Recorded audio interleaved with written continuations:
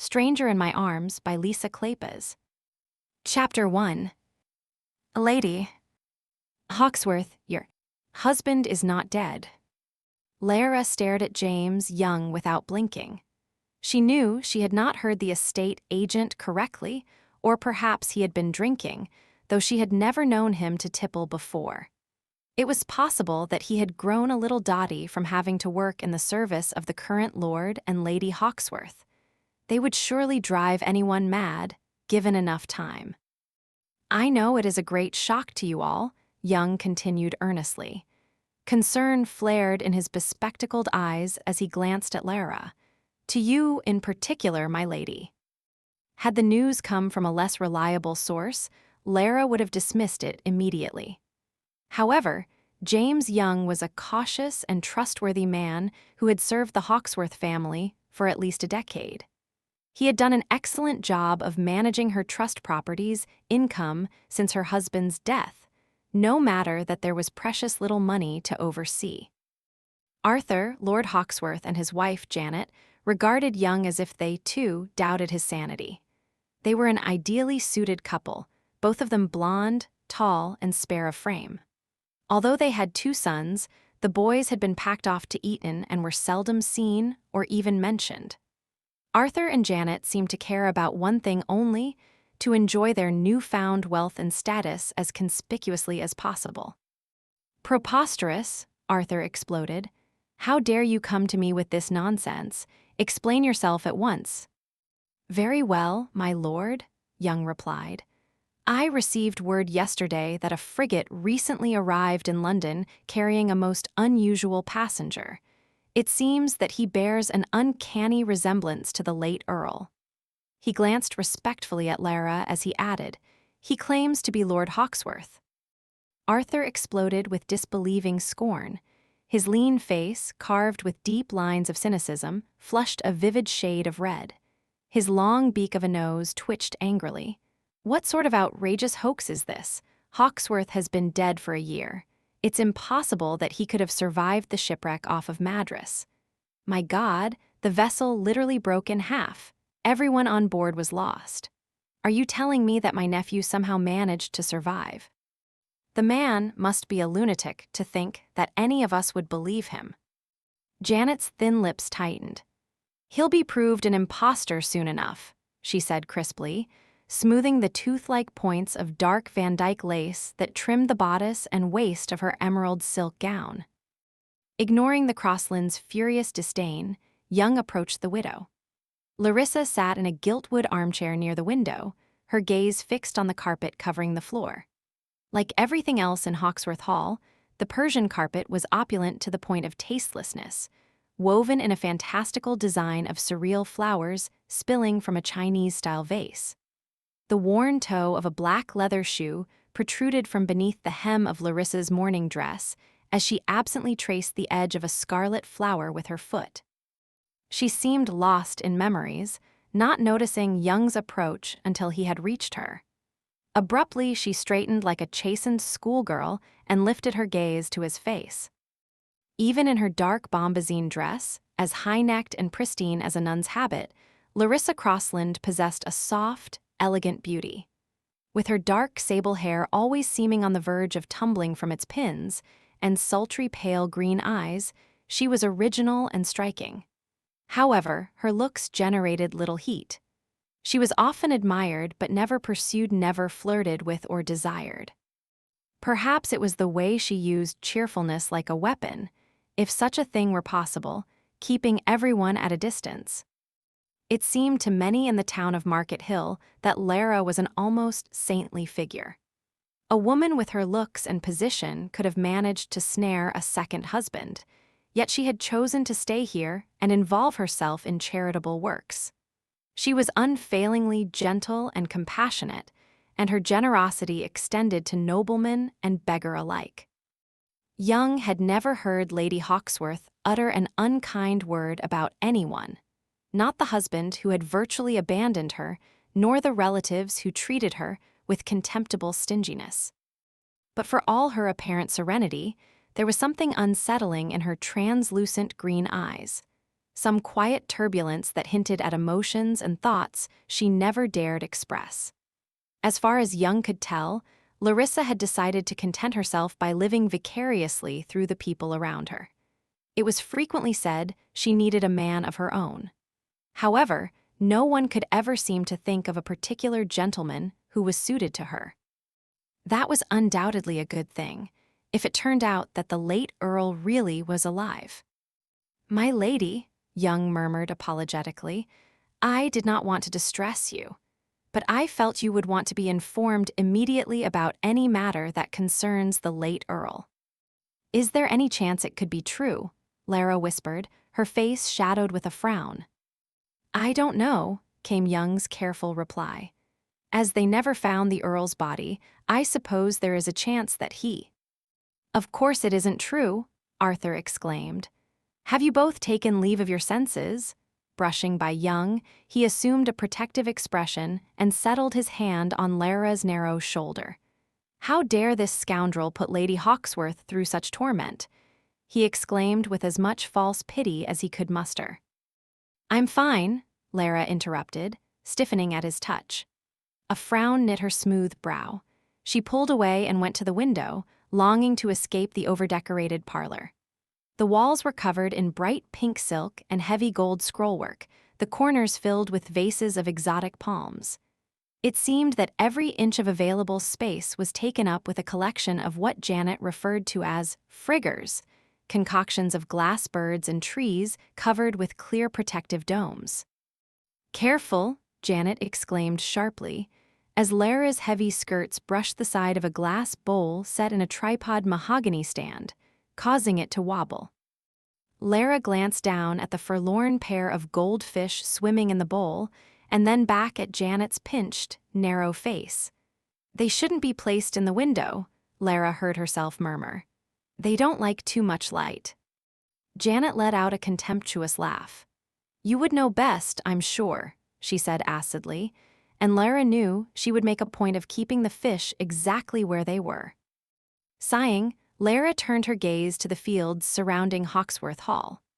The land extending from the former Norman stronghold was studded with groves of chestnut and oak, and cut by a wide and flowing river.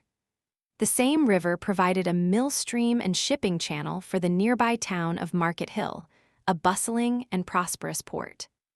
A flock of mallards settled on the artificial lake in front of the hall, disrupting the regal progress of a pair of swans.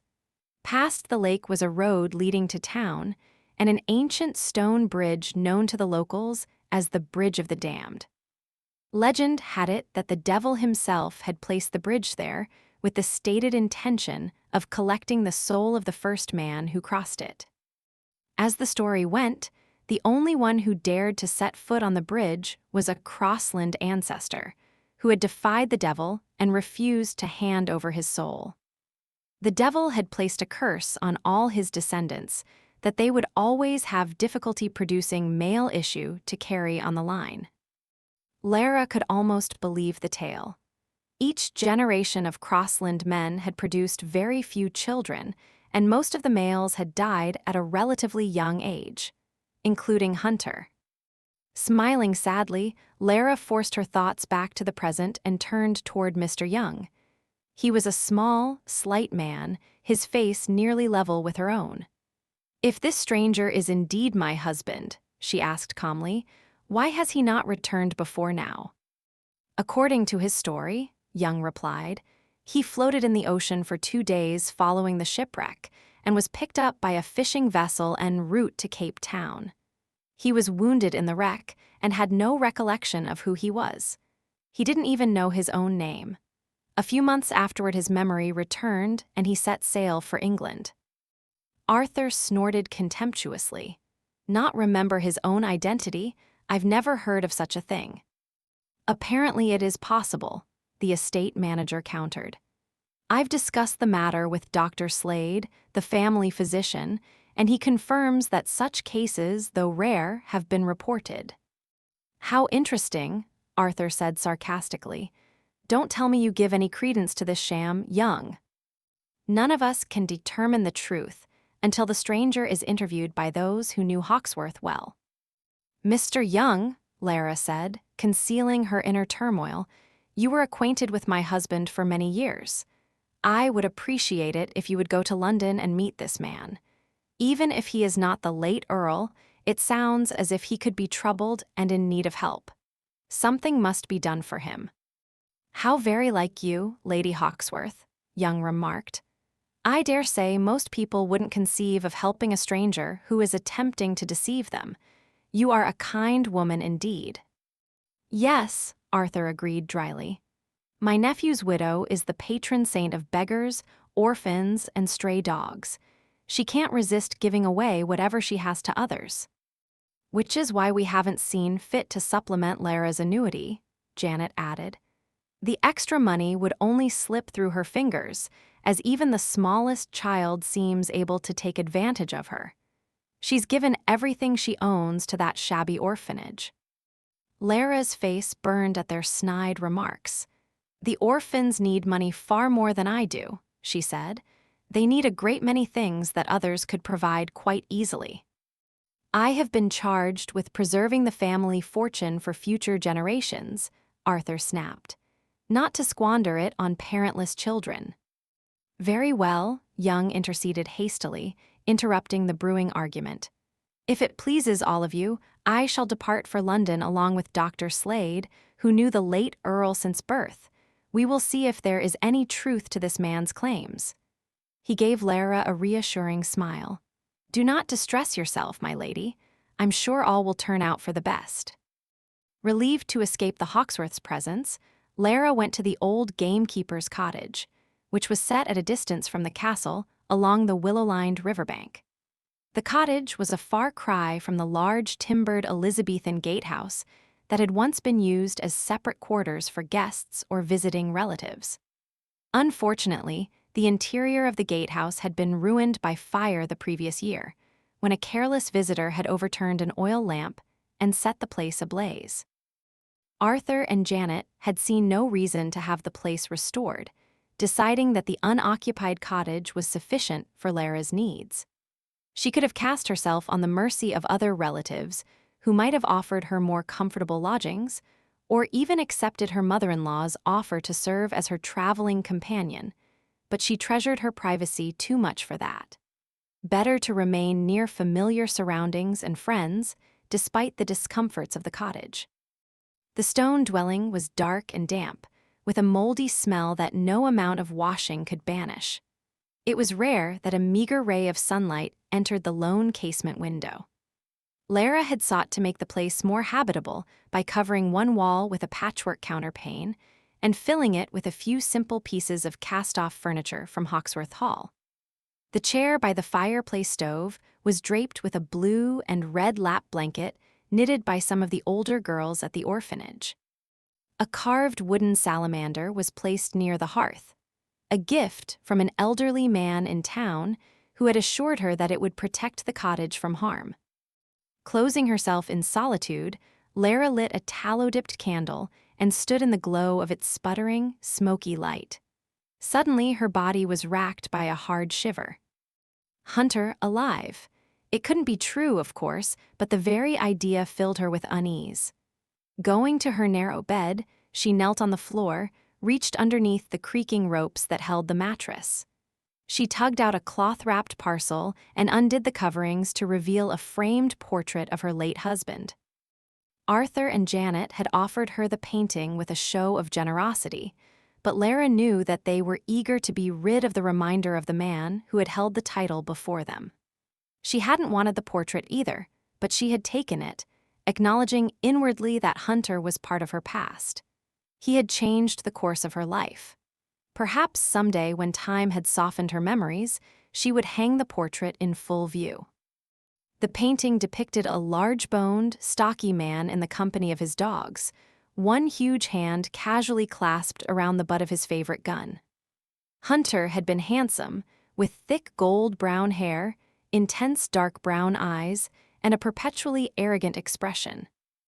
It had been 3 years since Hunter had set sail for India on a semi-diplomatic mission. As a minor stockholder in the East India Company and a man of some political influence, He had been appointed to advise the company administrators in India. In reality, he had been one of many hangers-on eager to join the crowd of idle debauchees in Calcutta. They lived like kings there, indulging in endless parties and orgies. It was said that each household contained at least 100 servants who saw to every detail of their master's comfort. Moreover, India was a sportsman's paradise, abounding in exotic game, irresistible to a man like Hunter. Remembering her husband's enthusiasm upon his departure, Lara smiled sadly. Hunter had been more than eager to leave her. England had begun to pall for him, and so had their marriage. There was no doubt that he and Lara had been ill-matched. A wife, Hunter had once told her, was a necessary nuisance, useful only for the sake of bearing children. When Lara had failed to conceive, he had been deeply injured. For man who had prided himself on his strength and virility, the absence of children was hard to bear. Lara's gaze fell to the bed, and cold knots formed in her stomach as she remembered Hunter's nighttime visits, his heavy body crushing hers, the painful invasion that seemed never to end. It seemed like an act of mercy when he had begun to stray from her bed and visit other women to satisfy his needs. Lara had never known anyone so physically strong and vital. She could almost believe he had lived through a violent shipwreck that no one else had managed to survive. Hunter had so dominated everyone around him that Lara had felt her spirit withering in his shadow over the 2 years they had lived together. She had been grateful when he had departed for India. Left to her own devices, Lara had become involved in the local orphanage, giving her time and attention to improving the lives of the children there. The feeling of being needed was so gratifying that Lara had soon found other projects with which to occupy herself, visiting the sick and elderly, organizing charitable events, even trying her hand at a bit of matchmaking. Upon being informed of Hunter's death, she had been saddened, but she had not missed him. Nor, she thought guiltily, did she want him back. For the next 3 days, there was no word from Mr. Young or the Hawksworths. Lara did her best to go about her activities as usual, but the news had traveled all through Market Hill, spread by the excited gossip of the servants at Hawksworth Hall. Her sister, Rachel, Lady Lonsdale, was the first to visit. The black-lacquered barouche stopped midway up the drive to the hall, and Rachel's slight form emerged to walk unaccompanied along the cottage path. Rachel was Lara's younger sister, but gave the impression of being the elder, possessing greater height and a sweet solemnity that lent her an air of maturity. They had once been proclaimed as Lincolnshire's most attractive sisters, but Lara knew that Rachel's beauty eclipsed her own. Rachel possessed perfectly classical features: large eyes, a small rosebud mouth, and a narrow, slightly upturned nose.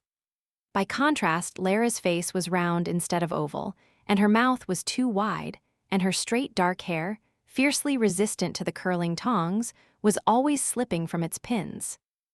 Meeting her sister at the door, Lara eagerly welcomed her inside. Rachel was expensively dressed, her brown hair pulled back to reveal the delicate point of a widow's peak. The sweet scent of violets clung to her hair and skin. "Dear Larissa," Rachel said, glancing about the cottage, "for the 1,000th time, why don't you come live with Terrell and me? There are a dozen rooms to spare, and you would be much more comfortable." "Thank you, Rachel," Lara hugged her sister.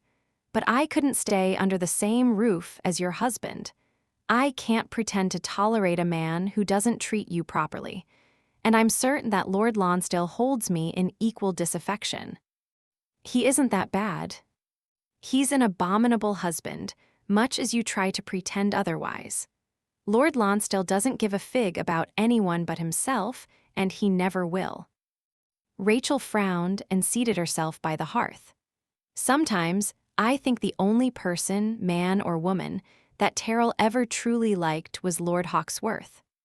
"They were cut from the same cloth," Lara agreed, "except that at least Hunter never raised a hand to me." "It was only the once," Rachel protested. "I never should have told you of it." "You didn't need to tell me. The bruise on your face was evidence enough."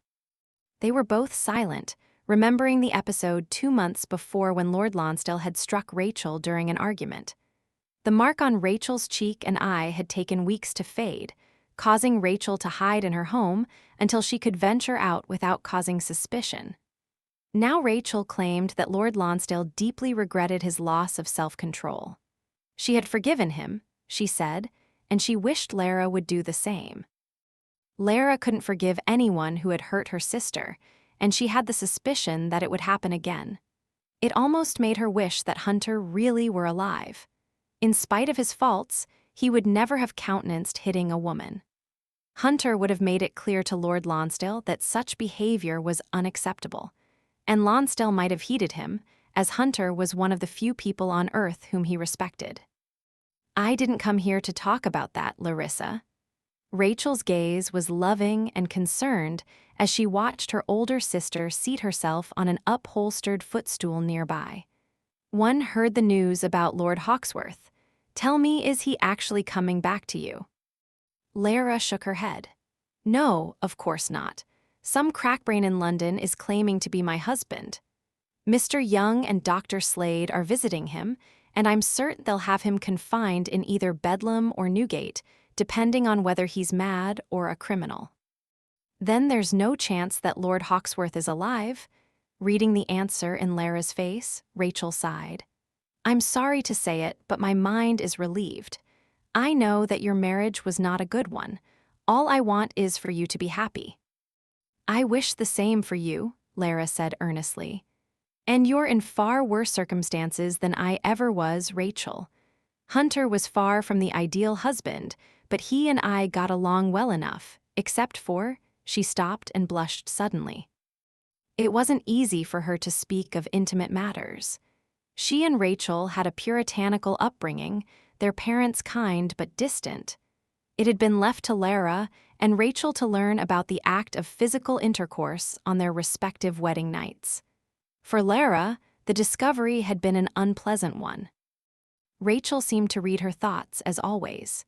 "Oh, Lara," she murmured, the color rising in her own face, "I think Lord Hawksworth must not have been as considerate of you as he should." Her voice lowered as she continued. "Lovemaking isn't so terrible, really. There were times with Terrell, early in our marriage, when I actually found it rather pleasant. Lately, of course, it's not at all the same, but I still remember how it once was." "Pleasant?" Lara stared at her in amazement. "For once, you managed to shock me. How you could have liked something so embarrassing and painful is beyond me, unless you're trying to make a very bad joke. Weren't there occasions when Lord Hawksworth kissed you, held you close, and you felt rather warm and, well, womanly?" Lara fell into a perplexed silence. She failed to see how lovemaking, ironic term for such a repulsive act, could not be painful. "No," she said thoughtfully, "I can't ever remember feeling that way. Hunter wasn't fond of kissing or embracing, and when it was over, I was glad of it." Rachel's face was soft with pity. "Did he ever say he loved you?" Lara gave a hollow laugh at the idea. "Goodness, no, Hunter would never have admitted to such a thing." A bleak smile curved her lips. "He didn't love me. There was another woman whom he should have married instead of me. I think he often regretted his mistake." "You never told me that," Rachel exclaimed. "Who is she?" "Lady Carlisle," Lara mumbled, vaguely surprised that after all this time, the name still caused a sour taste in her mouth. "What is she like? Did you ever meet her?" "Yes, on a few occasions. She and Hunter were discreet, but it was obvious that they took enormous pleasure in one another's company. She liked all the same things he did: riding, hunting, horses. I've no doubt that he visited her often in private after we were married." "Why, didn't Lord Hawksworth marry Lady Carlisle in the first place?" Lara hugged her knees and lowered her chin, unconsciously drawing herself into a ball. "I was much younger, whereas she was past childbearing age. Hunter wanted an heir, and I suppose he thought he could mold me to his liking. I did try to please him. Unfortunately, I couldn't seem to give him the one thing he wanted from me. A child, Rachel murmured. From the expression on her face, Lara knew that Rachel was thinking of her own miscarriage, which had occurred only a few months ago. Neither of us has had much success in that regard, have we? Lara's face burned as she continued. At least you've proven that you're able to conceive. With God's blessing, you'll bear a child someday. I, on the other hand, have tried everything. I drank tonics and consulted moon charts and put myself through any number of ridiculous and humiliating exertions. Nothing worked. When Hunter finally left for India, I was so glad that he was gone. It was a blessing to sleep alone and not have to wonder each night if I would hear his footsteps approaching my door. Lara shivered at the memories that flashed through her mind. I don't like sleeping with a man. I never want to again. Poor Larissa, Rachel murmured. You should have told me these things long before now. You're always so eager to solve others' problems and so reluctant to discuss your own.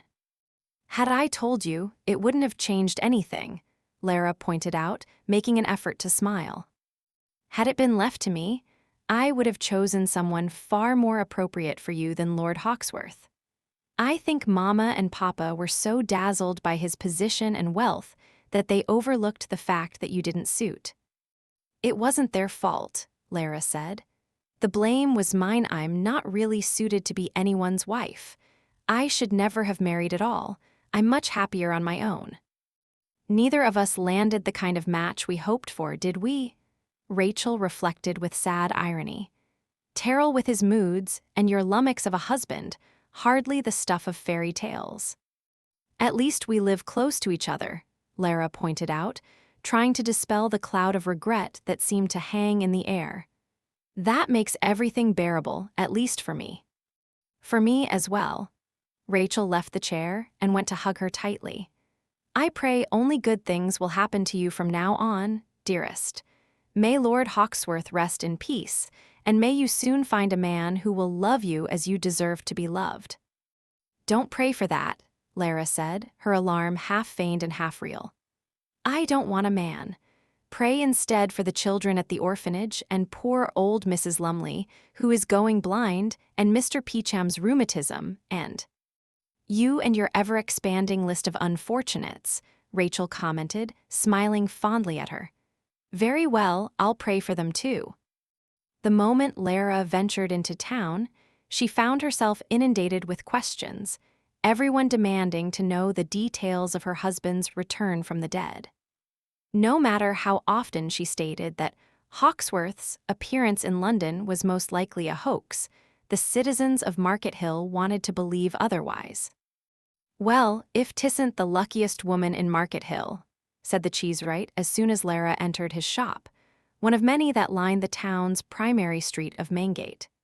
The air was redolent with a pleasantly milky, tangy smell that wafted from the slabs and rounds of cheese stacked on the wooden tables.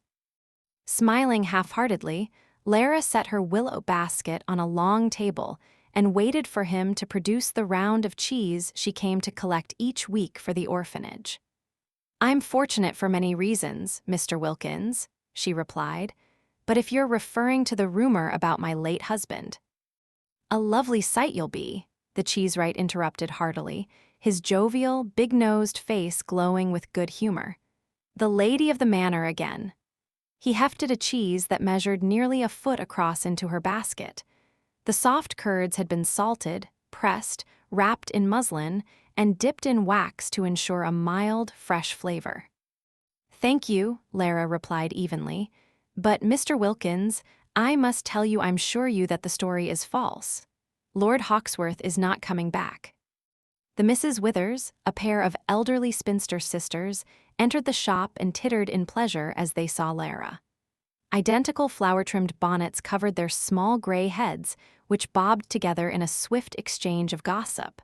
One of them approached Lara and laid a frail, blue-veined hand on her sleeve. My dear, the news reached us this morning. We're so happy for you, so happy indeed. Thank you, but it's not true, Lara insisted. The man who claims to be my husband is undoubtedly an impostor. It would be a miracle if the Earl had managed to survive the shipwreck. "I say hope for the best until you're told otherwise," Mr. Wilkins said, while his stout wife, Glenda, emerged from the back of the shop. Eagerly, she reached out and stuffed a bunch of daisies in the corner of Lara's basket. "If anyone deserves a miracle, milady," Glenda said merrily, "it's you." They all assumed that she was hopeful about the news, that she wanted Hunter to return. Flushed and uncomfortable, Lara guiltily accepted their good wishes and hurried out of the shop. She started on a brisk walk along the winding riverbank, passing a small, tidy churchyard and a succession of white-walled cottages. Her destination was the orphanage, a decaying manor situated on the east side of town. Set back among stockades of pine and oak, the orphanage was a distinctive place built of gritstone and blue brick, with a blue-glazed tile roof. The method used to make the special frost-resistant tiles was known only to the village potter, who had stumbled across the recipe by accident one day and swore he would someday take it to his grave. Puffing from the exertion of walking a long distance with a heavy basket on her arm, Lara entered the building. Once it had been a fine manor, but after the last occupant's death, the place had been abandoned and had fallen to ruin. Private donations from the townsfolk had restored the structure until it was suitable to house 24 children. Further gifts had provided annual salaries for a handful of teachers. Lara ached with regret when she thought of the fortune she'd once had at her disposal, what she couldn't have done with such money now.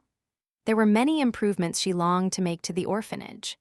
She had even swallowed her pride and gone to Arthur and Janet to ask if he would make a donation for the children's sake, but she had been coldly rebuffed. The new Earl and Countess of Hawksworth were firm in their belief that the orphans must learn that the world was a harsh place, and they must make their own way in it. Sighing, Lara entered the building and set the basket just inside the door. Her arm trembled from the strain of carrying its weight. She caught a glimpse of a curly brown head as someone ducked behind a corner. It had to be Charles, she thought, a rebellious 11-year-old boy who constantly searched for new ways to cause trouble.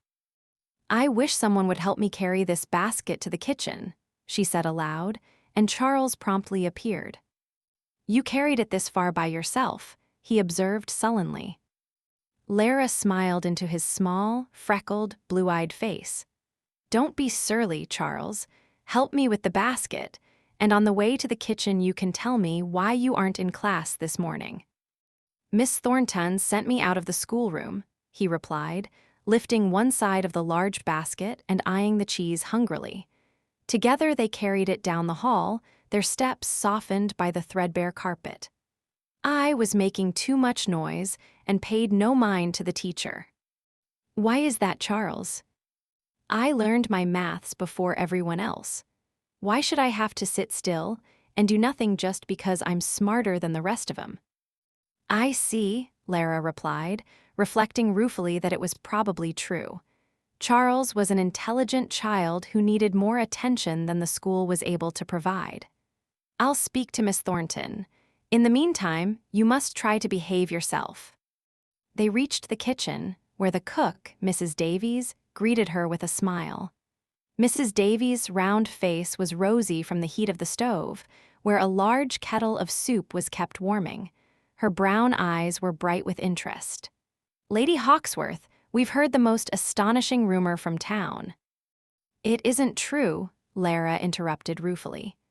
"It's merely some troubled stranger who has convinced himself, or is trying to convince us, that he is the late Earl. If my husband had survived, he would have come home long before now." "I suppose," Mrs. Davies said, seeming disappointed. "It would have made a romantic story, though.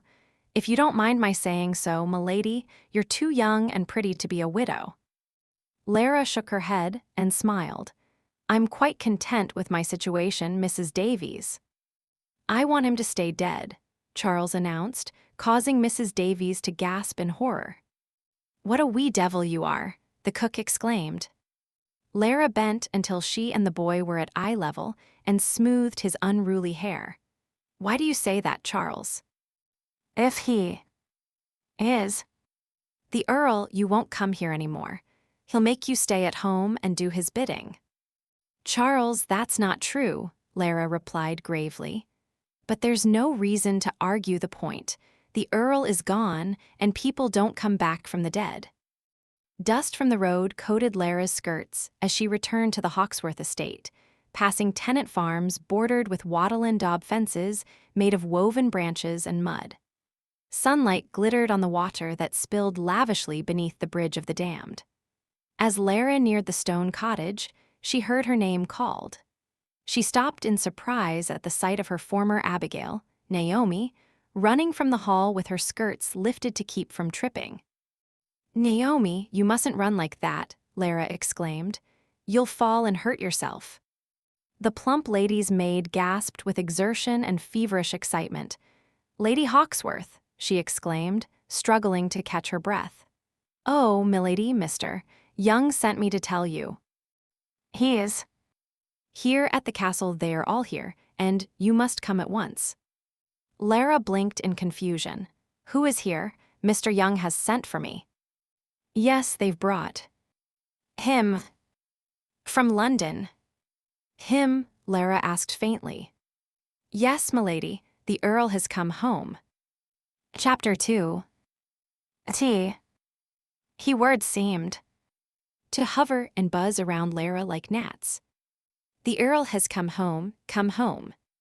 But it can't be, she whispered. Why would Mr. Young have brought the stranger here from London?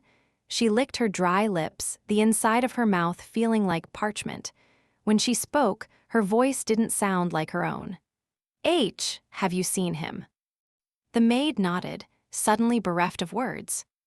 Lara stared fixedly at the ground and forced out a few halting words. You knew my husband, Naomi. Tell me, is the man at Hawksworth Hall? She lifted her beseeching gaze to the maid, unable to finish the sentence. I think so, milady. Nay, I'm certain of it. But the Earl is gone, Lara said numbly.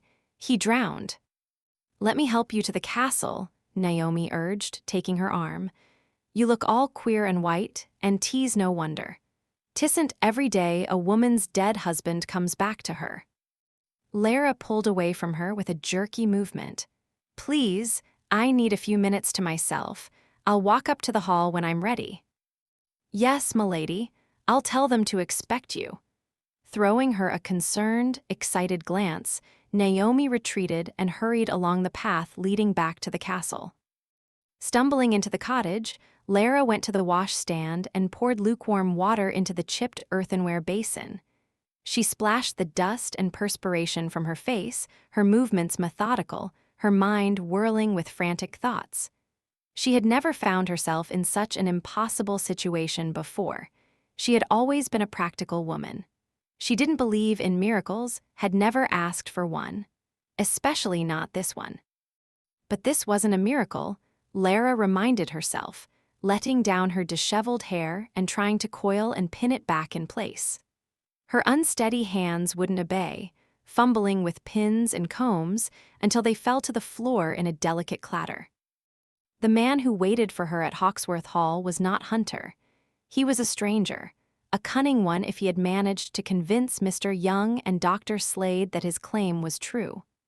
Lara would simply gather her composure, go to assess him for herself, and assure the others that he was certainly not her husband. Then the matter would be over. She took several breaths to restore herself and continued to stick pins haphazardly in her hair. As Lara stared in the square Queen Anne mirror poised on the chest of drawers in her room, it seemed that the atmosphere changed, the air suddenly heavy and pressing. It was so quiet in the cottage that she could hear her own mad heartbeat. She caught sight of something in the mirror, a deliberate movement that paralyzed her. Someone had entered the cottage. Skin prickling, Lara stood in frozen silence and stared into the mirror as another reflection joined her own. A man's bronzed face, short, sun-streaked brown hair, dark brown eyes, the hard, wide mouth she remembered so well. Tall, massive chest and shoulders, a physical power and assurance that made the room seem to shrink around him. Lara's breath stopped. She wanted to run, to cry out, faint, but it seemed that she had been turned to stone. He stood just behind her, his head and shoulders looming far above hers. His gaze held hers in the mirror. The eyes were the same color, yet he had never looked at her like this, with an intensity that made every inch of her skin burn. His was the hard gaze of a predator. She shook in fright as his hands moved gently to her hair. One by one, he slipped the confining pins from the shining sable mass and set them on the dresser before her. Lara watched him, quivering with each light tug on her hair. "It's not true," she whispered. He spoke in Hunter's voice, deep and slightly raspy. "I'm not a ghost, Lara." She tore her gaze from the mirror and stumbled around to face him.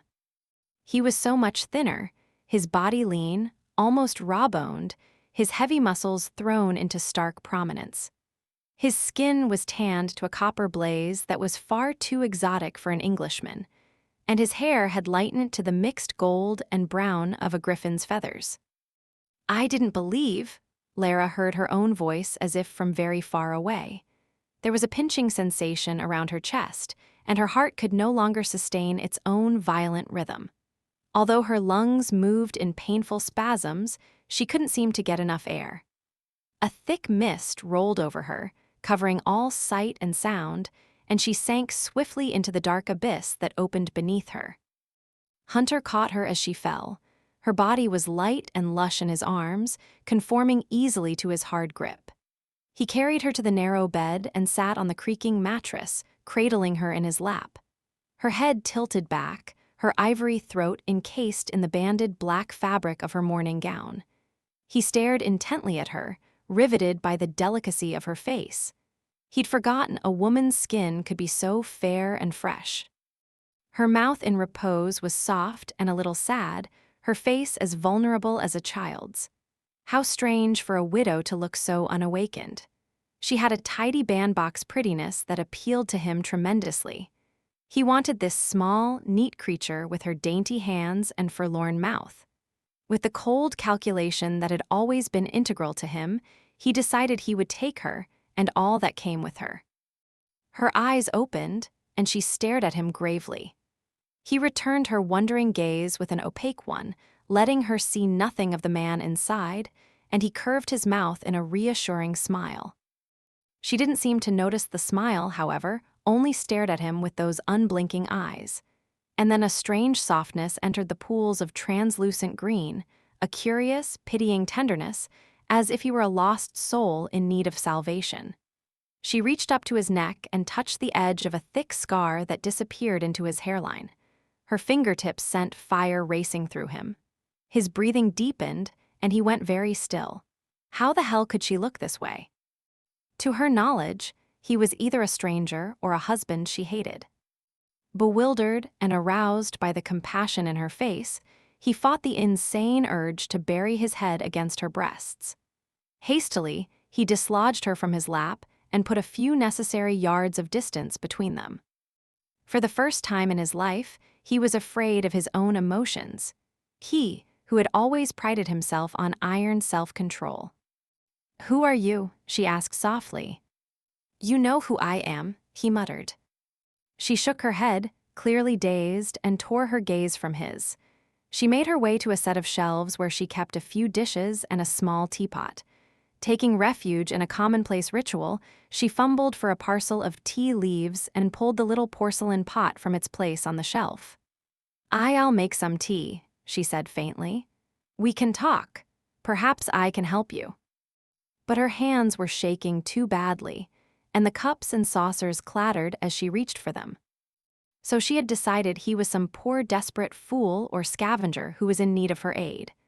A wry smile twisted his mouth, and he came to her, taking her cold hands in his warm ones. Again he experienced the sweet, unexpected shock of touching her.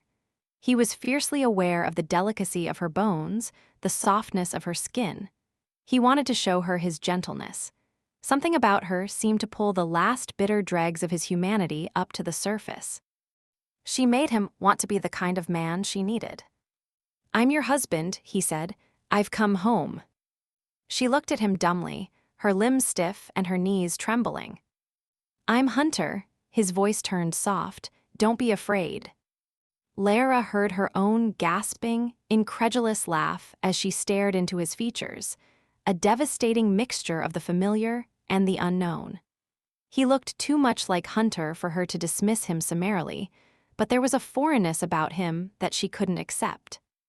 "My husband is dead," she said tightly. A small muscle twitched high in his lean cheek. "I'll make you believe me." He reached for her swiftly, both hands wrapping around the back of her skull, gently gripping as he brought his mouth to hers. Ignoring her cry of alarm, he kissed her as she had never been kissed before. Her hands came up to his muscle-roped wrists, trying in vain to pry herself free. The sensation of his mouth, incendiary, delicious, stunned her. He used his teeth and lips and tongue, seducing her in a blaze of sensuality. She floundered for purchase until he let go of her head and gathered her against the hard surface of his body. She was held tight and secure in his embrace, thoroughly possessed, utterly desired. Her nostrils were filled with the scent of him, earth and air, and the mild, pleasant bite of sandalwood. His lips slid downward, finding the sensitive place on the side of her neck. He took a deep, luxurious breath and fanned it over her skin and pressed his face close until she felt the sweep of his lashes against her cheek.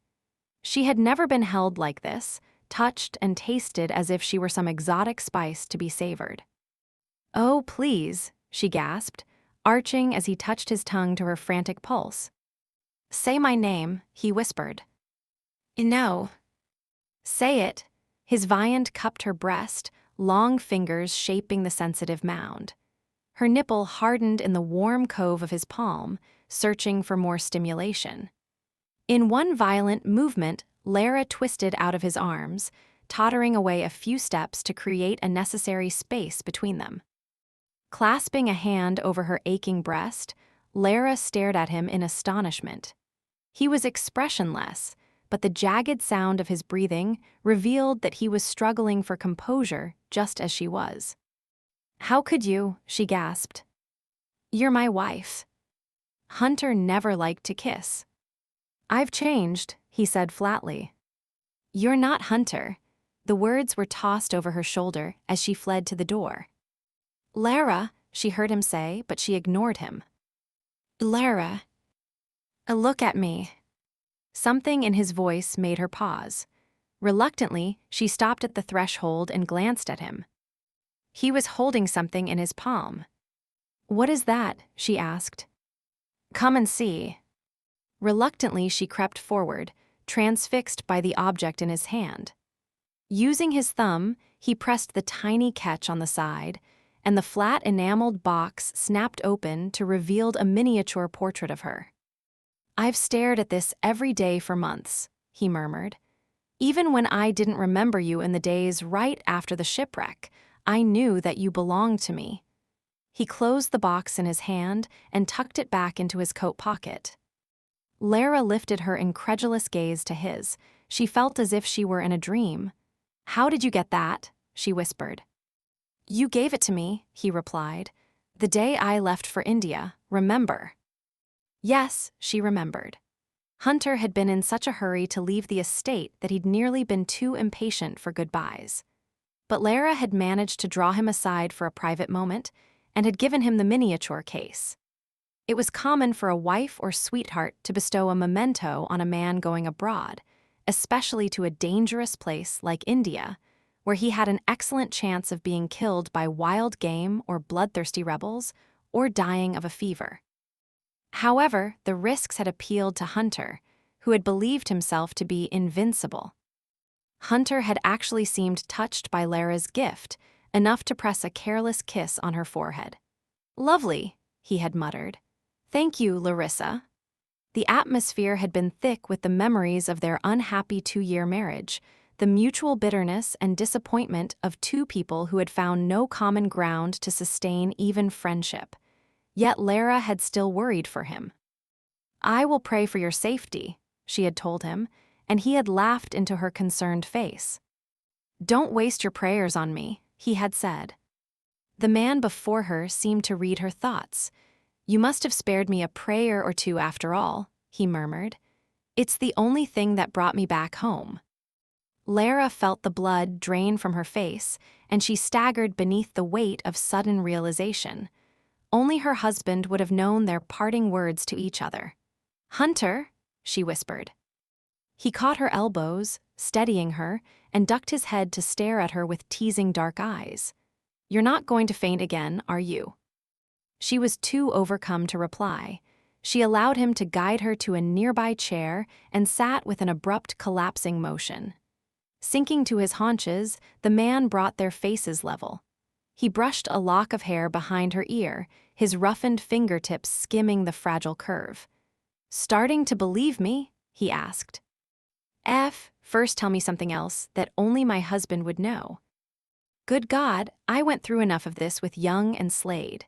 He paused and glanced at the widow's weeds that covered her body, and she flinched at the intimacy of his gaze. "There's a small brown mole on the inside of your left leg," he said softly, "and a dark freckle on your right breast, and a scar on your heel from when you cut your foot on a rock one summer when you were a girl." He smiled at her dumbfounded expression. "Would you like me to go on? I can describe the color of your—" "That's enough," Lara said swiftly, blushing hard. For the first time, she allowed herself to really look at him, at the dark grain of his shaven whiskers, the hard jut of his chin, the lean hollows where his cheeks had once been round and full. "The shape of your face has changed," she said, timidly touching the edge of his high cheekbone. "Perhaps I would have recognized you if you hadn't lost so much weight." He surprised her by turning his mouth into her palm. As Lara felt the heat of his lips against her tender skin, she snatched her hand back reflexively. "And your clothes are different," she continued, starting at the gray trousers stretched taut across his thighs, the worn white shirt, and the unfashionably narrow cravat around his neck. She had always seen Hunter dressed in the finest garments, broadcloth coats, embroidered brocade vests, breeches of leather or fine wool. His evening attire had been equally superb. Crisp black coats, streamlined trousers or pantaloons, gleaming white linen shirts, stiffly starched collars and neckcloths, shoes polished with champagne.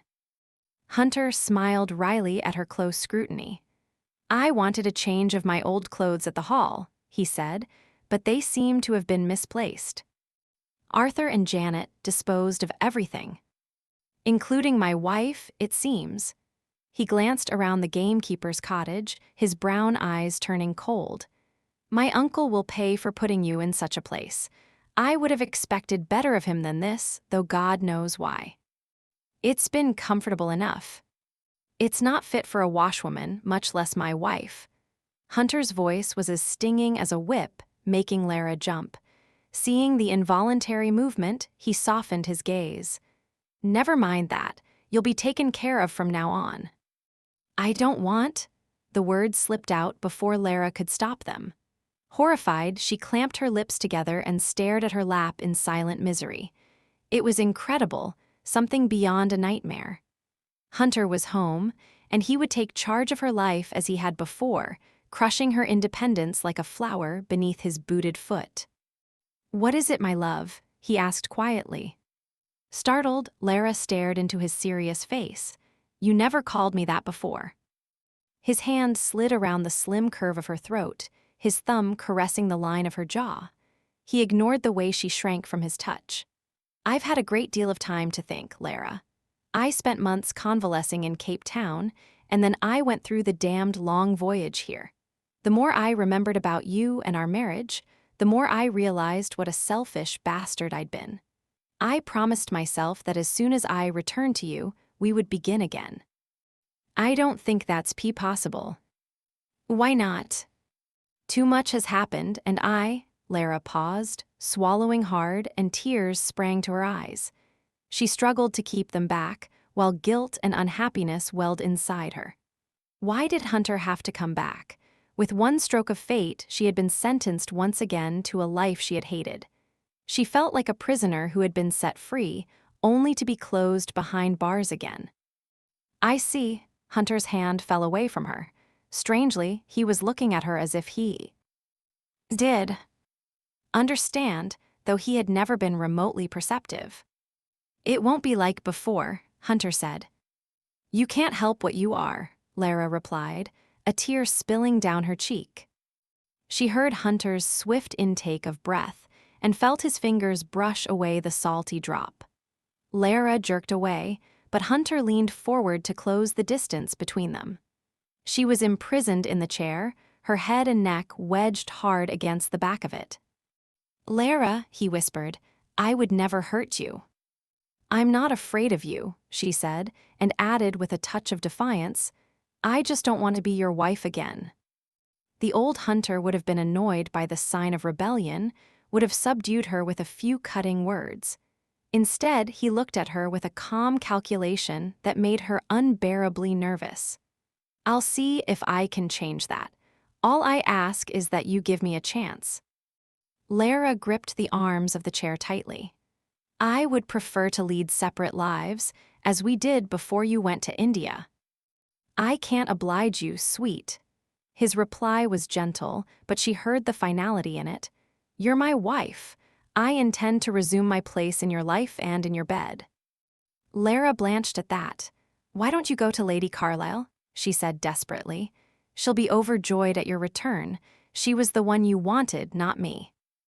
Hunter's expression became guarded. "She means nothing to me now." "You loved each other," Lara said, wishing he would move away from her. "It wasn't love. It was quite a convincing imitation. Wanting to bed a woman isn't the same as loving her." "I know that," Lara replied, forcing herself to look straight into his eyes. "You made it clear to me on many occasions." Hunter absorbed her statement without comment. He rose to his feet in one smooth movement. As soon as she was freed, Lara sprang from the chair and went to the other side of the room, distancing herself from him as much as possible in the confines of the cottage. Grimly, Lara vowed to herself that she would never again welcome him into her bed. "I'll try to accommodate you in every way possible," she said, "except one. I can't see any reason for us to be intimate with each other. Not only did I fail to please you, but I'm barren. It would be better for us both if you found someone else to satisfy your needs." "I don't want anyone else." "Then you'll have to take me by force," she said, blanching as he approached her. It was impossible to read his expression. Was he angry? Was he contemptuous, or merely amused? His hands closed around her upper arms in a gentle but firm grip. Lara stared into his implacable face and felt all the old suffocating misery sweep over her. "No," he replied softly, "I won't come to your bed until you're ready." "That will be a long time, forever." "Perhaps." He paused and considered her thoughtfully. "Has there been another man in my absence?" "No," she said with a choked laugh, stunned he would think that was the reason she didn't want him.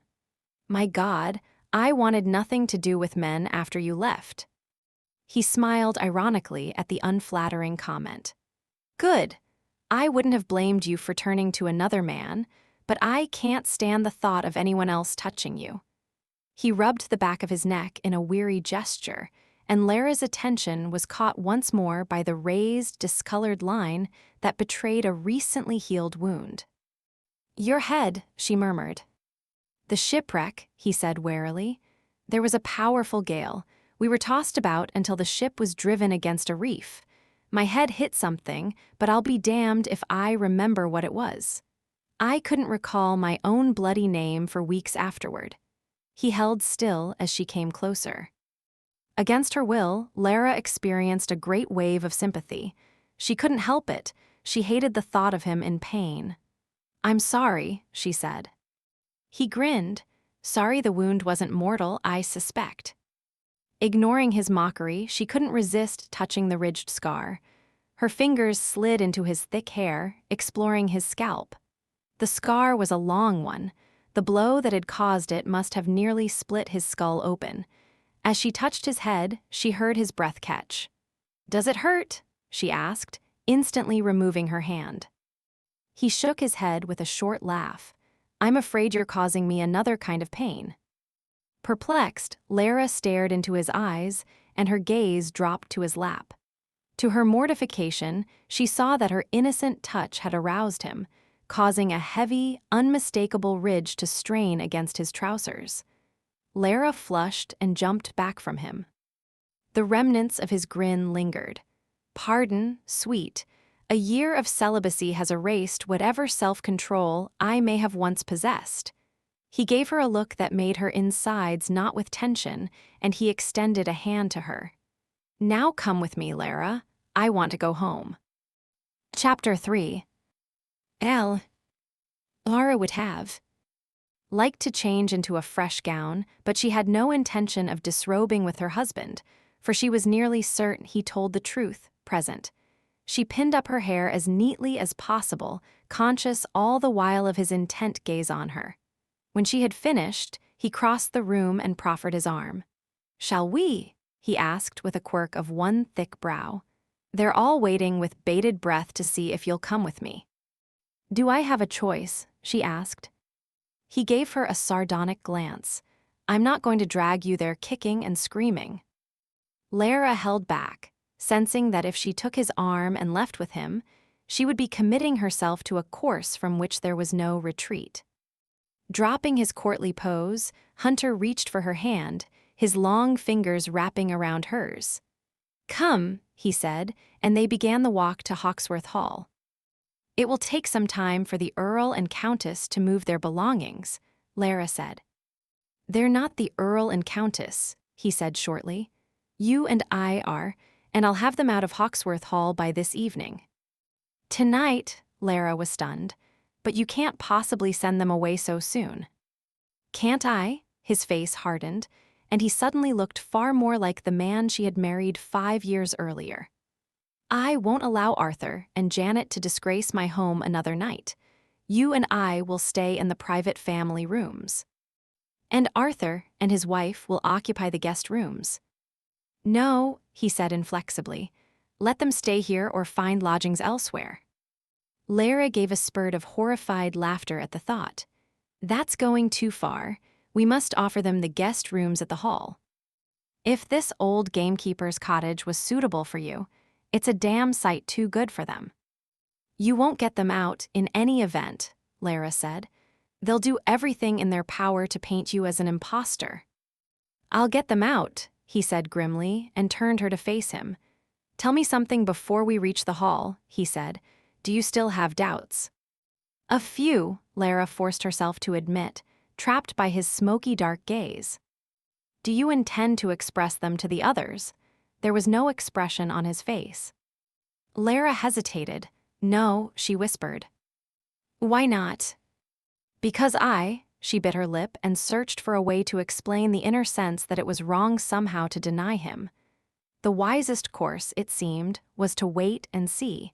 If he wasn't the man he claimed to be, he would make a mistake sooner or later.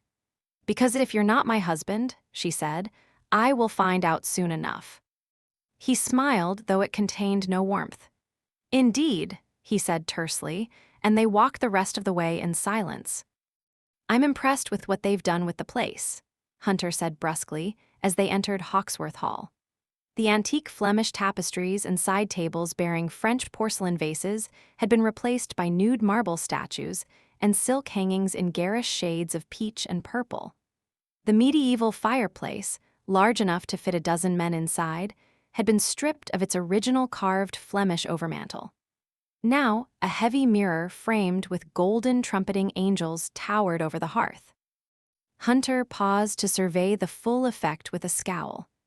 It's not everyone who can take an elegant home and decorate it like a brothel in such a short time.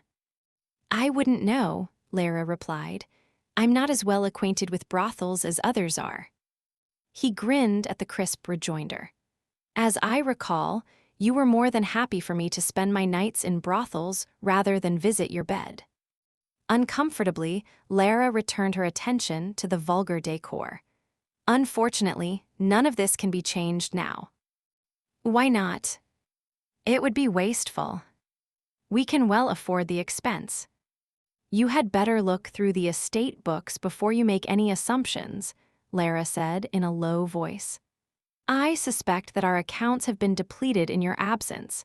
Your uncle has extravagant habits. Hunter nodded grimly and took her elbow as they went through the hall. He had an air of calm authority, seeming entirely comfortable in his surroundings. Surely an impostor would have displayed some sign of uncertainty, but he showed none. Lara had never dreamed they would be together in this house again. She had closed away the memories of her life with him, but now he had come back with a suddenness that left her reeling. It was impossible to believe that he was here, even with his large hand on her arm and the taste of him lingering on her lips. The area surrounding the double curving staircases was filled with at least 50 servants, housemaids, underbutlers, footmen, kitchen staff, hallboys, and odd-job men. The servants greeted them with wondering exclamations, realizing that Lara's presence beside Lord Hawksworth was a positive confirmation of his identity. No doubt they were thrilled at the prospect of getting rid of Arthur and Janet, who were demanding and impossible to please. The housekeeper stepped forward with a smile. "Lord Hawksworth," she said, her round, middle-aged face glowing.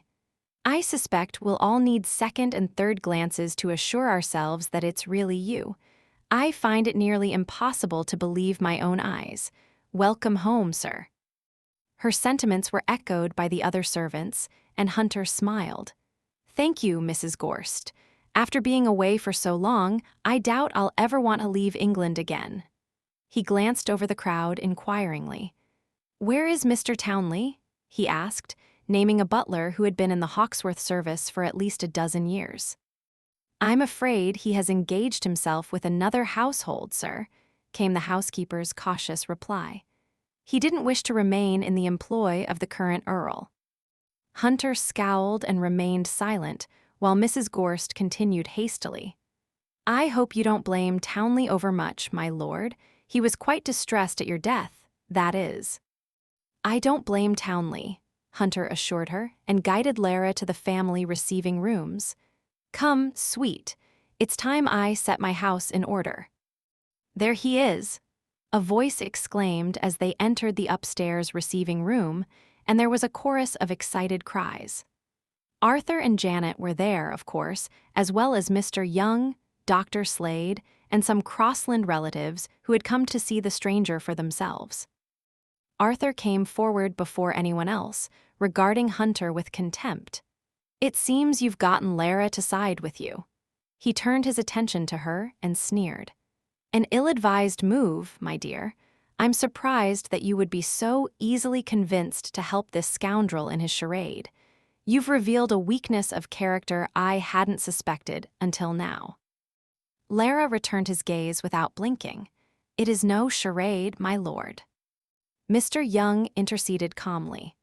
"I assure you, Lord Arthur, in my opinion this man is indeed Hunter Cameron Crossland, Lord Hawksworth." "No doubt he is paying for your support," Arthur snapped.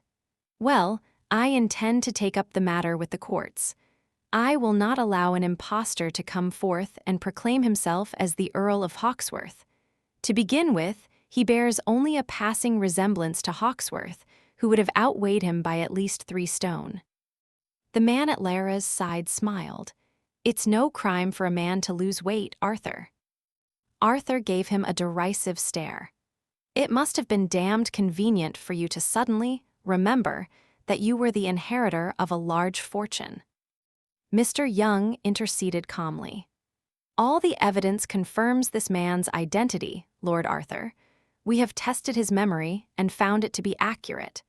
We have identified special marks on his body, including the shoulder wound from a hunting accident when he was a boy. We have even examined samples of his handwriting, which closely resembles Lord Hawksworth's. His appearance, though altered, is consistent with the late Earl's. And that, combined with the recognition of everyone who has seen him so far, proves that he is Hawksworth." "I do not recognize him," Arthur said hotly, "nor does my wife." "But then, you have the most to lose if he is the Earl," Dr. Slade pointed out, a cynical smile appearing on his leathery face. "Besides, his own wife accepts him, and a woman as honorable as the Countess would never accept a stranger as her husband. Unless she stands to profit by it, Janet sneered, pointing a bony finger at Lara. She would bed down with the first man available if it meant regaining the Hawksworth fortune. Lara gasped in outrage. I don't deserve such an accusation.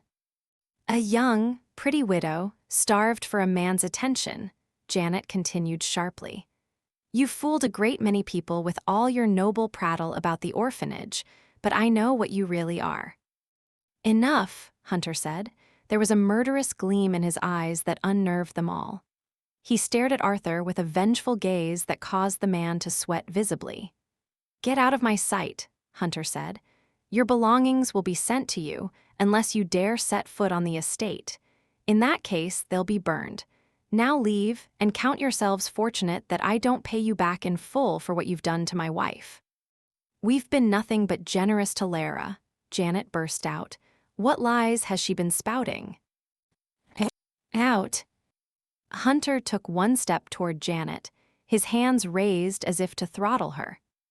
Janet hurried to the door, her eyes bulging with fear. You have the manners of an animal, she spat. Don't think your ruse will fool anyone. You're no more the Earl of Hawksworth than one of the dogs in the kennel is. Arthur joined her in the doorway, and they both left while excited murmurs rippled through the assemblage. Hunter bent his head, his mouth close to Lara's ear. I never meant for you to be left at their mercy. Forgive me. Lara turned to stare at him in wonder. Hunter had never apologized to her for anything. He hadn't been capable of it. There are moments when I almost agree with Janet, she whispered. You're not at all like the man I married. Would you rather have me back the way I was? He asked, too quietly for the others to hear. Lara blinked in confusion. I don't know. She backed away as the crowd swarmed around him, exclaiming over the miracle of his return. The servants were in a muddle, scurrying to obey two masters as they packed some of Arthur and Janet's belongings. Hunter had not retreated from his position that the Crosslands must leave the estate at once, a humiliation that Lara knew they would never forgive. Janet stormed about Hawksworth Hall in explosive wrath, hurling orders and insults at everyone in her path. Feeling lost and uneasy, Lara wandered through the house. Some of the upstairs informal rooms had been left in their original condition, serene and tasteful. The windows swagged in pale, watered silk and velvet, the French furniture light and clean. Taking stock, are you? Came a silken voice from the doorway of the ladies' reading room, and Lara turned to see Janet standing there. With her thin frame held so stiffly, she seemed as hard and sharp as a knife blade. Lara felt a twinge of pity for Janet, knowing that the loss of the title and estate was a devastating blow. For a woman of such overweening ambition, returning to the modest life she had known before must be difficult to bear.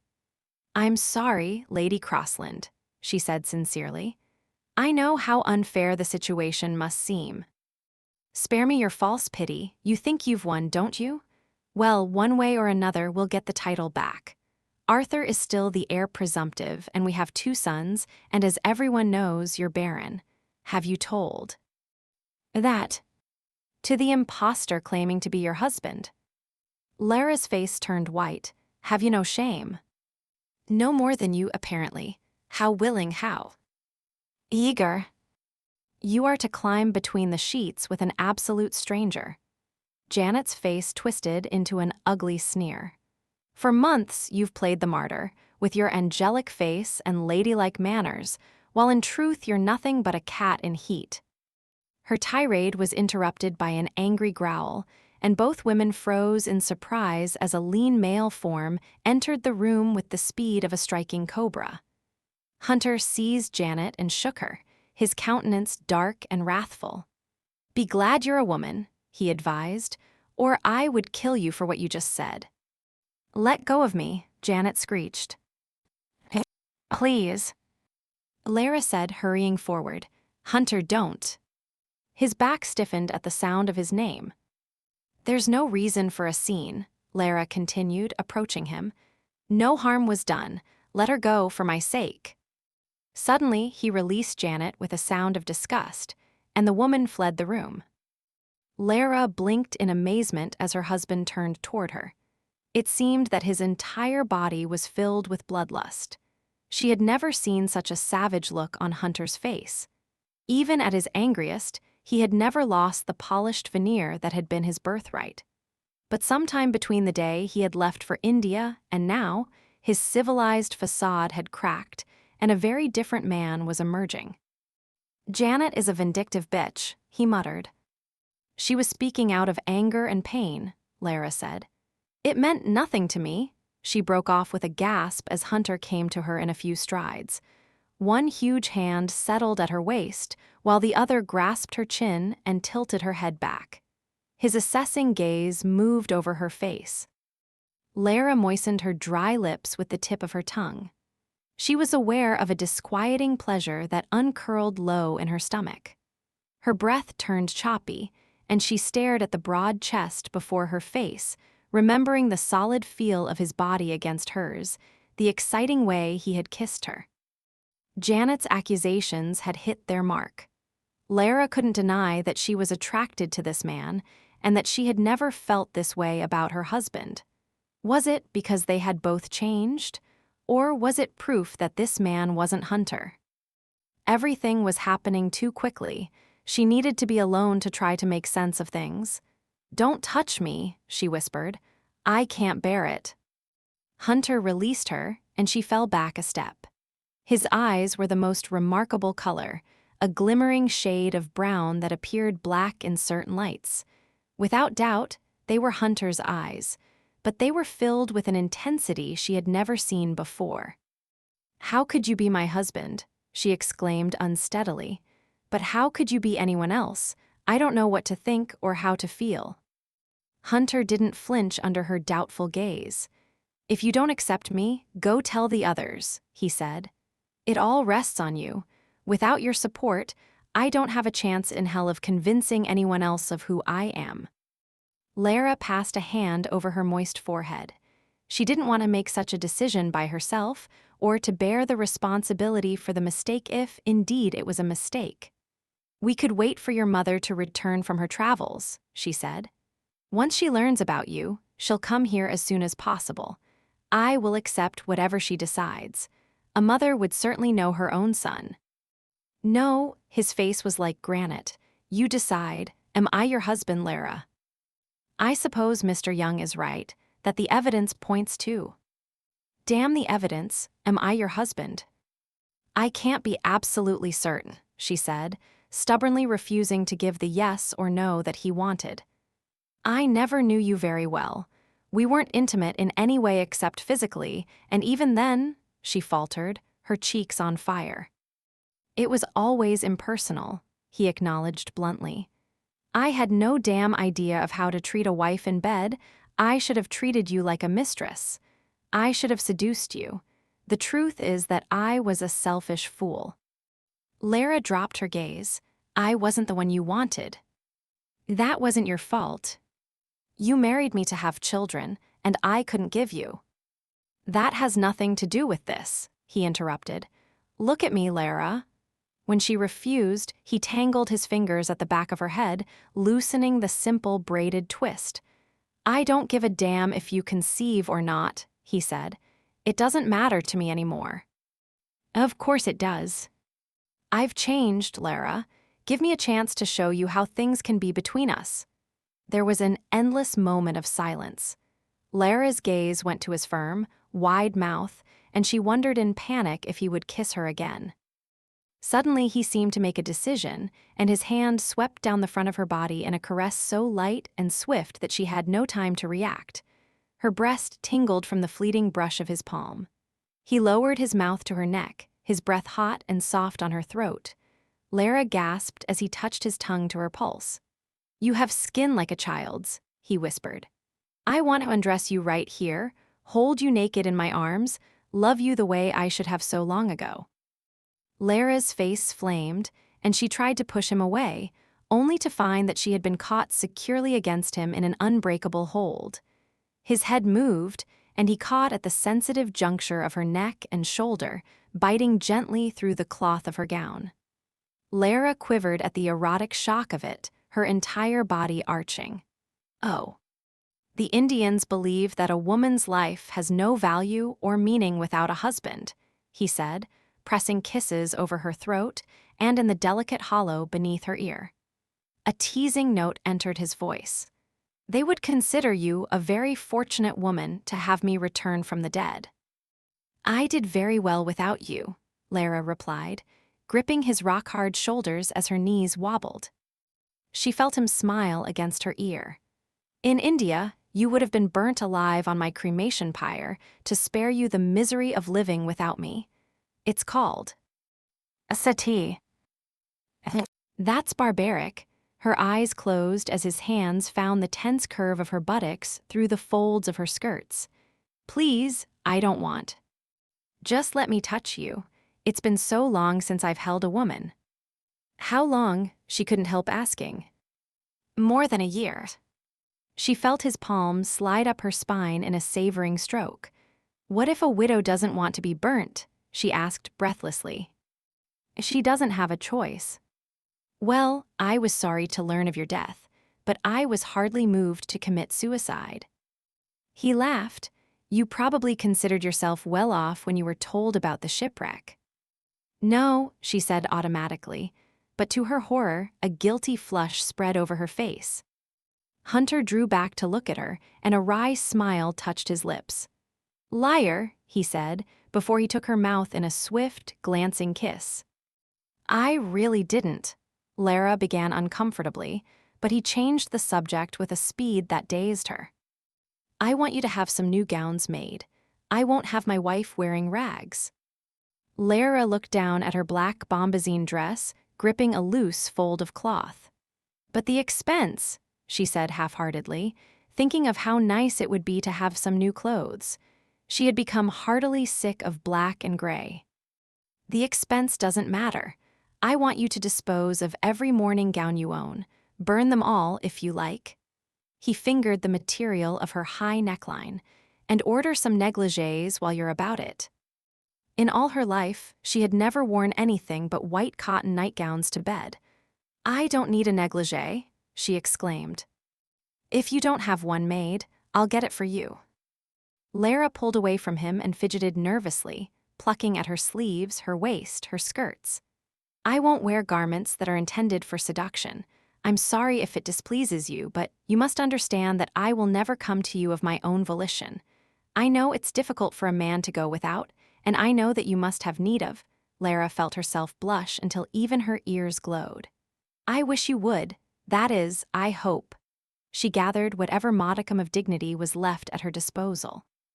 Please do not hesitate to go to another woman to satisfy your masculine urges. I relinquish all claim on you, just as I did before you left. Hunter wore a strange expression, as if he was insulted, amused, and annoyed all at once. You won't be that fortunate this time, sweet. My masculine urges are going to be satisfied by one woman, and until you yield to me, I'll go without relief. Lara lifted her chin in determination. I will not be swayed on this point. Neither will I. The air around them seemed to crackle with challenge. Lara's heart began a swift, heavy thudding, its rhythm resonating all through her. Her composure was further shaken when Hunter gave her a smile that held a disarming self-mockery. She had never bothered to consider Hunter's attractiveness before. It hadn't mattered to her if he was handsome or not. He had been the match her parents had arranged, and she had accepted their judgment. Later, the unhappiness of their marriage had eclipsed any consideration of his looks. But for the first time, she realized that he was handsome, exceptionally so, with a trace of subtle charm that set her decidedly off balance. We'll see how long either of us can last, he said. Lara's expression must have betrayed her thoughts, for Hunter laughed suddenly and slid her a provocative glance as he left the room. Chapter 4. Later that night, Hunter tried to focus on one goal, finding the journals, but his thoughts kept distracting him from the task at hand. Methodically, he searched through the trunks that had been brought out of storage and set in his room. So far, he had only discovered a few personal effects and some clothes that hung far too loosely on his lean frame. He sighed tersely, his gaze sweeping over the ornate red and gold brocade that covered the walls. After the simple, sometimes primitive quarters he had occupied over the past year, including the sparsely furnished cabin on the voyage home, the over-decorated suite was an assault on his senses. Stripping off his clothes, he donned a French brocaded silk robe he had discovered in one of the trunks. It had been tailored for a heavier man, but he folded back the wide front lapels and tied it snugly at his waist. Although it carried a stale smell from having been packed away so long, the fabric was soft and fine, made of woven brown and cream silk shot with gold stripes.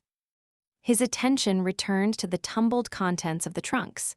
He frowned, wondering where in hell the journals were. It was possible they had been discovered after his death and had either been destroyed or packed away somewhere else. He rubbed his jaw thoughtfully, scratching through the wiry bristle that had grown since that morning. He wondered if Lara had known about the journals. There had been no sign of Lara since dinner.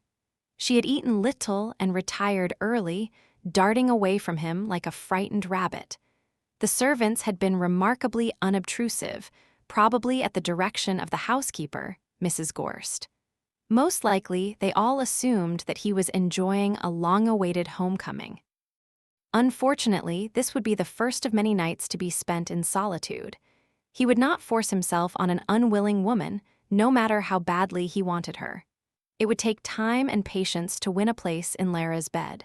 God knew she was worth the effort. Her response to his kiss that afternoon had been assurance enough on that point. She was decidedly reluctant, but not cold. For one moment, she had responded to him with devastating sweetness and fire. Even now his flesh twitched and rose powerfully at the memory. A grim smile curved his mouth as he struggled for self-control. One thing was clear: he'd been celibate for too long.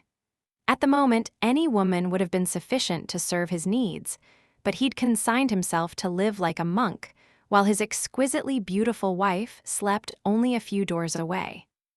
He set his miniature of Lara on the semicircular table against the wall and ran his finger lightly along the worn edges of the enameled frame. With an expert touch, he opened the frame to reveal the delicate portrait inside. The familiar sight of her face soothed and refreshed him as always.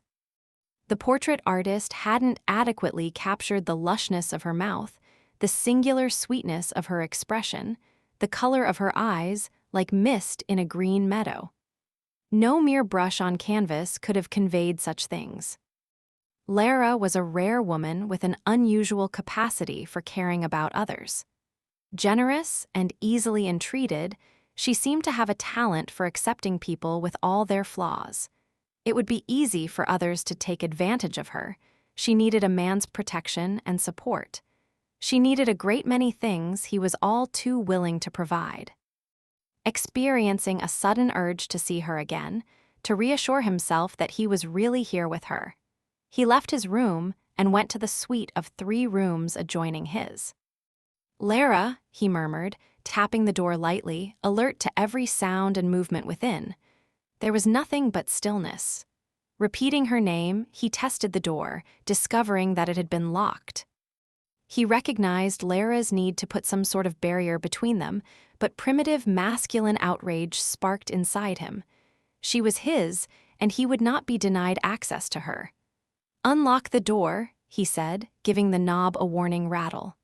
"Now, Lara." Her response came then, in a higher-pitched voice than normal. I don't wish to see you tonight." "Let me in." "You promised," she accused tautly. "You said you wouldn't force yourself on me." Hunter set his shoulder to the door and sent it bursting open, discovering that the small brass lock was more ornamental than useful. "There will be no locked doors between us," he said curtly. Lara stood by the bed, her face stark white, slender arms wrapped tightly around herself. From her rigid posture, it was clear that she was using every ounce of self-control to keep from bolting. She looked like an angel, her body clad in layers of white muslin, her hair gathered in a dark shining stream over her shoulder. Remembering the firm tenderness of her breasts and hips in his hands, the sweetness of her mouth beneath his, Hunter felt a smoldering heat begin in his groin. He couldn't ever remember wanting a woman like this, craving the feel and scent and taste of her with every fiber of his being. "Please leave," she said unsteadily. "I'm not going to rape you, Lara," he said bluntly. "If that were my intention, I'd be on top of you now." The crude words made her flinch. "Then why are you here?" "I thought you might be able to tell me where the rest of my belongings are." Lara considered the question for a moment. "Arthur sold or destroyed many of your things when he moved into the house," she said. "I wasn't in a position to object." Hunter scowled, silently damning Arthur. He only hoped the bastard hadn't found the journals or discovered the secrets they might contain, better that they had been disposed of. "I asked the servants to bring whatever was left to your room," Lara murmured. "What are you looking for?" He shrugged and kept his silence. There was a chance that the journals were hidden somewhere in the house. If so, he would rather not make Lara aware of their existence. Wandering farther into the room, he noticed the way she backed, away, preserving the distance between them. She looked lovely and wary, her small chin set defiantly. Her gaze darted over his robe, and she viewed the garment with such unease that he realized it had awakened some distasteful memory. "What is it?" he asked gruffly. A frown worked between her fine dark brows, pinching them together. "Don't you remember?" He shook his head. "Tell me." "You wore that the last time you visited me." It was clear from her expression that the experience hadn't been particularly pleasant. He heard himself mutter some sort of apology. They were bound in uncomfortable silence, while Hunter stared at his wife in a mixture of anger and regret, wondering how to erase the apprehension in her eyes. "I told you it won't be like that again," he said. "Yes, my lord," she murmured, though it was clear she didn't believe him.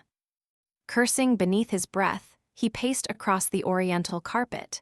He knew it would provide her with no end of relief if he left now, but he didn't want to just yet. It had been so long since he'd enjoyed any real companionship. He was lonely, and being in her presence was the only comfort he had, despite the fact that she had no great liking for him. The room was decorated in the same florid style as his, only worse. The bed was a virtual monument, with carved and gilded end posts as thick as tree trunks, and valances heavy with gold and red beadwork. The ceiling was smothered in a pattern of golden shells and dolphin moldings, not to mention a huge oval mirror framed with figures of bare-breasted mermaids. Seeing where his attention wandered, Lara sought to break the tension with small talk. Janet must have been very fond of her own reflection. Why would she want to watch herself going to sleep? Her innocence touched him. "I don't think sleeping was the activity the mirror was intended to reflect," he said dryly. "You mean she wanted to look at herself during?" Clearly the idea confounded Lara, and she turned scarlet. "But why?" "Some people take pleasure in watching themselves during the act." "But Janet doesn't seem to be the kind of woman who would." "Never be surprised by what people do in the privacy of their bedrooms," he advised, coming to stand beside her. He expected her to skitter away, but she held her ground and stared at him with those translucent green eyes. He sensed her curiosity and the unvoiced suspicions in her mind. "Have you ever?" she began, and broke off abruptly. "No, not beneath the mirror," he said matter-of-factly, though the notion stimulated him immensely. He imagined pushing Lara to the bed, lifting her nightgown, burying his head between her slim thighs while their entwined bodies were reflected overhead. "I think it's a very silly idea," Lara said. "My motto is, you shouldn't decide against something before you've even tried it." A quick, almost reluctant laugh escaped her. That motto could lead you into a great deal of trouble. So it has, he said ruefully. Something about his expression told Lara that he was remembering some of his experiences in India, some of them not particularly pleasant. Did you find what you were looking for in your travels? She asked hesitantly. The excitement and adventure you wanted so badly. I found that excitement and adventure are damned overrated, he replied. What I got from my travels was a new appreciation for home, for belonging somewhere. He paused, staring into her eyes. For you. But how long will that last? She asked quietly. You'll become bored with this place and the people in it and me, as you did before. I'll want you forever. Came a nagging, yearning voice from inside, startling Hunter with its insistence. He wanted this. He wanted her. He would take his place here and fight for it as long as he had breath left. Believe me, he said gruffly, I could spend 10,000 nights in your arms and never grow bored. She shot him a glance that was both uncomfortable and skeptical, and smiled. After a year of celibacy, my lord, I think any woman would seem alluring to you. She wandered to the dressing table and began to plait her hair, slender fingers combing through the smooth river of silk. It was a subtle signal for him to leave, but Hunter ignored it. Following her, he braced his shoulder against the wall and watched her. Celibacy is an admired virtue among the Hindus, he remarked. Is it? She responded with deliberate coolness. It demonstrates a man's mastery over himself and his environment and brings him closer to true spiritual awareness. The Hindus practice self-control by covering their temples with erotic art. Visiting the temples is a test of faith and discipline. Only the most devout can view them without becoming aroused. Lara concentrated on braiding her hair with scrupulous care. Did you visit one of those places? Naturally, I'm afraid I wasn't numbered among the devout. How surprising, Lara said in a gently acerbic tone that made him grin. I was informed by my companions that mine was the typical English response.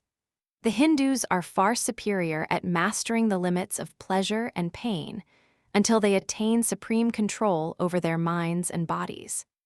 Heathens, Lara said, finishing the braid. Oh, indeed. They worship many gods, including Shiva, lord of beasts and god of fertility. I was informed that he has devised millions of sexual positions, although he's only told his followers of a few thousand. Millions of, Lara was sufficiently startled to turn toward him. But there's only the one, she stared at him, openly perplexed. Hunter's enjoyment at teasing her faded, and he was suddenly at a loss for words, regarding her with an expression that must have matched her own. So that was what it had been like for her, a joyless, perfunctory act. No wonder she had welcomed him back with such reluctance. Lara, he said gently, there were things I never showed you, things I should have done. It's all right, she said uncomfortably. Please, I don't wish to discuss our past, especially that part. I would like to go to sleep now. I'm very tired. She folded back the covers and linens, her small hands smoothing over the embroidered fabric. Hunter knew he ought to leave then, but something impelled him to move forward and catch one of those slender hands. He brought it to his mouth, pressing her fingers over the contours of his mouth and chin, forcing her to accept the ardent kiss he placed in her palm. She quivered. He felt the vibrations that extended along her arm, but she didn't try to pull away. Someday you'll make a place for me beside you, he muttered, looking from her wide green eyes to the empty side of the bed. He released her slowly, and she rubbed her hand as if it were sore. Did I hurt you? He asked, frowning in concern. No, it's just no.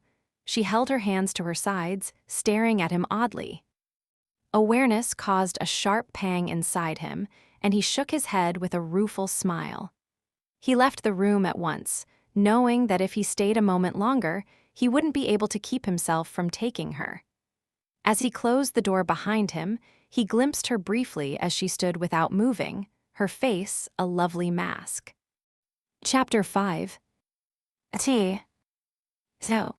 L. Ara's consternation. The crowd of visitors they had received the previous day was nothing compared to the deluge that now overwhelmed Hawksworth Hall.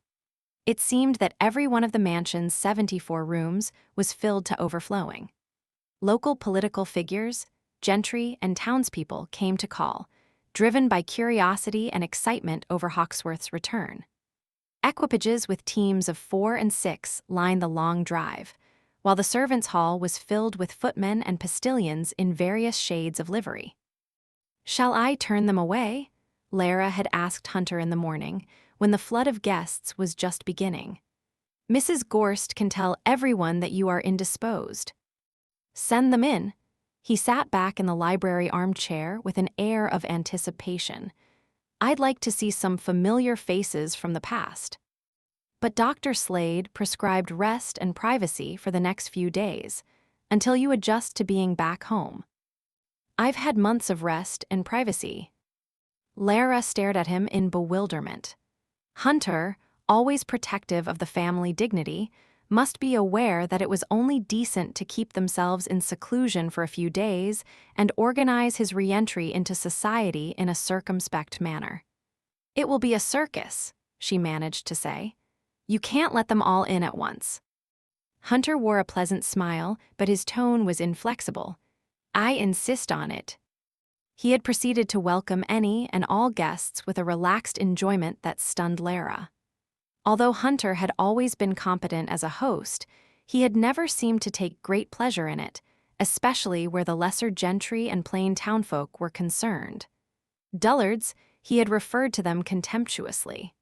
Today, however, he had taken pains to welcome each of them with equal enthusiasm. With easy charm, he regaled them with stories of his travels in India, carrying on 2 or 3 conversations at the same time, strolling through the gardens or the art gallery with a favored friend or two. As midday approached, he opened bottles of fine brandy and boxes of pungent cigars, while gentlemen gathered around him. At the back of the house, the kitchen clattered with the efforts of the staff as they labored to prepare refreshments for the multitude. Trays of delicate sandwiches, platters of preserved limes and figs, and plates of cakes were brought out and devoured eagerly. Lara did her own share of entertaining, dispensing dozens of cups of tea and fielding questions from a gaggle of happily agitated women. "What did you think when you first saw him?" One woman entreated, while another demanded to know, "What were his first words to you?" "Well," Lara said uncomfortably, "naturally it was a very great surprise." "Did you weep? Did you faint? Did he take you in his arms?" Bemused by the onslaught of questions, Lara stared into her own cup of tea. All at once, she heard her sister's dryly amused voice from the doorway. "I should think those things are none of our concern, ladies." Lara glanced upward and felt close to weeping as she saw Rachel's sympathetic face. Rachel, more man anyone, understood what Hunter's return meant to her. Struggling to conceal her relief, Lara excused herself from the gossip circle and pulled Rachel out of the room. They stopped in the private corner beneath the grand staircase, and Rachel held Lara's hands in a comforting grip. "I knew you'd have a surfeit of visitors," Rachel said. "I was going to wait until later, but I couldn't stop myself from coming." "None of it seems real." Lara kept her voice low to avoid being overheard. "Things have changed so fast that I haven't had a moment to catch my breath. All of a sudden Arthur and Janet are gone, and I'm back here with Hunter and he's a stranger." "Do you mean stranger in a figurative or literal sense?" Rachel asked gravely. Lara gave her a startled glance. "You know that I wouldn't acknowledge him unless I believed him to be my husband." "Of course, dear, but he's not exactly the same, is he?" It was a statement, not a question. "You've met him then," Lara murmured. "I happened to cross his path as he was walking with Mr. Cobbett and Lord Grimston to the smoking room. He recognized me on sight, and stopped to greet me with every semblance of brotherly affection. We drew aside and talked briefly, and he expressed his concern for all you've suffered in his absence. He asked after my husband and seemed genuinely pleased when I told him that Terrell would come tomorrow. Rachel's face was wreathed in a perplexed pucker. He seems to behave and react in a manner befitting Lord Hawksworth, but— I know, Lara said stiffly. He is not the same. It is only to be expected that he has been altered by his experiences, but there are things about him that I can't understand or explain. How has he treated you so far? Lara shrugged. Very well, actually. He is trying to be agreeable, and there is a sort of charm and perceptiveness about him that I don't remember from before. Odd, isn't it? Rachel commented thoughtfully. I noticed the same thing. He's really rather dashing. The kind of gentleman that ladies swoon over, and he wasn't that way before. No, Lara agreed. He's not like the man I knew. I'm curious as to what Terrell will make of him, Rachel said. They were such close friends. If this man is a fraud— He couldn't be, Lara said instantly. Her mind refused to accept the frightening possibility that she was living intimately with a consummate liar, an actor the likes of which she had never encountered before. Larissa, if there is the slightest chance that he is an impostor, you could be in danger. You don't know what his past is, or what he might be capable of. He is my husband. Lara remained resolute, though she felt herself turn a shade paler. I'm sure of it. Last night, did he try to? No. I suppose that when he holds you in his arms, you'll know whether he's the man you married or not. As Lara tried to reply, she remembered the hot mist of his breath over her skin, the texture of his hair against her fingers, the spice of sandalwood in her nostrils. She had felt some strange, elemental connection between them. I don't know who he is, she said in an uneasy whisper. But I have to believe he's my husband, because that makes more sense than anything else. No stranger could know the things he does. Evening approached and the guests lingered, despite Dr. Slade's misgivings. He's had enough exertion for one day, the elderly doctor told Lara. Together they glanced at Hunter, who stood at a sideboard on a distant side of the drawing room. It is time for him to rest, Lady Hawksworth. Lara watched as her husband simultaneously poured a snifter of brandy and laughed at some quip one of his companions had made, and he seemed altogether comfortable. Until one noticed the faint strain around his eyes and the deepening brackets on either side of his mouth. It had been a performance, she realized. A skillfully executed performance designed to win the support of the township, and it had been successful. He had been every inch the lord of the manor today, confident, hospitable, and polished. If his visitors had initially harbored suspicions as to his identity, very few of them doubted him now. Lara felt a pull of compassion as she stared at him. In spite of the people surrounding him, he seemed very much alone. He does look a bit fashed, she said to Dr. Slade. Perhaps you could use your influence to coax him to retire. I've already made the attempt, the elderly man snorted, rubbing one of his long gray sideburns. He's as bull-headed as ever. I expect he'll play the part of host until he drops from exhaustion. Lara contemplated her husband. He never has listened to anyone else's opinion, she agreed, feeling reassured that this, at least, was one thing that hadn't changed about Hunter. However, I'll do what I can about the situation.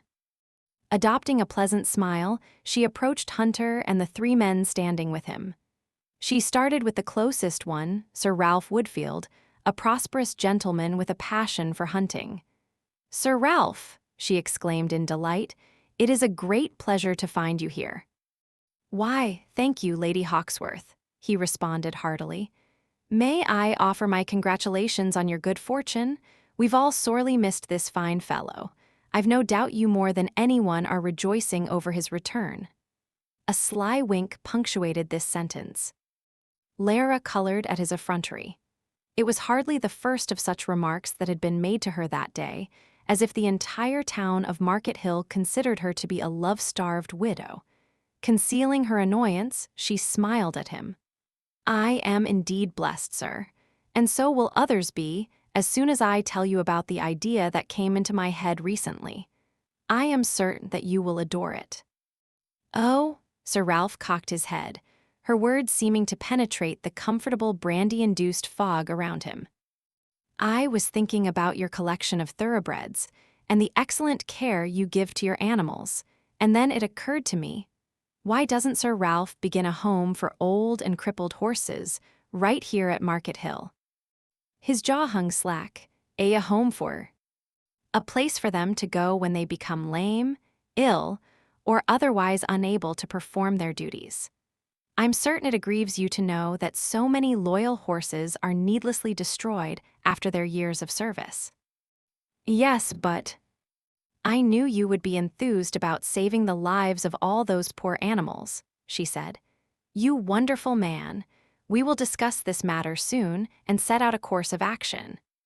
Clearly dismayed, Sir Ralph muttered something about going home to his wife and bid them farewell as he slunk from the room. Lara turned to the next gentleman, a confirmed bachelor of 45. "As for you, Mr. Parker, I've been lending your situation a good deal of thought." "My situation," he repeated, his eyebrows converging until they formed a straight line across his forehead.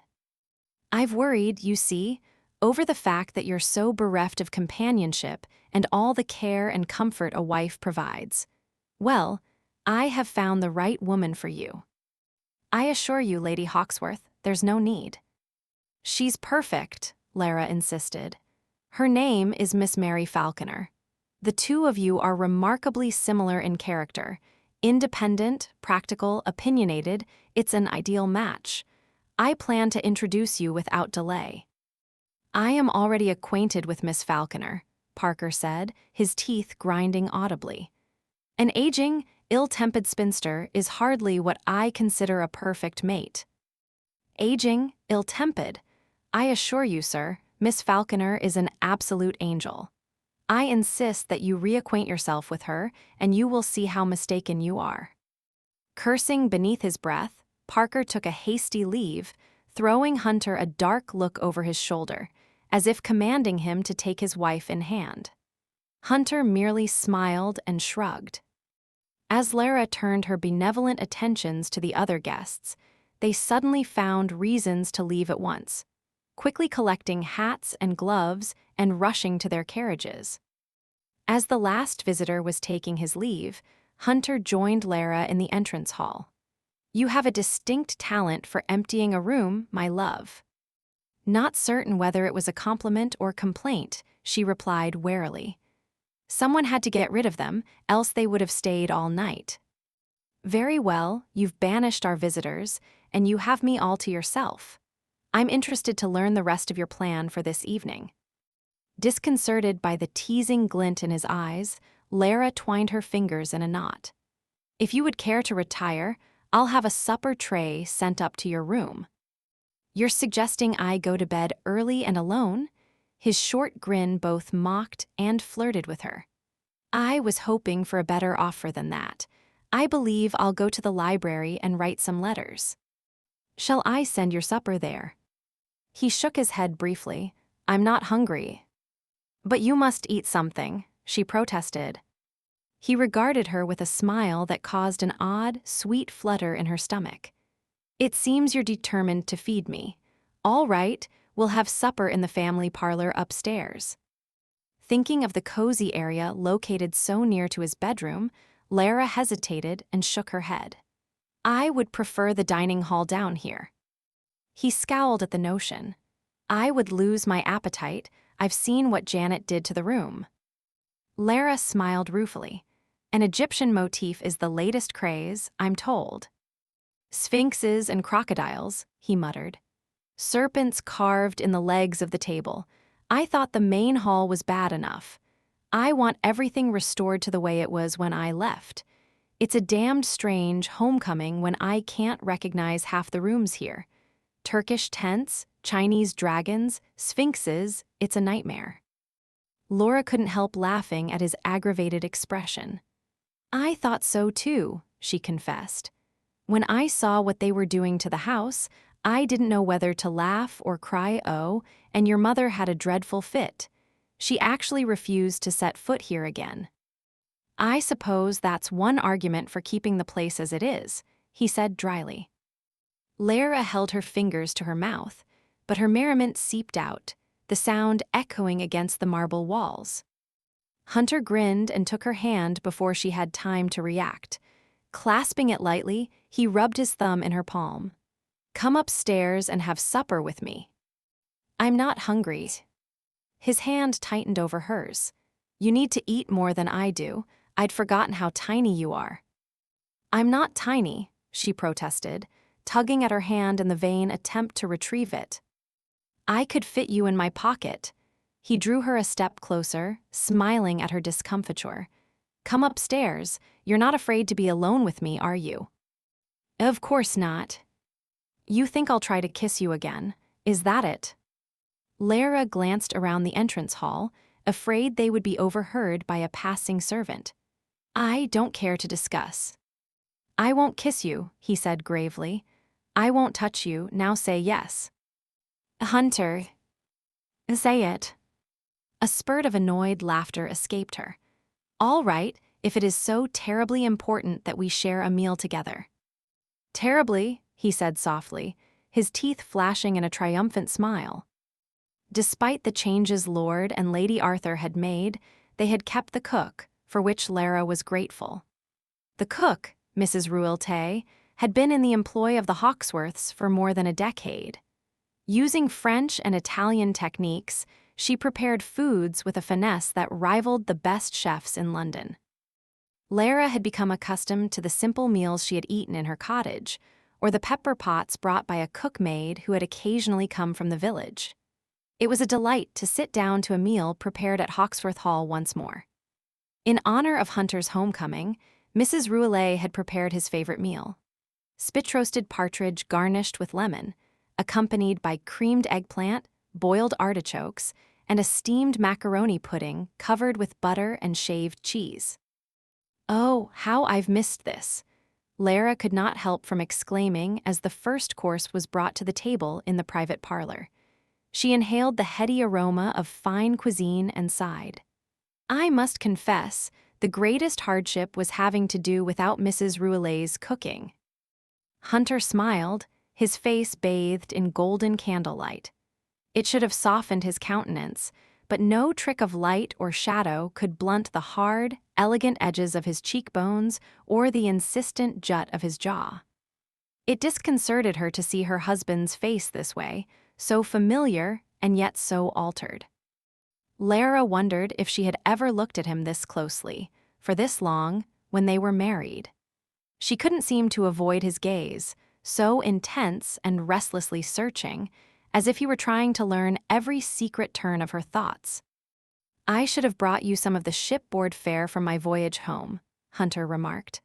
Salted dried meat, dried peas, and grog, not to mention tough cheese and sour beer and an occasional helping of weevils. Weevils, Lara exclaimed in horror. They infested the hardtack. He laughed at her expression. We learned to be grateful after a while. They carved perforations in the biscuit, which made it easier to break apart. Lara made a face. I don't want to hear about the weevils. You're going to spoil my supper. I'm sorry. He attempted to look contrite, reminding her of the mischievous boys at the orphanage. We'll change the subject, then. His gaze fell to her bare left hand as she picked up a morsel of bread and broke it apart. Tell me why you're not wearing the ring I gave you. Lara stared at him blankly, then felt a quick shock of realization. Oh, she paused, stalling for time, while blood rushed to her cheeks. Where is it? He prompted gently. I don't recall exactly. I think you do. Lara nearly choked on her guilt. The ring, a carved gold band, had been the only piece of jewelry he had ever given her. It was wrong of me, but I sold it, she said in a rush. I didn't have anything else of value, and I needed the money it would bring. I had no idea that you would ever know about it, or... What did you need the money for? Food, clothing? Not for me, it was. She took a deep breath and let it out in a controlled stream. The children, at the orphanage. There are nearly 40 of them, all different ages, and they need so many things. They didn't have enough blankets, and when I thought of the poor children shivering in their beds at night, I couldn't bear it. I went to Arthur and Janet, but they said, well, that doesn't matter. The fact was, I had to do something, and the ring was of no use to me. She looked at him apologetically. I didn't know you were coming back. When did your involvement with the orphanage begin? Just a few months ago, when Arthur and Janet were moving into Hawksworth Hall. They asked me to take up residence in the cottage, and the title has only been theirs for 2 months. Lara shrugged. My insistence on staying would only have delayed the inevitable, and it was good for me to live in the cottage. I'd been sheltered and insulated for my entire life. When I was compelled to move out of Hawksworth Hall and live in humbler circumstances, it opened my eyes to the needs of the people around me. The orphans, and the elderly and ill, and those who are lonely. I was told by more than one person today that you'd become something of the town matchmaker. Lara colored modestly. I've only helped in 2 such situations.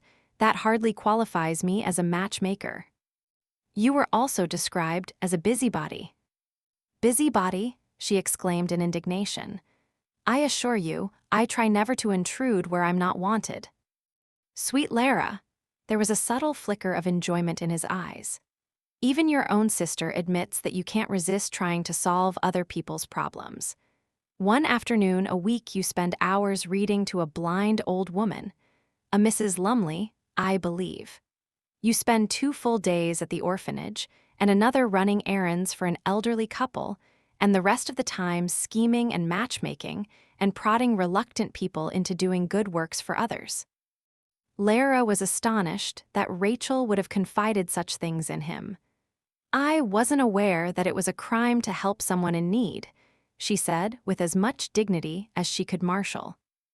What about your needs? The question was so intimate, so startling and yet unspecific, that Lara could only look at him in wide-eyed confusion. I'm sure I don't know what you mean. I am fulfilled in every way. My days are filled with friends and interesting activities. Don't you ever want more? If you mean have I desired to marry again, the answer is no. I have discovered that it is possible to lead a pleasant and productive life without being someone's wife. Some reckless inner impulse prompted her to add, I don't like having a husband. His face went smooth and serious. Lara thought that he was angry with her until he spoke in a tone filled with self-reproach. My fault. The flash of bitterness made her uncomfortable. It was no one's fault, she said. The truth is that we don't suit. We share none of the same interests as you do with Lady Carlisle. Really, my lord, I think you should go to her. I don't want Lady Carlisle, he said brusquely. Lara picked up a fork and toyed with a morsel of partridge, but her former pleasure in the food had dissipated. I am sorry about the ring, she said. He waved the words away with an impatient gesture. I'll have another made for you. There's no need. I don't want another. Lara sent him a discreet but steady glare, her entire body simmering in rebellion. Now he would command and crush her into compliance. But he held her gaze and sat back in his chair, contemplating her as if he found her a fascinating puzzle. I'll have to tempt you then. I have no interest in jewelry, my lord. We'll see about that. If you desire to dispose of money, and I doubt that there is much left for you to spend, it would please me for you to make improvements to the orphanage. He glanced at her left hand, her fingers clenched around the silver fork as if it were a weapon. The orphans are fortunate to have such a dedicated patroness. Very well, make a list of what you require for the place, and we'll discuss it. Lara nodded and removed the linen napkin from her lap. Thank you, my lord. If you'll excuse me, I'd like to retire now. Before dessert, he gave her a chiding glance and grinned.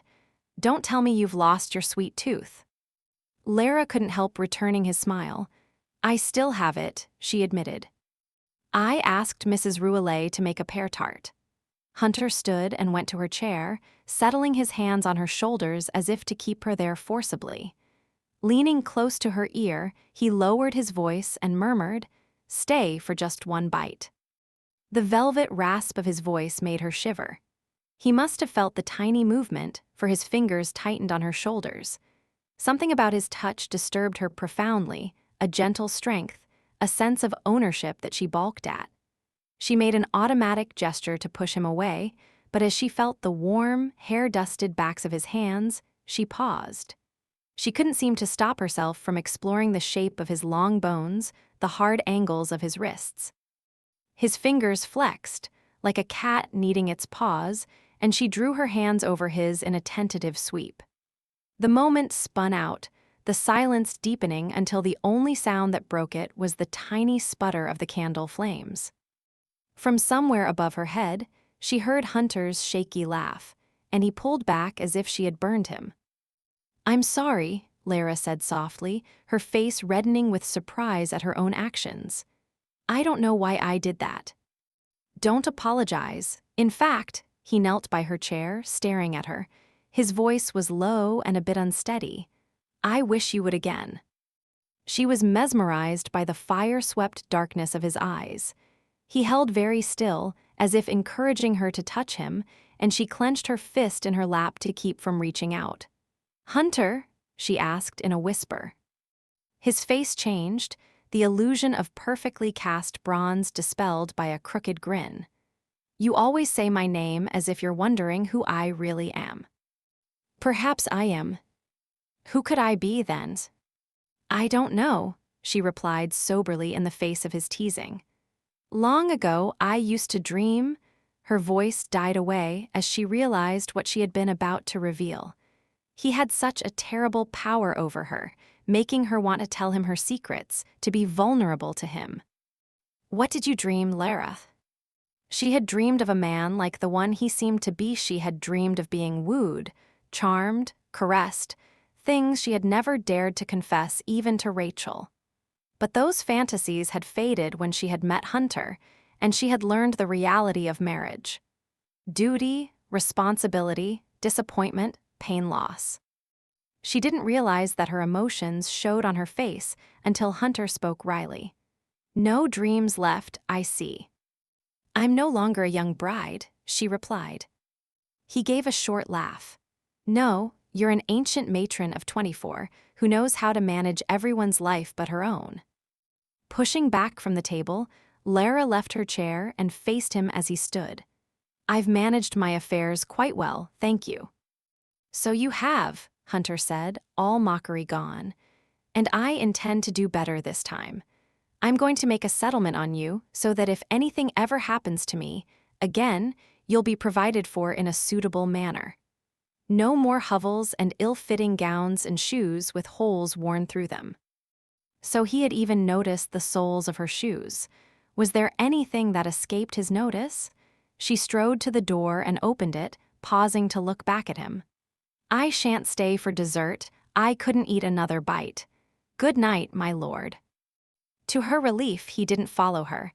"Pleasant dreams," he murmured. Her mouth curved in a forced smile. "For you as well."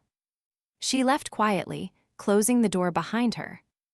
Only then did Hunter move, wandering to the portal, his large hand clasping the oval brass knob that she had just touched, searching for any remaining warmth her skin might have imparted.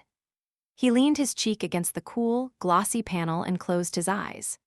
He craved her body, her sweetness, her hands on his body, her legs open to him, her throat tightening with feminine cries as he pleasured her. He shoved the thoughts away, but it was too late. He was left with a painful erection that wouldn't subside. How long would it take for her to accept him? What the devil would she require? If only she would assign him some Herculean task for him to accomplish and prove himself. "Tell me what to do," he thought, emitting a slight groan. "And by God, I'll do it 10 times over. Disgusted by his maudlin longing, he pushed away from the door and went to the Chippendale mahogany sideboard, its serpentine front adorned by delicate gilded swags and carved leaves. A silver tray had been placed on the top, laden with cut glass decanters and snifters. He poured a healthy splash of brandy for himself and downed it at once. Hanging his head, Hunter waited for the smooth fire in his throat to spread through his chest. He braced his hands on the top of the mahogany cabinet, fingers curving over the edges, and then he felt it. A tiny, nearly undetectable hinge at his fingertips. Curiosity prickled along his nerves. Removing the silver tray and glasses, he set them on the floor and felt underneath the top of the sideboard in a search for hinges and latches. Locating an irregularity in the wood, he pressed inward, felt it give, heard a click. The top of the sideboard loosened, and he lifted it free. A secret compartment, and what it contained made him sigh in sudden relief. Just then a footman entered the room to remove the plates and bring dessert. "Not now," Hunter barked. "I want to be alone." The servant closed the door with a muffled apology. Letting out an explosive breath, Hunter scooped up the pile of thin, leather-bound journals that had been stored in the sideboard's false top, carried them to the chair by the fire, and sorted them in the correct order. He began to read, scanning the pages rapidly. As he absorbed the neatly written lines, he tore out the finished pages in sheaves of 2 or 3 and fed them to the fire. The flames danced and crackled in anticipation, flaring up with each new addition. Every now and then Hunter paused thoughtfully, staring into the grate, watching the words that blazed and shrank into ashes. Chapter 6. Lara entered the breakfast room and felt a stab of apprehension when she saw that Hunter was there. He sipped a cup of black coffee, the way he had always taken it, and set aside a copy of the Times. As he beheld her, the footman in attendance brought Lara a cup of chocolate and a plate of strawberries and left for the kitchen while Hunter seated her.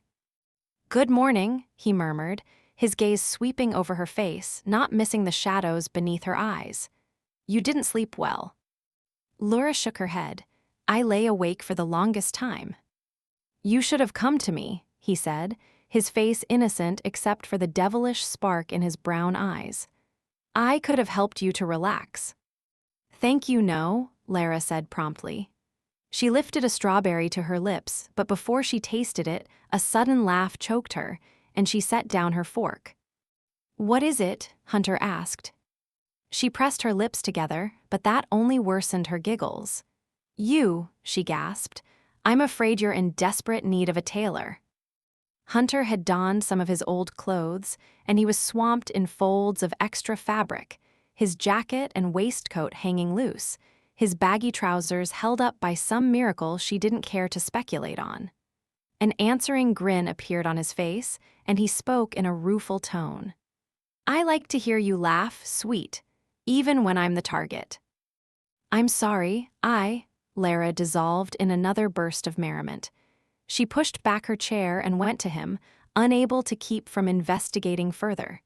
She pulled at the loose wads of material at his sides and waist. "We can't have you go about looking like this. Perhaps a few stitches here, and there would help." "Whatever you suggest." He leaned back in his chair and smiled as she continued to fuss over him. "You look a complete vagabond," she exclaimed. "I have been a vagabond," he said, "until I came home to you."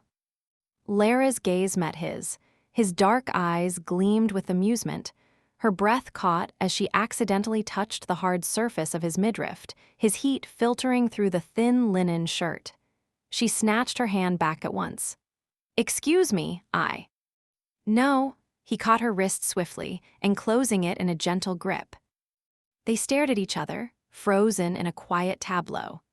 Hunter exerted only a light tension on her wrist. It would be so easy for him to pull her forward, bring her tumbling into his lap, but he held still. It seemed as if he were waiting for something, his expression arrested. his chest rising and falling in a rhythm much faster than normal. Lara sensed that if she took one step toward him, he would pull her into his arms. Her nerves clamored with excited alarm at the prospect. She looked at his mouth, remembered the warmth and taste of him. Yes, she wanted him to kiss her. But before she could move her leaden feet, Hunter released her with a crooked smile. Lara expected to feel relief, but instead she was flooded with disappointment. Troubled by her inexplicable reactions to him, she went back to her chair and bent her head over the plate of strawberries. "I'll be leaving for London tomorrow morning," she heard Hunter say casually. Startled, she glanced at him. "So soon, but you've only just arrived." "I have business to take care of, including a meeting with Mr. Young and our bankers and solicitors." At her questioning expression, he added, "To arrange for some loans." "We're in debt then," Lara said gravely, not surprised by the news. Hunter nodded, his mouth twisting. "Thanks to Arthur's mismanagement." "But to arrange for more debt," she asked hesitantly, "won't that encumber the estate beyond all reason?" He gave her a brief, reassuring smile. "It's the only way to climb out. Don't worry, madam, I have no intention of failing you." The pucker on her forehead remained, but when she spoke again, it concerned a far different matter. "Is that the only reason you're going to London? I suppose you'll want to see some old friends as well." She paused and sipped at her chocolate in a show of unconcern. "Lady Carlisle, for example." "You keep mentioning her name," he commented. "Hardly flattering, this desire of yours to push me into the arms of another woman." "I was merely asking." Lara didn't know what had prompted her to bring up the subject. She forced herself to eat another strawberry as she waited. "I told you I don't want her," he said flatly. Lara struggled against a senseless feeling of gladness at the information. Her mind pointed out that it was to her benefit if Hunter renewed his affair with Lady Carlisle, thus sparing her from his unwanted attentions. "It is only to be expected that you would pay her a visit after having been gone for so long," she said. "At one time, you cared for each other very much." Hunter scowled and pushed back from the table. "If this is the direction of your breakfast conversation, I believe I'll occupy myself elsewhere." As he stood up, there was a respectful tap on the door, and the senior footman's impassive face appeared. "Lord Hawksworth, there is a caller." At Hunter's nod, the footman brought a card on a silver tray. Hunter read the card with an impassive expression. "Send him in," he said. "I'll receive him here." "Yes, my lord." "Who is it?" Lara asked as the footman departed. "Lonsdale." "Rachel's husband." Lara stared at Hunter curiously, wondering why his reaction should be so matter-of-fact, even unenthusiastic. For years Terrell, Lord Lonsdale, had been one of Hunter's best friends, and yet Hunter's face was that of a man confronted with an unwanted duty. Hunter watched the door, and as soon as the sound of footsteps approached, a smile appeared on his lips, but it wasn't natural. It was the expression of an actor preparing himself for a performance. Lord Lonsdale entered the room, his face glowing with anticipation and happiness, unusual for Lonsdale, who was known for his moodiness. There was no doubt of his genuine gladness to see Hunter again. "Hawksworth!" he exclaimed, striding forward to seize him in a brief, bear-like embrace. The two men laughed and pulled apart to survey each other. Although Lord Lonsdale was above average height, he didn't quite reach Hunter's towering build.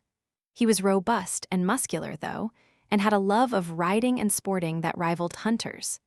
Dark-haired and fair-skinned, with deep blue eyes inherited from an Irish grandmother, Lonsdale was a handsome and engaging man when he wished to be. Other times, he allowed his famous temper to explode out of control, frequently with unpleasant results. He always apologized afterward with a charm and sincerity that made everyone forgive him. Lara would have liked him much more if he were not married to her sister. "My God, man, you're half the size you were," Lonsdale exclaimed, laughing, "and as dark as a savage." "And you're the same," Hunter replied with a grin. "Exactly the same. I should have known you'd cheat the devil his due. Lonsdale stared at him with open fascination. You're so altered. I'm not certain I would have recognized you, except that Rachel told me what to expect. It's good to see you, old friend. Lonsdale responded with a smile, but his penetrating stare did not waver from Hunter's face.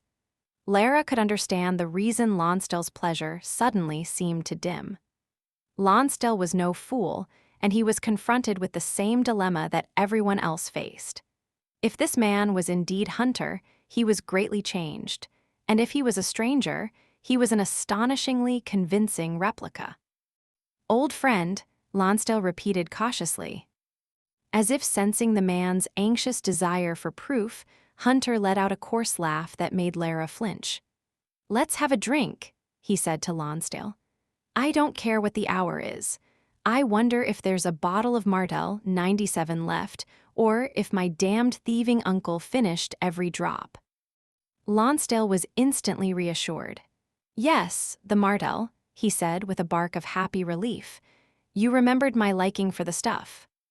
I remember a certain evening at the Running Footman when your liking for the stuff nearly got us beaten senseless. Lonsdale was nearly overcome with laughter. I was as drunk as a mop, with quite an itch for that whore in the red gown. Hunter interrupted with a warning cough. Let's save that reminiscence for a time when my wife isn't present. Just then noticing Lara's presence, Lonsdale sputtered an apology. Forgive me, Larissa, I was so shocked by the sight of Hawksworth, I'm afraid I took no notice of anything else around me. That is quite understandable, Lara said with a failed attempt at a smile. Witnessing the two men together recalled a host of unhappy memories. It seemed that they encouraged each other's worst traits, selfishness and a sense of masculine superiority that she found insufferable. She glanced uneasily at Hunter. If he wasn't her husband, he possessed a chameleon-like ability to become whatever others expected him to be. Lonsdale gave her a deceptively solicitous smile. My dear sister-in-law, tell me, how is it to have your dear departed come back home? There was a mocking gleam in his blue eyes. He had, of course, known about their loveless marriage, and he had encouraged Hunter's infidelities. Lara answered without looking at either of them. I'm very pleased, of course. Of course, Lonsdale jeered.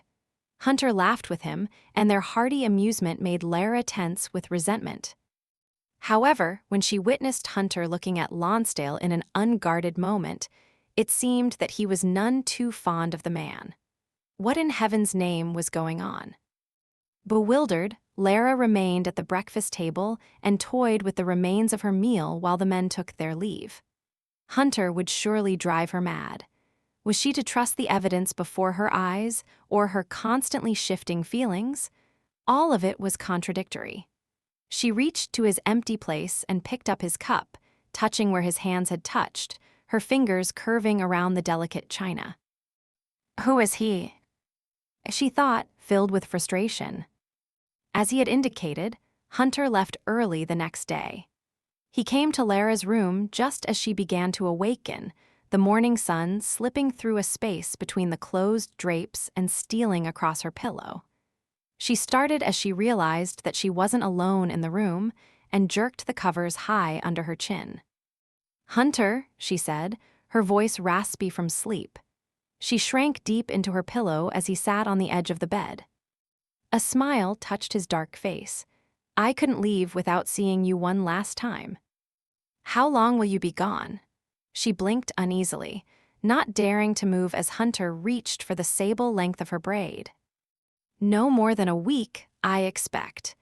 He pulled the braid across his palm as if enjoying the texture against his skin and laid it back on the pillow with care.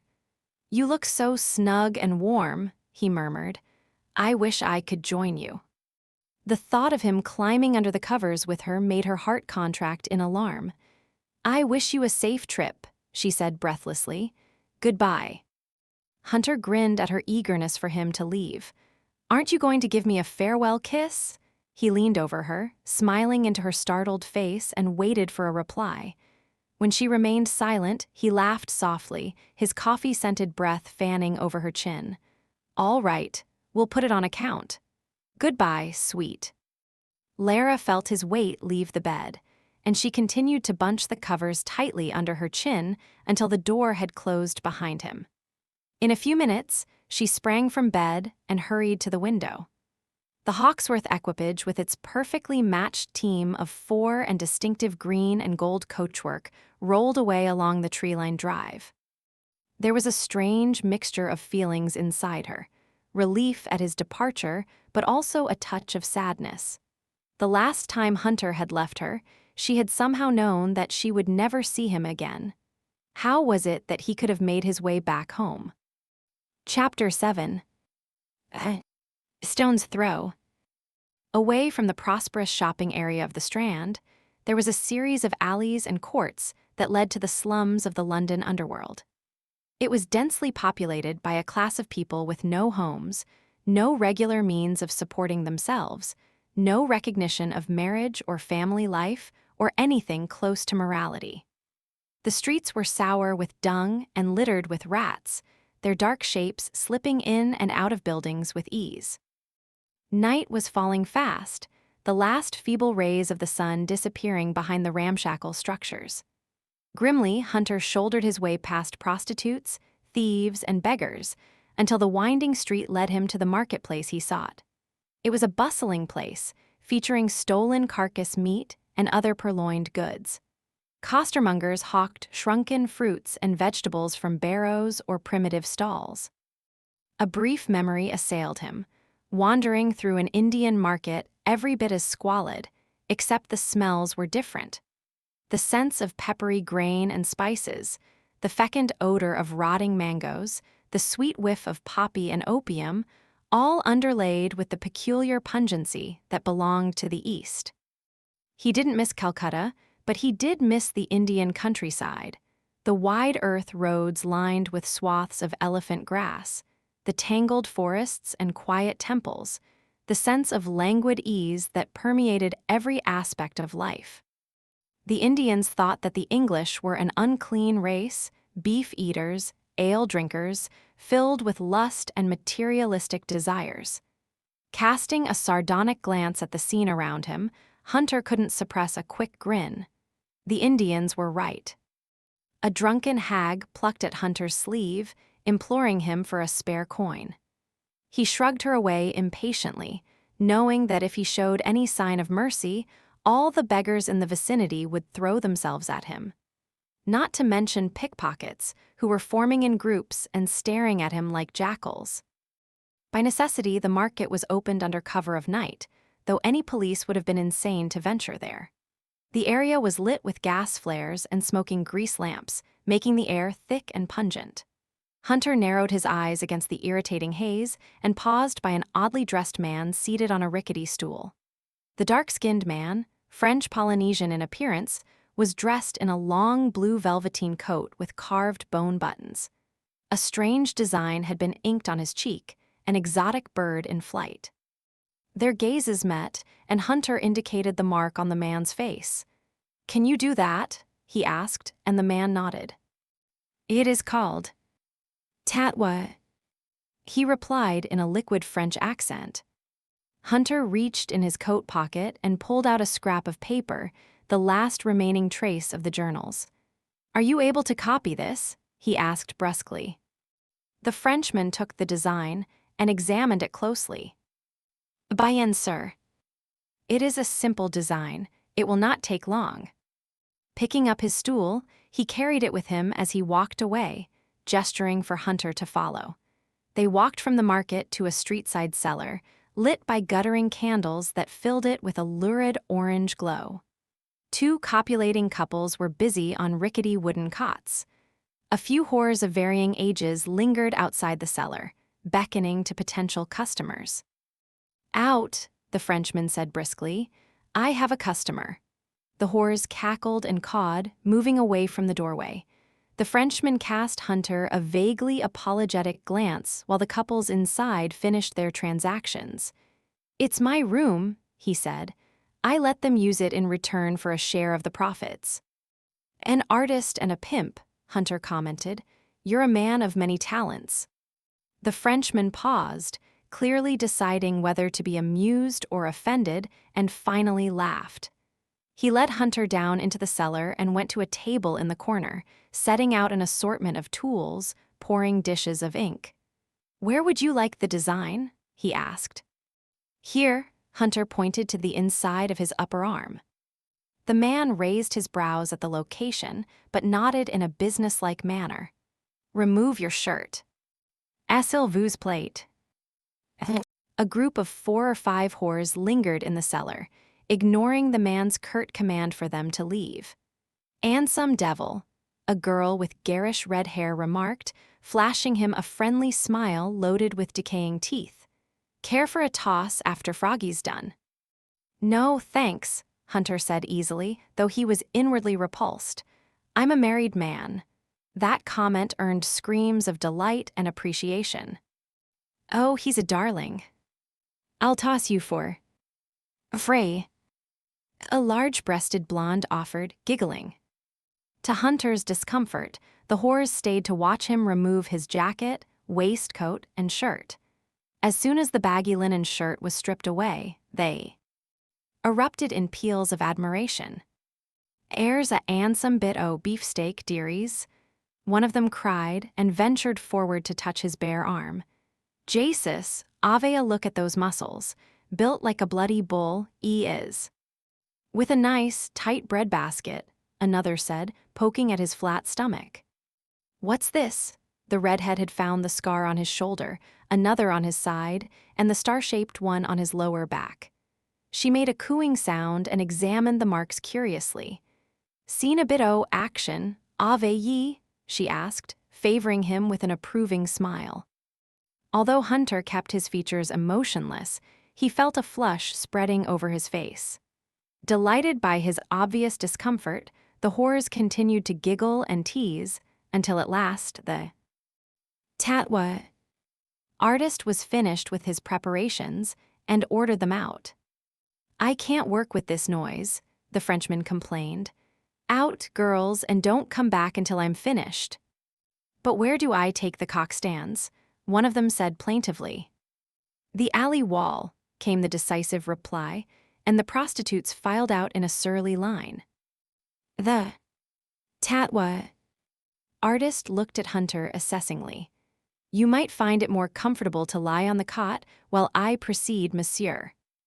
Hunter glanced at the semen-stained ticking on the bed and shook his head in distaste.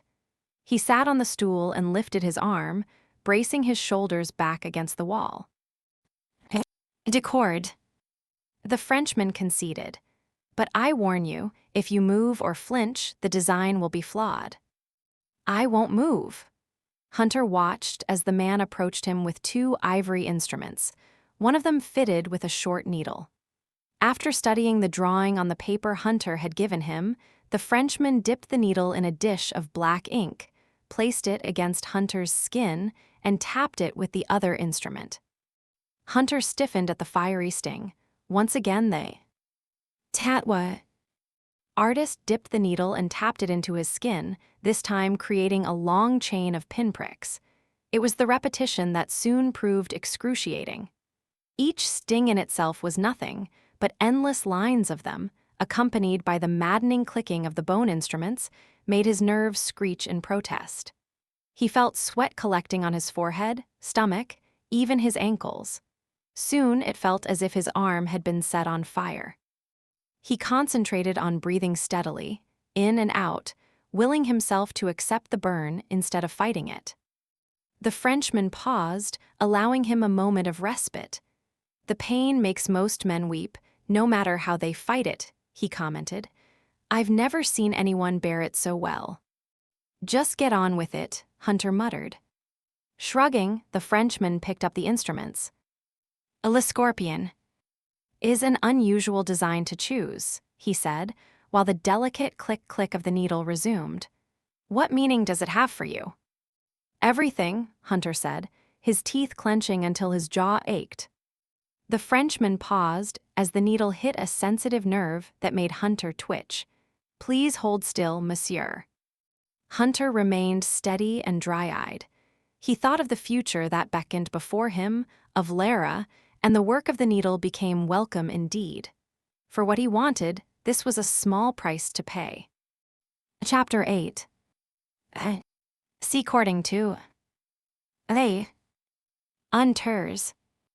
Instructions: Lara engaged the services of a designer, Mr. Smith, to change the interiors of Hawksworth Hall. Accompanied by the estate manager, Mr. Young, Lara showed Smith on a tour of the house. "As you can see, Mr. Smith," she said with laughing dismay, "my claim that this will be the greatest challenge of your career is not far off the mark." Smith, a heavy-set gentleman with a long mane of gleaming silver-white hair, grunted noncommittally and scribbled in a small notebook with gilt-edged pages. Although his real name was Mr. Hugh Smith, he was known as Possibility Smith, having earned the nickname from his famous habit of saying, "This place has distinct possibilities." So far Lara had waited in vain for the magic phrase to appear. She had taken him on a survey of the Egyptian dining room with its sarcophagus-shaped cabinets, the Baroque entrance hall, the Chinese parlors filled with faux carved bamboo, and the Moroccan ballroom lined with marble blackamoors dressed in pink togas. With each new room he beheld, Possibility Smith's countenance became darker, and his silence deepened. "Is it worth saving, do you think?" Lara asked in a lame attempt at humor, "or shall we just burn the place to the ground and start over?" The silver-maned head turned toward her. "For sheer bad taste, it is unrivaled by any residence I've ever had the misfortune of viewing." Mr. Young interceded tactfully. "Let me assure you, sir, that Lady Hawksworth possesses exquisite taste and had no hand in this decor." "Let us hope not," Smith muttered and sighed. "I must have another look at that ballroom, then we'll visit the next floor." He wandered away, shaking his head in regal disapproval. Lara put a hand over her mouth, stifling a laugh as she imagined his expression when he crossed the threshold of her multi-mirrored bedroom. Oh, she should have had the servants remove the one on the ceiling before he saw it. Regarding her pinkening face, Mr. Young gave her a sympathetic smile. "Lord and Lady Arthur certainly left their mark, didn't they?" Lara nodded, her eyes twinkling. "I'm afraid we can't afford the expense of changing everything, but how is anyone to live in such a horror?" "I shouldn't worry about the expense for long," Mr. Young said comfortingly. "The Earl discussed some of his plans with me, and I was quite impressed.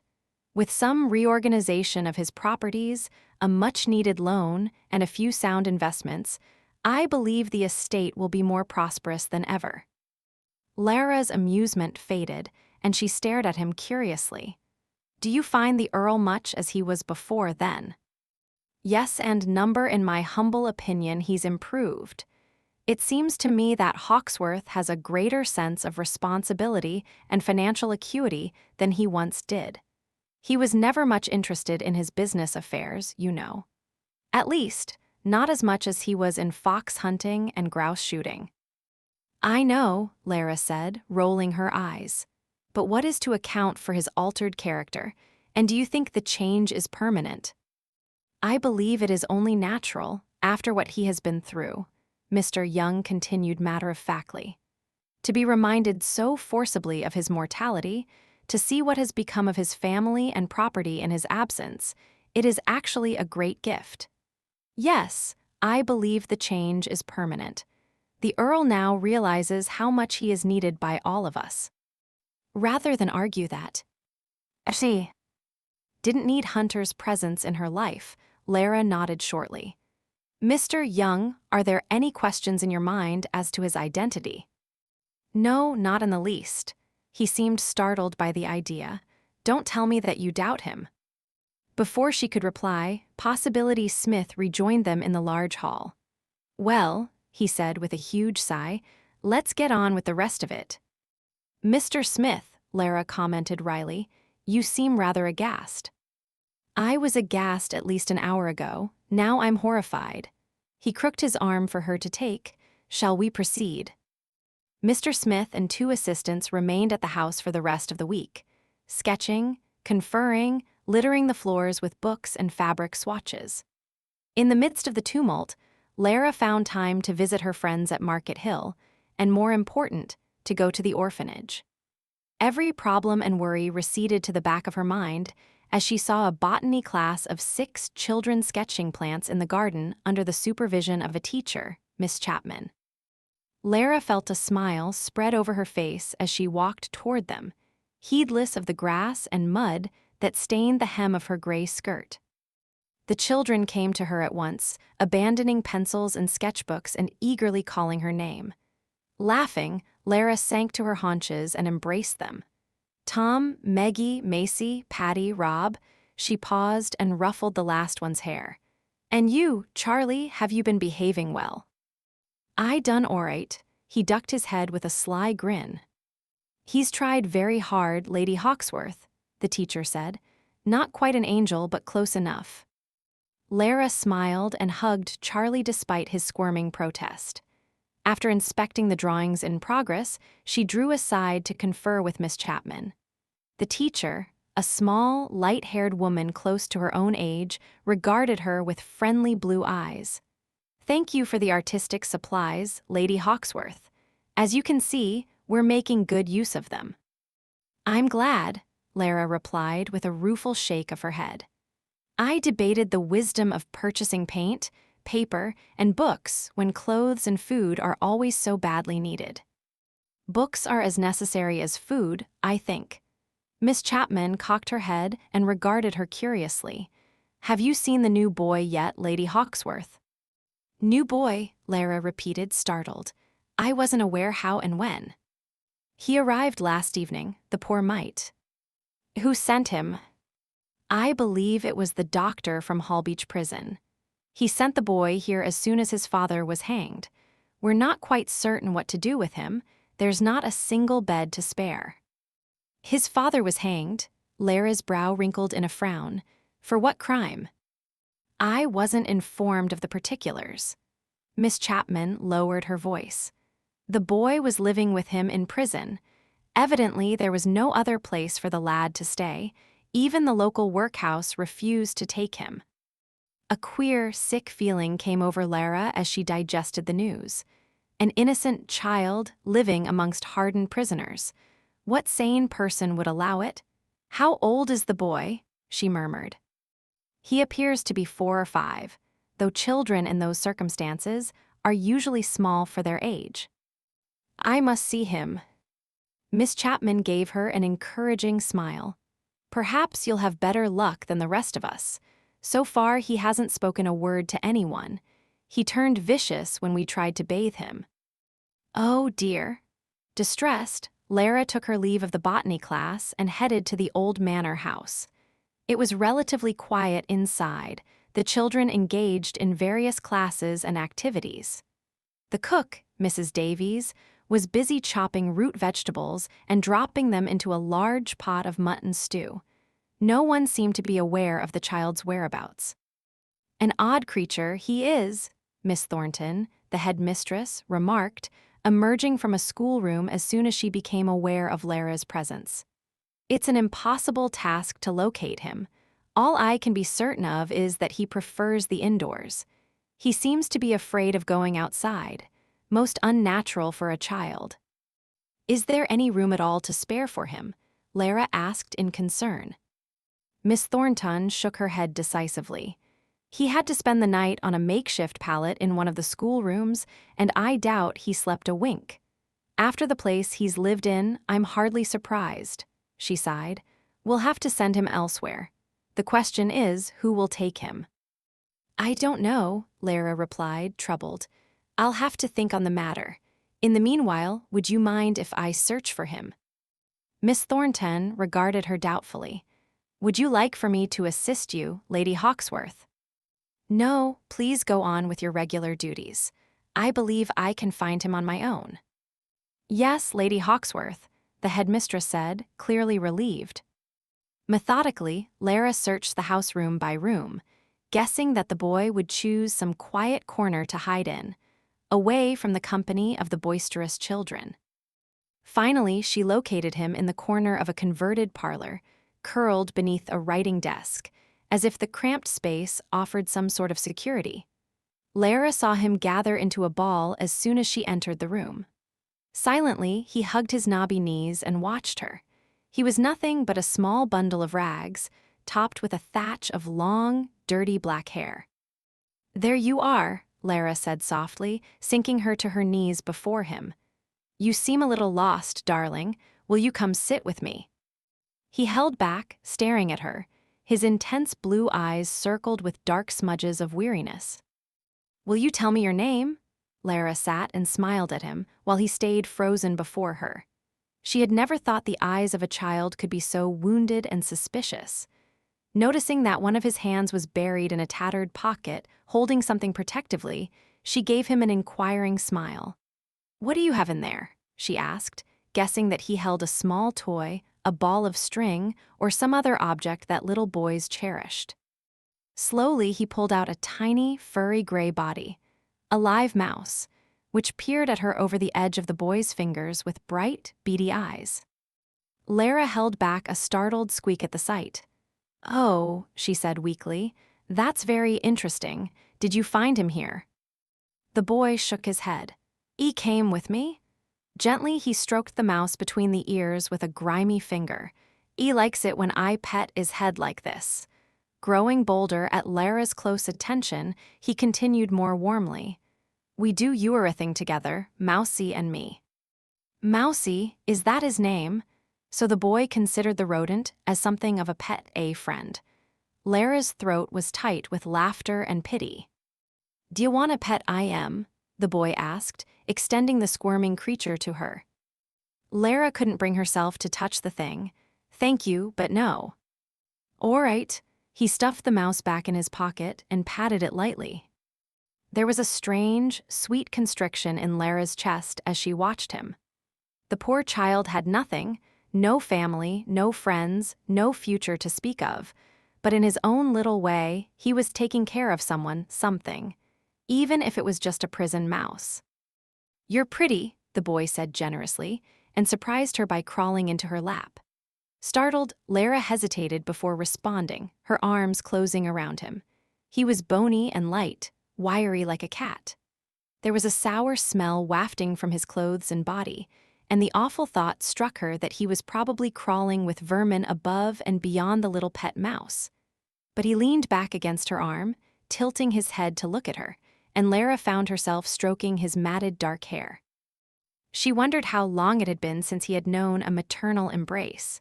Such a small boy he was, and so utterly alone. "What is your name?" she asked. He didn't reply, only half closed his eyes, seeming to relax except for the grip of his grimy fingers on her sleeve. "My goodness, you need a bath," she said, continuing to stroke his hair back. "There must be a handsome boy underneath all this dirt." Lara continued to hold him and murmur softly until she felt his head nod against her shoulder. He was utterly exhausted. It wouldn't be long before he fell asleep. Easing him from her arms, she stood and gestured for him to come with her. "I'll take you to Miss Thornton," she said. "She's a very kind woman, and you must promise to mind her. We'll find a home for you, sweetheart. I promise." He went obediently to Miss Thornton's office, trotting beside Lara with his fist clutched in her skirt. They reached the small room and found Miss Thornton at her desk. The headmistress smiled as she saw them. "You have a way with children, Lady Hawksworth. I should have known that you would find him." She approached the small boy and grasped his wrist. "Come with me, young sir. You've troubled her ladyship quite enough." The boy huddled closer to Lara, snapping his teeth at Miss Thornton like a wild animal. "No," he said sharply. The headmistress regarded him with surprise. "Well, it appears he can speak after all." She renewed her efforts to pull him away. "There's no need to carry on, lad. No one is going to harm you." "No. No." He burst into tears and clutched at Lara's legs and hips. Distressed, Lara bent over to stroke his narrow back. "Sweet boy, I'll come back tomorrow, but you must stay here." While the boy continued to howl and clutch at her, Miss Thornton left the room and reappeared with another teacher. "You're remarkable, Lady Hawksworth," she said, laboring with the other woman to pry him away. "Only you could call a child like that sweet and sound as if you mean it." "He's not a bad boy," Lara said, trying in vain to hush the crying child. The teachers managed to jerk him away, and he screamed in rage and misery. Lara stared transfixed at the sobbing boy, who was snarling and squirming like a wild cub. "Don't mind him," Miss Thornton said. "I told you, he's odd and unnatural. Bless you, my lady, you've had enough to contend with of late without enduring a scene like this." "That's all right. Lara lost her voice, seized by anxiety as she saw them drag the little boy from the room. One of the teachers scolded him softly, gripping his arm to prevent him from escaping.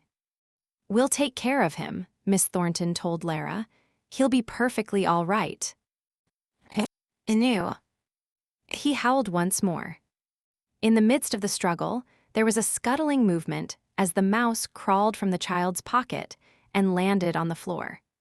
Catching sight of the rodent scooting along the polished wood, the teachers shrieked in unison and released the boy.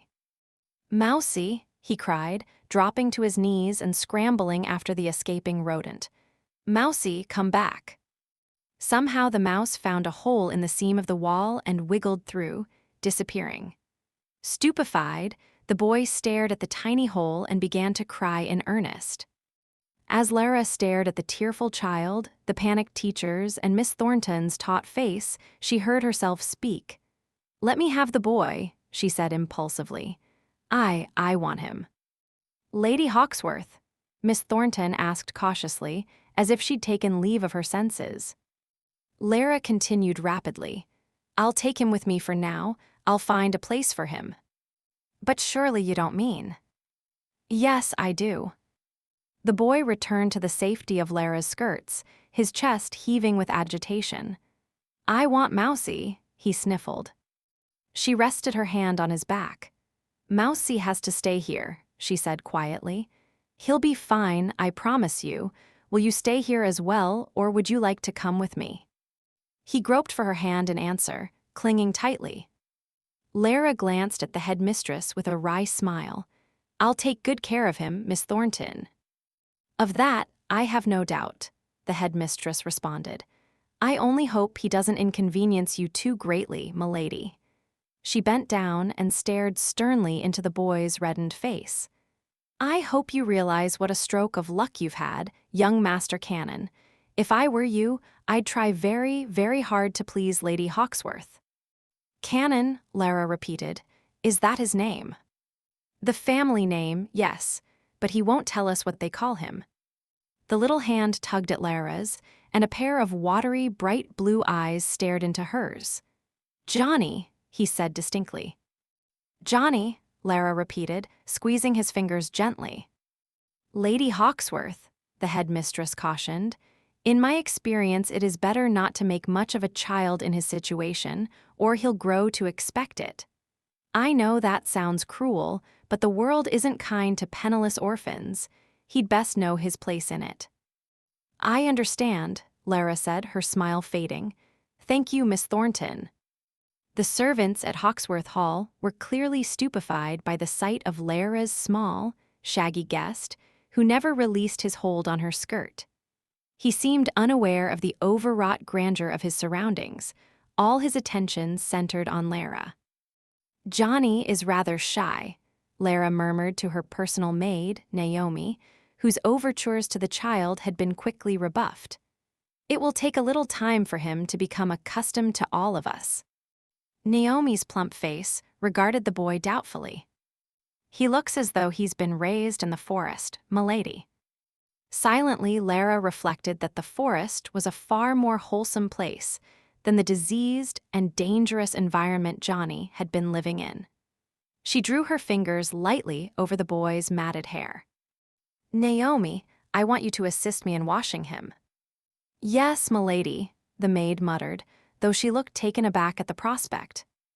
While Lara's personal tub was painstakingly filled by a horde of housemaids carrying buckets up and down the stairs, she sent for a plate of gingerbread and a glass of milk. The child devoured every drop and crumb as if he hadn't eaten for days.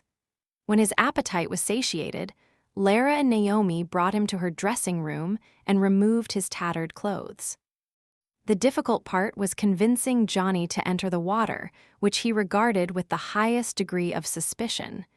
He stood naked by the tub, his body so frail as to be almost delicate. "I don't want to," he said stubbornly. "But you must," Lara said, trying to suppress a laugh. "You're very dirty." "Me pa says a bath'll make you die of ague." "Your father was mistaken," Lara said. "I take baths all the time, and it's a lovely feeling to be clean. Get in while the water is still warm, Johnny."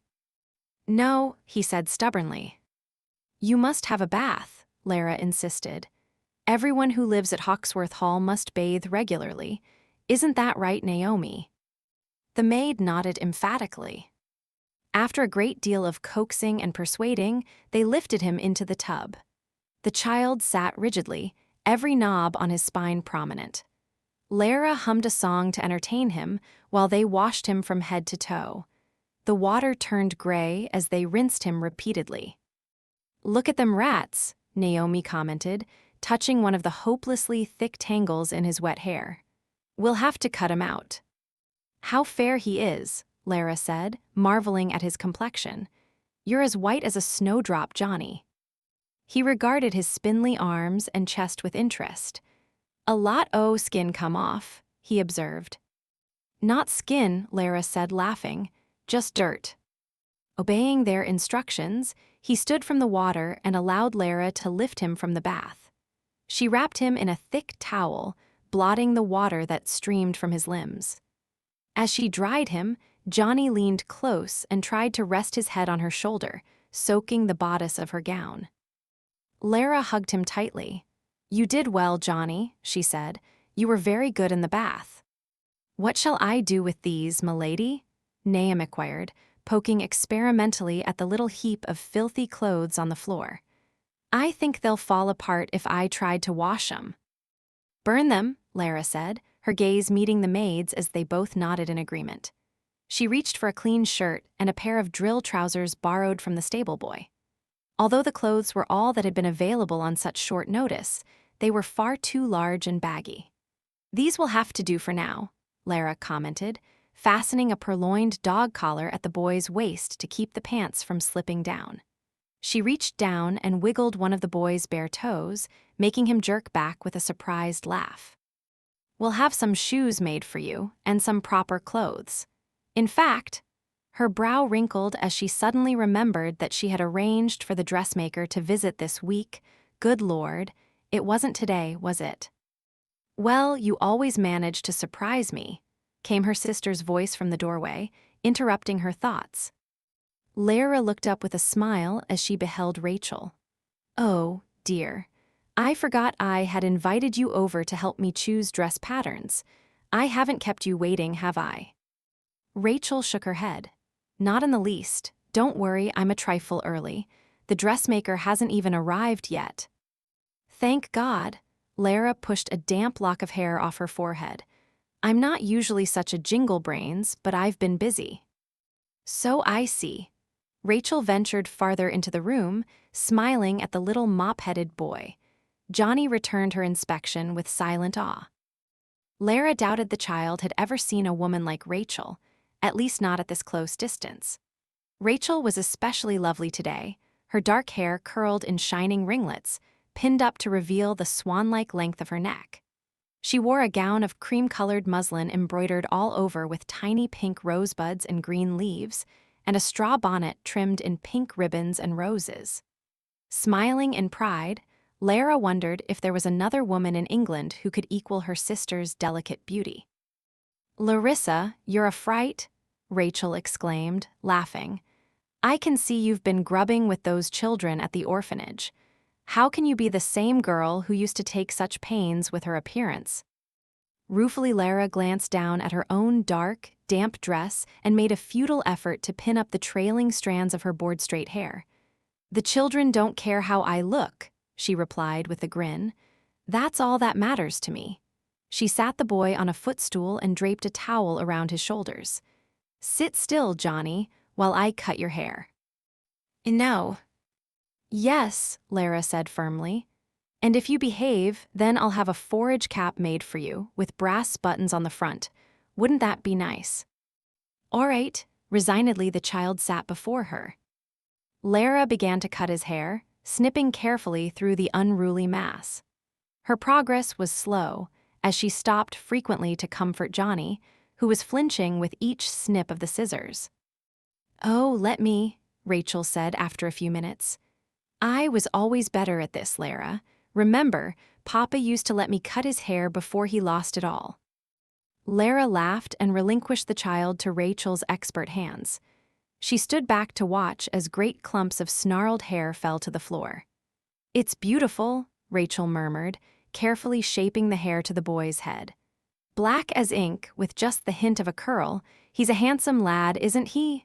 Hold still, my lad, I'll be finished in a flea's leap." Her sister was right, Lara realized in surprise. Johnny was handsome, with strong features, a bold nose, glossy black hair, and bright blue eyes. He tried to return Lara's smile as he sat up straight on the stool, but his mouth stretched in an irrepressible yawn, and he swayed slightly. "Imp," Rachel exclaimed. "You mustn't move. I nearly snipped the tip of your ear off." "He's tired," Lara said, coming forward to remove the towel and pull the boy off the stool. "That's enough for now, Rachel." She carried Johnny to a nearby mahogany sofa with flowing lines and soft velvet upholstery. "Naomi, thank you for helping us. You may go now." "Yes, m'lady," the maid said, dipping in a quick curtsy and leaving the room. The child cuddled against Lara's side. It felt strangely natural to have his slight weight resting on her, his head bobbing in the crook of her shoulder. "Go to sleep, Johnny." She stroked his head, the dark hair soft and silky beneath her fingertips. "I'll be here when you awaken." "Do you promise?" "Oh, yes." That reassurance seemed to be all he needed. He settled harder against her and went limp, his breathing deep and even. Rachel settled in a nearby chair, her wondering gaze fixed on Lara's face. "Who is he, Larissa? Why have you brought him here?" "He's an orphan," Lara replied, resting her hand on the child's back. "There's no room for him anywhere. He was sent over from Hallbeach Prison, where his father was hanged." "A convicted felon's son," Rachel exclaimed, causing the boy to twitch in his sleep. "Hush, Rachel," Lara said with a reproving frown. "It's not his fault." She bent over the child protectively, rubbing his back until he relaxed again. Rachel shook her head in bewilderment. "Even with the way you usually carry on over children, I wouldn't have expected this. Actually bringing him to your home, what will Lord Hunter say?" "I don't know. I'm sure Hunter won't approve, but there's something about this boy that makes me want to keep him safe." "Lara, you feel that way about every child you encounter." "Yes, but this one is special." Lara felt awkward and tongue-tied as she fumbled for a rational explanation. "When I first saw him, he had a mouse in his pocket. He had brought it from prison." "A mouse," Rachel repeated, shivering suddenly. "Dead or alive?" "Alive and kicking," Lara said ruefully. "Johnny was taking care of it. Isn't that remarkable? Locked away in that prison, facing horrors you and I could never imagine, and he found a little creature to love and care for." Rachel shook her head and smiled as she stared at Lara. "So that's the attraction. The two of you share a habit of collecting strays, your kindred spirits." Overwhelmed by tenderness, Lara stared at the sleeping child. He had given her his trust, and she would die before failing him. "I know that I can't rescue every child in the world," she said, "but I can save a few of them. I can save this one." "What are you planning to do with him?" "I haven't thought of a plan yet." "Surely you're not considering keeping him." Lara's defensive silence was answer enough. Rachel sat beside her and spoke earnestly. "Dearest, I never knew Hunter very well, and even less now than before, but I know about the grief he caused you when you failed to conceive. He wants his own child, an heir, not some gutter-bred child who's come from a prison." "Rachel," Lara murmured, astonished. Rachel looked ashamed but resolute. "You may not like my choice of words, but I must be frank. You've become accustomed to making choices without the interference of a husband. Now Hunter has returned, and things are different. A wife must abide by her husband's decisions." Lara set her jaw stubbornly. "I'm not trying to offer this boy as a substitute for the children I can't have. How else is Hunter to see it? The way I do, that this is a little boy who needs our help." "Dearest," Rachel's delicate mouth curved in a sad smile, "I don't want you to be disappointed. I don't think it is wise to cause problems between yourself and Hunter so soon after his return. A peaceful marriage is the greatest blessing imaginable." Lara's attention was caught by the bleakness in her sister's expression. She looked closely at Rachel, suddenly noticing the fines of strain around her eyes and on her forehead, and the tension in her posture. "Rachel, what is wrong? More problems between you and Lord Lonsdale." Her sister shook her head uncomfortably. "Not really, it's just that Terrell is so quick to take offense of late. He is bored and unhappy, and when he indulges in strong drink he becomes so agitated."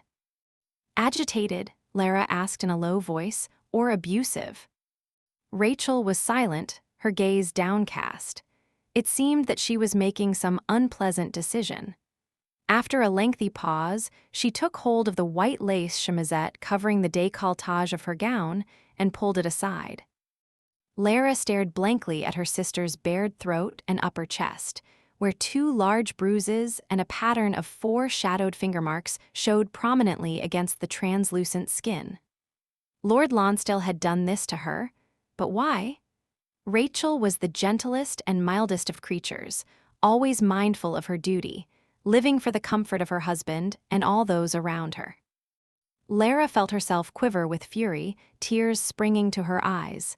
"He's a monster," she said sharply. Hurriedly, Rachel replaced the concealing lace. "Larissa, no, I didn't show you in order to make you hate him. I don't know why I showed you. It is my fault.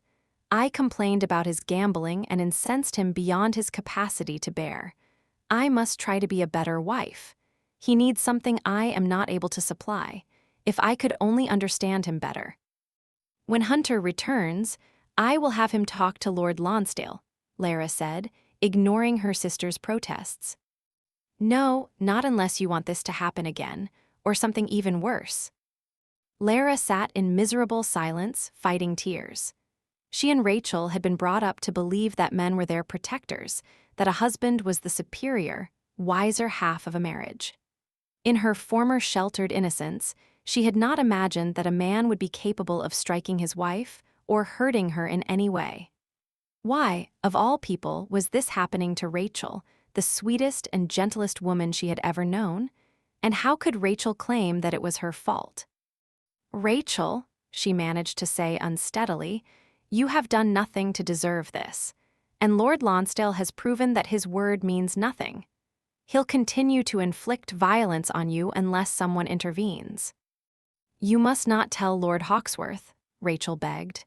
"I would be so humiliated. Besides, if your husband took up the matter with him, I believe Terrell would deny everything and find some way to punish me later. Please, you must keep this a secret." "Then I insist that you tell Papa and Mama." Rachel shook her head hopelessly. "What would you have them do? Mama would cry and beg me to try harder to please Terrell. Papa would only brood in his study. You know how they are." "Then I'm to do nothing?" Lara asked in anguished protest. Rachel laid a gentle hand over hers. "I love him," she said quietly. "I want to stay with him. Most of the time he is very kind to me. It's only now and then, when he can't seem to control his temper, that things become difficult. But those times always pass quickly. How could you want to stay with someone who hurts you? Lord Lonsdale is a selfish, evil man.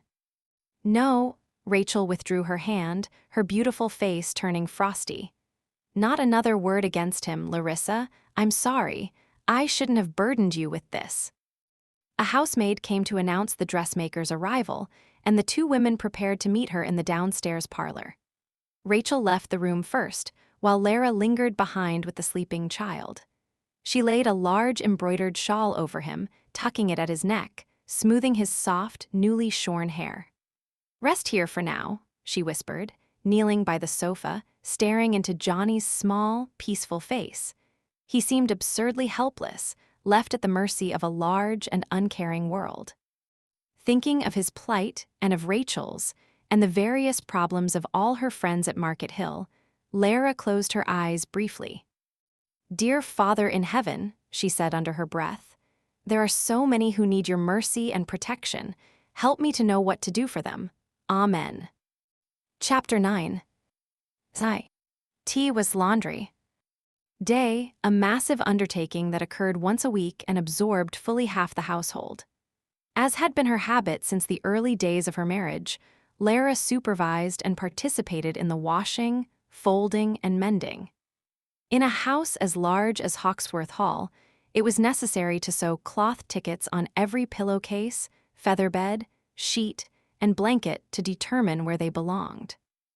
Articles that were too worn or damaged to use were kept in a scrap bag to be sold to the rag merchant, the proceeds of which were divided amongst the servants. "Bless you, milady," one of the maids said as they folded freshly laundered linens in the washhouse. "We've all missed the extra money we used to get from the ragman. Lady Arthur kept every shilling for her own purse." "Well, now everything is back the way it used to be," Lara replied. "Thank heaven," the maid said fervently, and went to collect another basket of laundry. Lara frowned and began to retie the loose strings of her white apron. The air in the washhouse was humid, steam rising from huge iron vats that had been filled with soaking linens. She supposed she should be glad of having returned to her duties as mistress of the household. She had always experienced a fair amount of satisfaction in keeping Hawksworth Hall properly organized and efficiently managed. However, it seemed that her enjoyment in housekeeping and estate management had begun to pall.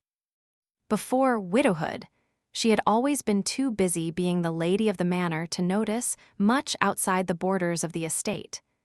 Now the time spent at the orphanage seemed far more important than anything she could accomplish here. The strings of the apron slipped from Lara's fingers, and she fumbled for them. Someone approached her from behind. Before she could turn around, she felt warm, masculine fingers tangle briefly with hers. She went still, her chest reverberating with the thudding of her heart. Until her dying day, she would recognize the touch of those hands. Hawksworth tied the apron around her waist with meticulous care. Lara could feel the faint, hot puffs of his breath stirring in her hair. Although he didn't pull her against him, she sensed the towering height and strength of the body behind hers. "What are you doing here?" she asked weakly. "I live here," he informed her, his voice like a stroke of velvet down her spine. "You know that I meant the wash house. You've never set foot in this building before today. I couldn't wait to see you." Out of the corner of her eye, Lara saw two maids pause uncertainly at the doorway as they saw that the master of the household was there. "You may come in, girls," she said loudly, beckoning to them to return to their chores, but they giggled and disappeared, evidently deciding that she needed a few moments alone with Hawksworth. "You should have given me time to prepare myself," Lara protested as her husband turned her to face him. She was disheveled and red-faced, her hair straggling around her moist cheeks, her body swathed in a huge apron. "I would have at least changed my gown and brushed my—" Her voice died away as she stared at him. Hawksworth was astonishingly handsome, his dark eyes dancing with cinnamon lights, his sunshot brown hair brushed neatly back from his face. He wore perfectly tailored clothes that displayed, no, flaunted, the power of his body. The snug-fitting beige pantaloons lovingly followed every muscular line of his legs and emphasized his masculine endowments in a way that brought scarlet heat to Lara's cheeks. A blindingly white shirt and cravat, elegantly patterned waistcoat, and crisp dark blue coat completed the ensemble. The exotic dark hue of his skin only made him more striking. Lara had no doubt that the mere sight of him would make any number of women swoon. In fact, her own insides were twisting in agitation. It definitely had to do with the way he looked at her, not a nice, respectful gaze, but the kind of look she imagined a man would give a prostitute. How was it that he could make her feel as if she were standing naked before him when she was covered in layers of confining clothes and an apron the size of a tent? "Did you have a pleasant stay in London?" she asked, trying to gather her wits. "Not especially." His hands tightened at her waist as she tried to pull back. "It was productive, however." "My time here was also productive," she said. "There are some things I must discuss with you later." "Tell me now." Hawksworth slid an arm around her and began to pull her from the wash-house. "I must help with the laundering." "Let the servants take care of it." He descended the 2 steps leading to the pathway that connected the building to the main house. "I would rather talk to you at supper," Lara said, pausing at the top of the steps so that their faces were level. "After you've had a few glasses of wine." Hawksworth laughed and reached for her, making her gasp as he lifted her off her feet and swung her easily to the ground. "Bad news, is it?" "Not bad," she said, unable to take her gaze from his wide, expressive mouth. "I would like to make some rather significant changes around here, and you may not approve." "Changes?" His white teeth gleamed as he smiled sardonically. "Well, I'm always open to bargaining." "I have nothing to bargain with." Hawksworth stopped before they reached the house, drawing her into a secluded nook of the hedges bordering the kitchen garden. The air was fragrant with herbs and sun-warmed flowers. "For what you have, sweet wife, I would lay the world at your feet." Realizing his intentions, Lara tried to twist away, only to find herself caught securely against him. His torso was as hard as iron, muscles protruding through the layers of clothing that separated them, and low against her abdomen and belly, the hot, leaping pressure of masculine flesh, instantly roused by her nearness. "My lord," she gasped, "Hunter, don't you dare." "You're not as shocked as you pretend. You're a married woman after all." "I haven't been for a long time." She pushed in vain at his chest. "Release me at once." He grinned, and his embrace only tightened. "Kiss me first." "Why should I?" she returned frostily. "I didn't touch a single woman in London," he said. "I only thought of you." "And you expect a reward for that? I've done my best to encourage you to take a mistress." He urged his hips against hers, as if she weren't already aware of his jutting arousal. "But I only want you. Haven't you ever been told that you can't have everything you want?" That elicited a swift grin. "Not that I recall." Despite his brutish strength, he seemed boyish and mischievous, and Lara realized that it wasn't fear that made her pulse beat so wildly. She was caught in a flurry of excitement, discovering for the first time the power of holding an aroused male at bay. Deliberately, she withheld what he wanted, keeping her arms wedged between them, turning her face to the side. "What will I gain if I kiss you?" Lara heard herself ask. The low, provocative tone didn't sound like her at all. The question cracked his self-control enough to reveal that he wanted her badly, in spite of his teasing demeanor. His arms became as tight as barrel stays, his body hardening against hers. "Name your price," he muttered. "Within reason." "I'm almost positive that you won't consider what I want is reasonable," she said ruefully. Hawksworth sank his fingers into her disheveled hair and eased her head back. "Kiss me first. We'll talk about reasonable later." "One kiss," she asked warily. He nodded, his breath catching as Lara reached up to him. Her fingers slid around the back of his neck, and she pulled his head down, her own lips softening with anticipation. Lara, Lara! A small figure came hurrying toward them, and Lara wriggled free to face Johnny. Anxiously, he buried himself against her, small hands clutching at her skirts. "What is it?" she asked, kneeling beside him, rubbing his narrow back as he held her tightly. After a moment or two of consolation, Johnny lifted his dark head and stared at Hawksworth with a mixture of suspicion and dislike. He was hurting Yi. Lara pressed her lips together to keep them from quivering with sudden amusement. "No, darling, this is Lord Hawksworth. I was merely welcoming him home. Everything is all right." Clearly unconvinced, the child continued to glare at the interloper. Hawksworth didn't spare the boy a glance, but looked at Lara with all the annoyance of a hungry tiger just deprived of its prey. "I gather this is one of the changes you mentioned," he said. "Yes." Sensing that it would be a mistake to show any sign of doubt, Lara stood to face him and made her reply as firm as possible.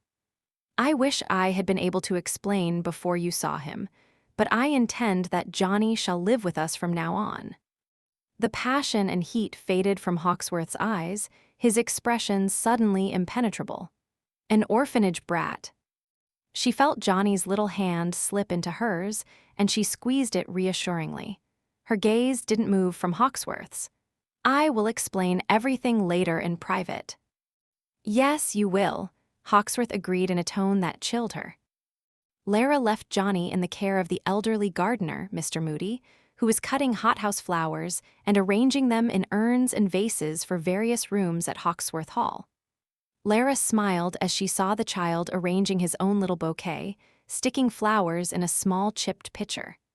"Very good, lad," the gardener praised him, carefully stripping the thorns from a miniature rose and handing it to him. "You have an eye for color. I'll show you how to make a pretty nosegay for Lady Hawksworth, and we'll fit it in a little glass tube to keep the flowers fresh." Johnny shook his head at the sight of the white rose. "Not that one," he said shyly. "She wants a pink flower." Lara paused at the doorway, surprised and pleased. So far, Mr. Moody was the only person besides herself to whom Johnny had spoken. "Does she now?" Mr. Moody's craggy face softened with a smile. He indicated the bowers of hothouse roses nearby. "Then find her the best bloom in the bunch, lad, and I'll cut it for you." Lara was amazed by the strength of her feelings toward the little boy, as if a strong current of emotions that had been dammed up for years was suddenly allowed to flow free. In her resentment and shame at not having been able to give Hawksworth an heir, she had never acknowledged her own hunger for a child. Someone who could accept and return her love without limits or conditions, someone who needed her. She hoped that Hawksworth would not forbid her to keep Johnny. She was willing to defy him and anyone else who tried to separate her from the boy. Sweating in her gray, high-necked muslin gown, Lara went upstairs to her suite and closed the door. What she needed was to change into a lighter, cooler gown and strip off her itchy worsted stockings.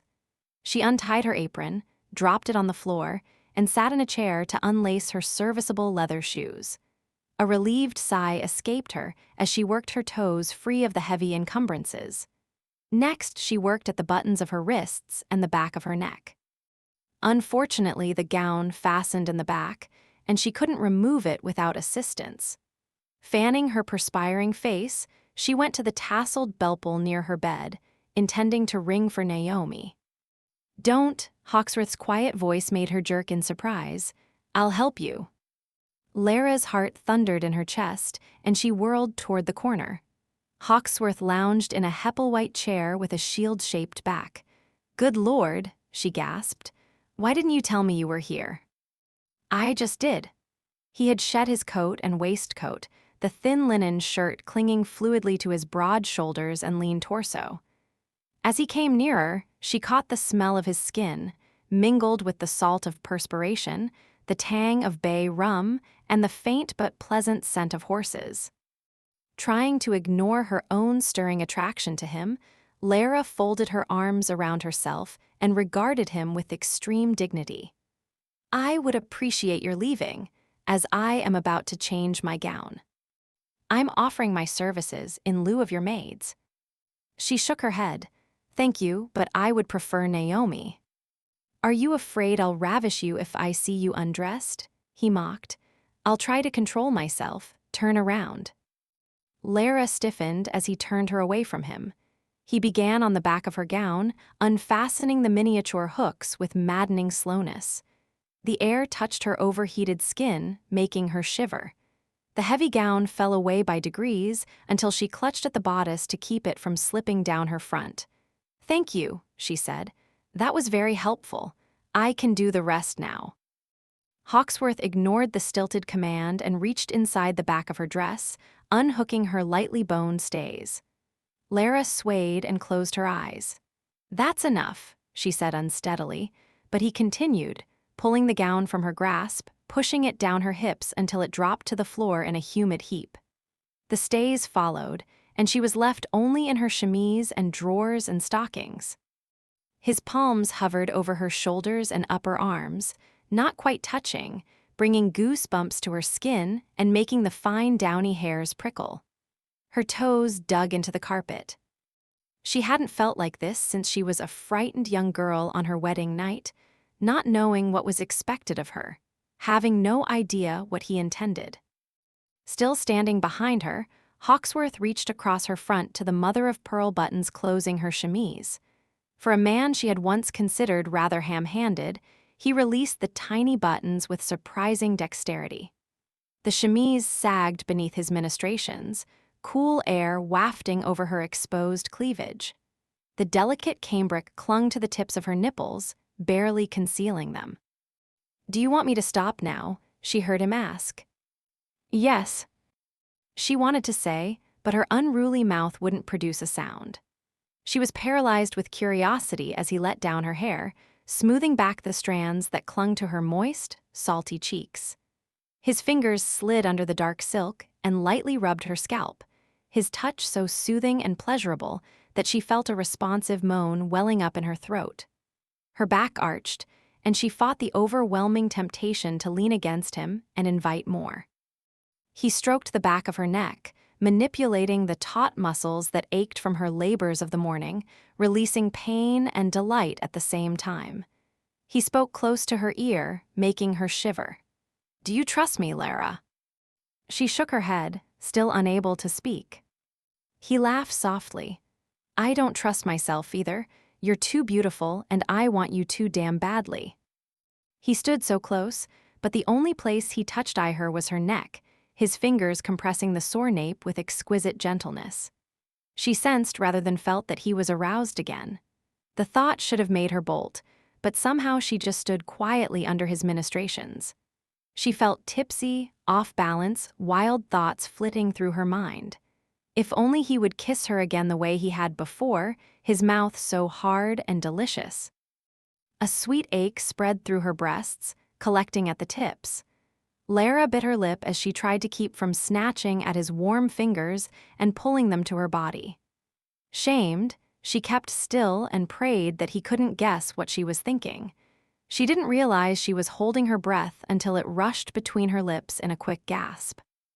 "Lara," she heard him murmur, and her heart stopped as he lifted the knee-length hem of her chemise, gathering it in handfuls until he reached the waist of her drawers.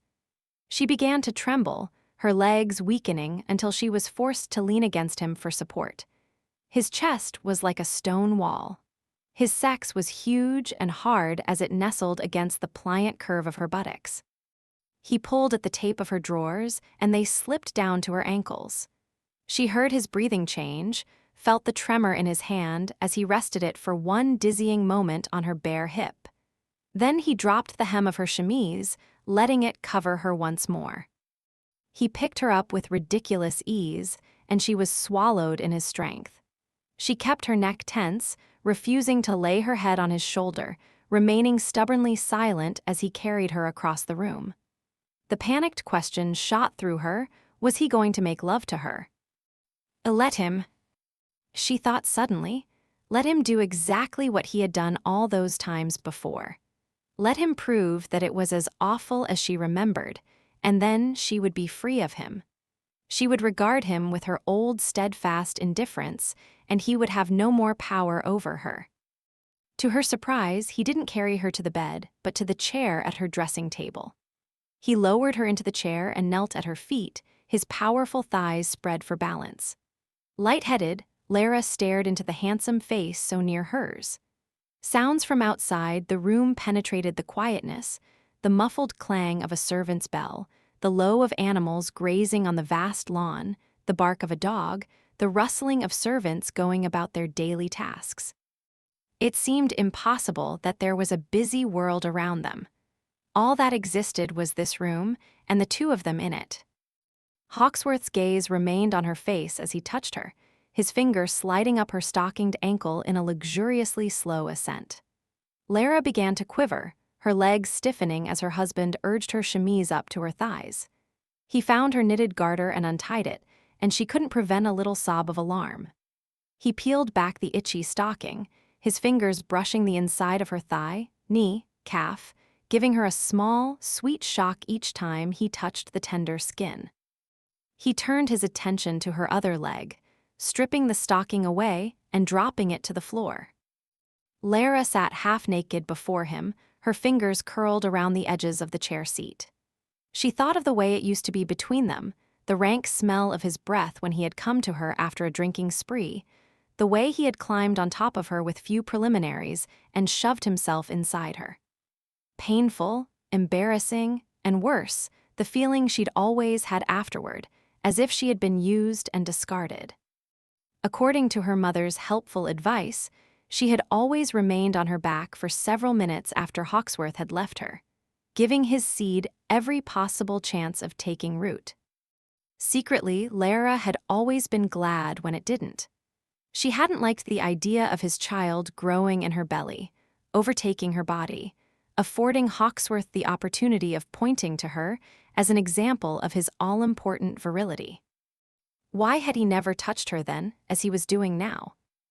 The tip of his forefinger brushed the top of one pale leg, where the garters had chafed her and made reddish marks. He reached past her for the blue Bristol glass jar on the dressing table, which contained a cream blended with extracts of cucumber and roses. "Is this what you use on your skin?" he asked in a low voice. "Yes," she said faintly. He opened the jar, releasing a fresh, flowery scent into the air. Scooping up a small amount of the cream, he spread it evenly between his palms and smoothed his hands over her legs. Oh, Lara's muscles twitched in reaction, her weight shifting in the chair. He concentrated on his task, soothing the chafed areas of her skin. Her gaze followed his long brown hands as they moved gently over her. The hem of her chemise rode up her legs, and she pushed it back down, trying to retain the last shreds of modesty. The attempt was futile. His hands glided rhythmically back and forth, higher and higher, making her breath stop each time he reached her inner thighs. She didn't understand the reactions of her own body, the urge to open and push herself against him, the sudden swelling warmth in her private place. His fingertips reached far up her legs, just brushing the edge of the nest of dark hair beneath her chemise.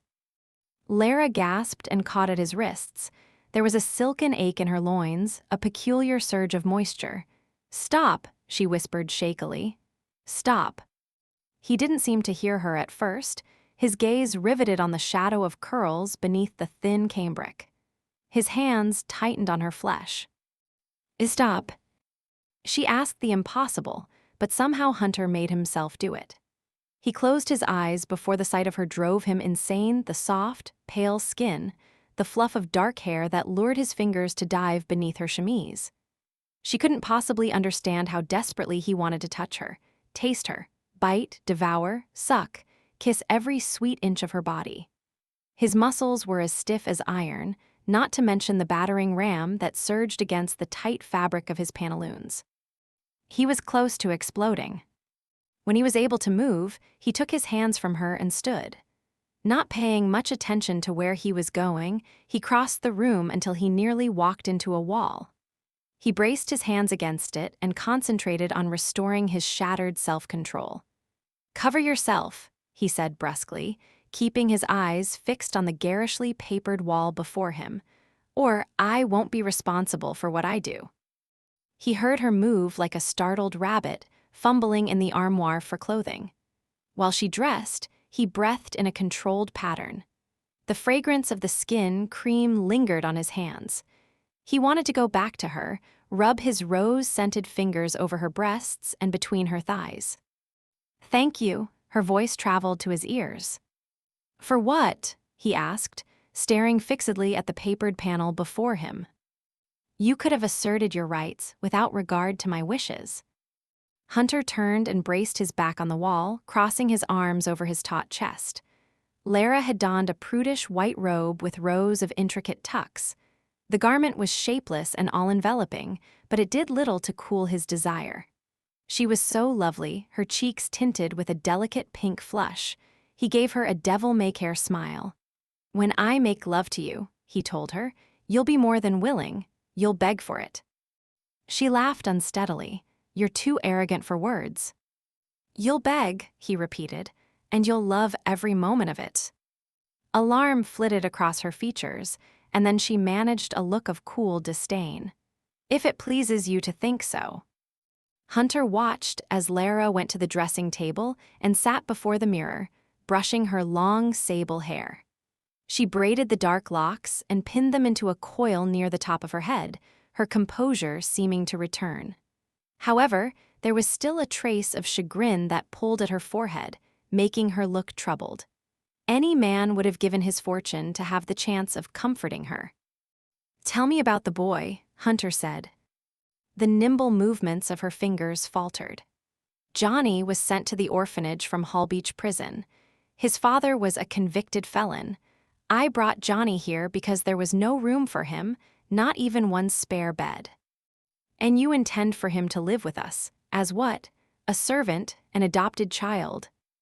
"There is no need for us to adopt him if you don't wish it," Lara responded, her tone carefully neutral.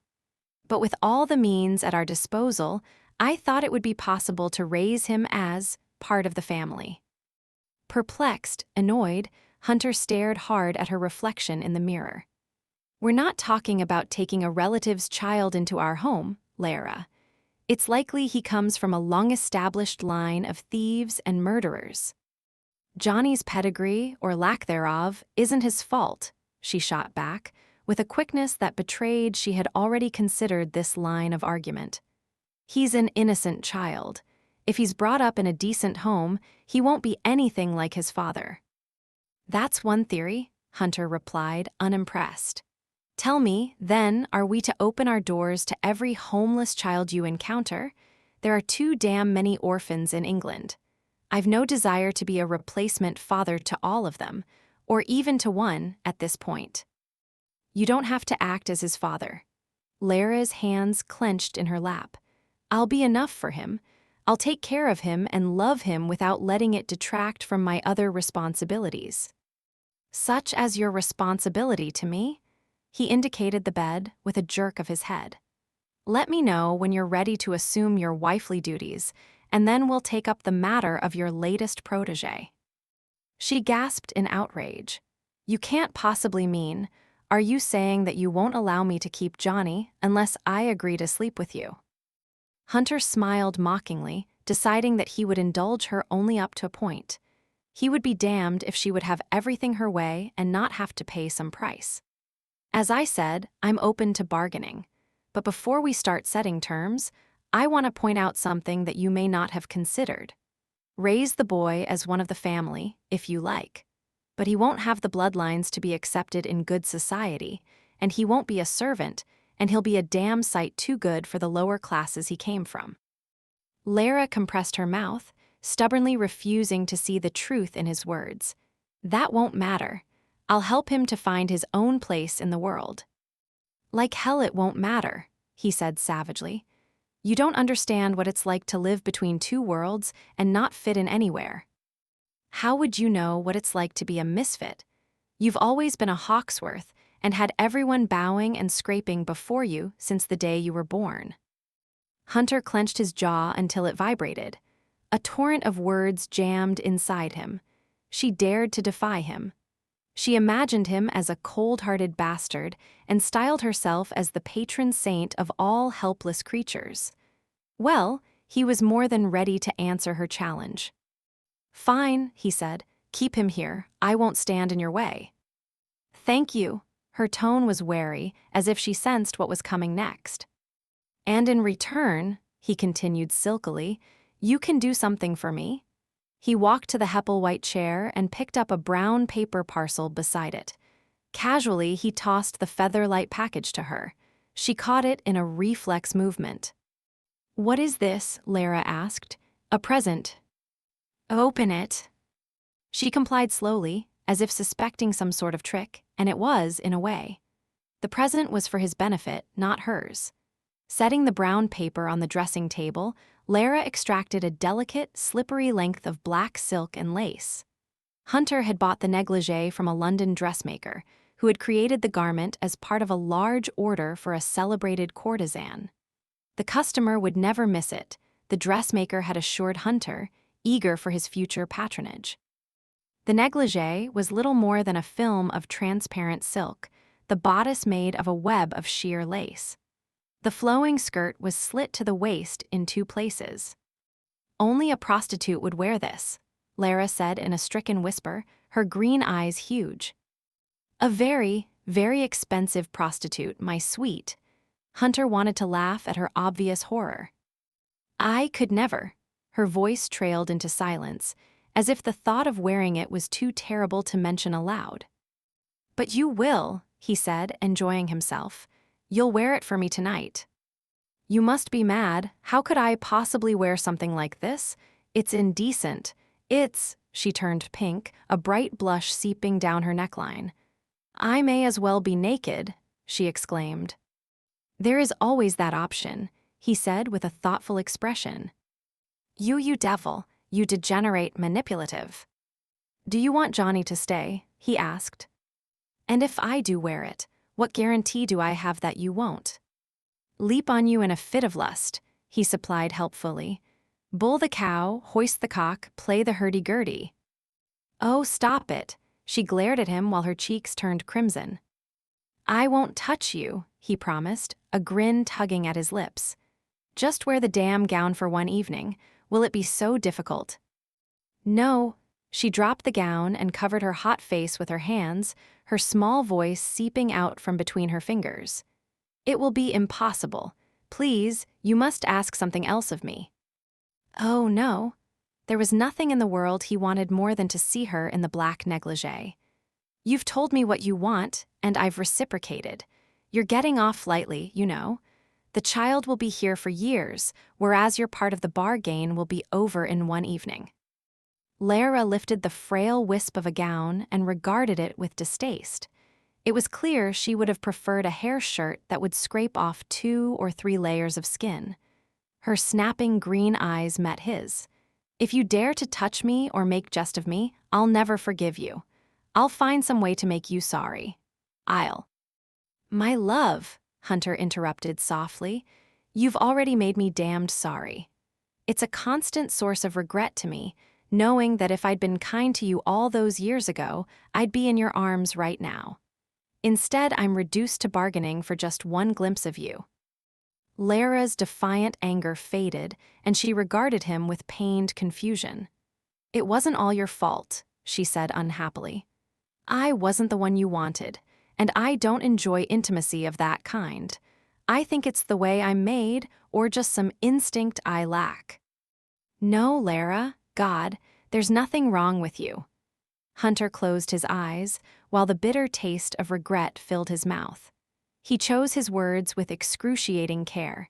"If you could just allow yourself to believe for one moment that it doesn't have to be painful or unpleasant." "Perhaps you could be more gentle than before," Lara said, her lashes lowering. "I believe it doesn't necessarily have to be painful, but even then, I don't think you could change my feelings about the act." Her lovely face was so apologetic and dejected that it took all Hunter's strength to keep from going to her. "What feelings?" he asked gruffly. Lara replied with obvious difficulty. "To me, what happens between a man and woman is so sordid, shameful, and I'm such a failure at it. I have some pride, you know." She picked up the silk garment, which hung limply in her perspiring hands. "Making me wear this is a mockery, don't you see? It reminds me of my inadequacy as a wife." "No," he said roughly. "The failure was your husband's, Lara, never yours." Lara stared at him with an arrested expression. The words he had chosen, "your husband's," made it sound as if he were speaking of another man. Of course, he could be referring to himself in the third person, but it was an odd way to speak about himself. A touch of fear prodded her heart to beat more sharply, and she wondered if she should voice her suspicions. Before she could say anything, however, Hawksworth headed to the door. He paused at the threshold and glanced back at her. "The bargain is set, Lara. If you want the child to stay, you'll have no objections from me. You know what I want in return." Lara nodded stiffly, twisting the negligee in her hands as he left. After Lara had changed into fresh linens and a light muslin gown, she emerged from her room to find Hawksworth waiting for her. There was an almost penitent look on his face, though she sincerely doubted that he regretted the bargain he'd made with her. "I thought you might take me around the house and describe the changes you're planning with Mr. Smith," he said. "Perhaps you should consult with Mr. Smith and his assistants instead. I'm sure they are far better able to explain things than I, and if you don't approve of the schemes we've chosen, you can take it up with them directly." "I approve of everything you've chosen." He took her hand and smiled at her, lightly playing with her fingers. "And I don't want to talk to Smith. I want you, so take me around the house, please." The last word was added with a cajoling smile she found hard to resist. Lara hesitated while his fingertips drifted to the tender inside of her wrist. "All right," she said. "I'll tell you as much as I can remember, although Mr. Smith used many Italian words that I couldn't begin to pronounce." Hawksworth laughed and kept her hand as they walked, threading his fingers with hers. It was an oddly pleasant feeling, her hand enclosed in his much larger one. They began with the ballroom, where the Moroccan statuary would be replaced by rows of gleaming windows and marble colonnades. "They'll use fleur de perche." "Marble, I think," Lara said, stopping in the middle of the ballroom, the two of them standing alone on a sea of shining parquet. Her voice echoed slightly in the large room. "Mr. Smith said it contains many beautiful shades of amber, and over on that wall they'll install ivory-colored paneling to make the room lighter." She turned to face him, seeking his reaction. His eyes were so dark and fathomless that she almost lost her train of thought. "As for the plasterwork." A long silence passed. "Yes," Hawksworth prompted softly. Lara shook her head, unable to remember a word she had been about to say. She kept staring at him, fascinated by his face, as thoroughly English and aristocratic as always, and yet there was something different about him. It was more than the exotic copper hue of his skin and the startling whiteness of his teeth. It was a trace of foreignness, a sense that he didn't belong here in this civilized home discussing its interiors. With an effort, Lara turned away and forced herself to continue. "They're going to strip away all the gilded plasterwork and replace it with a very subtle bas-relief." Her breath caught as she felt his hand settle at her waist. Moistening her dry lips, she managed to finish. "Two artists. Stuccatori. Mr. Smith called them, will be sent from Venice to do the work." "Very nice," he murmured. He was so tall, he was standing close behind her, with the top of her head just reaching his shoulder. Suddenly, she was tempted to lean back against him and press her head to his chest until she could hear his heartbeat. She had never liked very large men, feeling dominated in their company. But his strength now seemed inviting, and she realized in silent surprise that she no longer found his touch distasteful. Lara stepped away from him with a nervous laugh. "I hope that Arthur and Janet will never take possession of the house again," she said lightly. "One wonders what new schemes they might come up with." Hawksworth didn't share her smile. "They won't," he said seriously, following her, catching her easily. His warm hand slid to the small of her back. "There's nothing to fear from the Crosslands." As he stared into her upturned face, he lifted his hand to the side of her throat and stroked her skin with the backs of his knuckles. Lara swallowed and stared at him, while his light touch made her shiver. "You know they must be planning some sort of legal action against us," she said. "I'll deal with them when the time comes." His dark gaze captured hers. "I'll take care of you, Lara. Don't doubt it for a second." "No, of course She stopped and gasped as she felt him stroke her waist, sliding up until the heels of his hands brushed the sides of her breasts. To her bewildered dismay, she felt a responsive ache inside. "I wish you wouldn't touch me like that," she whispered. His head lowered, and she felt his mouth brush against her throat. "Why not?" he asked, searching for the tiny hollow beneath her ear. "Because it makes me feel so," she groped for words, but as he pulled her closer, every rational thought flew from her head. He cupped her breast with tantalizing gentleness, the soft weight fitting exactly in his hand. At the same time, he caught her earlobe with his teeth and touched it with his tongue. "How does it make you feel?" he murmured, but she only gasped and pressed herself against him in an unconscious plea for more. He obliged her at once, capturing her lips in a long, slow kiss, his tongue gently probing and stroking inside her mouth. Skillfully, he teased and caressed her, the kiss so compelling that she couldn't help responding. Her mind reeled with the improbability of the situation, finding such dizzying pleasure in her husband's embrace. They strained to be closer, her small hands clinging to his broad back, her body caught between his hard thighs. The sweeping excitement intensified, and she moaned and sagged against him until they were molded together from breast to thigh. Only then did Hawksworth release her with an unsteady laugh, his lungs working hard for air. He stared at her swollen lips and flushed face, and a soft curse escaped his lips. "You make it hard to concentrate on panels and cornices," he muttered, his eyes bright with amusement. Lara took a deep breath and tried to collect herself. She couldn't bring herself to look at him, afraid that if she did, she would be tempted to walk straight back into his arms. "Shall we continue with the tour?" she asked in a low voice. Hunter approached her and slid his fingers beneath her chin, tilting her face upward. "Yes," he said with a rueful smile. "Just don't show me any of the bedrooms, unless you're prepared to deal with the consequences." Chapter 10. Tea evening meal was a long, drawn-out affair, attended by 14 guests.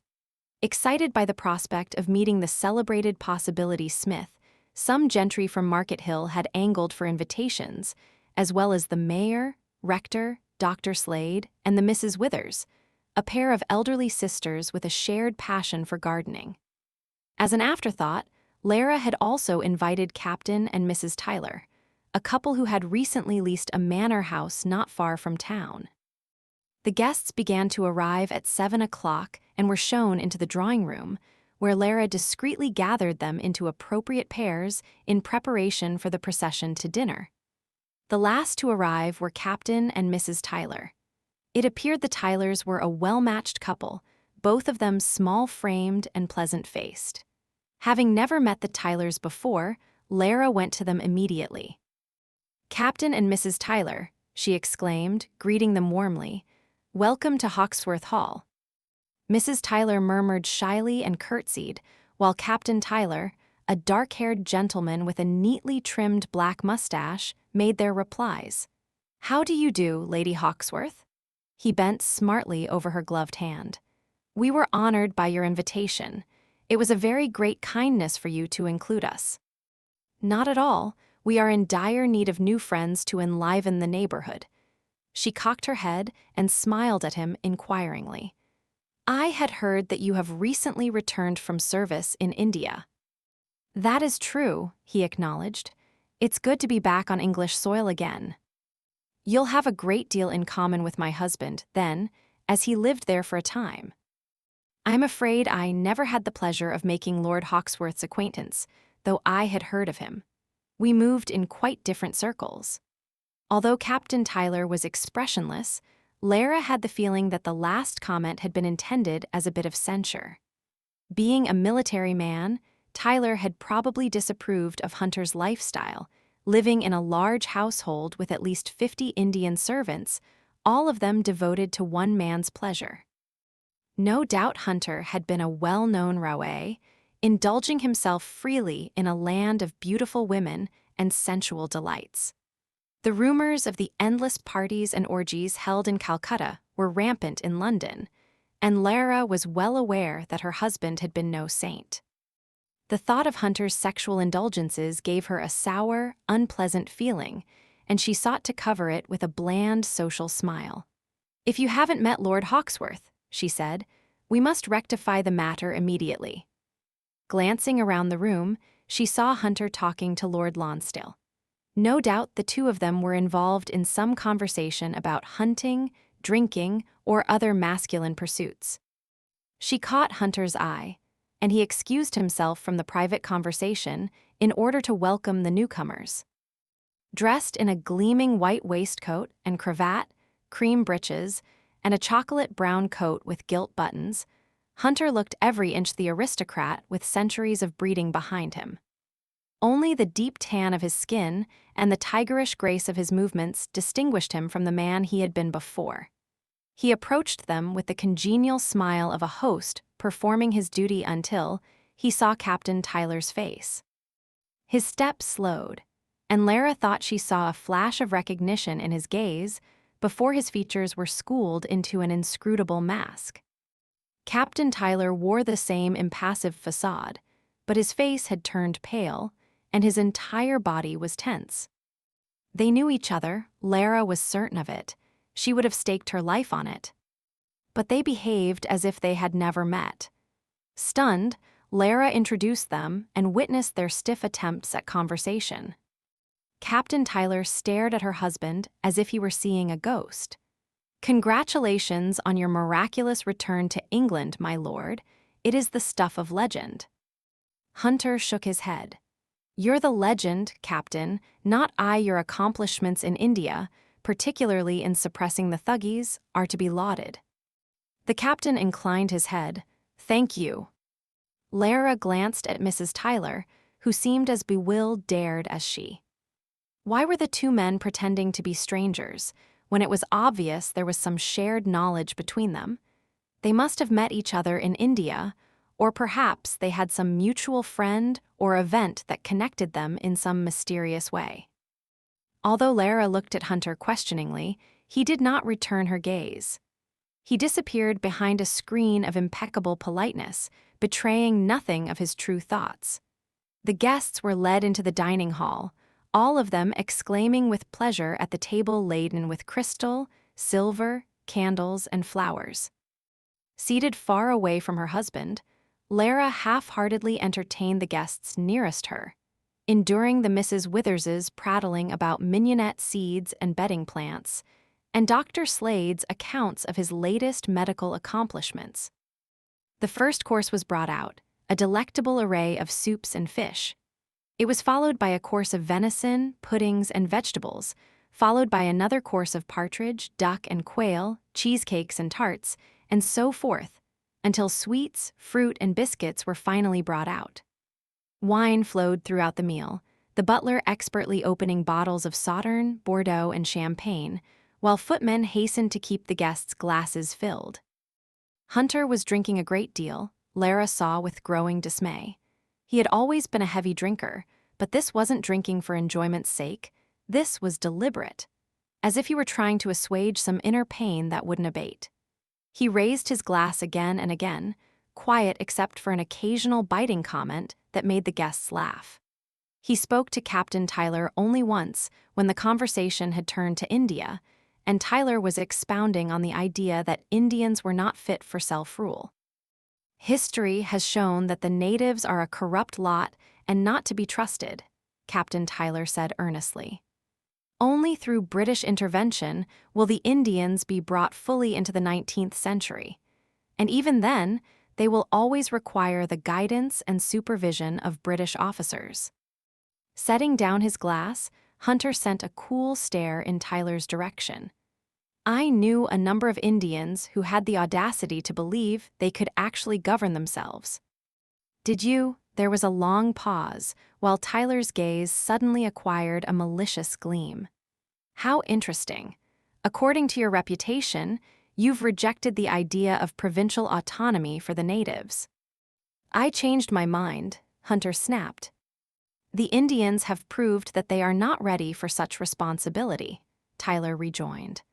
A society which is rife with widow burning, infanticide, brigandage, idol worship. None of which have been helped by British intervention in matters that are none of our damned business, Hunter said, ignoring the gasps around the table at his profanity. What about Christianity? I suppose you're going to claim that the Indians haven't benefited from that either. Hunter shrugged. Let them have their gods, they've done well enough with them. I doubt the average Hindu or Muslim is worse than any so-called Christian of my acquaintance. The entire table was silent at the sacrilegious statement. Then Captain Tyler burst out laughing, providing relief from the tension, and smiles appeared as the group tacitly decided to treat the debate as a joke. The rest of the dinner passed without incident, although Lara found it hard to keep from staring at her husband. She had rarely discussed politics with Hunter, as he'd had no interest in a woman's opinion on such issues. However, there was no doubt that he had once wholeheartedly approved of the British interference in India. How was it that he now apparently held the opposite view? It took an eternity for the dinner party to end, with the rituals of after-dinner port and tea passing slowly, the guests staying until after midnight. Finally, the last one had left, and the servants began to clear away the remaining plates and glasses and silver. Lara made an attempt to slip away to her room, reasoning that Hunter had drunk too much to notice or care where she went. Just as she reached the grand staircase, he caught her arm in one large hand, startling her. Lara spun to face him, her heart jumping high in her throat. Hunter reeked of port, his eyes were glazed and his color was high, and he wasn't quite steady on his feet. Drunk as an emperor, her father would have put it. Some men in that condition were as mellow as cattle, while others were loud and boisterous. Hunter was neither of those things. There was a sullen curve to his mouth and a dangerous moodiness in his expression. "Where do you think you're going?" he asked, his grip firm on her arm. With a stab of alarm, Lara realized that he had every intention of seeing their bargain satisfied that night. She would have to find some way of putting him off.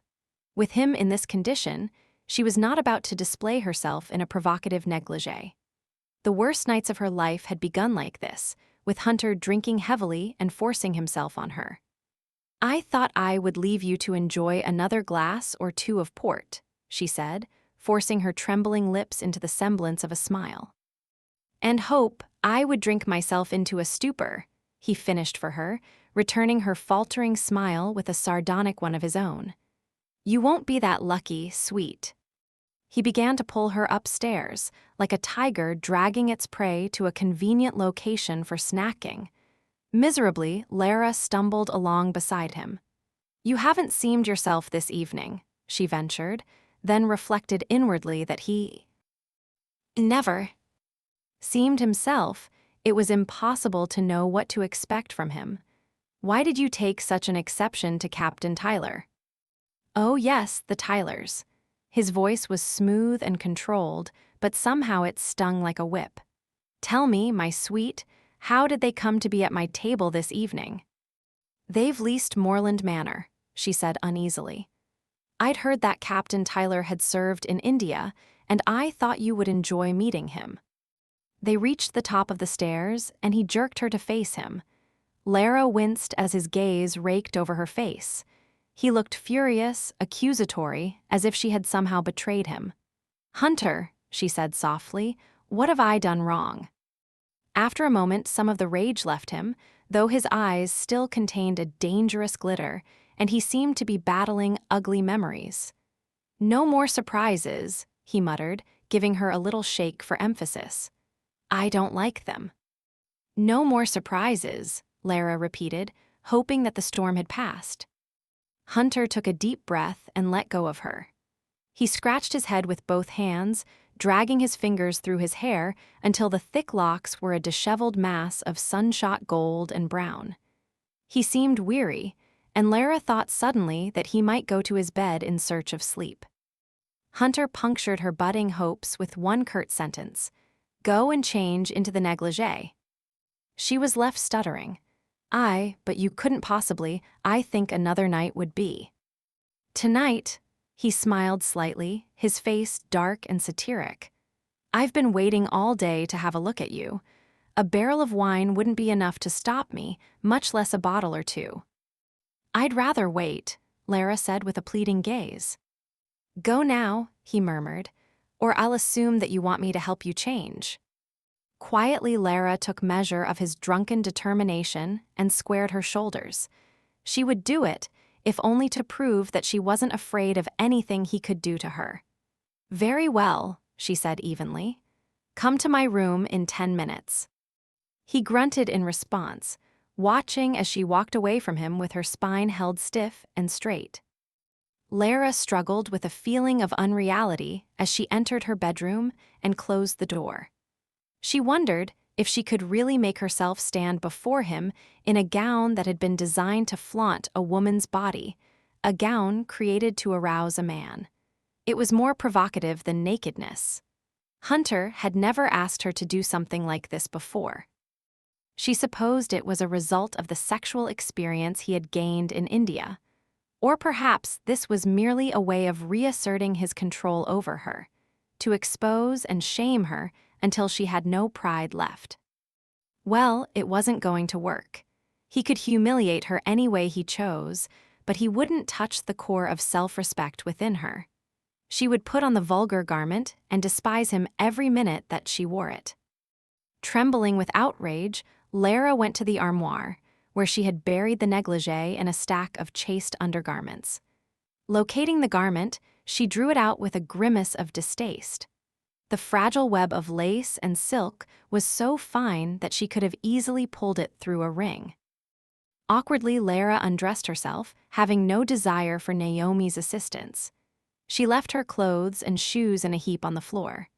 The negligee slid over her body in a cool whisper of silk, making her shiver. It fastened with tiny ribbons, which barely held the bodice and waist together.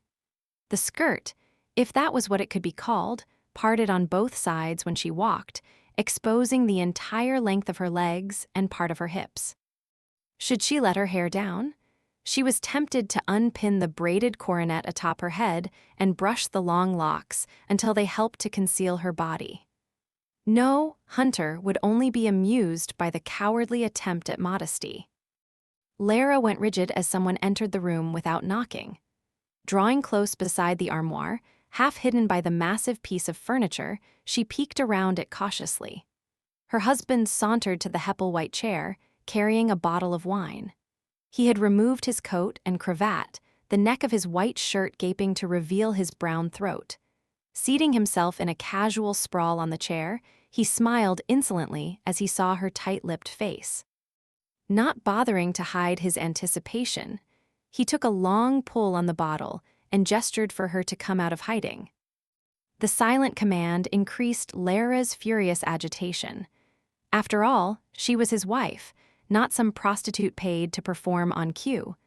"What shall I do?" she asked in a low, resentful voice. "Walk toward me." There was a fire in the grate, too far away for Lara to feel its heat. Goose bumps rose on her chilled skin. Gritting her teeth, she forced herself to obey, taking one step, then another, the fine Aubusson carpet prickling beneath her bare feet. As she came near him, the firelight shone through the transparent black silk. She knew he could see everything, the flashes of ivory skin, the shape of her body, the dark triangle between her legs. Her face burned as she stopped before him. Hunter sat like a statue, his face and hair dappled with light from the dancing flames. "Oh, Lara," he said softly. "You're so damned beautiful." He stopped and swallowed, as if it were difficult for him to speak. His faint smile had died away, and he set aside the wine bottle as if his fingers had become nerveless. He barely seemed to breathe as his gaze swept from her bare feet to her breasts, lingering at the pink tips that strained against the delicate lace.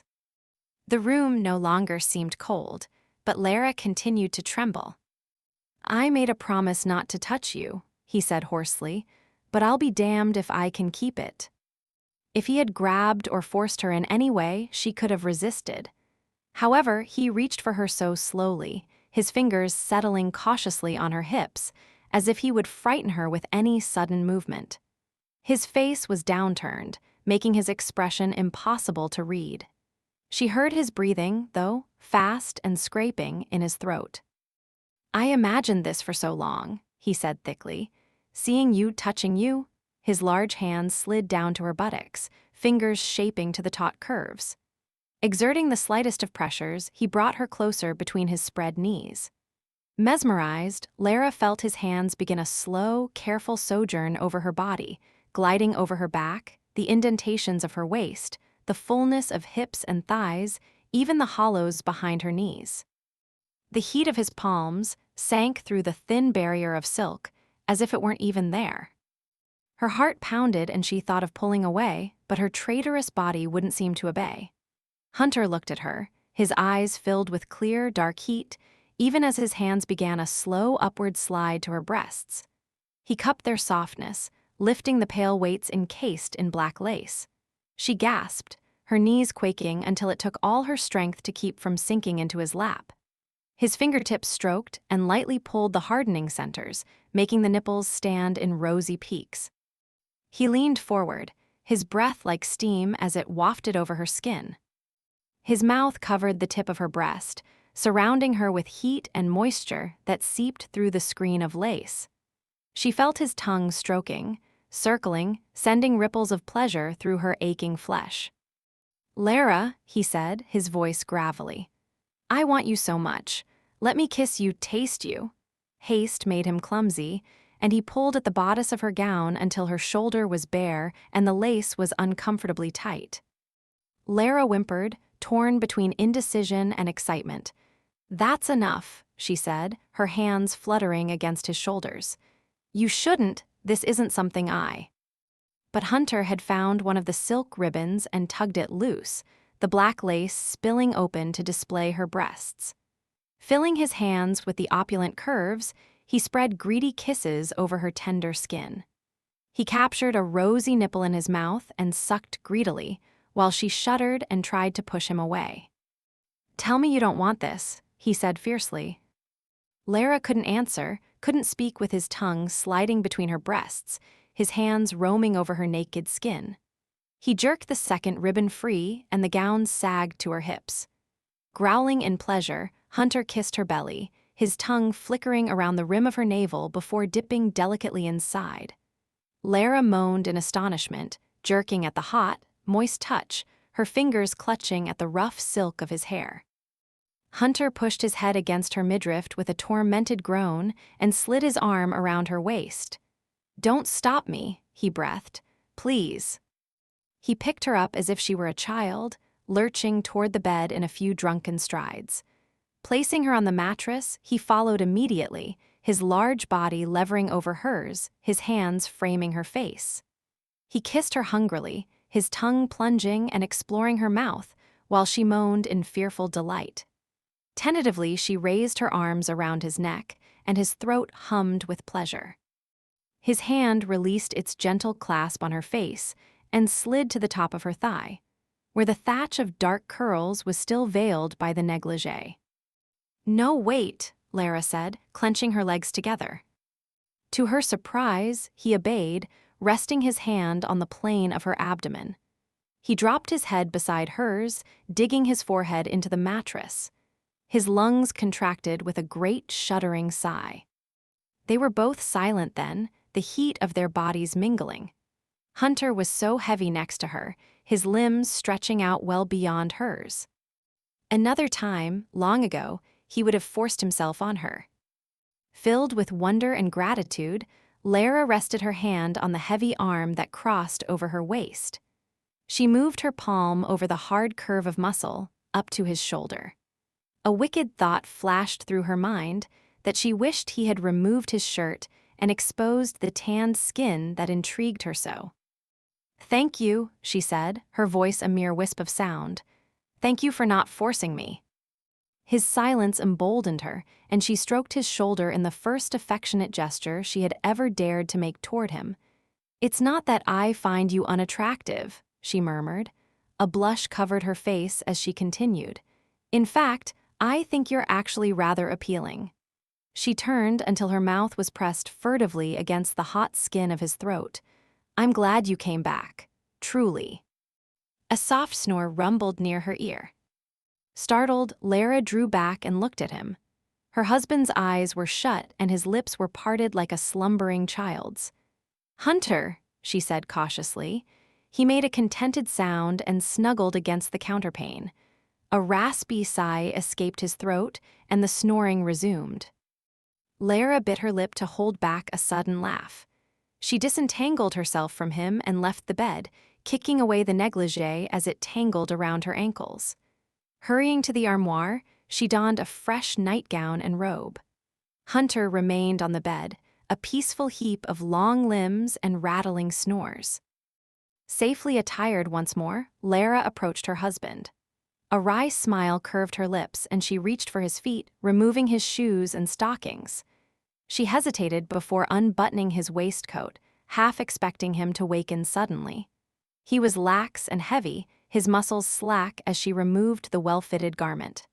Leaving him in his shirt and breeches, she pulled the side of the counterpane over him, protecting him from the chill of the night.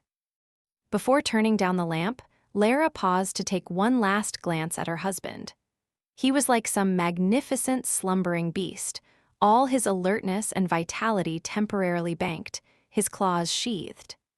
But on the morrow he would be back in his usual form, mocking, argumentative, charming, and he would resume his efforts to seduce her. What unnerved her was the realization that, in some small way, she was actually looking forward to it. Frowning, Lara went to his bedroom to spend the night alone. Chapter 11. Jay. Oni sat on a chair next to Lara's, his seat augmented with a pile of books that elevated him to table height. The white napkin tied around his neck was splashed with chocolate, a treat that Lara guessed he had never tasted before. After gulping down a cup of the brew so quickly that she was certain he had burned his tongue, he repeatedly demanded another. "First you must eat something," Lara said, nudging a little dish of eggs baked in cream toward him. "Try some of these, they're delicious." Johnny eyed the gold and white splendor of the shirred eggs with open suspicion. "I don't want those." "They'll help you to grow big and strong," Lara coaxed. "No." Lara winced inwardly as she saw the disapproving look that flitted across the footman's face. Eggs were considered a luxurious treat by the servants, never to be wasted. Although they were too well trained to show open disapproval, some of the servants did not want to wait on a boy of Johnny's unsavory background. However, the boy could help matters by behaving himself and showing due appreciation for his new circumstances. If he could manage to endear himself to the servants, indeed, to the master of the Hawksworth household, his position would be far more secure. "I'm sure you could manage just one little bite," Lara coaxed, scooping up a bit of egg in a silver spoon. Johnny shook his head violently. "More chocolate," he commanded, evidently having no plans to be endearing this morning. "Later," Lara said firmly. "Here, take some of this toast and a bite of ham." His gaze met hers, assessing her determination, and he capitulated suddenly. "All right." He held a piece of toast in both hands and bit off a corner, chewing enthusiastically. Eschewing the fork near his plate, he tore a chunk of ham with his fingers and stuffed it in his mouth. Lara smiled, resisting the urge to lean over and crush him with a hug. For now, she just wanted him to eat until his scrawny frame had filled out. The proper use of table utensils would be addressed later. Even with the time she had spent at the orphanage, she had never been able to oversee a particular child's daily routine and enjoy interactions such as these. She found it unexpectedly satisfying. For the first time in her life, the burden of barrenness didn't seem so crushing. Even if she couldn't have her own flesh and blood child, she could create a family. As Lara speculated silently on her husband's possible reactions to the idea of taking more children into their home, Hunter entered the breakfast room, looking uncharacteristically subdued. "Good morning," Lara said cautiously. Hunter made no reply, only cast a loathing glance at the sideboard laden with food. Looking pale beneath his tan, he turned to the waiting footman. "Tell Mrs. Gorst to make some of her witch's brew," he growled, "and bring a damned headache powder while you're at it." "Yes, m'lord," the footman said, complying hastily. The recipe for a special morning-after remedy had been in the family for years, but only Mrs. Gorst knew what was in it. Johnny watched with wide eyes as Hunter poured himself a glass of water. The child looked at Lara questioningly. "Is he a duke?" "No, darling," she replied, amused. "He's an earl." Clearly disappointed, Johnny continued to stare at Hunter's broad back and tugged at Lara's sleeve. "What is it?" she murmured. "Is he going to be my papa now?" Hunter choked on a mouthful of water. Lara's lips quivered before she managed to reply. She stroked his black hair soothingly. "No, Johnny." "Why doesn't he say nothing?" The boy piped in a voice that seemed to grate on Hunter's nerves. "Hush, darling," she whispered. "I think he has a headache." Oh, abandoning his interest in Hunter, Johnny looked down at the crumbs on his plate. He heaved a sigh. "I wonder how Mousy is." Lara smiled, considering how to distract him from thoughts of his lost pet. "Why don't you visit the stables today?" she suggested. "You can pet the horses and feed them a carrot or two." "Oh, yes." He brightened at the idea and wriggled eagerly atop the pile of books. "Wait," Lara cautioned, removing the napkin from around his neck. "First, I'll send for Naomi, and she'll help you to wash your hands and face." "But I washed yesterday," came the indignant reply. Lara laughed and dabbed at his sticky face with the napkin. "You must remove the chocolate stains before you visit the stables, or you'll attract every fly in Market Hill." After Johnny had been dispatched with Naomi, and the footman had brought a glass full of the mysterious remedy, Lara turned her attention to Hunter. "Do sit down," she invited. "Perhaps a slice of toast would help you." "God, no." The suggestion made Hunter wince. He sipped the remedy cautiously and set it aside after finishing half the glass. Standing by the window, he cast Lara a brooding glance. It seemed that he had difficulty meeting her eyes, almost as if. It couldn't be that he was embarrassed by his drinking spree of the previous night, could it? Lara rejected the idea immediately. There was no shame in a man drinking too much. In fact, Hunter and his peers considered it a masculine ritual to pour as much liquor down their throats as they could hold. Puzzled, Lara stared at his averted profile. At first, she had taken his mood for surliness, but on closer inspection, he wore the expression of a man with an unpleasant duty to perform. Her curiosity grew until she finally gestured to the footman to leave, and he slipped from the room to allow them privacy. Lara stood and wandered to the sideboard with an air of casual unconcern, while the silence thickened.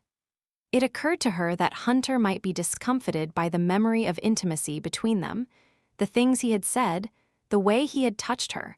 A bloom of heat spread over her face at the recollection. "My lord," she remarked, "you seem rather quiet this morning. I hope that you are not distressed by what happened last night." Her blush burned brighter as she waited for his reply.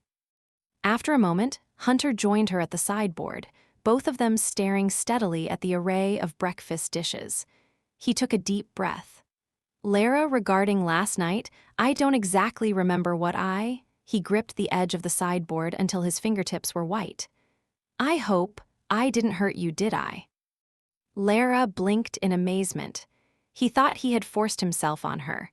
What else was he to assume, upon waking in her bed with his clothes unfastened? But why would it trouble him now, when he had done it so many times before? She risked a quick glance at him. He appeared to be overcome with remorse. How ironic that Hunter had never felt a drop of guilt for the times he had hurt her and then experienced such acute shame for something he hadn't done at all. Suddenly, the situation struck her as irresistibly funny, and she turned away to hide her face. You were very much in your cups, she said, struggling to sound dignified. I suppose you didn't know what you were doing. She heard a string of muffled curses, which only worsened her giggles, and she fought to contain them until her shoulders trembled.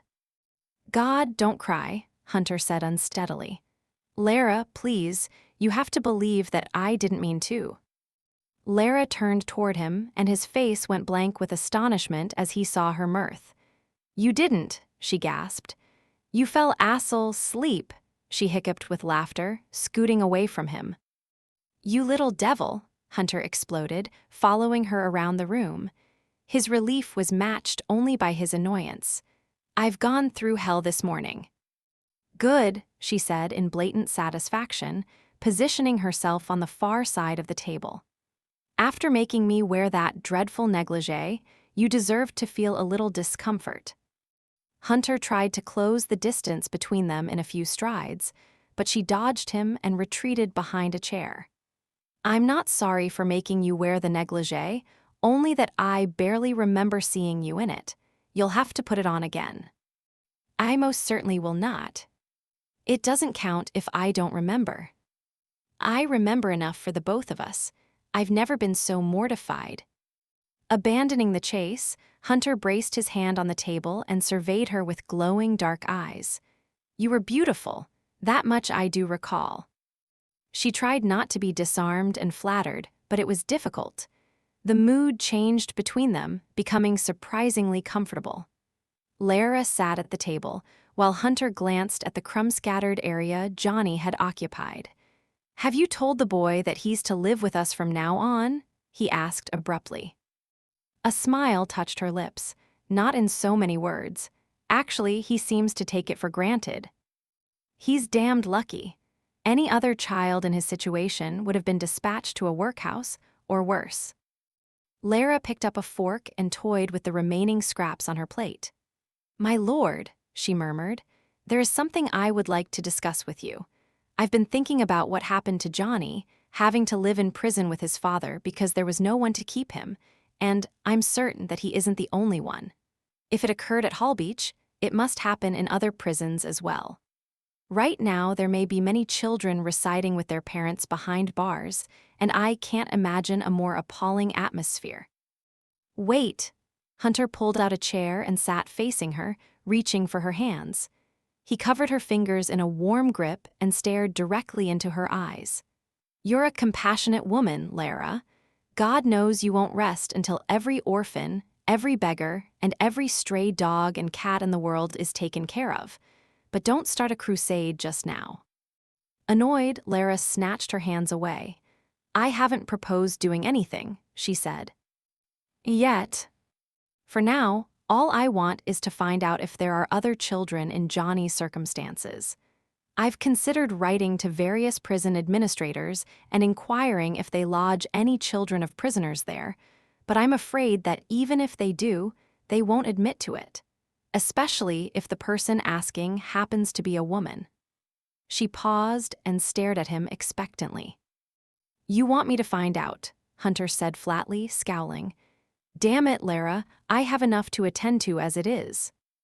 You once had many important political connections, Lara persisted.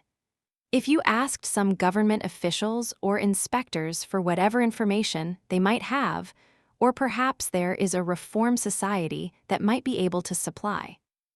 There are at least 300 prisons in England. Suppose we discover there are indeed children living with their convicted parents, 10, 20, perhaps 100. What the hell would you be able to do about it? Adopt them all? Hunter laughed without amusement and shook his head. Put it out of your mind, Lara. I can't, she said passionately. I can't be as hard-hearted as you. I won't rest until I find out what I want to know. If necessary, I'll personally tour every prison I can find. I'll be damned if you'll set foot in even one of them. You can't stop me. They glared at each other, and Lara felt herself turn scarlet with a mounting rage that seemed out of proportion to the situation. If only she hadn't learned what it was like to live without a husband, if only she hadn't experienced the heady feeling of making her own decisions after he had left for India, then she might have been able to accept his judgment. But now the idea of being controlled and curtailed and forbidden to do something made her livid. Terrible words rose to her lips. She wished he were back in India, or at the bottom of the sea, or any other place than in the same room with her. Somehow she kept silent, the effort making her eyes sting with furious tears. She heard Hunter's low voice. Lara, you're too precious for me to let you risk one hair on your head. So rather than tying you to a bedpost to ensure that you don't visit any damned prisons, I have a proposition for you. Bewildered by his sudden tenderness, Lara lowered her head and concentrated on drawing invisible circles across the surface of her skirts. Whatever your proposition involves, I am not going to wear that negligee again. He reached over to squeeze her thigh. Here's the bargain, my love, I'll get the information you require, but in the meantime, you're not to go near Hall Beach or any place like it. And when I find out what you wish to know, you won't take action of any kind without consulting me. Lara looked up and opened her mouth to argue. I didn't object when you told me that Johnny was going to live with us, he reminded her. You took matters into your own hands without saying a word to me. I chose not to stand in your way because I understood how badly you wanted to keep the boy. In the future, however, we'll act as partners. Agreed. Lara was hardly able to believe that Hunter Cameron Crossland, the 6th Earl of Hawksworth, had proposed being partners with her. He had always made it clear that she was nothing more than an extension of him, an appendage, a possession. Agreed, she murmured and shot him a suspicious glance. What are you smiling at? You, he surveyed her with a look of masculine interest that was rapidly becoming familiar. The lazy smile remained on his lips. I'll wager that everyone who knows you considers you to be soft, sweet, and accommodating, but you're not. What am I then? Hunter's hand slid behind her neck, and he urged her forward until their lips were almost touching. Lara felt the warm touch of his breath, and her stomach turned over in excitement. You're a lioness, he said, and released her without kissing, her leaving her to grapple with an absurd sense of disappointment. The hallway echoed with the sounds of a child whimpering in frustration. Hunter's steps slowed. He paused in the arched opening, staring around the columns set against the wall. The boy was there, huddling on the floor with his back wedged in the corner. He wasn't crying, but he sniffled as if tears were imminent, and his cheeks were red.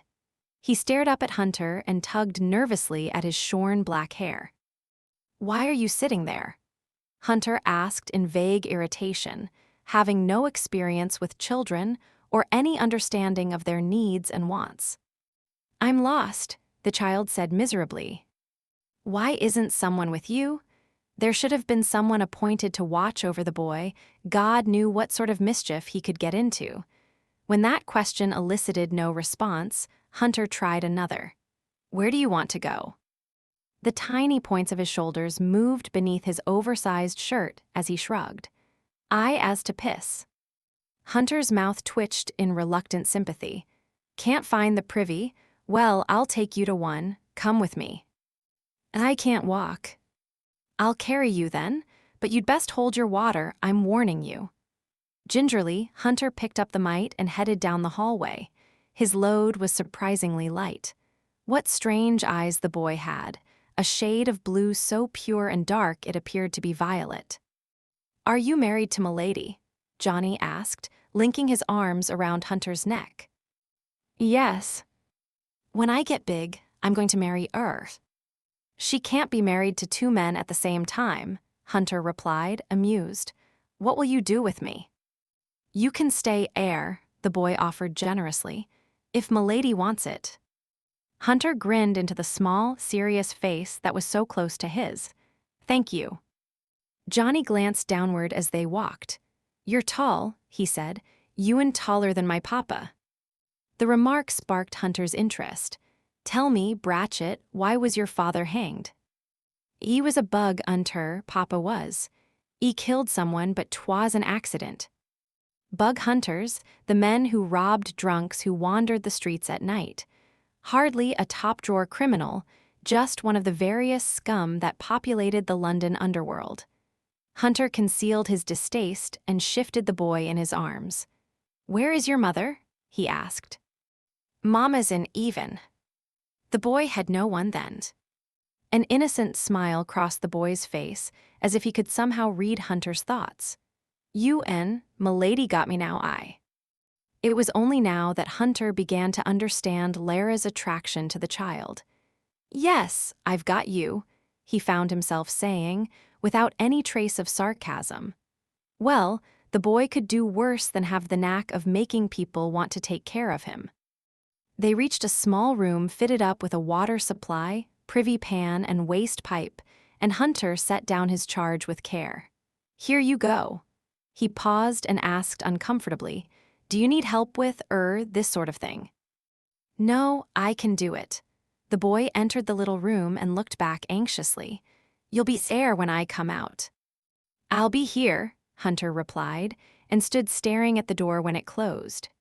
He was unwillingly touched by the child, the small, misplaced duckling brought to live among swans, except that Hunter himself was no swan. It wouldn't be comfortable to live with a child who unwittingly reminded him of his greatest weakness, day after day. A Hindu would shrug and say that it was the God's will. Each man is responsible for his own salvation. A holy man had once instructed him, blasphemy to a Christian, but it had made sense to Hunter. In some cases, salvation will happen only when one breaks with society. Johnny would come to the same understanding if he was to survive in this corner of the world called England. Captain Tyler sat heavily in a leather chair, the gentleman's room lit only by a small fire in the grate. He held a glass of brandy in both hands, letting his palms warm the liquor. He sipped it slowly, in the manner of a man who deeply appreciated small luxuries. Moreland Manor, a small but well-maintained house, was poised on a hill like an elegant little bird that had established its preferred territory. The cloudless night loomed around them, vast and cool, making Tyler glad of his cozy sanctuary. The hour was late, and his attractive wife slept peacefully upstairs, her waist slightly thickened by a pregnancy in its early stages. The joy of expecting his first child should have filled Tyler with contentment. And being back in England, something he had fiercely desired for 8 years, should have given him the peace he had long expected. However, the well-deserved peace and contentment eluded him, driven away by a most unexpected turn of events. "Damn you," Tyler murmured, gripping the brandy tightly. "Why didn't you stay in India?" And then something amazing happened, something he would later acknowledge he should have expected. The shadows in the room seemed to shift and alter, and a dark figure emerged from the corner. Too stunned to react, Tyler watched as the current Earl of Hawksworth walked toward him. "I had better plans," Hunter said softly. To his credit, Tyler remained outwardly calm while he struggled to collect himself. The trembling of the glass in his hands was all that betrayed his agitation. "Cocky bastard," he said. "Only you would dare to accost me in my place of residence. I wanted to see you in private." Tyler buried himself in his brandy, not stopping until he had drained it. Until last night, I thought you were dead, he said gruffly. What the devil are you doing in England? That's not your concern. I only came to warn you, don't interfere. You dare to give me orders? Tyler turned purple. What of Lady Hawksworth? That poor woman has a right to know. I'm taking care of her, Hunter said, his voice softly menacing. And I'll have your silence, Tyler, one way or the other. After all I've done for you, I deserve it. Tyler seemed to swallow back a reprimand, while his conscience warred with a bitter sense of obligation. Eventually, his shoulders sagged with defeat. Perhaps you do, he muttered. I'll have to think on it. For pity's sake, leave now. You remind me of things I'm trying damned hard to forget. Chapter 12. T. So. L. Lara's frustration. The promised report concerning English houses of correction did not come the next week or the next. She was almost grateful for the refurbishing of the house, which occupied much of her attention as Possibility Smith and an army of craftsmen and assistants went about their work. She also visited her friends at Market Hill and the orphanage. Most of her waking hours, however, were consumed by Johnny and the task of accustoming him to the new world he had been introduced to. And of course, there was Hunter. He managed the family's affairs, dutifully attended social events, and listened to his tenants' concerns. In addition, he managed the tricky and unorthodox strategy of involving the family more deeply in trade, when other peers were aspiring to do the opposite. A man had much higher social standing when he had completely withdrawn from mercantile concerns and concentrated solely on the aristocratic business of landowning.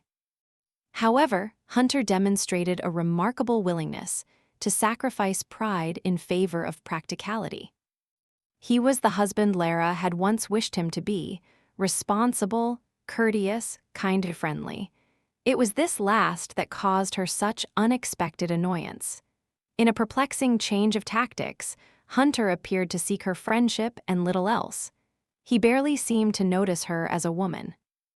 There had been a time when Lara would have been thrilled by this situation.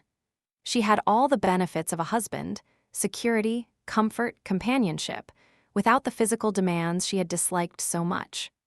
Why, then, was she constantly on edge? Why did she wake in the middle of the night, empty, agitated, burning for a nameless something she couldn't identify?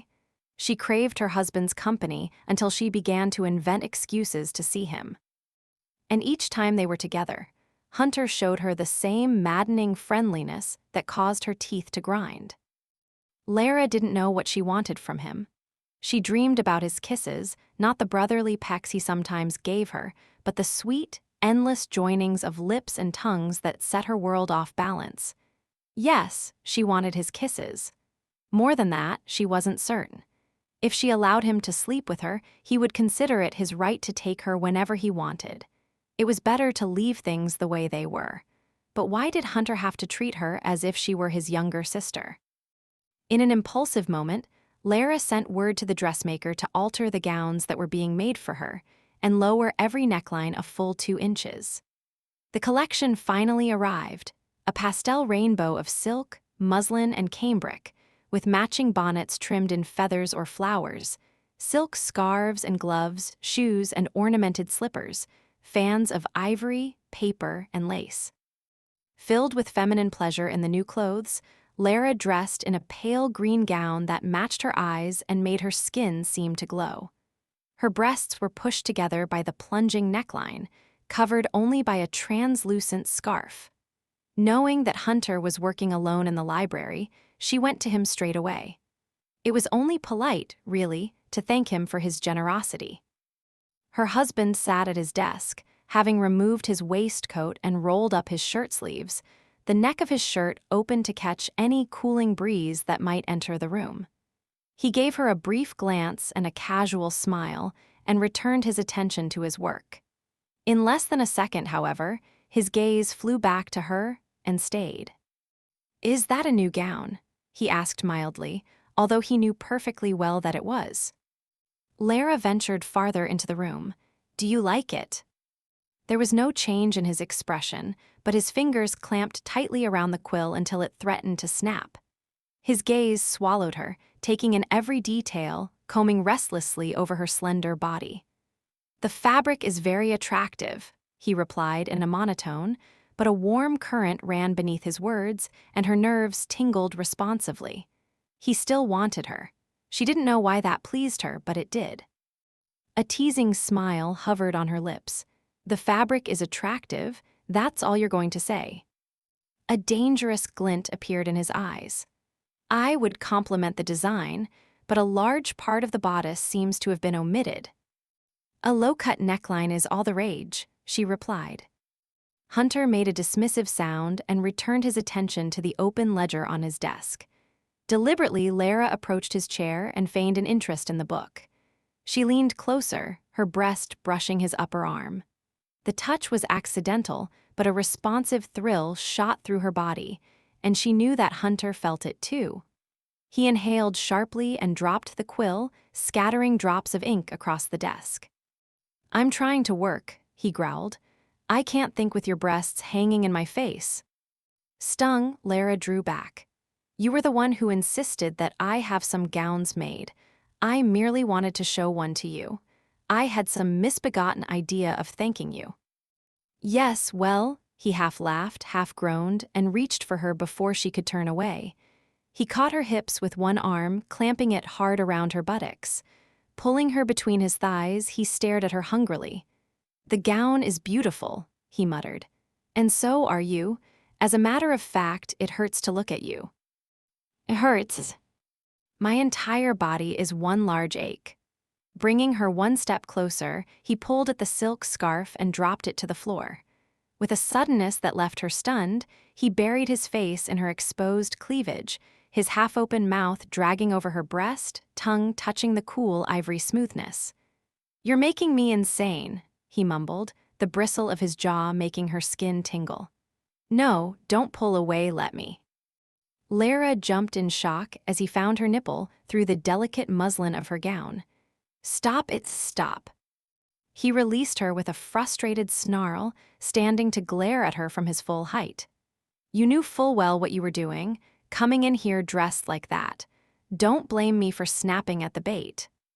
Lara bent and fumbled for the fallen scarf. I didn't ask to be mauled." "Do you know what they call a woman who deliberately arouses a man and then withholds herself?" "No," she said shortly. "A tease." "I wasn't trying to tease you. Perhaps I may have desired a kiss or a compliment, but I hardly think. My feelings for you don't stop at kisses. Damn it, do you think it's easy for me, living under the same roof, seeing you every day and never touching you?" Lara stared at him in growing bewilderment and a vague sense of shame. She had misread him. She hadn't understood that he still wanted her, that it was difficult for him to live with her. "I want to make love to you," he continued, his voice slightly hoarse. "I want to see you naked, kiss you everywhere, pleasure you until you beg me to stop, and wake in the morning with you in my arms. And hear your voice telling me?" He broke off and set his jaw hard, as if fighting to contain the words. Lara fidgeted in agitation. "I'm sorry," she said softly. "I didn't realize that you still desired me." "Here's a clue."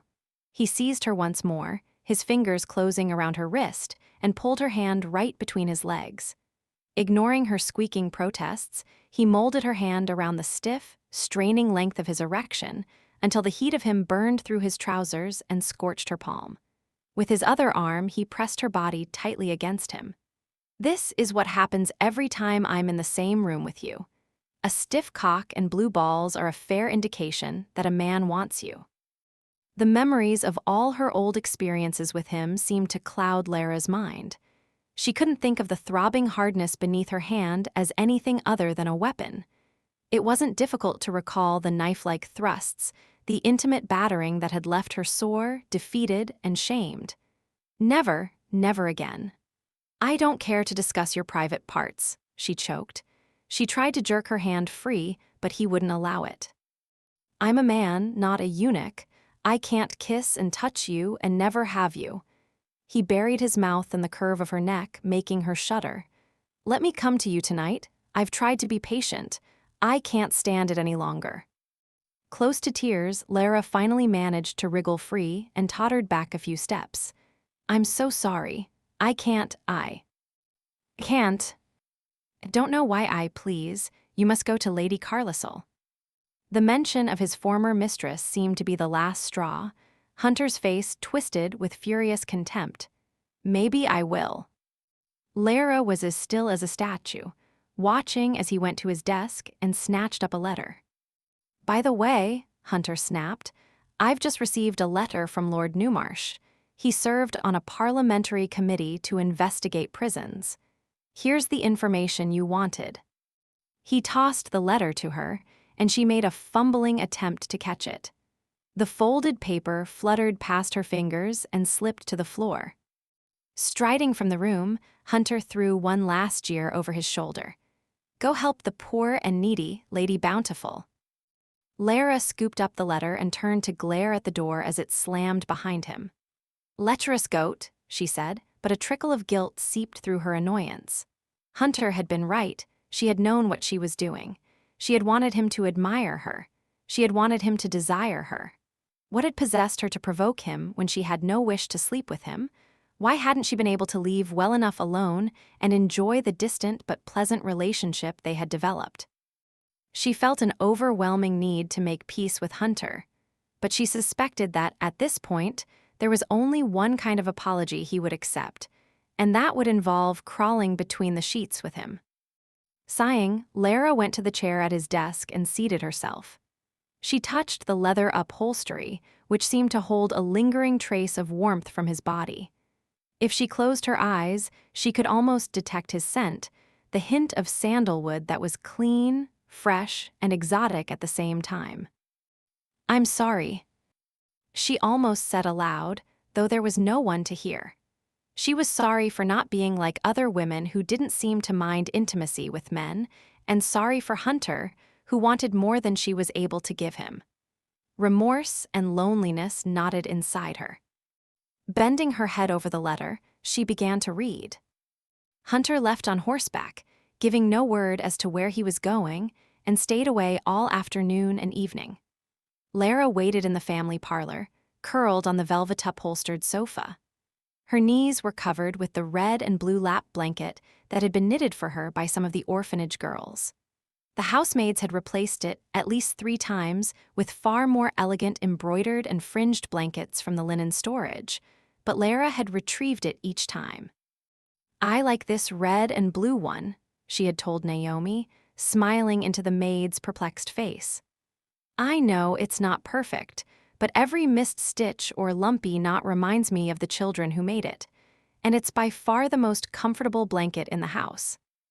If I were you, milady, I shouldn't want anything to remind me of when the Crosslands cast you out of the house," Naomi had dared to comment, eyeing the blanket with disfavor.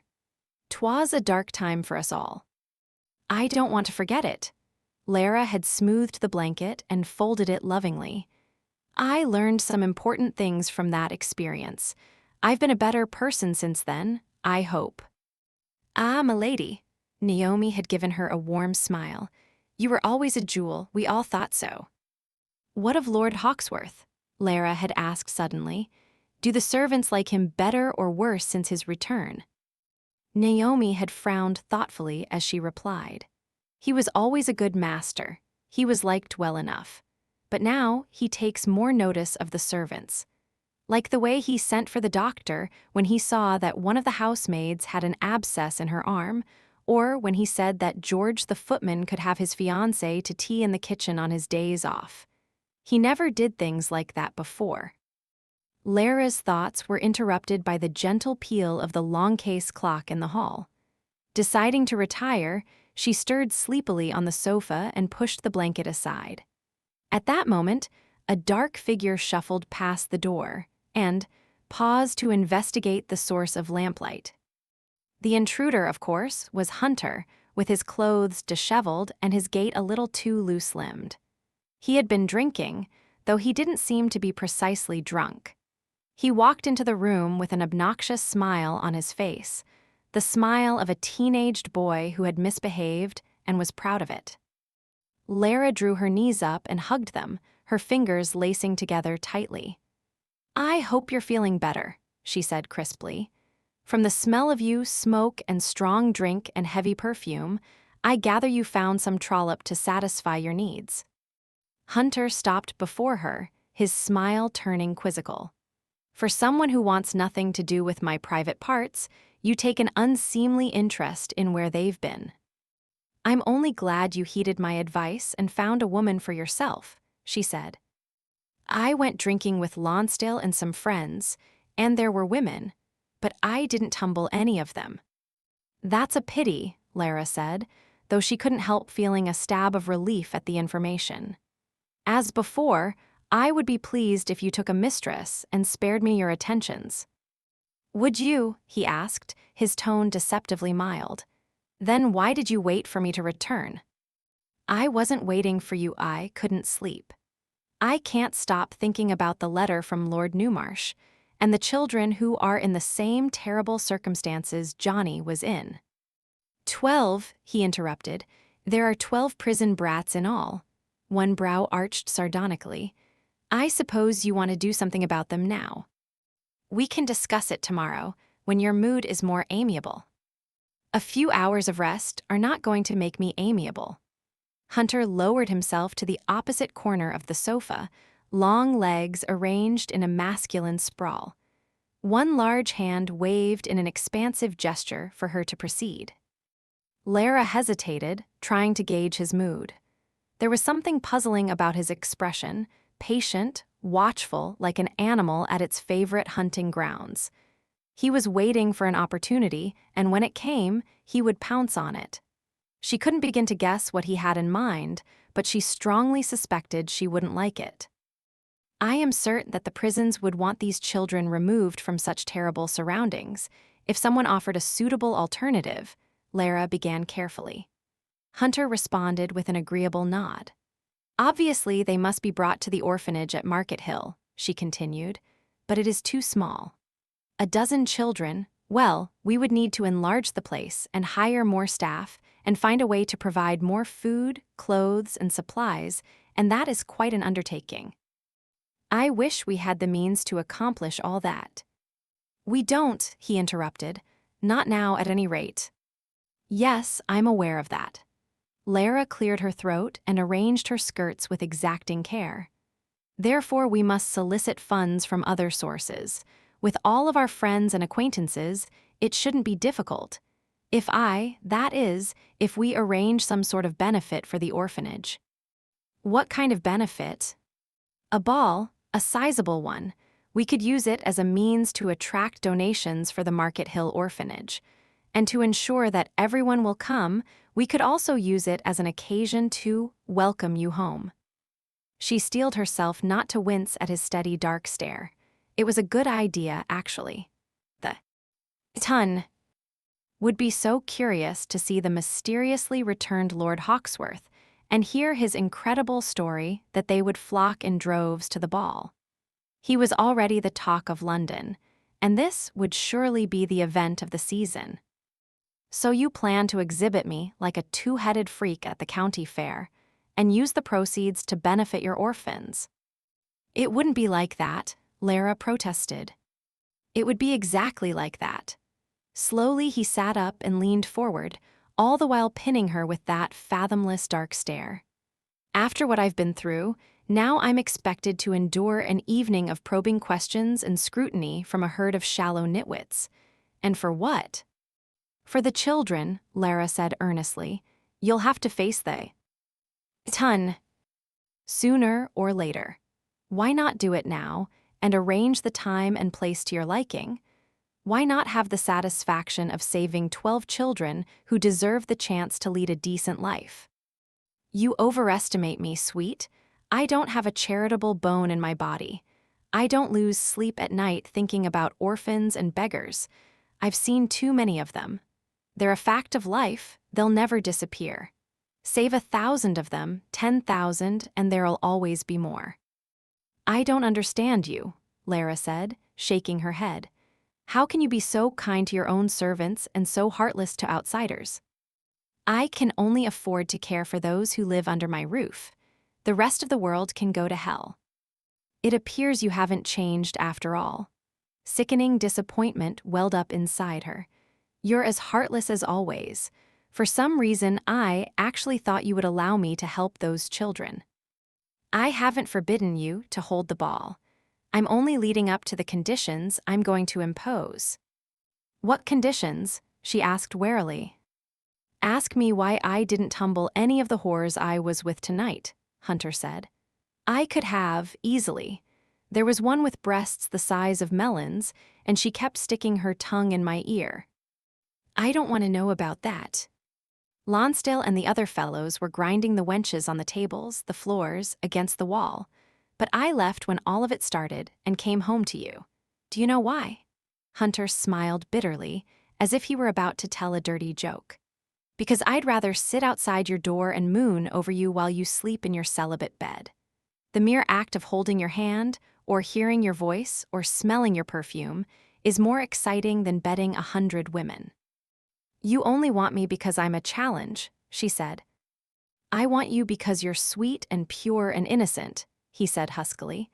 In the past few years I've seen things more foul than you could imagine. I've done things you would never.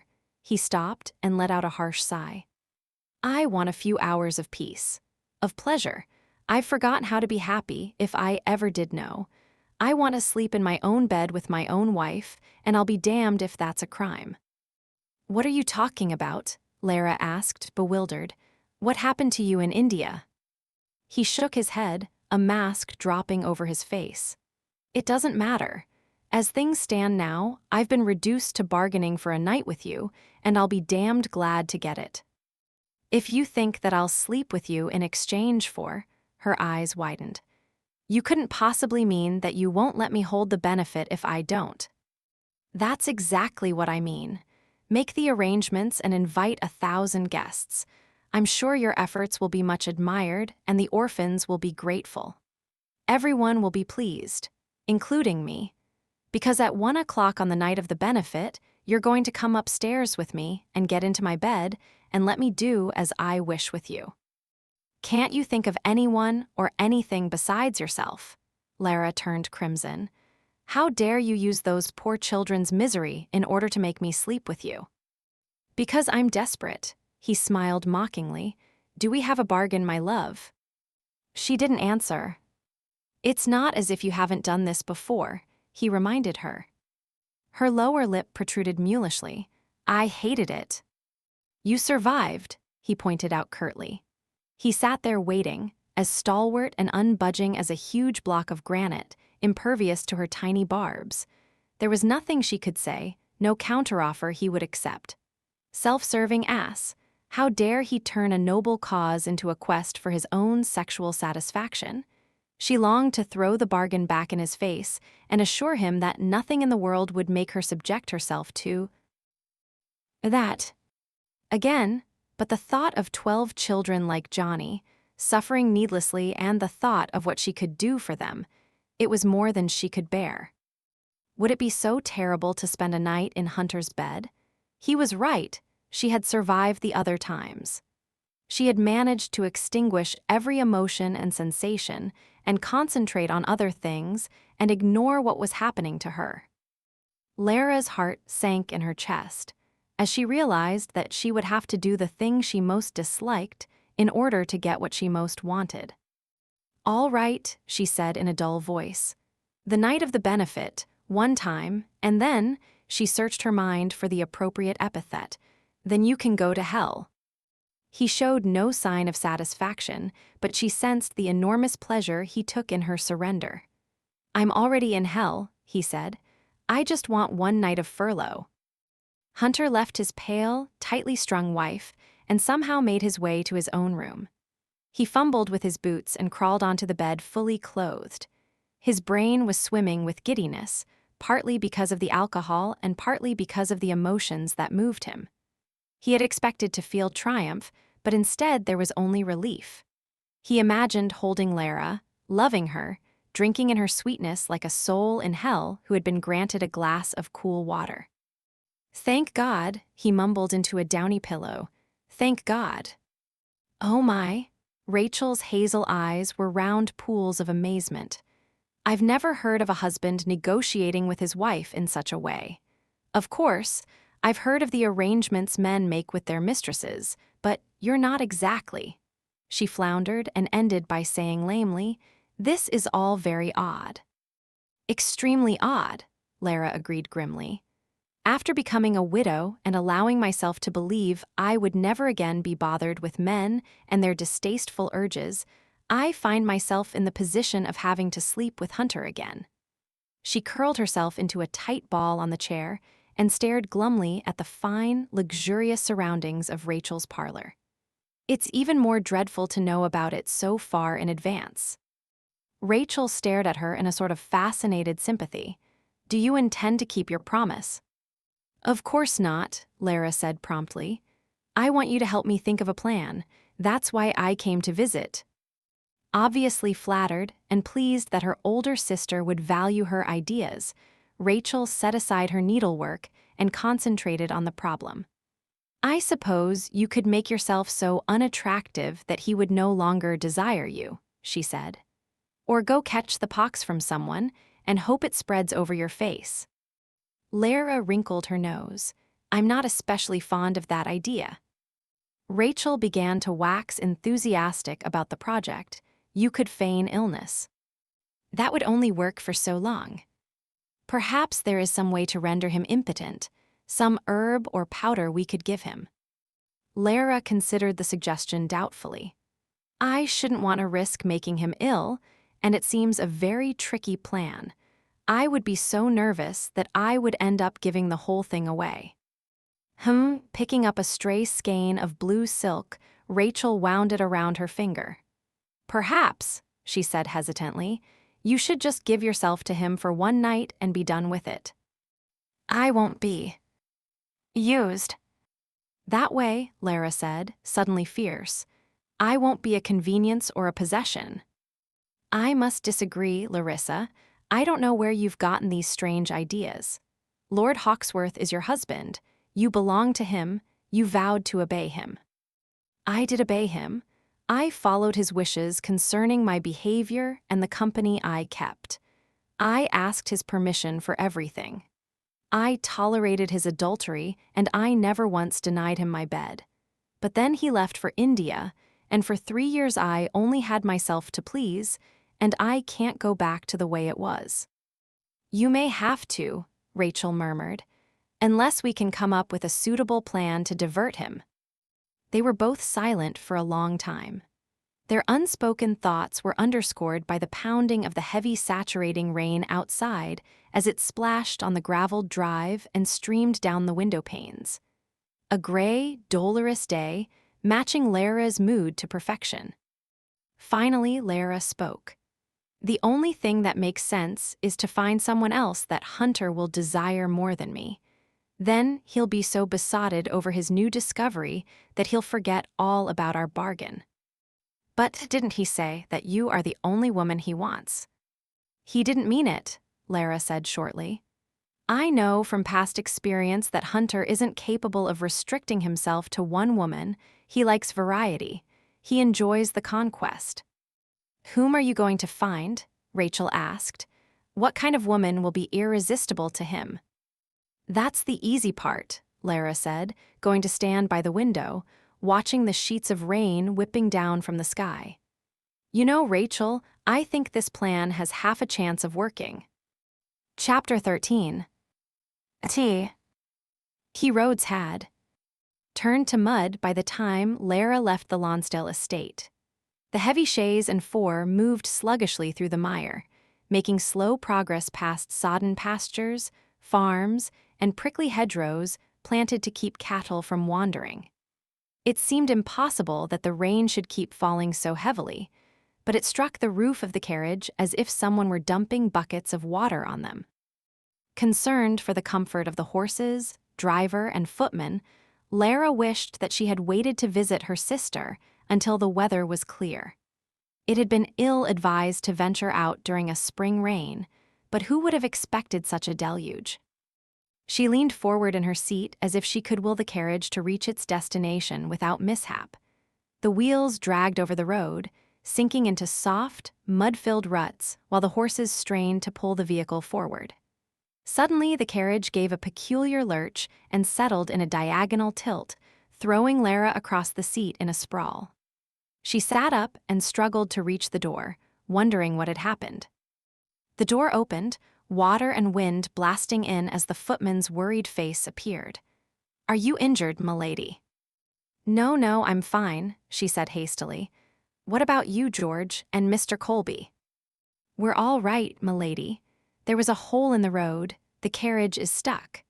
Mr. Colby says we're not far from Market Hill, though. If it pleases you, we'll unhitch the horses, and I'll go to Hawksworth Hall for a lighter vehicle. Mr. Colby will stay here until I return." "That sounds like a good plan. Thank you, George. Please tell Mr. Colby to wait inside the carriage with me, as he will be much more comfortable." "Yes, milady." The footman closed the door, conferred with the driver, and returned in a minute.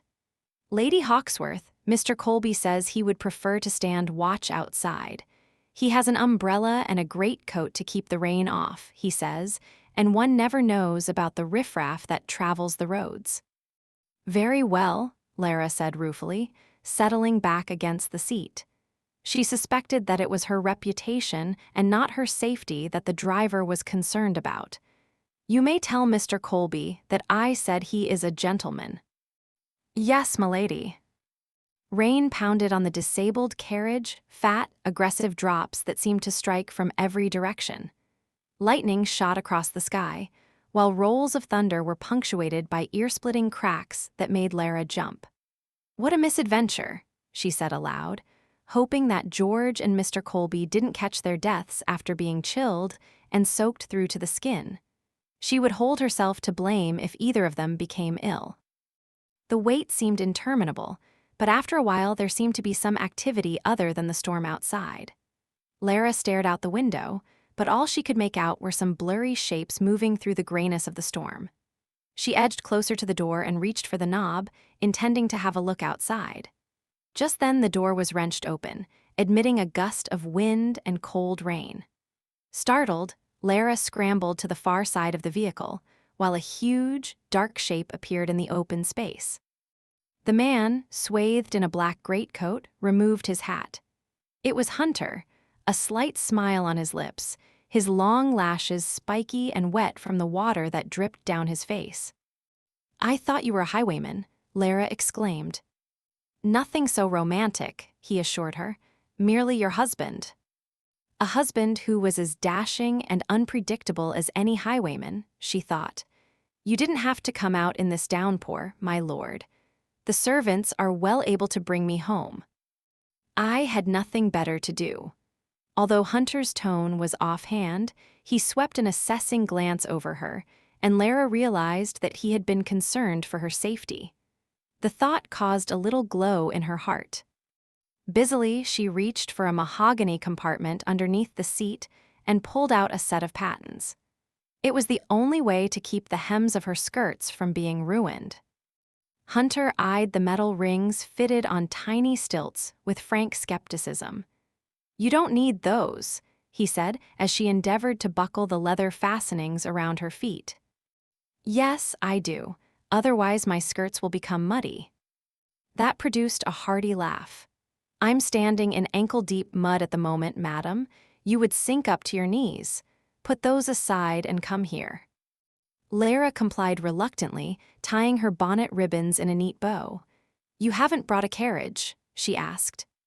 "And risk having a second one stuck." He reached for her and swept her into his arms, carrying her out into the storm. Lara gasped and ducked her head against his shoulder as stinging pellets of rain struck her face. She saw that Mr. Colby was seated on horseback, holding the reins of Hunter's chestnut gelding as he waited for them. Hunter lifted Lara into the empty saddle as if she weighed no more than a feather and swung up behind her. The saddle was slick and smooth, with no pommel for Lara to hook her knee around. Instinctively, she scrabbled for purchase, feeling herself slide across the horse's back. She was caught at once, a muscular arm locking around her. "Relax," Hunter said close to her ear, his voice caressing. "Do you think I'd let you fall?" Lara couldn't reply, blinking hard against the rain, shivering as it sank through her pelisse. With one hand, Hunter unbuttoned his greatcoat and pulled her inside, enveloping her in a snug cocoon. It was warm against his body, and her shivers of discomfort changed to tremors of pleasure. Breathing deeply, she filled her nostrils with the smell of damp wool, and Hunter's familiar spicy scent. She slid her arms around his hard midriff, feeling utterly safe, tucked inside his coat with the rain coming down around them. Evidently, her bonnet annoyed him, for he jerked impatiently at the ribbon, pulled it off, and threw it aside as the horse began a bone-jarring trot. Lara emerged from his coat in indignation. "That was my favorite," she began, but a sheet of rain hit her face, and she ducked inside the greatcoat once. More, the horse's gait evened into a swift, smooth canter. She had only ridden like this once before, when she was a small child and her father had taken her on horseback to the village shop and bought her an ell of ribbon for her hair. Her father had seemed so large and powerful to her, so capable of solving all her problems. As she had gotten older, her father had somehow shrunk into human proportions, and she had seen with disappointment the way he had withdrawn from both his daughters after they were married. As if she and Rachel were no longer his responsibility. "Lord Hawksworth is your husband." Rachel's voice echoed through her mind. "You belong to him." Hunter's arm was hard around her as he held her through the cloak, his thighs moving smoothly to control the horse. A nervous pang went through Lara's stomach as she thought of being at the mercy of this large, seemingly invulnerable man. He had promised to be gentle with her, but when a man was moved by his base desires, he had little control over his actions. With those unhappy thoughts in mind, the proximity of Hunter's body no longer seemed pleasant, and she shifted uncomfortably. Somewhere over her head, she heard him ask something, but the storm and the thudding of the horse's hooves made it impossible to hear. Why had Hunter come after her himself? Once he wouldn't have considered her worth the bother. So much of his behavior was puzzling these days, the way he had bargained for her favors instead of simply forcing himself on her, the mix of mockery and endearments that never betrayed his true feelings, and now riding to her rescue when there was absolutely no need. As if he were wooing her favor. But why would he court her when he knew for a fact that she would sleep with him in a month's time? Lara was so distracted by the unanswered questions that it was almost a surprise to find that they were on the drive leading to Hawksworth Hall. They stopped before the front entrance, and servants rushed outside with umbrellas. Lara was both sorry and relieved when Hunter released her from his greatcoat and helped her from the horse. A footman held an umbrella overhead and escorted her to the entrance hall. Naomi hurried to divest Lara of the damp pelisse, while Mrs. Gorst dispatched a pair of maids to fill a bath for her. Lara stood shivering in her damp traveling gown, watching as Hunter removed his coat and hat. He rubbed his dripping face and scrubbed his fingers through his partly wet hair and slanted her a crooked smile. Her own feelings confounded her. He was her adversary, but also her protector. He wanted her body, and in the process of pursuing it, he could very possibly break her heart. Heedless of the servants who might have seen them, Lara approached him hesitantly. "Thank you," she said. Before he could reply, she stood on her toes, braced her palms on his hard chest, and pressed her lips to his smooth-shaven cheek. Hunter was very still, his breath catching slightly. The kiss was chaste by any standards, but when she drew back to look at Hunter, he wore an absorbed, intent look. Their gazes met, and a wry grin twisted his lips. "For one of those, I'd swim the channel," he said, and headed in the direction of the library. Luxuriating in the large copper bath, Lara immersed herself up to her collarbone and closed her eyes in contentment. The heat of the water seemed to penetrate to her bones, while the lavender scent Naomi had sprinkled in the bath caused fragrant steam to rise in the air. A few long wisps of her hair fell from the topknot on her head and dangled in the water. As she splashed the water over her chest and throat, someone opened the door of the dressing room without knocking. Lara tensed while Naomi went to intercept the visitor. "Oh, my lord," Lara heard the maid say, "Lady Hawksworth is indisposed, that is." Hunter entered the dressing room and stopped at the sight of his wife in the bath, only her head and one bare foot visible. Lara's toes curled tightly over the rim of the copper tub. "I thought you'd be finished by now," Hunter said, staring at her without blinking. "As you can see, I'm in the middle of my bath," Lara replied, striving to sound dignified. "Naomi, please show Lord Hawksworth out." "That's all right, Naomi." Hunter turned to the lady's maid with a considerate smile. "I'll attend my wife. Why don't you go downstairs and have some tea, rest your feet, take the rest of the afternoon off?" "Wait," Lara began, frowning, but it was too late. Giggling, Naomi accepted the invitation and disappeared, leaving the two of them alone together. The door closed behind her with a swift click of the latch. Lara directed a reproving stare at her husband. "Why did you do that?" He ignored the question. "You have eyes like a mermaid," he murmured. "Soft, pale green, beautiful." "I knew it was only a matter of time before you walked in during my bath," Lara said, trying to sound calm, although her heart was pounding. "Your request to see me in that negligee made it quite evident that you're a shameless voyeur."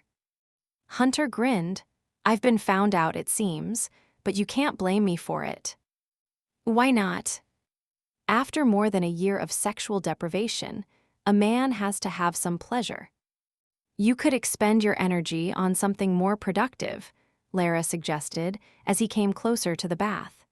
"Develop a hobby, collect something, take up chess or pugilism." His eyes twinkled at her prim tone. "I do have a hobby, madam." "Which is what?" "Admiring you." She shook her head with a reluctant smile. "If you weren't so annoying, my lord, you would almost be charming.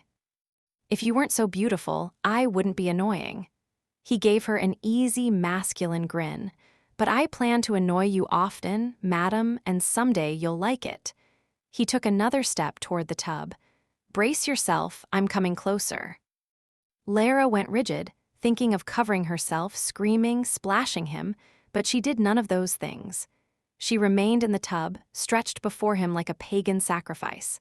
Hunter made no obvious show of staring at her, but she knew that he took in every detail of her body as it shimmered beneath the scented water. "What do you want?" she asked. Her face felt hot, warmed no longer by the steam, but by her own inner agitation. If Hunter reached into the water right now and pulled her out into his arms and took her to bed, she wasn't certain she would fight him. Part of her wanted him. Part of her wanted to be lost in him, and that thought didn't frighten her nearly as much as it should have. Hunter seemed to have difficulty breathing. He reached out and fumbled for her hand, prying her fingers loose from their grip on the tub's edge. "Here, this is for you." She felt him press a small object into her palm. Her fingers curled around it. "You could have waited until after my bath. And risk not seeing you like this." He laughed unsteadily and backed away from the tub as if he no longer trusted himself. Lara's wet fingers unfurled, and she looked down at the gold circlet in her hand, a heavy gold shank that supported a huge rose-cut diamond. The simple setting enhanced the fiery beauty of the water-white diamond. "Oh," she said softly, staring at the stunning piece, unable to trust her own eyes. "You never had a betrothal ring, as I recall," Hunter remarked casually. Lara continued to stare at the sparkling gem in her hand. "But is it wise to make such a purchase in our circumstances?" "We can afford it," he said abruptly, sounding annoyed. "You leave those worries to me. If you don't like the thing, we'll have it exchanged for something you prefer." "No, I know, it's beautiful." Hesitantly, Lara slid the stone, which weighed at least 4 carats, onto her finger. The ring fit snugly on the 4th finger of her left hand, looking unreal in its magnificence. It felt odd to wear a ring after leaving her hand bare for so long. Finally, she dared to look at Hunter. He was expressionless, but his posture betrayed his tension. At the sight of her small smile, he seemed to relax. "You've never given me anything like this before," Lara said. "I hardly know what to say." "You can thank me later," Hunter replied, regaining his usual cockiness. "I believe you know how." He left the room with an arrogant male laugh, while Lara's shy pleasure turned into annoyance. She should have expected him to ruin the tender moment with a reminder of the hideous bargain they had made. Settling back in the tub, she lifted her hand and regarded the ring closely.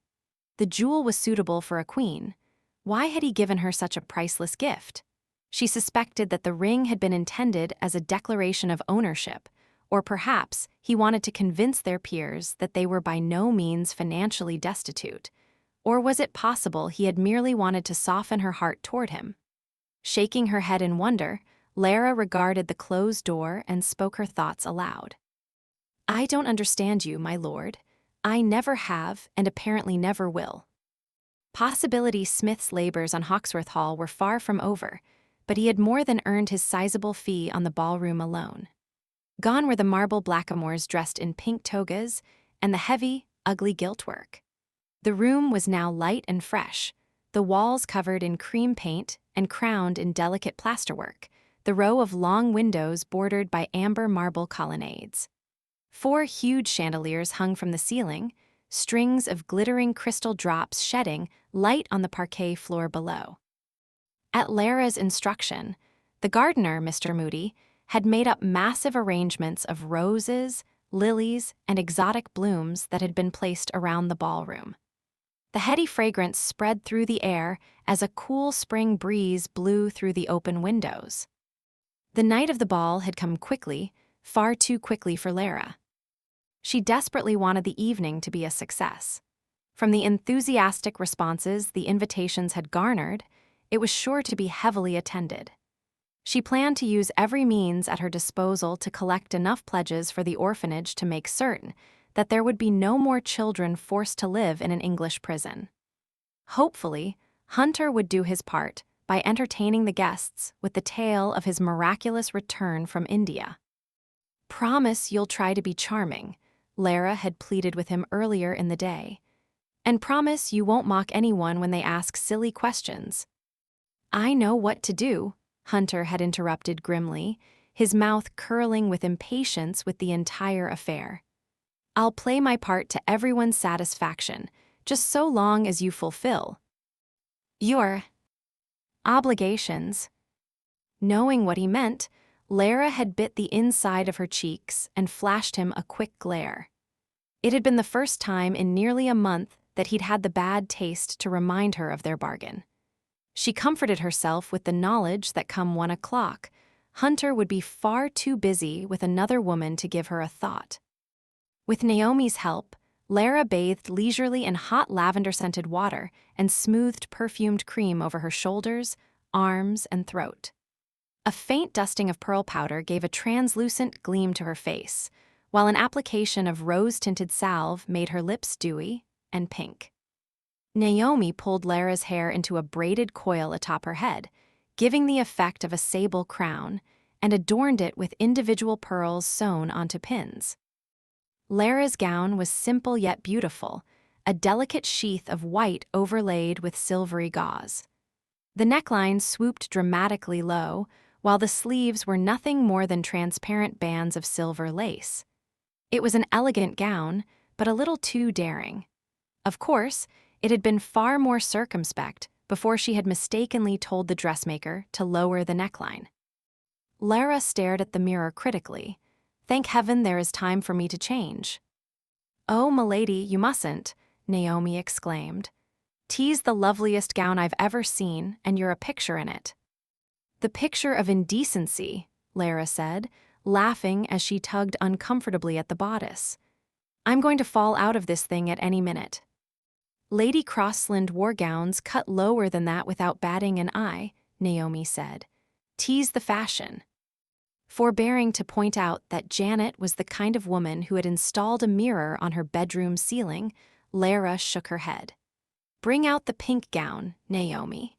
I'll remove the pearls from my hair and fasten a rose there instead." As the maid opened her mouth to argue the point, Johnny came bursting into the room with screams and yelps of delight. "Watch out! He's coming!" the boy cried and dove against Lara's skirts.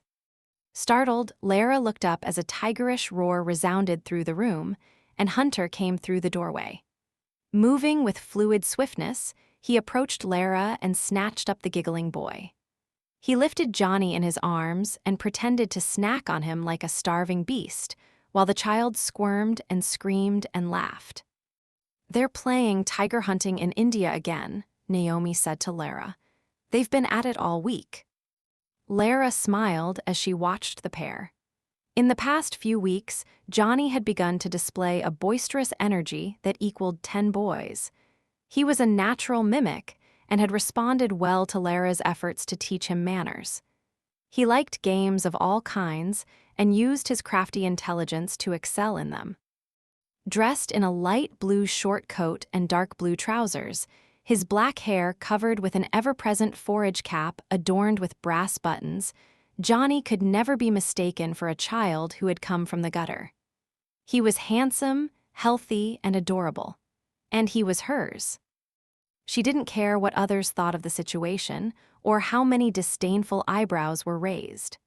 She would not care in the future, when others were sure to spread ugly rumors about Johnny's parentage and insinuate that he was her bastard child or Hunter's.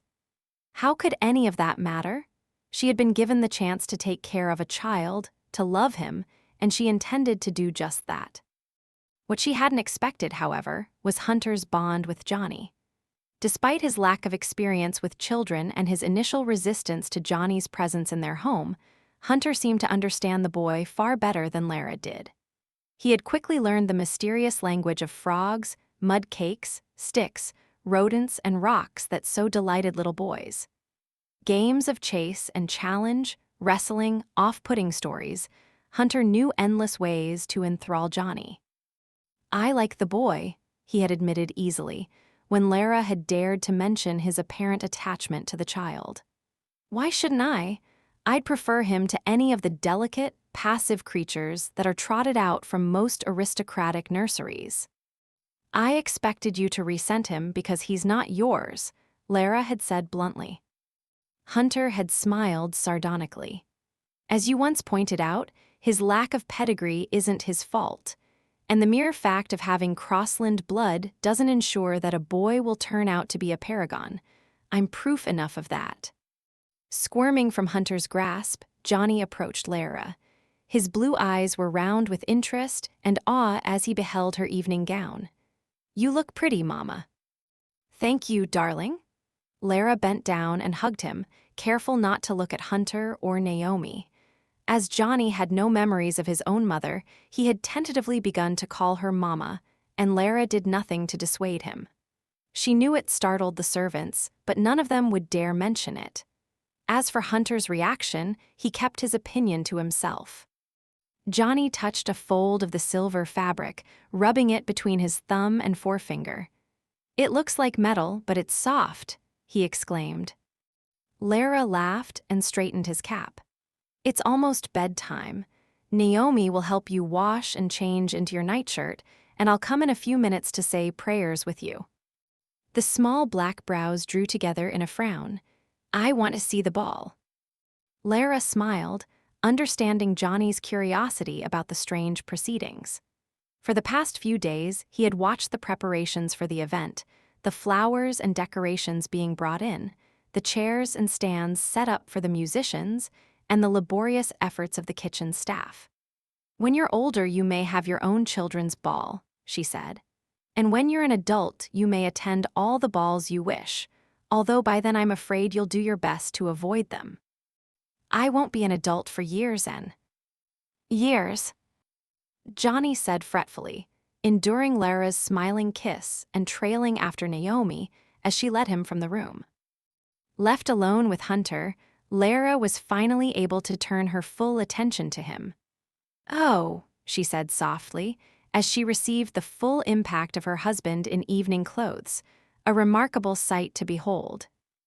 Straightening his cream Marcella waistcoat and adjusting his crisp white cravat, Hunter glanced at Lara with a wry smile. His cream pantaloons were snug but not too tight, and his dark blue coat followed the lines of his broad shoulders and lean, well-exercised body with breathtaking precision. He wore his hair unpowdered, the short golden-brown locks brushed back from his face. During the past weeks, his complexion had lightened from its startling copper tan to a smooth, light amber. A well-turned-out, utterly civilized man, one would think at first glance, but on closer inspection, there was something exotic and mysterious about him. As she stared at him, she experienced a moment of doubt that frightened her. He must be her husband, she told herself. He had the unmistakable look of the Crosslands. Besides, no stranger could have come this far, fooling Hunter's friends and family and his own wife, and daring to present himself to the ton.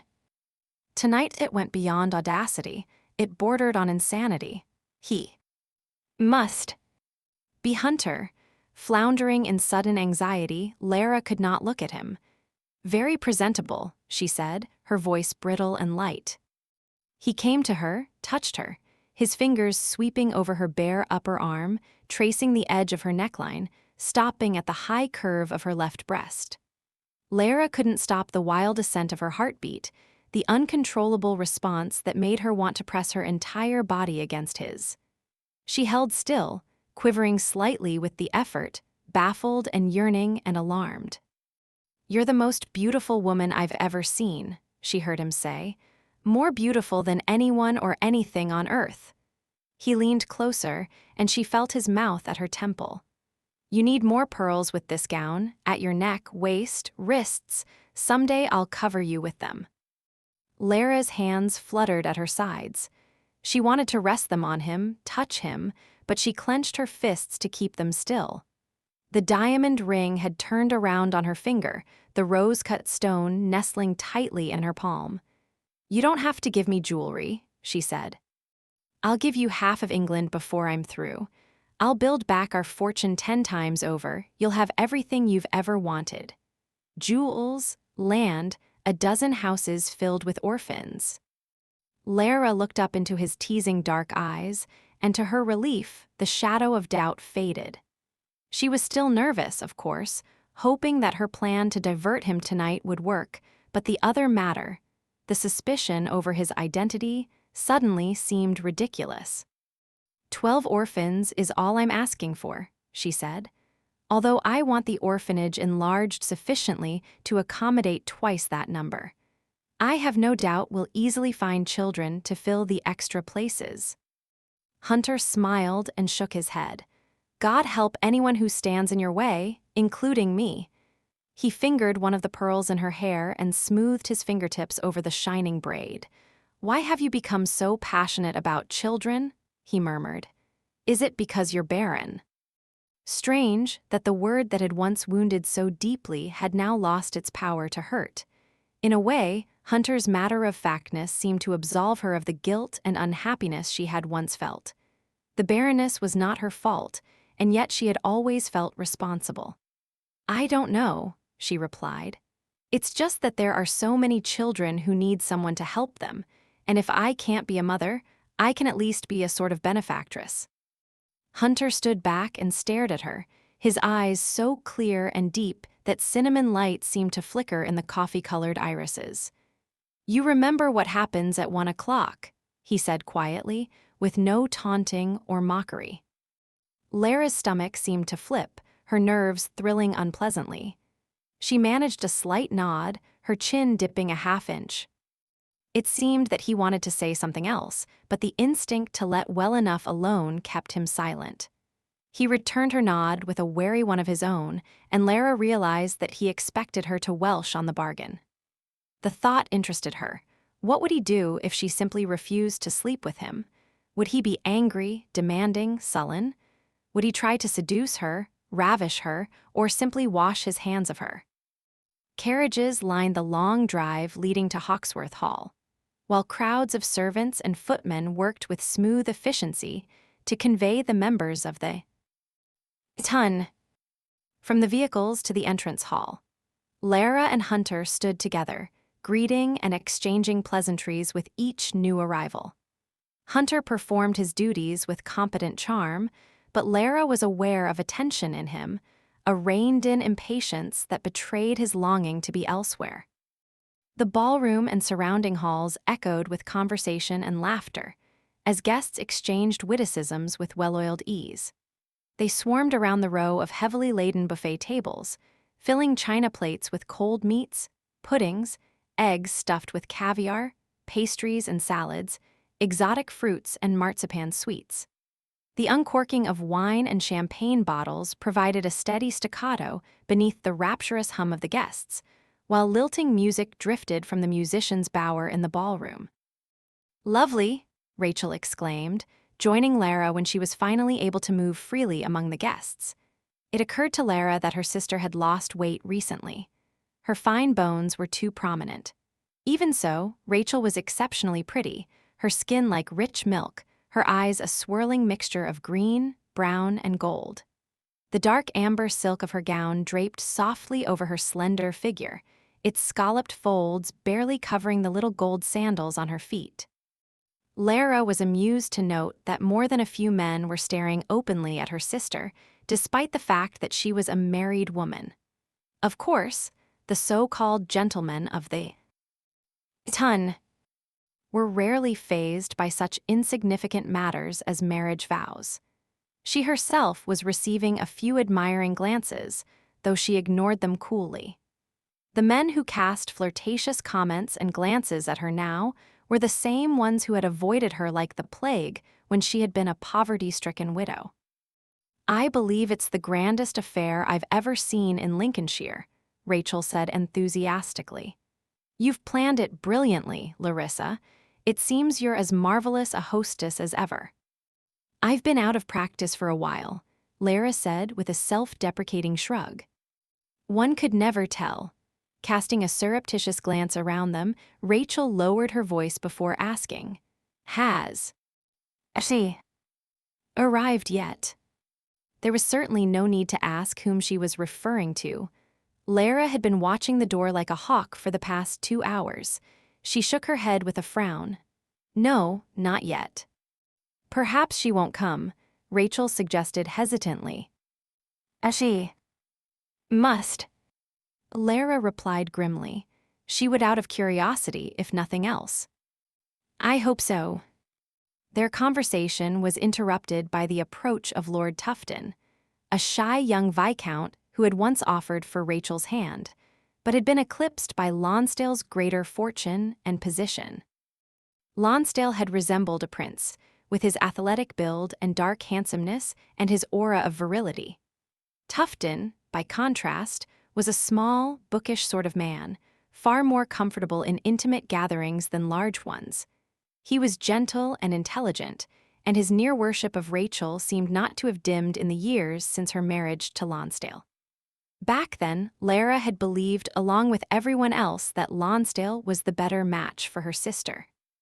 Now she reflected sadly that Rachel would have been much happier with this shy, sweet man than with a brute like Lonsdale. After greeting them both, Tufton turned a hopeful smile toward Rachel.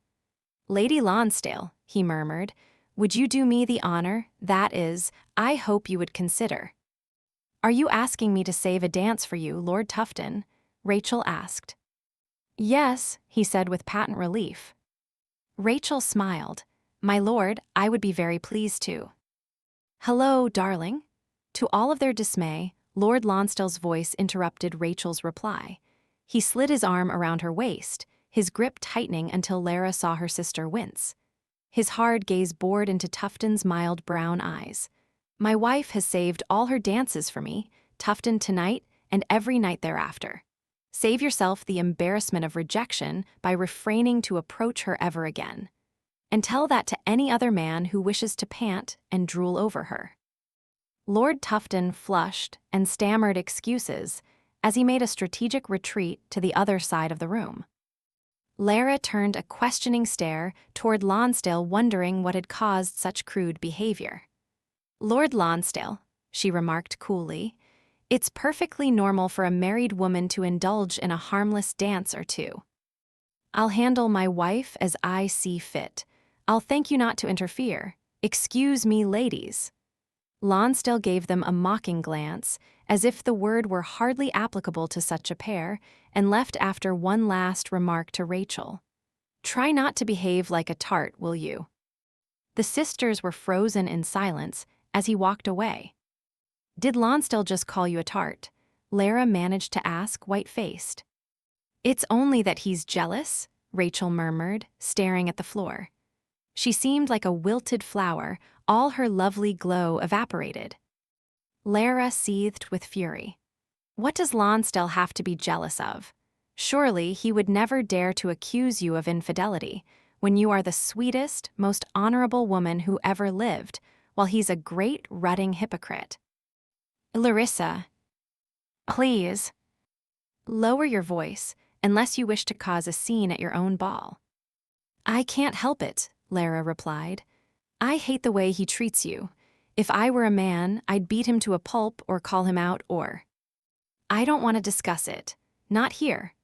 Wreathed in artificial calmness, Rachel walked away as if she were unable to tolerate another word. Boiling in frustration, Lara retreated to the corner of the room where she could simmer in private. She accepted a glass of champagne from a passing footman and downed it too quickly, causing a fit of hiccups. Champagne was not a beverage easily guzzled.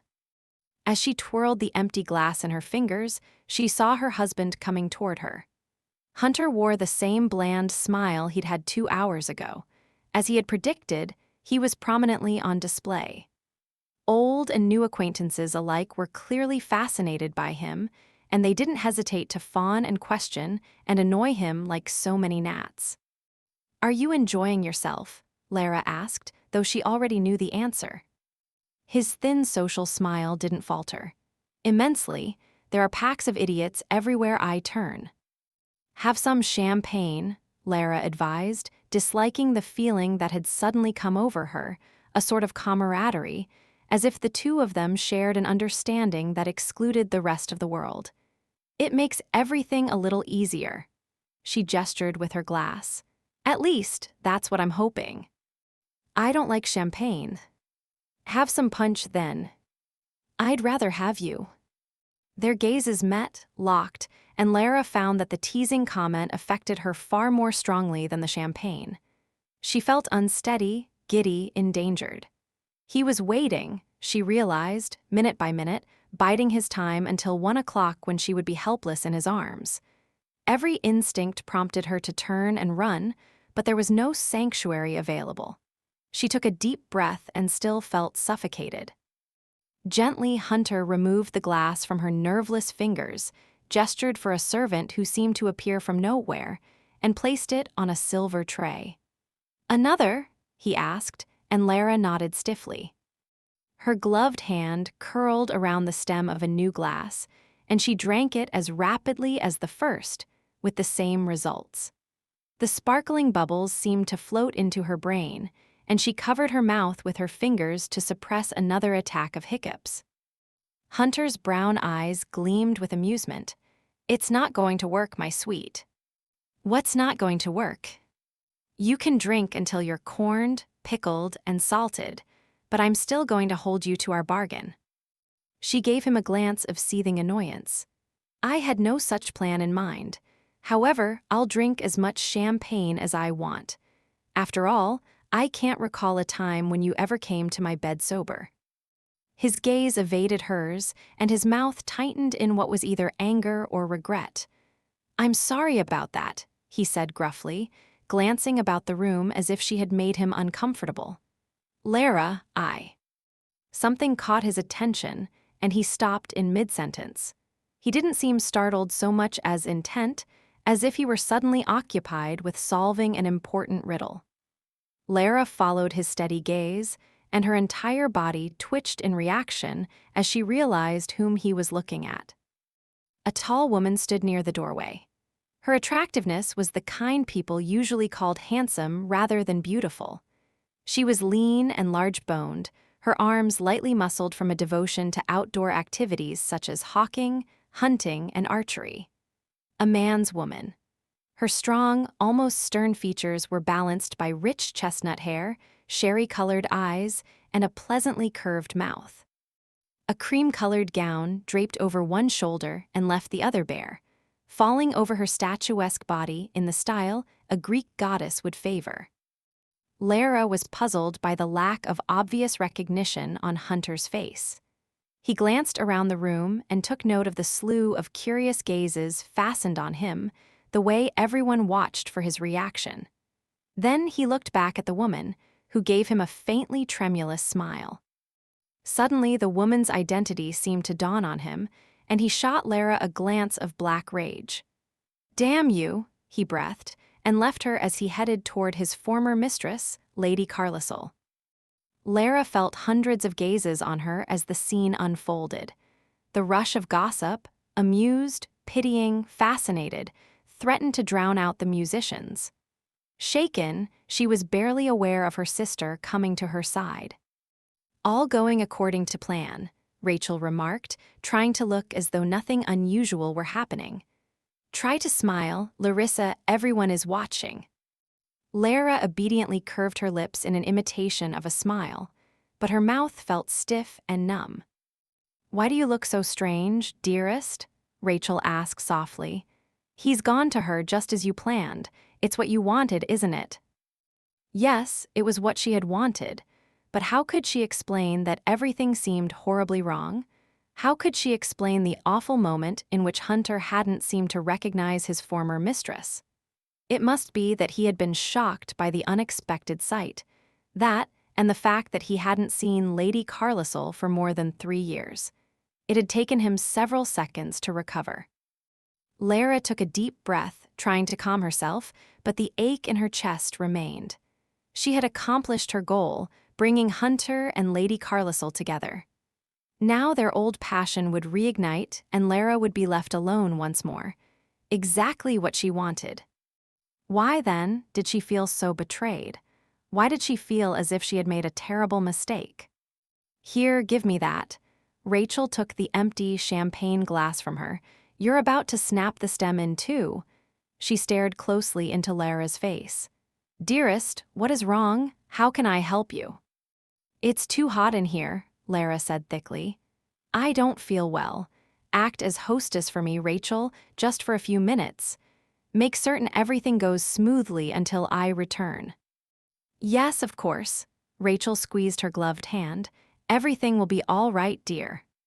"Thank you," Lara whispered, not believing her for a moment. Chapter 14. They. Hunter had seen the unmistakable guilt on Lara's face and realized in an instant what she had done. He was filled with outrage at having been manipulated by his own wife. More than that, he was aware of a wry realization that he should have expected such a maneuver. Lara was an intelligent and stubborn woman who would do anything rather than surrender to him. It had been a clever idea to stage a public reunion with his former mistress, and Lara's timing couldn't be faulted. No doubt she expected him to be occupied with Lady Carlisle, in one way or another, for the rest of the evening. He couldn't wait to enlighten his wife on a few important points. In the meantime, however, he would have to deal with Lady Carlisle, something he had tried to avoid ever since coming to England. A grim smile touched his lips. "You'll pay for this, sweetheart," he said under his breath and squared his shoulders as he reached Lady Carlisle. "Esther," he said, bending over her hand, holding it a second longer than was strictly proper. Lady Carlisle's gloved fingers were long and strong, her grip uncommonly firm. He could easily see the appeal of this straightforward woman who would never require a man to be a hero, only a companion. Except, every man had the urge to be a hero once in a while, to offer a woman his strength and protection, and thousands of years of civilization would never breed that out. "You heartless knave," Lady Carlisle murmured, though her brown eyes were warm with affection. "Why haven't you come to me? I've been waiting ever since I learned of your return from the East." She gave his fingers a light squeeze and withdrew her hand. "I would have chosen a more private moment than this," he said with a slight smile. "The time and place wasn't of my choosing. Our dear Larissa persuaded me, by means of a charming letter, to come here tonight." "Did she?" Hunter remarked pleasantly, longing to find his meddling wife and throttle her. "What exactly did she write, Esther?" "Oh, something along the lines of wanting you to be happy after all you had been through, and believing that I was necessary to your happiness." Her gaze met his, her height making it nearly unnecessary for her to look up at him. Was she right, my lord? Coming from another woman, the question might have been coy, but she infused it with a quiet earnestness that touched Hunter. To hell with the ball and the avidly watching guests, he thought suddenly. He would be damned if he'd hurt this woman in front of them all. He had already provided more than enough entertainment for them, and at his own expense.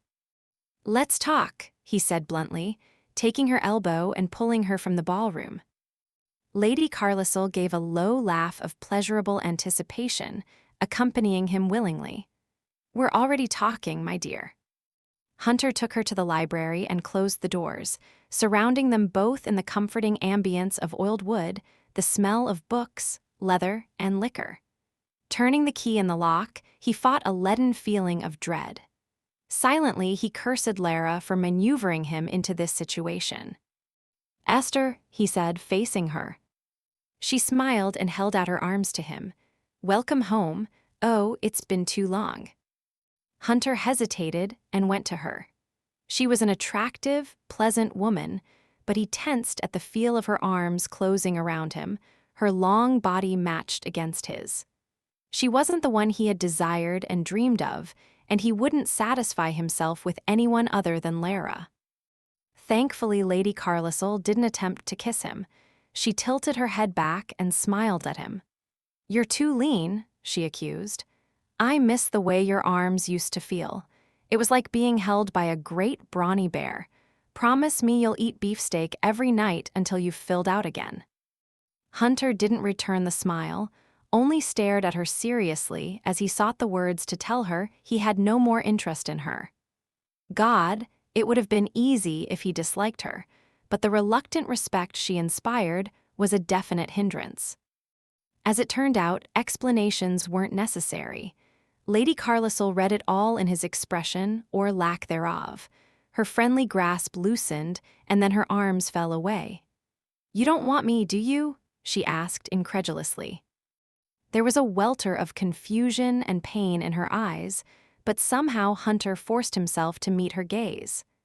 "I want to make a new start with my wife," he said gruffly. "With Lara," her mouth dropped open. "If you want to be rid of me, Hawksworth, you have only to say so, but don't insult me with lies." "Why shouldn't I want my own wife?" "Because she is the last woman you would ever want. I remember the countless times we used to make sport of her. You used to despise such delicate creatures. You said Lara was as spineless and cold as a jellyfish.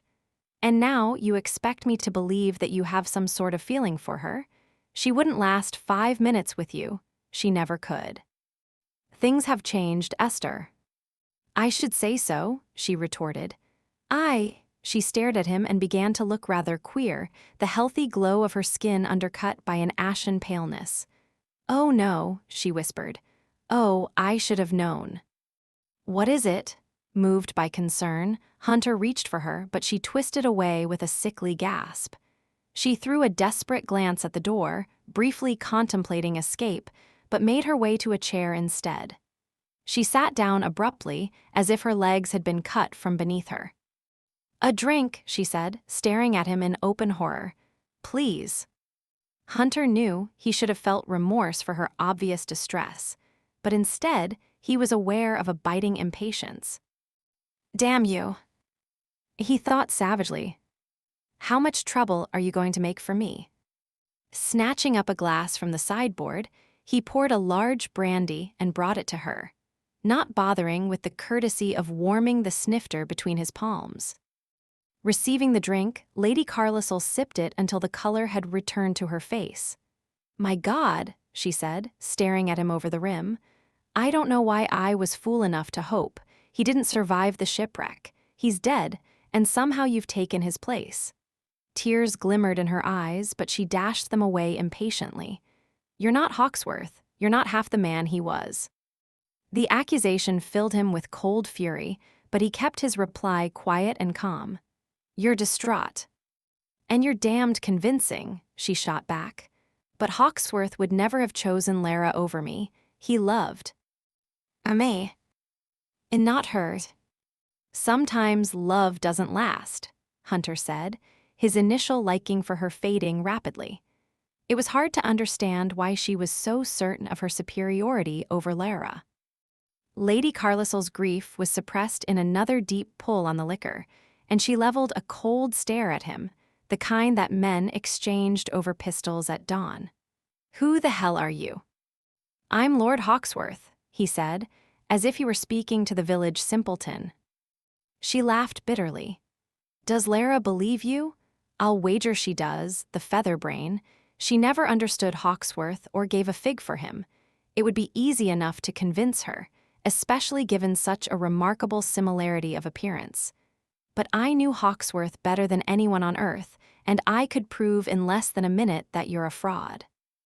"Try," he invited. Suddenly, she looked almost admiring.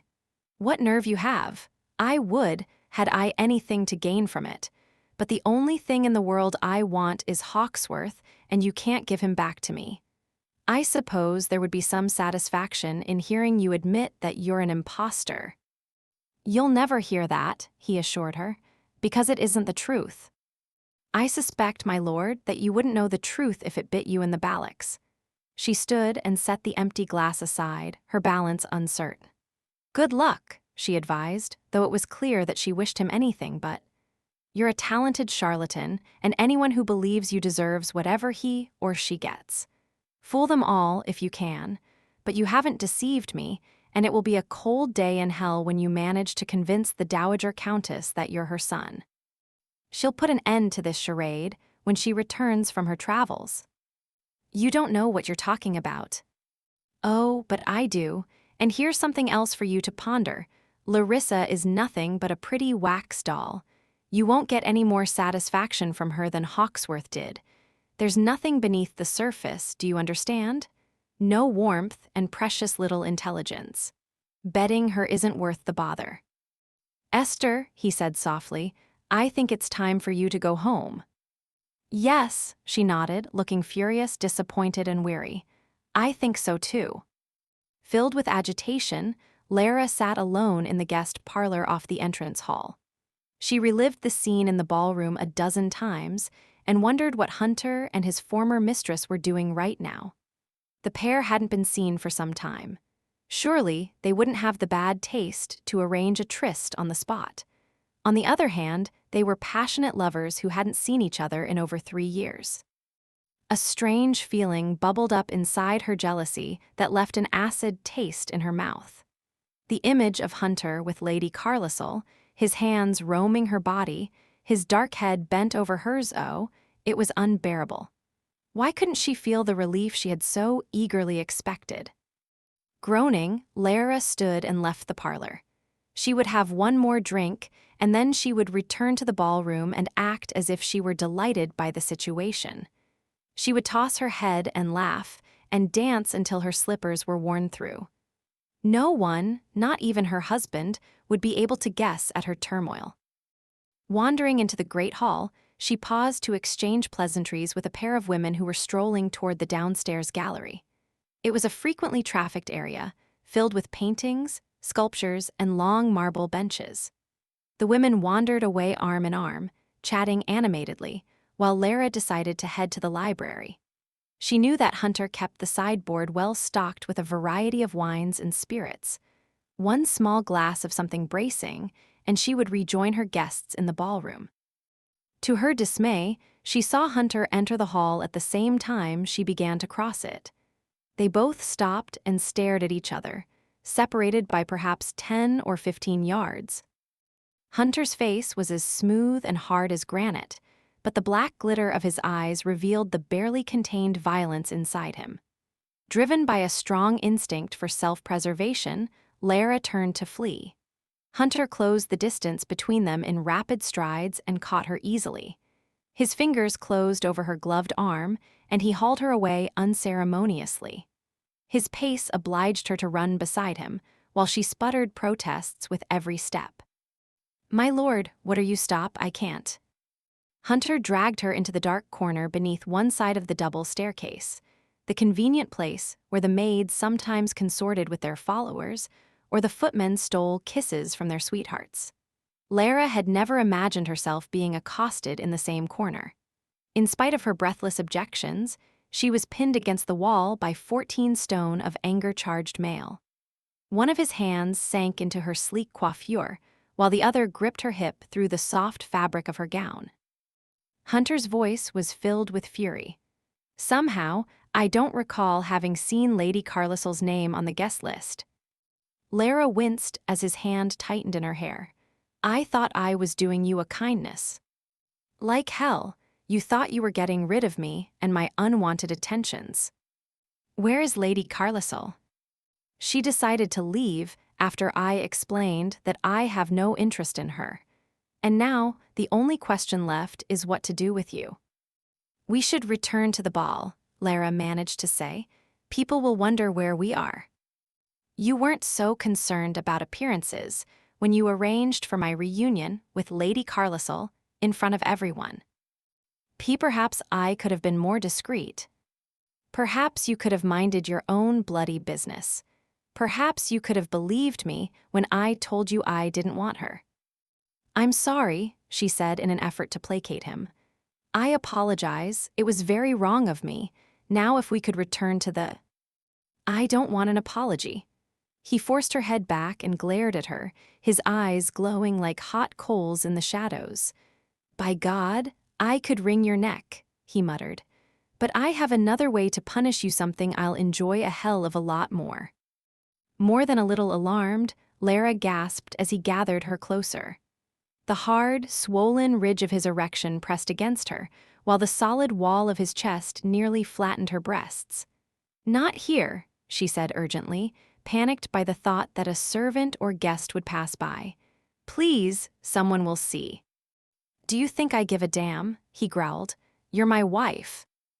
"Mine. And I'll do as I want with you." He bent his head and sealed his mouth over hers, kissing her hard, sending his tongue deep.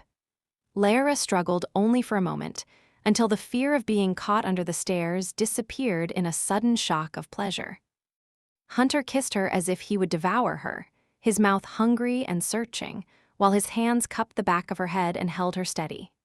The kiss tasted of brandy and the spicy essence that was uniquely him.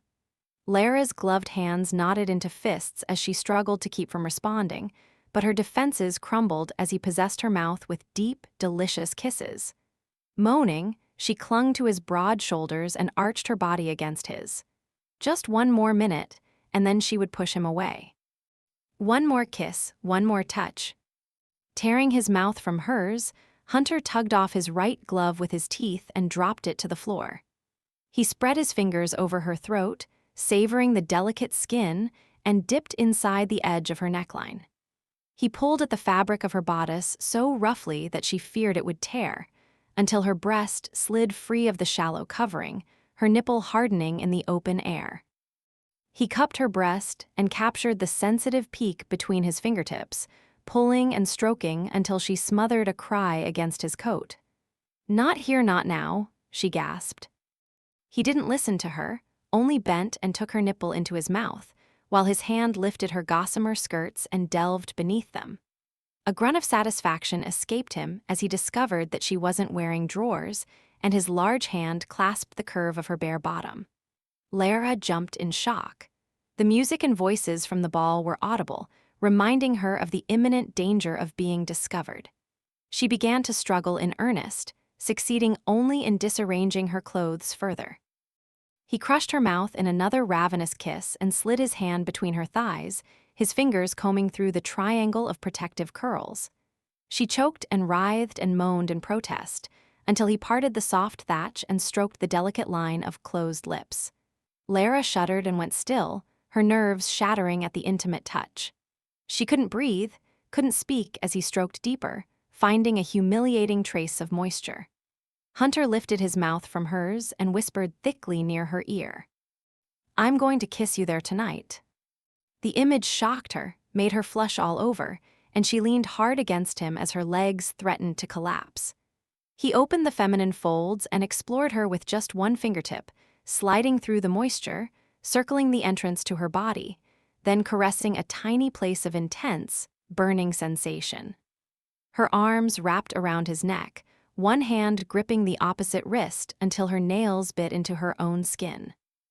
She had never imagined he would touch her this way, the movement of his fingertip delicate and sure, using the moisture of her own body as lubrication. He stroked and teased until she began to move against his hand with small, urgent nudges of her hips. Hunter kissed her throat, working his way to the fragile hollow at the base. "Do you want more?" he asked, his rasping voice barely penetrating the roar of her heartbeat. "I don't know what you mean." "Do you?" "Yes. Yes." She was beyond shame or reason, not caring what he did to her, as long as he didn't stop. Her body moved in a voluptuous quiver as she felt his finger nudge inside her. "Oh." He stroked the slippery silk of her body, at first advancing an inch or two, then sliding the entire length of his finger inside. Lara's head fell back, eyes closed, while the pleasure threatened to uncoil in a way that would surely make her faint, or worse, scream. Struggling to suppress the moans that kept rising in her throat, she clamped her teeth on her lower lip. His finger moved in a delicious pattern of advance and retreat, and Lara realized that he was mimicking the movements of lovemaking. Her hips thrust in helpless response, delighting in each slow penetration, her inner muscles grasping at him hungrily. "Kiss me," she said shakily, craving his mouth on hers. "Please, ow." Hunter lowered his head, but his lips remained a teasing inch away from hers, their panting breaths mingling in swirls of heat. His body was tense and aroused, his skin covered with a fine, hot mist. "This is your punishment, Lara," he whispered, "to burn as I do." Her breath caught as she felt his fingers slip away from her trembling body. Gently, he reached around his neck and unlocked her taut arms. Letting go of her, he bent to retrieve his glove from the floor. Lara leaned against the wall and watched him. He was going to leave her. "No," she said faintly. "Wait, I." He gave her one scorching glance and walked away, leaving her alone in the shadow beneath the stairs. Lara stared after him, angry, aghast. "How could you?" she heard herself whisper. "How could you?" After a minute, she fumbled with her clothes in an effort to restore them, but her fingers were strangely clumsy.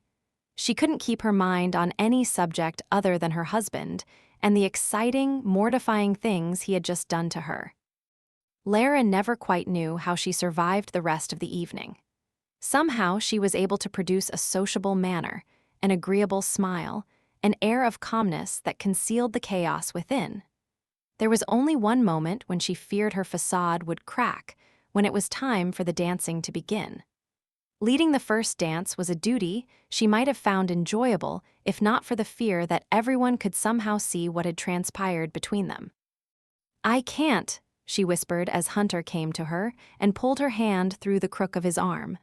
To her mortification, she felt a tide of red sweep over her chest and face. "Everyone is watching." "You were the one who invited my ex-mistress here," he muttered with an indecipherable expression. "You can't blame them for being curious as to the state of affairs between us." "The gossip will be 10 times worse after you and I retire early," Lara said. "They'll assume that we're either arguing or humping ourselves into exhaustion," he finished for her, the corners of his mouth lifting in a taunting smile. "Must you be so crude?" she asked tightly. Hunter responded by treating her with an exaggerated politeness that was almost worse than crudity. Nodding to the musicians to begin a sprightly quadrille, he led Lara to the middle of the ballroom and waited for the other guests to join them. A multitude of couples fell in rapidly, and soon Lara was whirled into a pattern of sashing, skipping feet. She had always loved dancing, and it had been a long time since she had led a quadrille, but there was painfully little enjoyment in this one. She felt awkward and terribly exposed, unable to escape the memory of what they had just done beneath the stairs. She nearly stumbled when she thought of her husband's gentle hands on her breasts and between her thighs. Midnight came, and the minutes crowded upon each other in rapid succession until the appointed hour was nearly upon her. Lara glanced around the crowded ballroom for her husband, but there was no sign of him. Perhaps he was already upstairs waiting. She felt as desperate as a criminal facing the moment of execution. But the moment under the stairs was still with her, the shameful delight lingering like strong perfume. Nearly 1 o'clock. Hunter had chosen the time well. The guests were moving in an inebriated, self-entertaining swarm, and her absence would scarcely be noticed. Discreetly, she extricated herself from a conversation and slipped from the ballroom. By the time the long case clock in the upstairs hall resonated with a single chime, Lara had reached her room. She managed to undress herself, twisting and tugging at the back of her gown, letting it fall to the floor. After adding underclothes and stockings to the heap, Lara opened the armoire and found the black negligee. It settled over her body in a shimmering rustle, light as mist. Her fingers were unsteady as she removed the pearls from her hair and unpinned the long braid from its neat coil. She ran a brush through the rippling tresses until they were smooth, and glanced at herself in the dressing table mirror. Her eyes were huge and her skin was bloodless. She pinched her cheeks to give them color and took a breath so deep that her lungs ached from the pressure. It wouldn't be as terrible as before, she thought. She believed that Hunter, in spite of his annoyance, would try to be gentle, and in return she would be as accommodating as possible in the hopes that he would finish quickly. Then it would be over, and on the morrow things would go back to the way they had been. With that thought in mind, she left her bedchamber and padded quickly down the hall to his suite. Shaking with nerves, Lara entered Hunter's room without knocking. The lamp had been turned low, a quiet glow of light barely encompassing the huge bed. Hunter sat on the corner of the mattress, still dressed in his evening clothes. His dark head lifted, and a murmur left his throat as he saw her in the black negligee. He was very still as she came to him, his smoldering gaze taking in everything: the white flashes of her bare feet, the roundness of her breasts encased in black lace, the sable fall of her hair. "Lara," he murmured, touching a lock of her unbound hair with unsteady fingers. "You look like an angel in black." She shook her head. "My actions of this evening have proved that I'm far from an angel." He didn't argue the point. Seeing that his earlier anger had abated, Lara began a careful apology. "My lord, about Lady Carlisle." "Let's not speak of her. She doesn't signify." "Yes, but It's all right, Lara." He released her hair and touched the side of her throat. "Sweet, go back to your room." Stunned by his words, Lara stared at him silently. "It's not because I don't want you," Hunter said, standing to remove his coat. He draped the garment around her shoulders and closed it over her front. "In fact, the sight of you in that negligee is more than I can bear." "Then why?" she asked in bewilderment. "Because I realized tonight that I can't play games and claim your body as the prize. I thought I could, but—" He stopped and gave a huff of self-mocking laughter. "Call it a scruple I never knew I had. I want to fulfill the bargain. I don't want you this way, as if you owe me something. You don't." "Yes, I do. I'll be damned if the only way I can have you is through coercion. So go back to your room and lock the door." The moment was a revelation. Lara's amazed stare seemed to make him uncomfortable. Hunter turned and went back to the bed, hoisting himself onto the corner and waving her to leave with an abrupt gesture.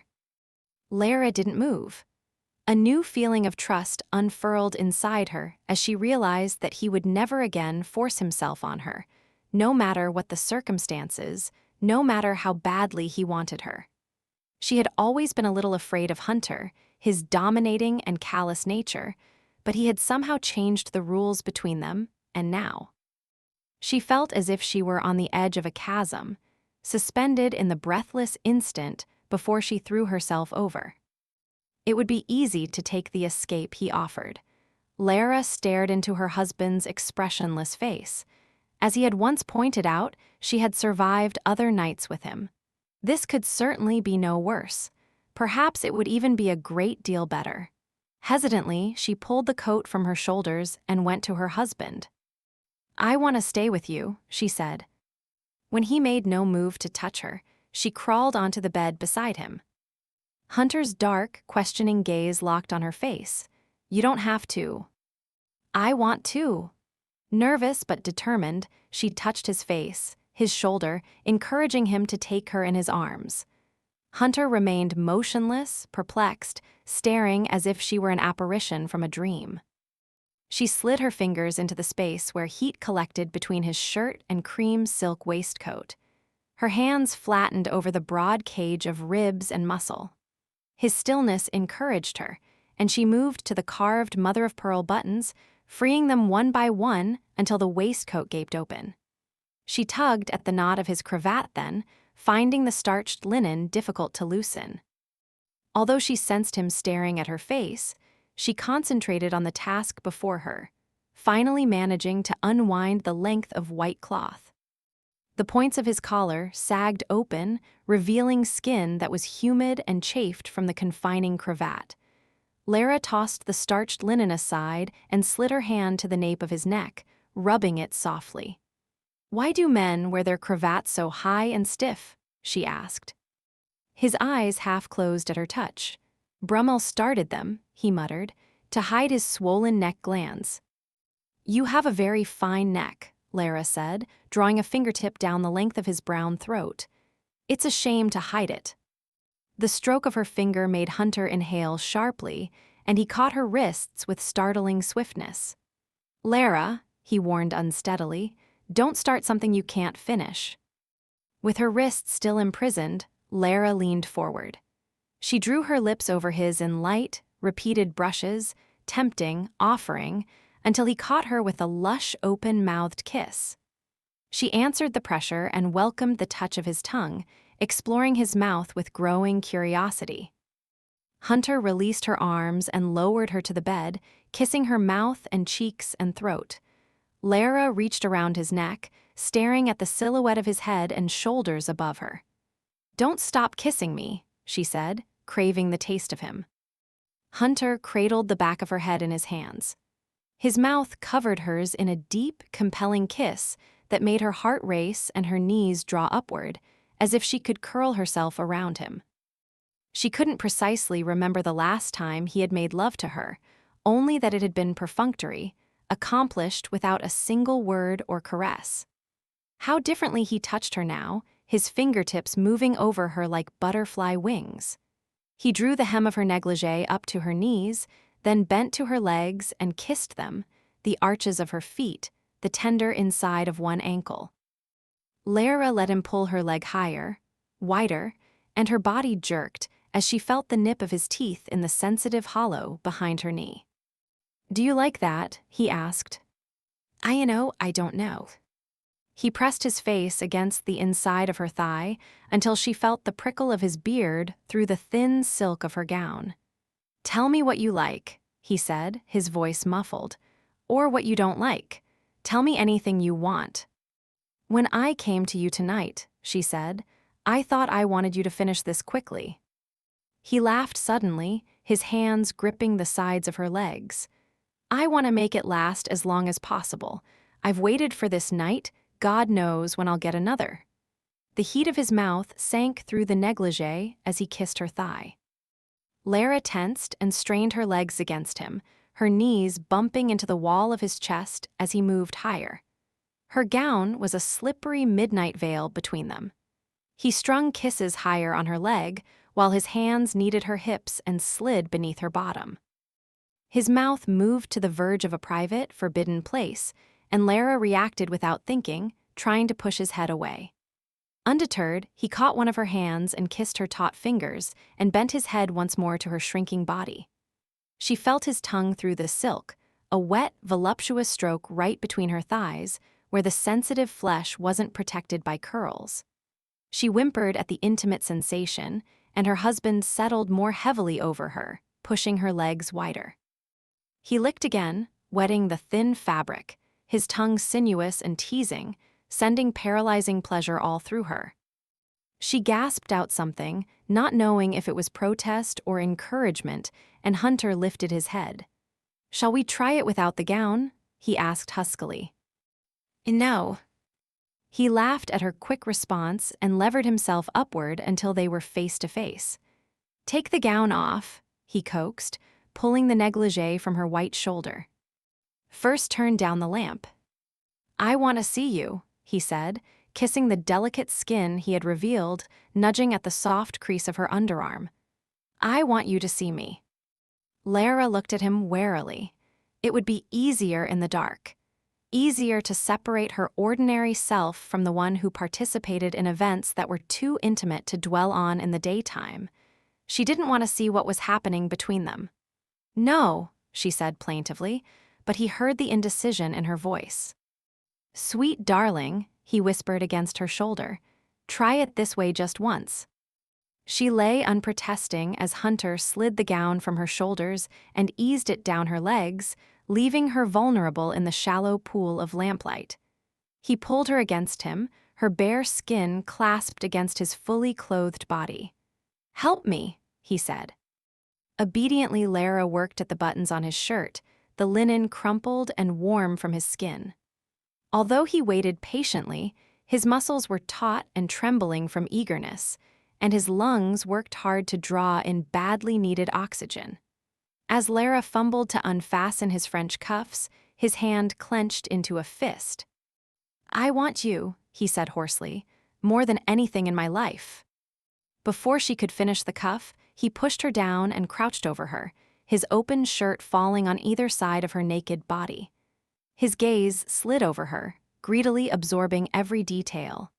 He kissed her, his weight supported on his elbows and thighs, his muscle-banded chest right above her. There were so many things about him she could not remember, had never dared to investigate. Hesitantly, she touched his bare chest, so hard and smooth beneath her palms, the brown points of his nipples, the long stretch of his waist. His body had once been so sturdy and well padded, so different from this springy, lean animality.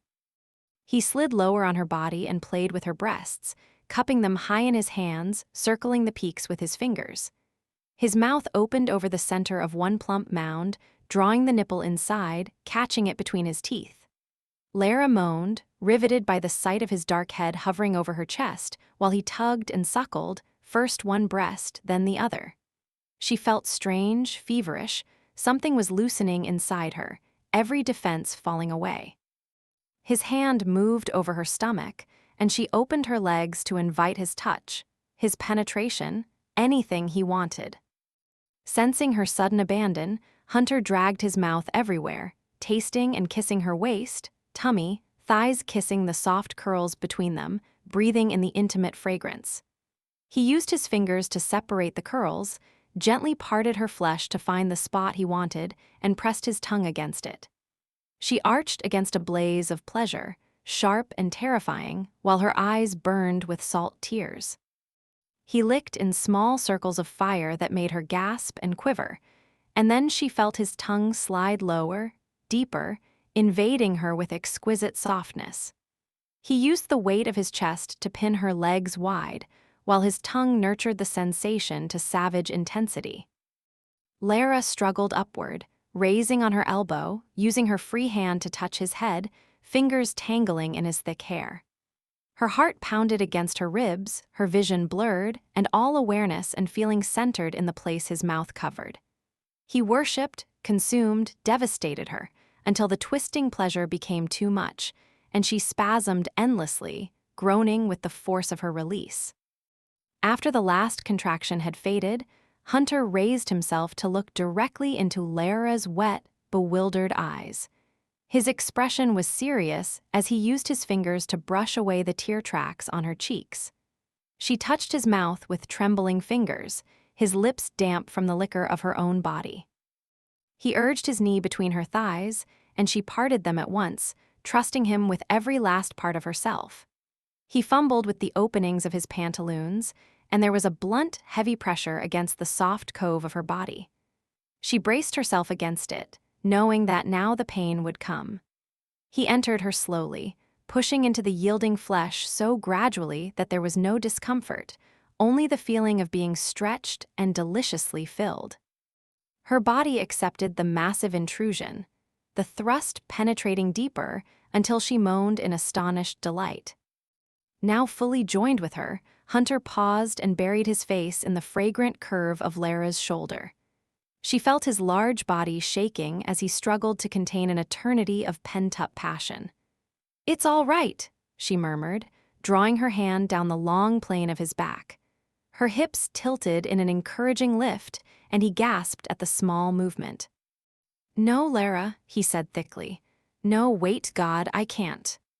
She pushed upward again, managing to take more of him inside, and the silken undulation was his undoing. He groaned and climaxed without even thrusting, his body coursing with pleasure. A long, shivering minute later, he rolled to his side, bringing her with him. Still panting for breath, he kissed her roughly, his mouth flavored with salt and a provocative essence that was not at all unpleasant. Lara was the first to speak, her face pressed against his smooth chest. "Nah. May I turn down the lamp?" His laughter rumbled beneath her cheek. He obliged her and left the bed for a moment, removing his clothes and reaching for the lamp. When all trace of light had been extinguished, he came back to her in the darkness.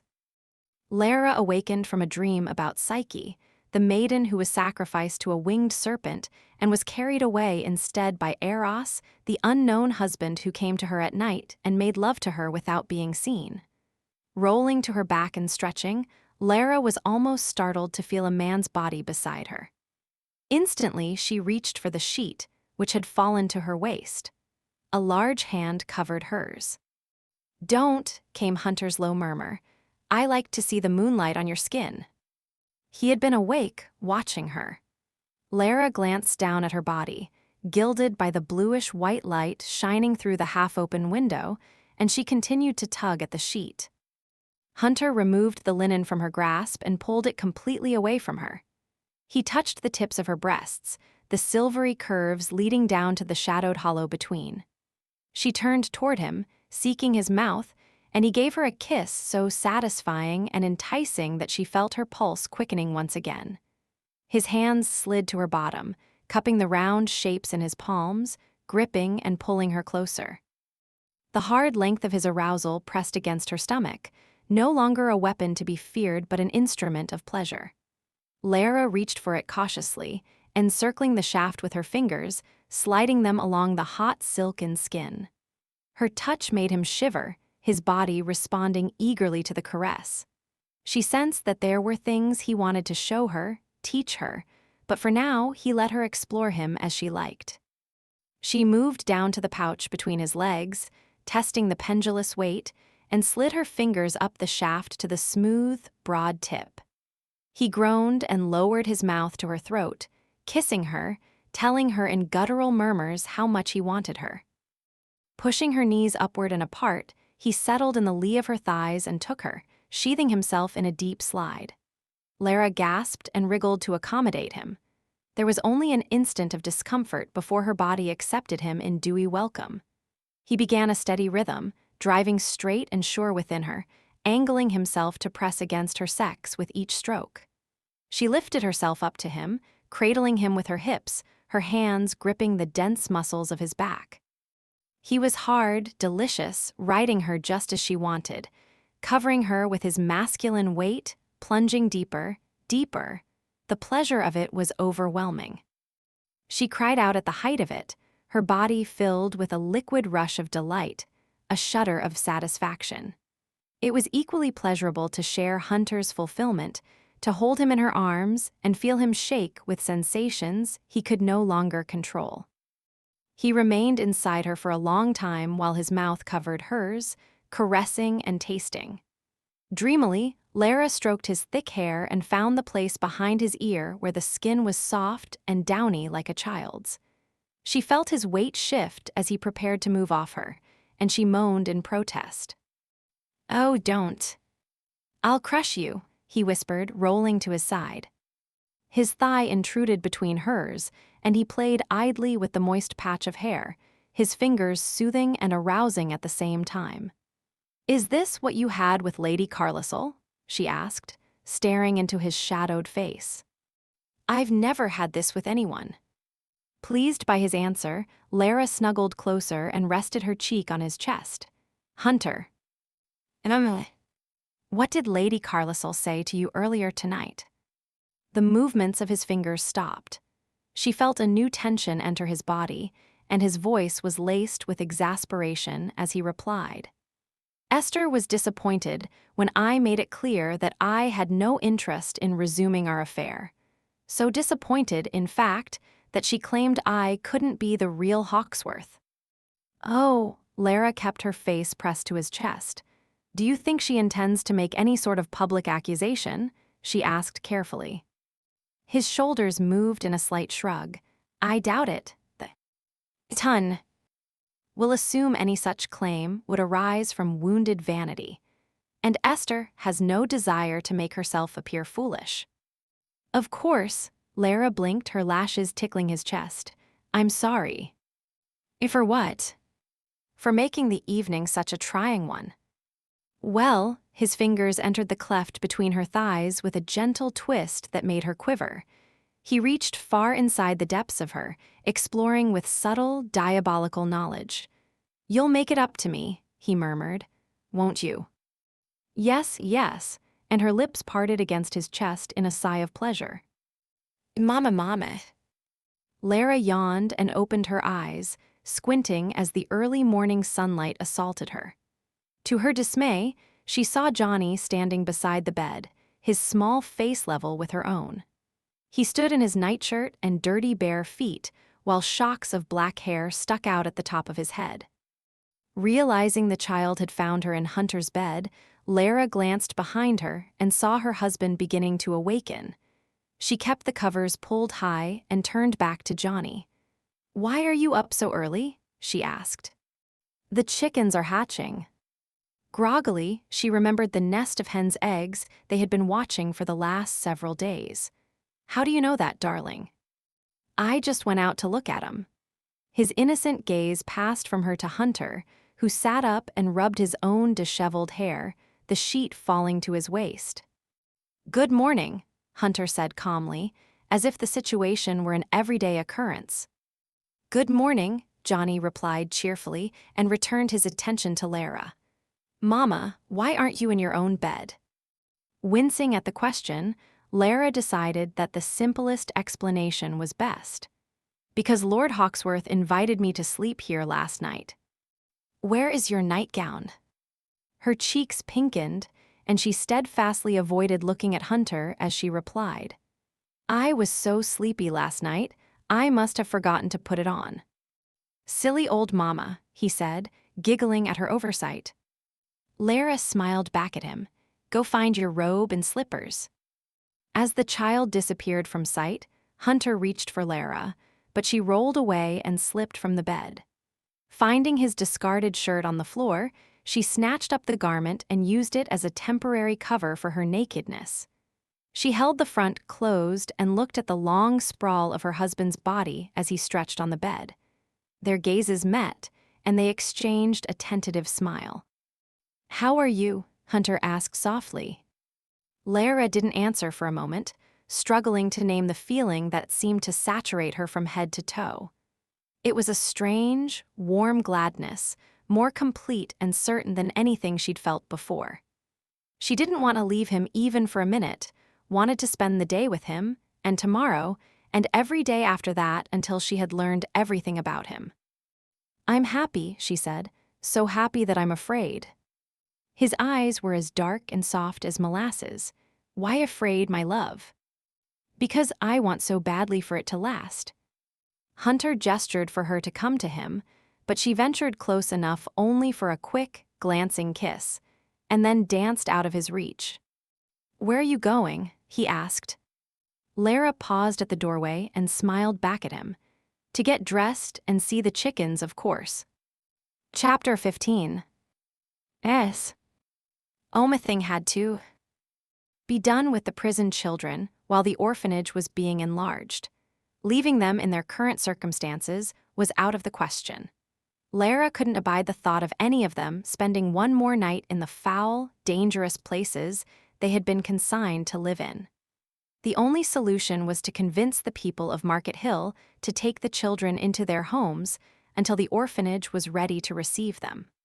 Unfortunately, that idea was met with a general reluctance that astonished her. "How can they be so cold-hearted?" Lara complained to Hunter after she had made a morning of calls, during which her requests on behalf of the children had been politely refused.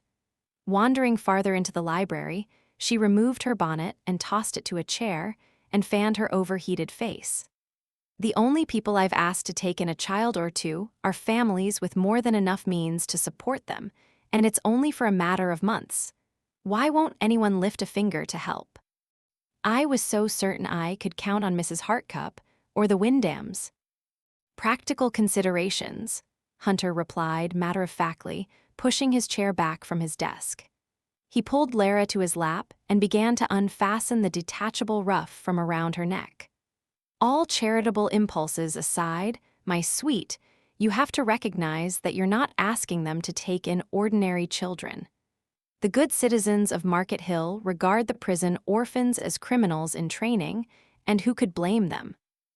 Lara stiffened in his lap and shot him a glance of displeasure. "How can you say that when Johnny has been such an angel?" "He's a good lad," Hunter acknowledged, smiling wryly as he cast a glance toward the window. It was only then that Lara heard a snapping, popping noise and realized that Johnny was outside indulging in his favorite pastime, pounding tiny gunpowder caps with rocks or firing them in his toy pistol. "But Johnny is the exception," Hunter continued. "Many of the other children need special care and attention. Some of them can't be trusted any more than if they were wild animals set loose in the town. You can't expect the Hartcups or Wyndhams or anyone else to take on such a responsibility." "Yes, I can," she said obstinately, frowning into his sympathetic face. "Hunter, what is to be done?" "Wait for the new wing to the orphanage to be finished and additional teachers to be hired," he said. "I can't wait. I want the children out of prison immediately. I'll bring them all here and take care of them myself if I have to." "What about Johnny?" Hunter pointed out evenly. "How will you explain it when all your time and attention are devoted to a dozen other children and there's none left for him?" "I'll tell him I'll simply say," Lara stopped with a frustrated groan. "He won't understand," she admitted. Hunter shook his head in the face of her obvious misery. "Sweet darling," he murmured, "I would advise you to harden your heart just a little, but somehow I don't think you can." "I can't leave those children in prison for months," she said. "All right, damn it. I'll see if I can do something, though I doubt I'll have any more luck than you." "You will," Lara said, instantly hopeful. "You have a talent for getting people to do what you want." Hunter grinned suddenly. "I have another talent that I intend to demonstrate tonight." "Perhaps," she said provocatively, and scooted from his lap. Hunter became an unexpected ally, making calls, coaxing, bargaining, and bullying with all his considerable charm until he had found temporary homes for all 12 children. Having been the object of one of Hunter's campaigns, although for a far different cause, Lara knew exactly how difficult it was for the townspeople to refuse him. She would never regard him in the same way after their night together, the first time she had ever experienced pleasure and fulfillment in a man's arms. Even more surprising than the physical satisfaction had been the realization that she could trust him. Hunter was a kind man, Lara thought with some amazement. Her husband. Kind. not only to her but to the others around him. She didn't know what had caused such a change, but she was deeply grateful for it. Although he didn't approve of her philanthropic meddling in other people's lives, he seemed to understand it, and he indulged her as much as he thought reasonable. Hunter had always been busy, but his pursuits were far different from in the first years of their marriage. He had once been a standard figure at every hunt or sporting event, not to mention a visible fixture at gaming clubs. Lara suspected his old comrades were sorely disappointed to discover that Hunter had returned from India with a new sense of responsibility toward his dependents. He developed the Crosslands interests in shipping, trading, and manufacturing companies, and acquired a brewery that returned a steady profit each month. Taking an interest in the workings of his own estate, he paid close attention to the harvest and farming, and undertook to make improvements the tenants had long requested. As a young man accustomed to privilege and filled with a sense of invulnerability, Hunter had once believed the world existed only to give him pleasure. The only time he had ever been denied anything was when he had been confronted by Lara's infertility, and he had handled it poorly. Now he seemed immeasurably older and wiser, taking nothing for granted, shouldering the responsibilities he had once done his best to avoid. Not that Hunter was a saint, there was a touch of the rascal about him that Lara enjoyed. He was seductive, tricky, teasing, encouraging her to lay aside her morals and romp with him in a manner she would never have believed herself capable of. One evening, he visited Lara's bedroom with the stated intention of enjoying the ceiling mirror before it was removed by Possibility Smith and his assistants. Ignoring Lara's mortified protests, he made love to her beneath their reflections and laughed as she dove under the covers immediately afterward. He took her to a dignified musical evening and whispered outrageous passages from Indian love texts in her ear, accompanied her on a private picnic, and seduced her beneath the open sky. He was the husband she had never dared to hope for, compassionate, exciting, and strong. She loved him, it was impossible not to, although some tiny flicker of fear kept her from admitting it aloud. In time she would tell him, when she felt safe in doing so.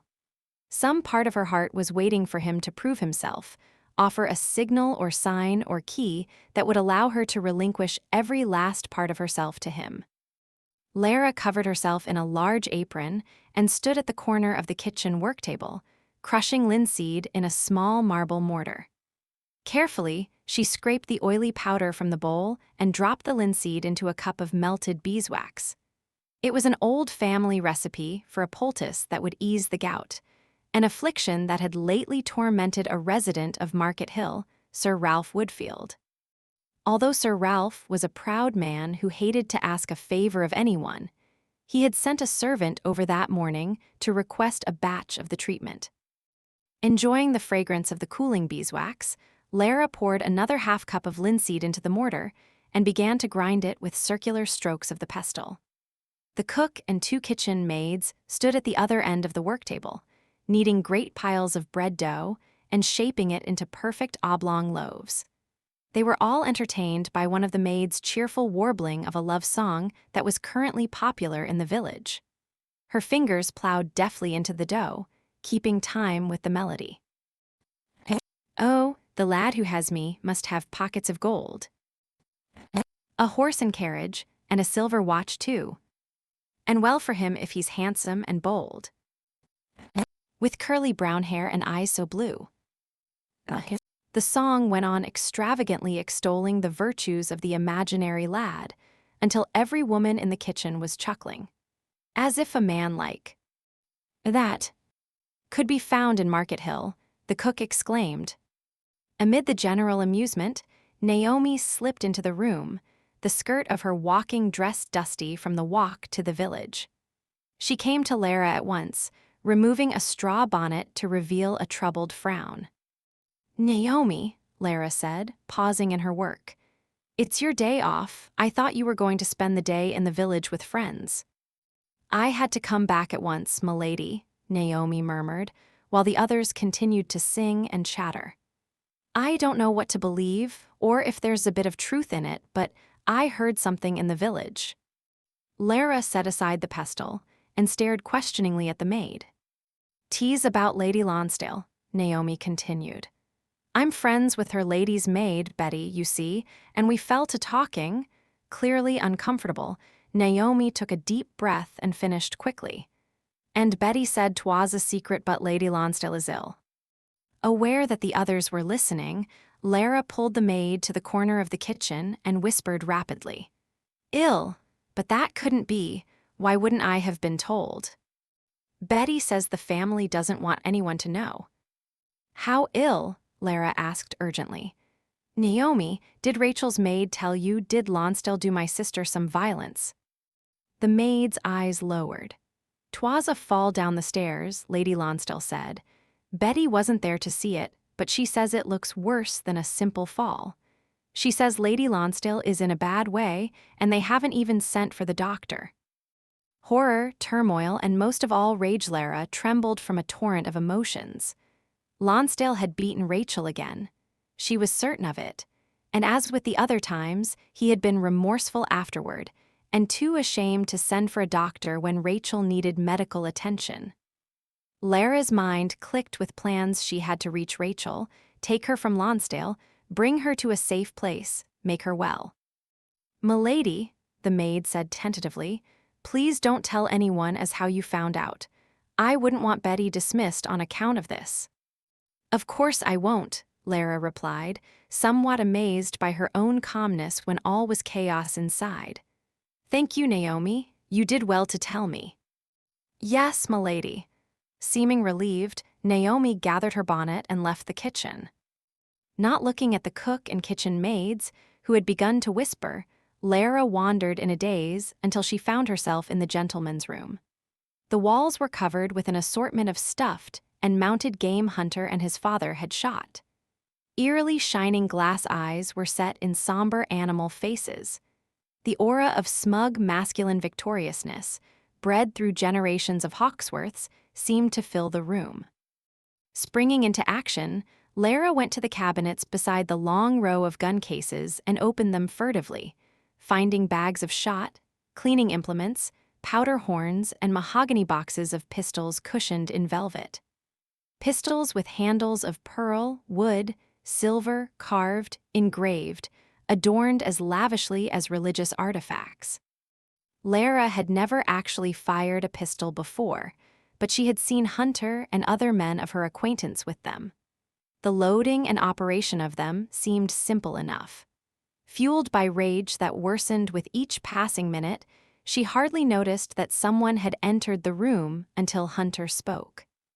Having returned from an inspection of new fence that had been built on the estate, Hunter was dressed in riding clothes. Is there going to be a duel? He asked lightly, coming forward to remove a pistol from her unsteady grasp. If you're going to kill someone, I insist on knowing in advance. Lara resisted him, hugging the weapon against her midriff. Yes, she said, her anguished fury breaking forth as she stared into his taut face. Tears spilled from her eyes. Yes, I'm going to kill your friend Lonsdale. He's done it to Rachel again. Again. I don't know what condition she's in, but I intend to take her away from that place. I should have done it long ago. I only hope Lonsdale is there when I arrive, so I can put a bullet in his heart. Hush! Hunter's large hand closed around the pistol and he took it from her, setting it on a side table with care. He turned back to Lara, his alert gaze raking over her tearful face. Somehow the solid reality of his presence eased her panic. He folded her in his arms, anchoring her against his chest, murmuring quietly into her hair. Sniffling, Lara reached inside his waistcoat until her palm rested over the steady beat of his heart. The sensation of his warm breath sinking down to her scalp made her quiver. It was so terribly intimate, crying in his arms even more personal than making love. She hated feeling so helpless, but he had never felt so much like a husband to her as he did in this moment. Quieting, she inhaled his familiar scent and let out a shaking sigh. Hunter located a handkerchief and wiped her sodden face. "All right," he said gently, blotting her nose. "Tell me what happened." Lara shook her head, knowing he would not be of any help, not where Lonsdale was concerned. They had been friends for too long. To men like Hunter and Lonsdale, friendship was more sacred than marriage. A wife, as Hunter had said long ago, was an inevitable necessity. All other women were for recreation. A man's friends, however, were carefully chosen and cultivated for life. "You mentioned Lonsdale," Hunter prodded as Lara remained silent. "What happened?" Lara struggled out of his arms. "I don't want to discuss it," she said. "You'll only defend Lonsdale, as you have in the past. Men always side with each other in matters like this." "Tell me, Lara." "Naomi heard a rumor in the village today that Rachel is ill. Something about Rachel being injured after a fall down the stairs. Knowing what I do about my sister and her husband, I am convinced that something much more despicable has happened." "It's only gossip then, until it's confirmed by evidence." "Can you doubt it?" Lara cried. "Lonsdale uses any excuse to vent his temper on my sister. Everyone knows it, but no one dares to interfere. And Rachel will go to the grave before admitting it. She'll never leave him or say one word against him." "She's a grown woman, Lara. Leave her to make her own judgments on the matter." Lara glared at him. "Rachel is not fit to make decisions about Lonsdale. She believes along with everyone else that a wife is a husband's property.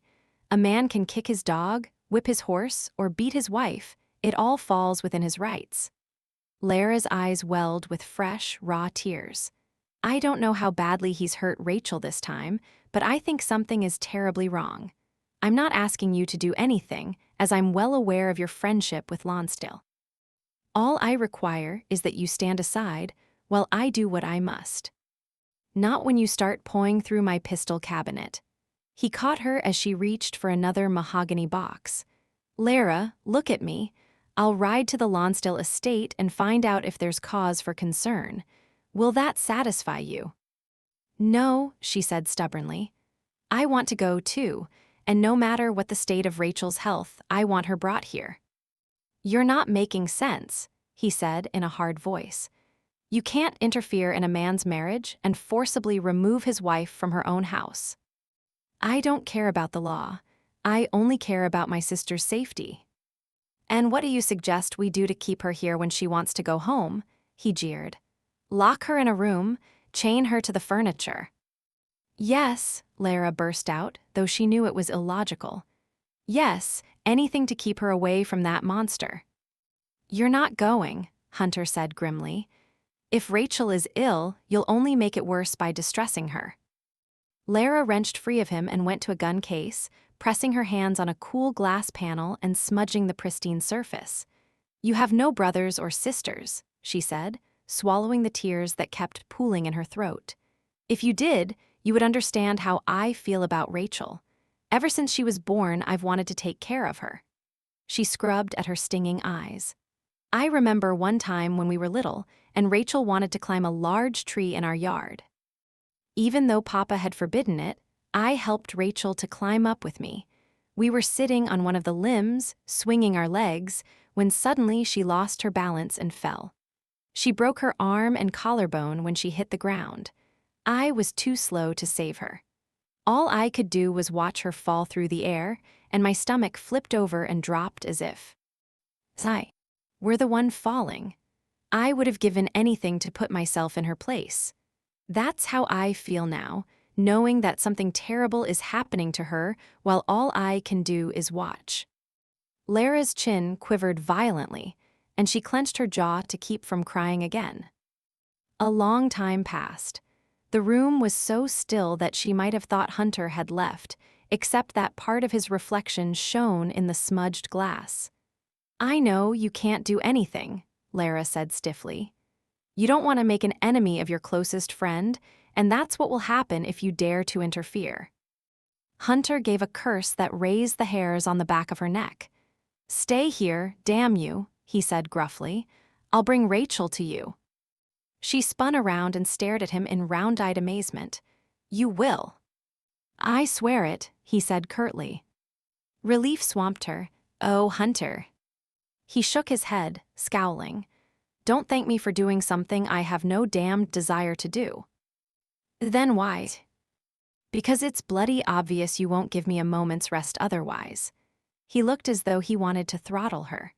Unlike you, I have no overwhelming need to save the world. I'd just like to find a bit of peace for myself. After this little episode, I'd appreciate a few days of not worrying about orphans or old people or otherwise unfortunate creatures. I want an evening or two of privacy, if that's not too much to ask. Lara's searching gaze meshed with his furious one. He didn't want to appear the chivalrous knight, she realized, and he was trying to make it clear that his motives were more selfish than benevolent. But it wasn't working. Nothing could disguise the fact that once again Hunter was doing the right thing. Silently, Lara marveled at how he had changed. I must confess something, she said. What? He asked icily. Once, years ago, I actually envied Rachel because her gaze dropped from his wrathful face and fixed on the carpet. When Rachel married Lonsdale, she thought herself to be in love with him. Lonsdale seemed so dashing and romantic, and when I compared the two of you in my mind, you came off rather worse. You were so infinitely serious and self-absorbed, and you had little of Lonsdale's charm. Certainly, it's no surprise that I didn't love you. My parents arranged our marriage, and I accepted it as a sensible choice. But I couldn't help thinking, when I saw the affection between Rachel and Lonsdale, that she had made the better match. I never intended to admit such a thing to you. It's only that now. Lara twisted her hands into a tight white knot. Now I see how wrong I was. You've become so. She stopped and flushed before gratitude and some deeper, more dynamic emotion forced her to finish. You're more than I hoped you could be. Somehow you've changed into a man I can trust and rely on. A man I could love. She didn't dare look at him, having no idea whether her admission was something he wanted or not. Hunter walked past her, his boots moving across the edge of her field of vision, and he went through the half-open doorway, leaving her alone with the echo of her own impetuous confession. Chapter 16. It seemed that the servants of the Lonsdale estate had chosen sides by gender, the males supporting the master, while the females were in sympathy with the lady of the manor. A pair of footmen and a stoic butler did their best to prevent Hunter from entering the Lonsdale mansion, while the housekeeper and lady's maid hovered nearby, watching anxiously. Hunter sensed that the women were more than willing to show him to his sister-in-law's room. Hunter made his face expressionless as he locked stairs with the butler, an elderly man who had given decades of loyalty to the Lonsdales. No doubt he had seen or helped to conceal many a misdeed committed by the family. The man was polite and dignified as he greeted Hunter, but a flicker of uneasiness in his eyes revealed that something was not as it should be. He was flanked by a pair of towering footmen who seemed prepared to carry Hunter bodily from the mansion. "Where is Lonsdale?" Hunter asked tersely. "The master is away, my lord. I've been told that Lady Lonsdale is ill. I came to ascertain her condition for myself." The butler spoke with the requisite hauteur, but it seemed that his color heightened slightly. "I cannot confirm any details regarding Lady Lonsdale's health, my lord. Naturally, it is a private matter. Perhaps you could take it up with Lord Lonsdale when he returns." Hunter glanced at the footmen and the two women by the stairs. Their frozen expressions made him realize that Rachel was ill indeed. The situation reminded him of an occasion in India when he visited the house of a dying friend and found the place filled with relatives from both sides of the family. Their silent despair had hung in the air like a haze of smoke. They had all known that if the man died, his wife would be burned alive with his corpse. Hunter remembered the red paint handprint the bereaved wife had left on the doorway just before going to fulfill the ancient tradition of a settee. The mark was all that had remained to remind the world of her existence. To Hunter's sickening frustration, he could do nothing to help her. the Indians felt so strongly about a sati that they were apt to kill a foreigner who dared to interfere. How little a woman's life was valued in so many cultures, even in this one, supposedly so modern and enlightened. Hunter hadn't been able to argue with Lara's assessment that in the eyes of English law, a man's wife was his property to do with as he saw fit. Judging from the anxious gloom hovering in this place, the unfortunate Lady Lonsdale was about to fall victim to society's callous disregard, unless someone intervened. Hunter spoke to the butler, though his words were directed to all of them. "If she dies," he said quietly, "you'll likely be charged as accomplices to murder." He could feel, even without looking, how the comment affected the group. A current of fear, guilt, and concern rippled through the room. They all remained motionless, even the butler, as Hunter went to the stairs. He stopped before the plump housekeeper. "Show me to Lady Lonsdale's room." "Yes, my lord." She ascended the stairs with such swiftness that Hunter was obliged to take them two at a time. It was dim and still in Rachel's bedroom, a sweet, dry note of perfume in the air, the velvet curtains closed except for a 6-inch space that allowed a hint of sunlight. Rachel reclined on large lace-trimmed pillows, her hair long and loose, her fragile body swathed in a white gown. There were no bruises apparent on her face or arms, but she had a strangely waxen complexion, and her lips were chapped and bloodless. Becoming aware that someone was in the room, Rachel opened her eyes and squinted at Hunter's dark shape. A whimper of fright escaped her, and he realized that she thought he was Lonsdale. "Lady Lonsdale," he said quietly, coming to her side. "Rachel." He looked down at her as she tried to shrink away. "What happened to you? How long have you been ill?" He took her thin, cold hand in his large one and gently chafed her fingers. She stared at him with the eyes of a wounded animal. "I don't know," she whispered. "I don't know what happened. He didn't mean to do it, I'm certain, but somehow I fell. Rest, that's all I need. It's just that, it hurts dreadfully, I can't seem to sleep." She needed a hell of a lot more than rest, starting with a visit from Dr. Slade. Hunter had never taken much notice of Rachel, thinking of her only as an attractive but less interesting imitation of Lara. However, seeing the faint resemblance she bore to his wife and her obvious suffering, he was aware of a twist of pity in his chest. "Lara sent me for you," he muttered. "God knows you shouldn't be moved, but I promised her," he broke off abruptly, filled with frustration. Lara's name seemed to pierce through Rachel's pain-fogged nightmare. "Oh, yes, Larissa. I want Larissa, please." Hunter cast a sideways glare at the housekeeper, who stood nearby. "What the hell is going on?" "She's been bleeding, sir," the housekeeper replied softly. "Ever since the fall, nothing we do seems to stop it. I wanted to send for the doctor, but the master forbade it." Her voice dropped until it was barely audible. "Please, sir, take her away from here before he comes back. There's no telling what might happen if you don't." Hunter looked back at the listless figure on the bed and pulled the covers back. There were rusty splotches of dried blood on Rachel's nightgown and more beneath her. Gruffly, he ordered the housekeeper to assist him, and together they pulled a soft cambric robe around the ailing woman. Rachel tried to help, gamely lifting her arms into the sleeves, but even the smallest movement seemed to cause her agony. Her lips were blue and tightly compressed as the housekeeper buttoned the front of the robe. Hunter leaned over and slid his arms beneath her, speaking as if she were a small child. "Good girl," he murmured, lifting her easily. "I'll take you to Larissa, and you'll be better soon." He tried to be gentle, but she moaned in pain as he cradled her against his chest, her bare feet dangling. Swearing silently, Hunter wondered if moving her would result in her death. "Go on, my lord," the housekeeper urged at his hesitation. "It's for the best, you must believe me." Hunter nodded and carried Rachel from the room. Her head dropped on his shoulder, and he thought she had fainted, but as he brought her down the stairs, he heard a feeble whisper. "Thank you, whoever you are." The pain and blood loss must have made her delirious, he thought. "I'm Hawksworth," he said, trying not to jostle her as they continued down the staircase. "No, you're not," came her faint but certain reply, and her thin fingers touched his cheek in gentle benediction.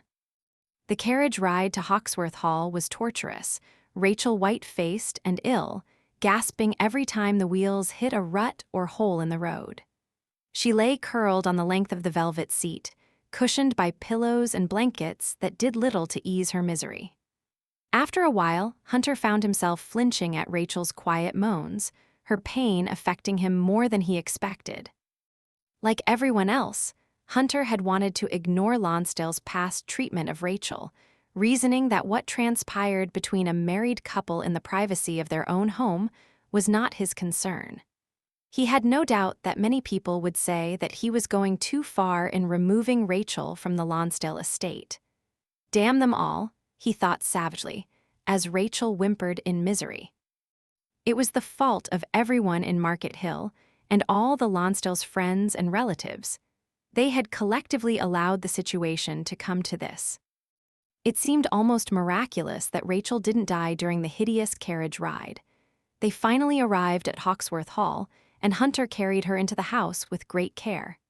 He found old Dr. Slade already there, waiting with Lara. His wife did not seem surprised by her sister's condition, and he guessed that her imaginings had led her to expect the worst. At Lara's direction, Hunter brought the patient to his wife's own bedroom and settled her on the linen sheets. While maids bustled about and Lara bent over Rachel, and the doctor rummaged through his case, Hunter wandered from the room. His part was done. He supposed he should feel some sort of satisfaction at having fulfilled his promise, but instead he was troubled and restless. He went to the library and closeted himself there, drinking slowly, wondering how the hell he would deal with Lonsdale when he arrived. No matter how remorseful Lonsdale appeared, Hunter knew that he couldn't allow him to take his wife back. How could Lonsdale convince any of them that he wouldn't harm Rachel again? How could they be certain that he wouldn't eventually kill her? Lonsdale wouldn't change, Hunter reflected, starting on his second brandy. People never did. He thought of what Lara had said to him earlier. "Somehow you've changed into a man I can trust and rely on. A man I could love." The earnest confession, spoken with such gentle hope, had filled him with bitter longing. He hadn't known how to respond, still didn't. He wanted Lara's love.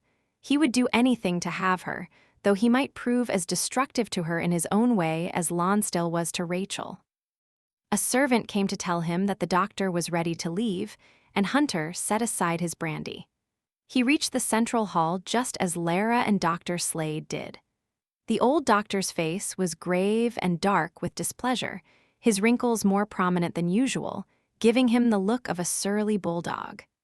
Lara seemed composed but brittle, her facade concealing a welter of emotion. Hunter looked from one of them to the other, waiting for the news. "Well?" he asked impatiently. "Lady Lonsdale had a miscarriage," Dr. Slade replied. "It seems she wasn't aware of her condition until the bleeding began." "How did it happen?" "Lonsdale pushed her down the stairs," Lara said quietly, her eyes filled with fire. "He'd been drinking again, and he was in a temper. Rachel claims he didn't know what he was doing." Dr. Slade frowned heavily. "A nasty business, this," he commented. "I never thought I would say this, but it's a blessing old Lord Lonsdale isn't alive to see what's become of his son. I remember the pride he used to take in that boy." "Will she be all right?" Hunter interrupted, sensing that a long reminiscence was about to begin. "I believe Lady Lonsdale will recover fully," the doctor replied, "provided she receives adequate rest and care. I would suggest that no one disturb her, as she is in a fragile state. As for her husband," he hesitated and shook his head, silently acknowledging the matter was beyond him. "One hopes he can be persuaded that this sort of behavior is not acceptable." "He will be," Lara said steadily, before Hunter could reply. She turned without looking at either of them and went back up the stairs to her sister's sick room. Something about the rigidity of her spine and the regal tilt of her head made Hunter feel vaguely guilty, as if he and the doctor had been tarnished by Lonsdale's actions, as if they both had been judged and convicted of participating in some great male conspiracy against women. "Damn Lonsdale," he muttered, scowling. The doctor reached up and patted the side of his shoulder gently. "I understand, my lad. I'm well aware of the affection you bear for your friend, but if an old man's opinion means anything to you, I am pleased that you took Lady Lonsdale under your protection. It shows a compassion that has sometimes been in short supply in the Crossland family. No offense intended." Hunter's mouth twisted ironically. "I can't take offense at the truth," he said, and sent for a carriage to take the old man home. Lara held vigil at Rachel's bedside through the night until she began to doze in the chair while still sitting upright. She jerked awake as she sensed a large shape moving through the room. "What?" "It's me," Hunter murmured, finding her in the darkness, his hands settling on her shoulders. "Come to bed, Lara. Your sister is sleeping. You can attend to her in the morning." Lara yawned and shook her head, wincing at the knife-like pain of her strained neck muscles. "No, if she awakens, if she needs something, I want to be here." She couldn't explain the irrational feeling that she must not leave her sister alone, that Rachel needed constant protection from monsters both real and invisible. His fingertips swept along her throat in a tender stroke. "You won't do her any good by exhausting yourself," he said. Lara turned the side of her face into his hand and sighed. "I want to do something, even if it's only watching her sleep." His thumb caressed her temple, and he leaned over to press his mouth on her head. "Go to bed, sweetheart," he said, his voice muffled in her hair. "I'll watch over her now." Despite her reluctance, he pulled her from the chair and urged her from the room, and Lara made her way to her own bed like a sleepwalker. Lonsdale came to Hawksworth Hall the next afternoon. At first, Lara was unaware of his arrival, having secluded herself in Rachel's room for most of the day. She had managed to coax Rachel into taking some soup and a spoonful of blancmange, and administered a dose of the medicine Dr. Slade had left. Silent and exhausted, Rachel seemed to welcome the oblivion the medicine offered. She fell asleep quickly, holding Lara's hand with a childish trust that broke her heart. Carefully, Lara disengaged her hand and smoothed her sister's long brown hair. "Sleep well, dear," she whispered. "Everything will be fine." She left the room, silently debating how and when to tell her parents about what had happened to Rachel. It would be unpleasant, to say the least. She expected them to deny everything. Lonsdale was a fine man, they would say, and perhaps he had made a mistake that required everyone's understanding and forgiveness. Lara knew that Hunter's support was essential if she was to keep Lonsdale away from Rachel. She would have no recourse if Hunter changed his mind. He was all that prevented Lonsdale from taking his wife back and doing exactly as he wished with her. Lara was grateful for what Hunter had done so far, but she couldn't help fearing that his long friendship with Lonsdale would ultimately prevail. She couldn't quite imagine her husband denying Lonsdale access to his own wife. And if Hunter gave in to his friends' demands, Lara wasn't certain what she would do. As increasingly despondent thoughts ran through her mind, she neared the top of the stairs leading down to the great hall. The sound of masculine voices drifted to her, laced with alarming intensity. She scooped up a handful of her skirts, lifting the hem away from her feet, and descended the stairs quickly. As she reached the last step, she had a clear view of Hunter talking to Lonsdale. The sight of her brother-in-law, well-dressed and boyishly handsome, filled Lara with rage. Lonsdale appeared relaxed and charming, as if nothing were wrong. She would be damned if he would ever put his hands on Rachel again. She would shoot him herself, if it came to that. Although Lara made no sound, Hunter sensed her presence. He turned and skewered her with a glare. "Stay there," he said roughly. She obeyed, her heart hammering violently, while Hunter returned his attention to Lonsdale. "Hawksworth," Lonsdale murmured, seeming bewildered by his cold reception. Good God, man, how long are you going to keep me standing here? Invite me in, and we'll talk over a friendly drink. This isn't the occasion for a friendly drink, Hunter said curtly. Yes, well, the reason I'm here is obvious. Lonsdale paused and asked in patent concern, "How is my wife?" Not well. I don't pretend to understand what's going on. Rachel had an accident, and instead of allowing her to recover at her own home, you drag her across the countryside, all to satisfy some whim of Lara's, no doubt. I understand Lara's reaction. She's like all women, with the sense of a peahen. But you... Lonsdale shook his head in amazement. What possessed you to do it, Hawksworth? It's not like you to bother about another man's business, especially when that man is the best damned friend you've ever had. No longer, Hunter said softly. Lonsdale's blue eyes crinkled in bewilderment. What are you saying? You're like a brother to me. No dispute over a mere woman can come between us. Just let me have Rachel, and we'll be on the upsides again. She can't be moved. Lonsdale laughed incredulously at the refusal. She will be moved if I say so. She's my wife. He sobered as Hunter continued to stare at him implacably. Why are you looking at me like that? What the devil is going on? Hunter didn't blink. Leave Terrell. An anxious frown crept over Lonsdale's face. Tell me how Rachel is.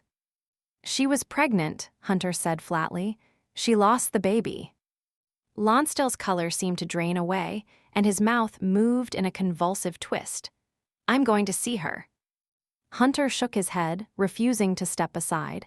She's being taken care of. She lost the baby because you brought her here while she was ill, Lonsdale cried. Lara bit her lip in an attempt to remain quiet, but somehow her voice came bursting forth. Rachel had a miscarriage because you pushed her down the stairs. She told me and Dr. Slade all about it. It's a lie. Lara, shut up, Hunter growled. And you wouldn't even send for a doctor, Lara continued recklessly, ignoring him. She didn't need one, damn you.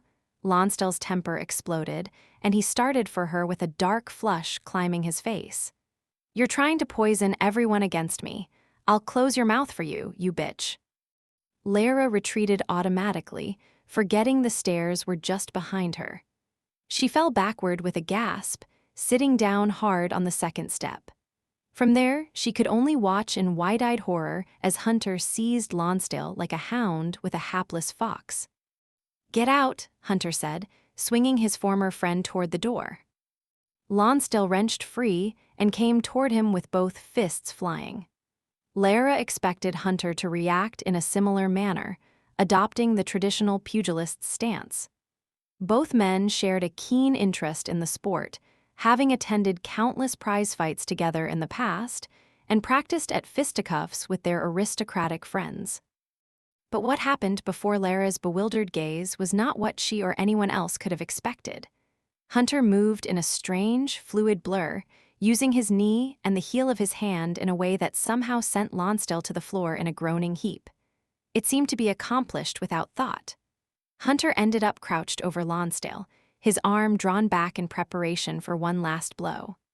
A fatal blow, Lara realized suddenly, trying to gather her wits. She saw from Hunter's taut, strangely blank face that he was more than ready to kill the man beneath him. His reason was gone, replaced by pure lethal instinct. Hunter, she said desperately. Hunter, wait. The use of his name seemed to break through the fog that surrounded him. He glanced at her alertly, his arm lowering an inch or two. Lara nearly recoiled from what she saw in his eyes, a bloodthirst that went far beyond this situation. He was fighting to keep from sliding into some dark abyss that he had no wish to return to. There were many things she didn't understand, but she knew without doubt that she must help him by restoring normalcy as quickly as possible. That's enough, Lara said, while servants seemed to come from all directions, their bewildered gazes pinned on the two men in the center of the hall. I believe Lord Lonsdale wishes to leave now. She stood and brushed at her skirts and spoke to a footman who waited nearby. George, Please assist Lord Lonsdale to his carriage." The footman separated himself from a gaggle of staring servants, all of them clearly wondering what had occurred. Seeming to understand Lara's unspoken wishes, Mrs. Gorst dispersed the small audience. "On your way now," the housekeeper said briskly. "There's work aplenty to be done, and little time for gawking and gaping." Hunter didn't move as the stupefied Lonsdale was removed from the hall. Two footmen half dragged and half carried him to the waiting vehicle. Coming to stand by her husband's side, Lara touched his arm tentatively. "My lord," she said gratefully, "thank you for protecting my sister. Thank you." He shot her a gaze of hot black intensity. "Thank me in bed," he said, barely audible. Lara stared at him, startled. "Now," she whispered, feeling her cheeks prickle with heat. Hunter didn't reply, only continued to stare at her in that alarming way. She didn't dare look around them, suspecting that anyone present could discern what her husband wanted from the way he gazed at her. The thought of refusing him went through her mind. After all, she was perfectly justified in claiming that her worry over Rachel had fatigued her. It was the truth, but Hunter had never made a request in this way before.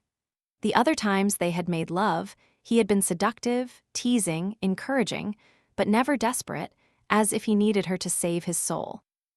Daunted by his intensity, she lowered her lashes and turned toward the stairs. Hunter followed instantly, not allowing more than a foot of space between them. He didn't try to rush her, only kept pace as if he were stalking her. She could hear him breathing, light and quick, not from exertion but from appetite. Lara was nearly dizzy from the rapid beat of her heart. She paused at the top of the stairs, uncertain if they should go to his bedroom or hers. "W.H. where?" she asked softly. "I don't care," he said in a low voice. She led the way to his room, which was somewhat more secluded than her own. Hunter closed the door roughly. His hungry gaze returned to her. He removed his waistcoat and shirt without the appearance of haste, but she knew what seethed just beneath his self-control. Unnerved, she reached behind her neck to unfasten her gown. She had only managed the first 2 buttons when he strode to her and took her head in both hands, as if he feared she would try to escape him. He kissed her, his mouth hard and eager, his tongue searching deeply. She reached out for him, grasping at the heavy bunched muscles of his torso. His skin was feverishly hot beneath her hands. His long fingers tightened on her skull, and he kissed her with scorching violence, the pleasure mounting until she moaned in excitement. Trembling with fierce desire, Hunter finally tore his mouth from hers and pushed her to the bed. Lara stumbled in confusion, but his hands were there to guide her, steadying her hips and bending her face down over the edge of the mattress. Her thoughts scattered as she felt him pulling her skirts up to her waist. There was a jagged sound as he tore her chemise and pushed the sides apart. "What are you doing?" she asked, beginning to push up from the bed. He pinned her back down, and she felt his fingers slide between her thighs. "Let me," he muttered. "I won't hurt you. Hold still for me." He pushed past the tangle of dark curls, one finger slipping inside the swollen entrance of her body, reaching deep into the warmth and moisture. Lara quivered and gripped the covers until they bunched in her hands. "You're ready for me," he said hoarsely, reaching back to unfasten his trousers. Realizing that he meant to take her like this, from behind, Lara closed her eyes and waited, her pulse thrumming with fear and eagerness. She felt his heavy shaft against her, searching, pressing, and he entered her with a long thrust that made her cry out. Her flesh closed tightly around the invading hardness, gripping firmly as he slid even deeper. Holding himself inside her, he grasped the back of her gown, ripping it apart, sending delicate buttons flying across the bed and floor. Her chemise received the same treatment, the fragile muslin giving way to his aggressive hands and falling away from her body. She felt his warm mouth on her back, kissing the tender skin of her nape, sliding along her spine, and she writhed at the exquisite sensation. "Now," she begged, wanting more, and her buttocks pushed against him. He answered the movement, grinding his hips in small circles until she moaned and clutched even larger handfuls of the counterpane. "I want to touch you," she gasped. "Please let me." "No." He licked the edge of her ear, flicked his tongue inside it, muttered softly in the moist hollow. Lara trembled at the maddening pleasure, feeling him inside her, all around her, but not being able to touch or see him. "Let me turn around. Hunter, please." He used his legs to widen the spread of her thighs. His hand slid around her front, down her taut belly, and into the thatch of curls. Finding the sensitive bud where all pleasure centered, he stroked her gently. Caught between his teasing, tickling fingers and the deep thrusts of his hips, Lara sobbed his name. Her body was helplessly stretched and pinned beneath him, his rhythm increasing in pace, driving the pleasure higher and higher until all her senses opened and the rush of release began. Shaking in delight, she muffled her cries in the counterpane and felt his face press hard against her back. He was lost in his own climax now, clenching her hips hard in his palms, pouring himself into her with a groan of satisfaction. In the glow of aftermath, Lara was nearly too weak to move. She stirred drowsily as she felt Hunter strip away the remains of her clothes. He removed his trousers and climbed onto the bed naked, holding her against his long body. She relaxed and slept for a time, though it was impossible to tell whether minutes or hours had passed. When she awakened, Hunter was watching her with eyes like dark velvet. "You're the last woman I'll ever make love to," he said, stroking her breast, toying with the rosy peak. She stroked his sun-streaked hair and the hard nape of his neck, loving the feel of him against her.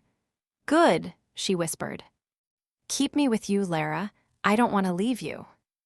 Bewildered, she slid her arms across his broad back, her fingertips not quite reaching the center.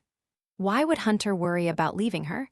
Was it possible he feared some accident, some unforeseen catastrophe that would part them once again? The thought was truly awful.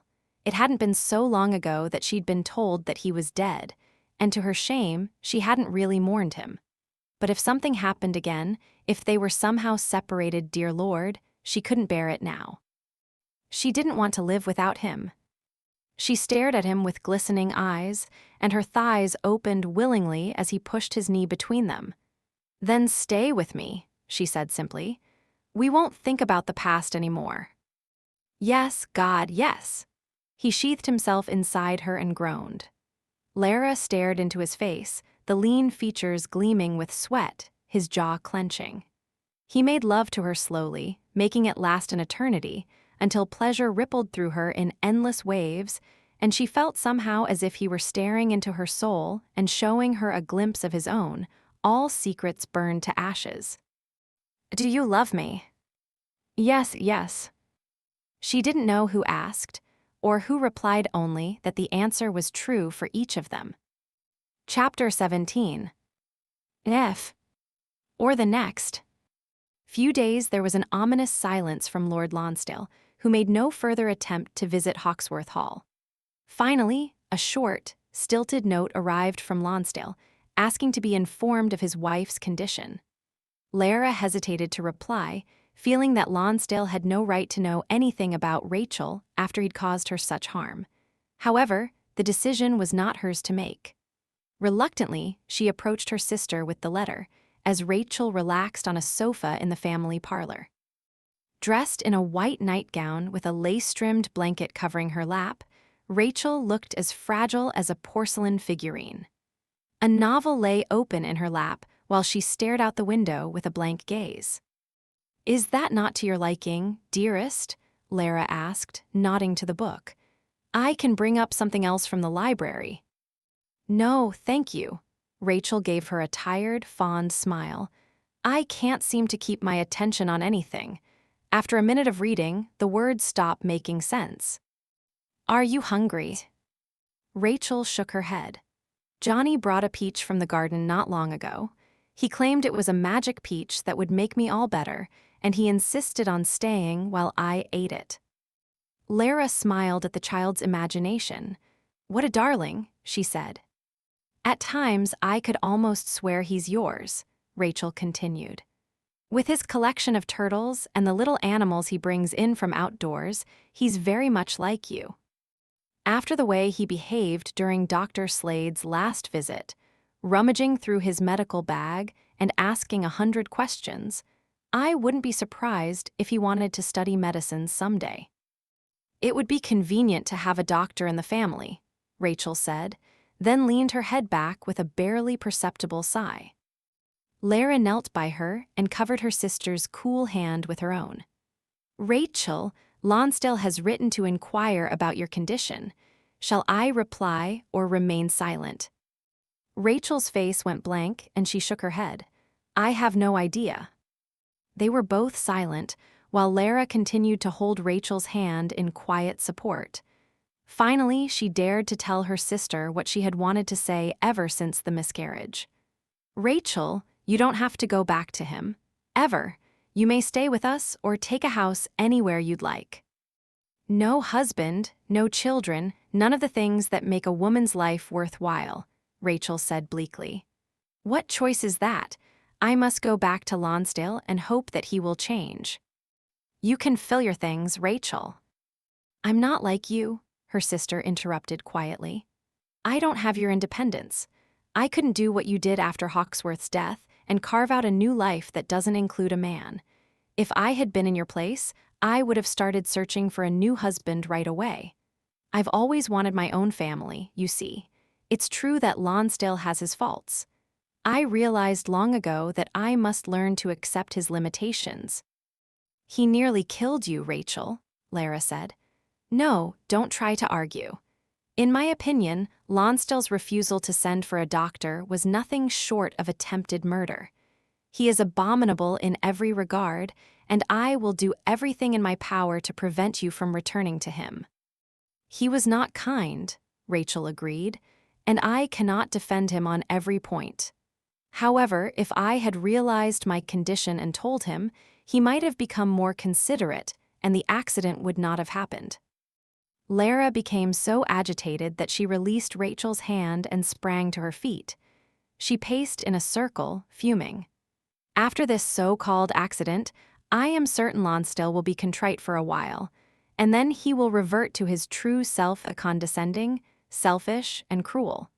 He will not change Rachel. Rachel's hazel eyes, usually so soft, were cool and keen as she stared at Lara. Your husband did, she pointed out, didn't he? Lara was bewildered by the hint of challenge in her sister's tone. Yes, she said warily, Hunter has become a better man, but I frequently remind myself that the change may not be permanent. Rachel regarded her for a long moment. I think it is, she murmured. I think Hawksworth has become a different man altogether. The day he came to fetch me from Lonsdale House, I hardly recognized him. The pain had become quite severe, and I wasn't thinking clearly, and then he appeared. I thought he was some kind, dear stranger. I could not fathom that he was actually Hawksworth. I thought, quite literally, that he was an angel. He has his moments, Lara admitted, while the phrase different man altogether echoed oddly in her mind. She stared at her sister's downturned face. Rachel, I have the feeling you are hinting and talking around something. She stopped and gathered her nerve before asking, Are you trying to say that you don't believe my husband is really Hawksworth? Rachel's penetrating gaze locked with hers. I choose to believe he is Hawksworth because you have chosen to believe it. It is not a matter of choice, Lara said, profoundly disturbed. All the facts support his identity. The facts are not absolute.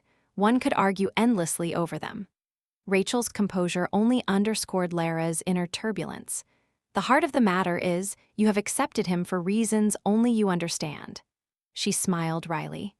Dearest, you are the least self-aware person I've ever known. All your thoughts and energies are turned outward and expended on others. You make decisions impulsively, instinctively, without ever examining your motives. And you involve yourself in other people's problems as an excuse to keep from looking too closely at your own. What are you saying? I'm saying that? Rachel's voice trailed away, and she stared at Lara in loving concern. Forgive me, I'm distressing you when there's no need. All I mean to convey is, I have chosen to believe that by some miracle your husband has come home to you, because I want your happiness so badly. And in return, you must allow me to return to Lonsdale when I'm ready, and hope for a miracle of my own. Lara lay on her stomach, her naked body stretched on the bed, while her husband spread scented oil between his palms. The fragrance of lavender filled the air with drugging sweetness. She stiffened as she felt Hunter's warm hands on her back. A gentle "shh" escaped his lips, the sound soothing her, and she lay still beneath his ministrations. He displayed astonishing knowledge of her body, finding the knotted muscles of her shoulders and the coiled places all down her back, releasing the pain with such precision that Lara couldn't prevent a groan of pleasure. Oh, that feels SOOH, yes. There. His thumbs fanned the sore muscles on either side of her spine in half-circular strokes that worked up to her shoulders. Tell me what's wrong, he said after several minutes, when she was relaxed and pliant beneath him. His hand settled on the nape of her neck, fingers compressing the knotted muscles. Suddenly, Lara found it easy to confide the worry that had made it impossible for her to eat during supper.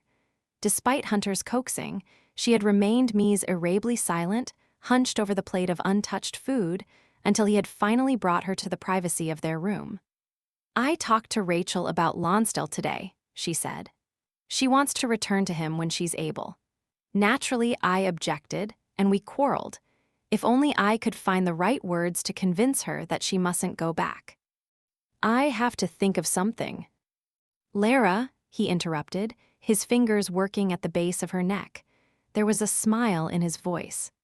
As always, you want to charge forward with a solution and settle everything to your satisfaction. But that won't work this time. Let Rachel rest. Don't press her for answers she's not ready to give. She's not going anywhere for a while. Recognizing the wisdom of his advice, Lara slumped beneath him. I'm too impatient, she said, berating herself. I should never have mentioned Lonsdale so soon. When will I learn to stop meddling? Hunter turned her over and smiled, his lavender-scented hand splayed over the frame of her collarbone. I love your impatience, he murmured. I love your meddling. Lara gazed uncertainly at the dark face above hers. Rachel said that I involve myself with other people's problems as a way of avoiding my own. Do you agree with her? Not entirely, do you? Well, she drew her knees up and crossed her arms over her breasts. I suppose it's easier to see what needs to be fixed in someone else's life than to take a hard look at my own. His head lowered and he kissed her cheek. I think you thrive on the satisfaction of helping someone else, he whispered, and there's nothing wrong with that. Gently, he pulled her arms away from her body. Why do you always try to cover yourself? He asked. Still shy after all we've done. Lara blushed as Hunter stared intently at her nakedness. I can't help it. I'll never feel comfortable without my clothes on. Oh yes, you will. His lightly oiled fingers drew over her stomach in a circling stroke that made the muscles tighten. I happen to know of a cure for shyness. What is it? She listened as he murmured to her, her eyes widening. Before he had even finished describing his cure, she was sputtering in a mixture of amusement and disbelief. Have you ever done that? She asked. I've only heard of it. I'm sure it's not even possible. Hunter's teeth flashed in a grin. We'll have to find out, won't we? Before she could manage a reply, he covered her mouth with his and gathered her against his aroused body. In a town such as Market Hill, gossip spread like the ripples from a pebble thrown in a pond. Secrets, illnesses, troubles of every kind were discovered, discussed, and soon resolved or forgotten. The community processed an endless amount of such information. It did not take long for the latest news of Captain Tyler and his wife to reach the residents of Hawksworth Hall. Evidently, Mrs. Tyler, who was expecting her first child, had recently experienced pains that had led Dr. Slade to prescribe bed rest for the remainder of the pregnancy. Lara reacted to the news with sympathy and concern. The idea of being confined to a bed for 4 or 5 months was dreadful. Physical discomfort aside, the sheer boredom would be enough to drive any woman mad. Obviously, she must do something for poor Mrs. Tyler, even if it was only to bring a few novels that might help the days to pass more swiftly. However, there was a difficulty to the situation. Lara still remembered her husband's reaction to the unexpected presence of the Tylers at the dinner she had given after his homecoming. He had been uncomfortable, cold, unaccountably angry. And there had been that strange moment when Lara could have sworn that Hunter and Captain Tyler knew each other quite well, but pretended to be strangers. Ever since then, Lara had kept her distance from the Tylers, sensing that to approach them would cause problems between her and Hunter. On the other hand, pleasing her husband took second place to the promptings of her own conscience. The captain's wife had been consigned to lie helpless in bed for months, and Lara could not ignore her plight. She resolved to visit Mrs. Tyler discreetly, and if Hunter discovered her activity, she would just have to deal with the consequences. On the day that Hunter left to conduct business in London, Lara set out for Moorland Manor. She had packed a basket with puddings and choice peaches from the Hawksworth orchard, as well as a stack of novels that might help Mrs. Tyler pass the time. During the hour-long journey across the countryside, Lara stared through the carriage window at fertile green land divided into neatly fenced pastures. Fat sheep and brown-coated cattle grazed peacefully, scarcely pausing to lift their heads at the passing of the carriage. Although the vehicle was luxurious by any standards, Lara was uncomfortable. She shifted positions several times, rearranged her skirts, and became aware of a pressing need to visit a privy. A rueful smile curved her lips as she considered her impending arrival at Moorland Manor. It was hardly good manners to rush in unannounced and search for the nearest place to relieve one's needs, but that was evidently going to be the case.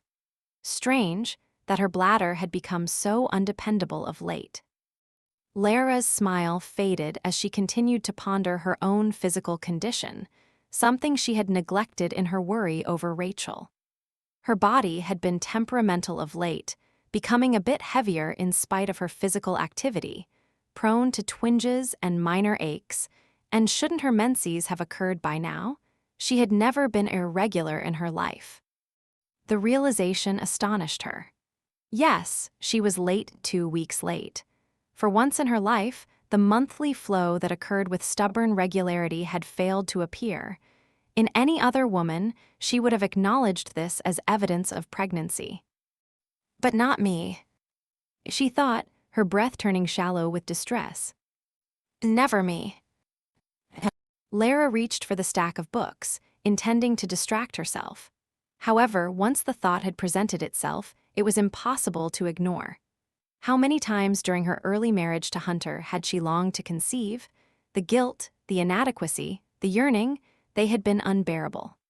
Finally, she had accepted that she would always be a childless woman.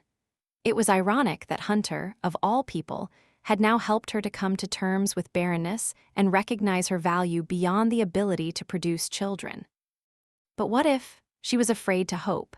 If only it could be true, if only Lara closed her eyes and kept her hands over her stomach and whispered a swift prayer. She wanted to carry Hunter's child, to bear a part of him within her. It seemed an impossible miracle that she could be gifted with what seemed so ordinary to the rest of the world. Lara screwed her eyes shut, but a tear squeezed out in spite of her efforts. She was almost sick with yearning. She managed to collect herself by the time the carriage reached Moorland Manor.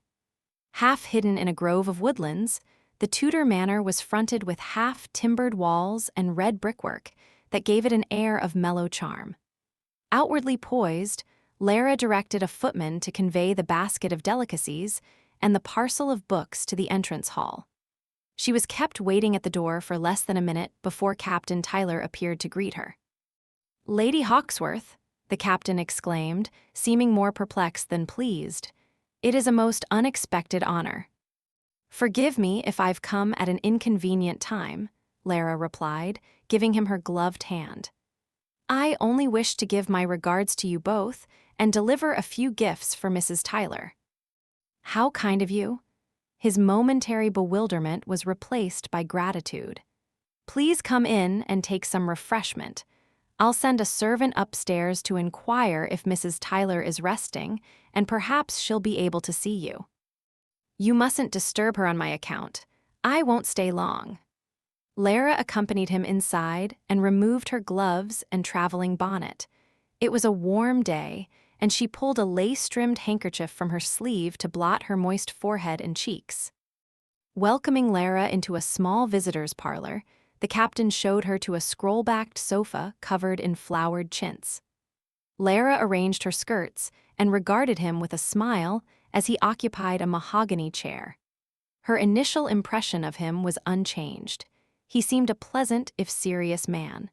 But something about his intent gaze disturbed her, as if he were keeping an uneasy silence on a matter that concerned her. "Lady Hawksworth," he said carefully, "I hope it will not offend you if I ask after your sister's health." "She is very well, thank you, and of course I would not be offended by your kind concern. Why should I?" Tyler's gaze lowered. "The circumstances of your sister's illness make it rather awkward." "Yes, it is a scandal," Lara said softly. "No doubt everyone in Market Hill has some opinion about it, but the shame of the situation belongs entirely to Lord Lonsdale." Tyler folded his hands together, his fingers forming a temple. "Unfortunately, this is not the first time I have learned of such dastardly behavior on the part of a husband toward his wife, nor, I fear, will it be the last." He hesitated before adding tactfully, "I only hope that Lady Lonsdale will enjoy happier circumstances from now on." "So do I," Lara replied. They continued the conversation for a few minutes, touching on neutral subjects before reaching the more personal one of Mrs. Tyler's well-being. "Dr. Slade assures us that if we follow his instructions, my wife and the babe will both have an excellent chance," Captain Tyler remarked. "And one can hardly disbelieve a man of his experience and wisdom. Nevertheless, I do worry. I am excessively fond of Mrs. Tyler.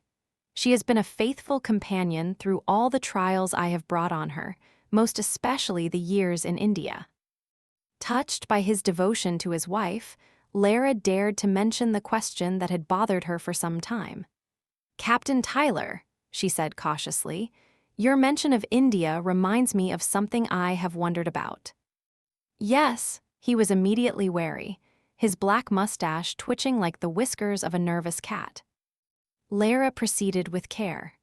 "When you attended the dinner at Hawksworth Hall some months past, and you and Lord Hawksworth met, I somehow had the idea that you were already acquainted with each other." "No, my lady." "Oh," she made no attempt to hide her disappointment. "There are so many events connected with India that my husband refuses to discuss. For some reason, I hoped you could shed some light on his experiences there." "I never met Hawksworth in India." Tyler looked directly at her. An endless pause followed, and Lara sensed that a carefully maintained pretense was suddenly falling away. "However," he said slowly, "your husband reminds me in some ways of a man I knew there." The statement seemed innocuous, but something warned her that it was an invitation to discovery. The hairs on the back of Lara's neck prickled. The subject must be dropped at once, came the urgent thought. "Indeed," she murmured softly.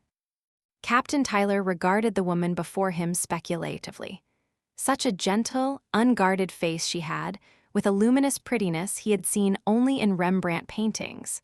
From all accounts, she was a kind, well-liked woman, passionate in her concern for those who were less fortunate than she.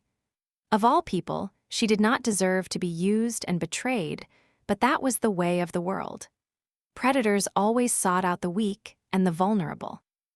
Tyler had known about the deception being practiced on Lady Hawksworth, but there hadn't seemed a clear choice to make. For a man in his position, there were often no right choices, merely ones between lesser and greater evils. And he had found that his greatest mistakes had always resulted from decisions made in haste. In this particular matter of the Hawksworths, Tyler had sensed that his duty would present itself gradually as things unraveled, and he'd known without a doubt that the situation would unravel. Without doubt, he owed his loyalty to the man known as Hunter, Lord Hawksworth.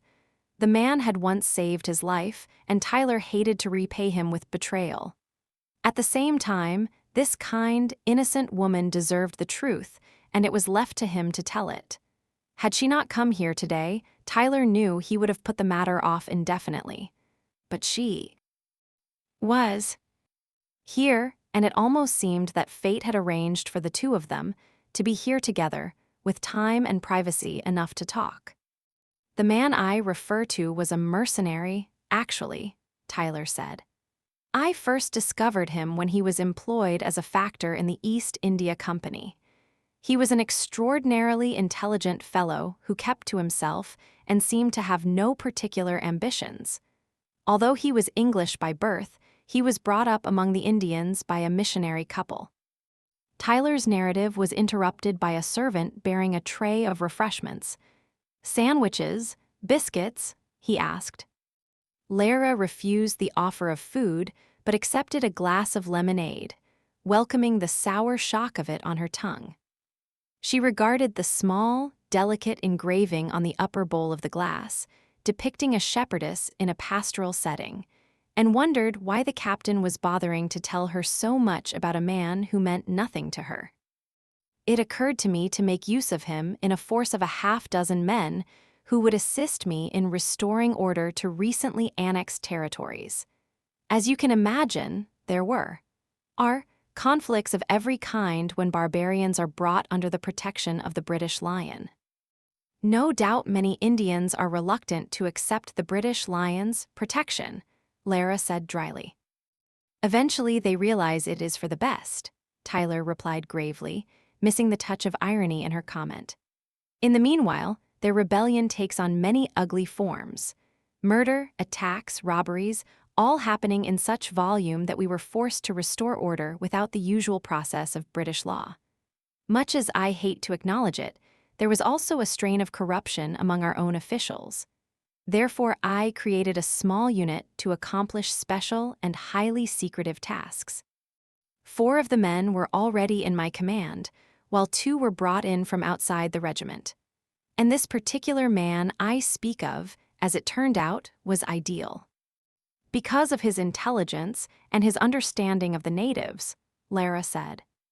Precisely, but there was something else about him, a unique ability to change himself as a situation required.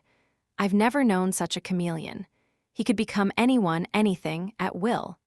He was able to adopt any appearance, accent, or mannerism. I saw him mingle with the natives as if he were one of them, and later attend an ambassador's ball as a proper Englishman, causing no hint of suspicion. He was as stealthy as a tiger, and quite as remorseless. Most importantly, he had no fear of death, which made him remarkably effective in his duties. I used him as a spy, an investigator, and at times even as, Tyler paused, looking distinctly uncomfortable. As a weapon, one might say, he finished quietly. Did he execute people for you?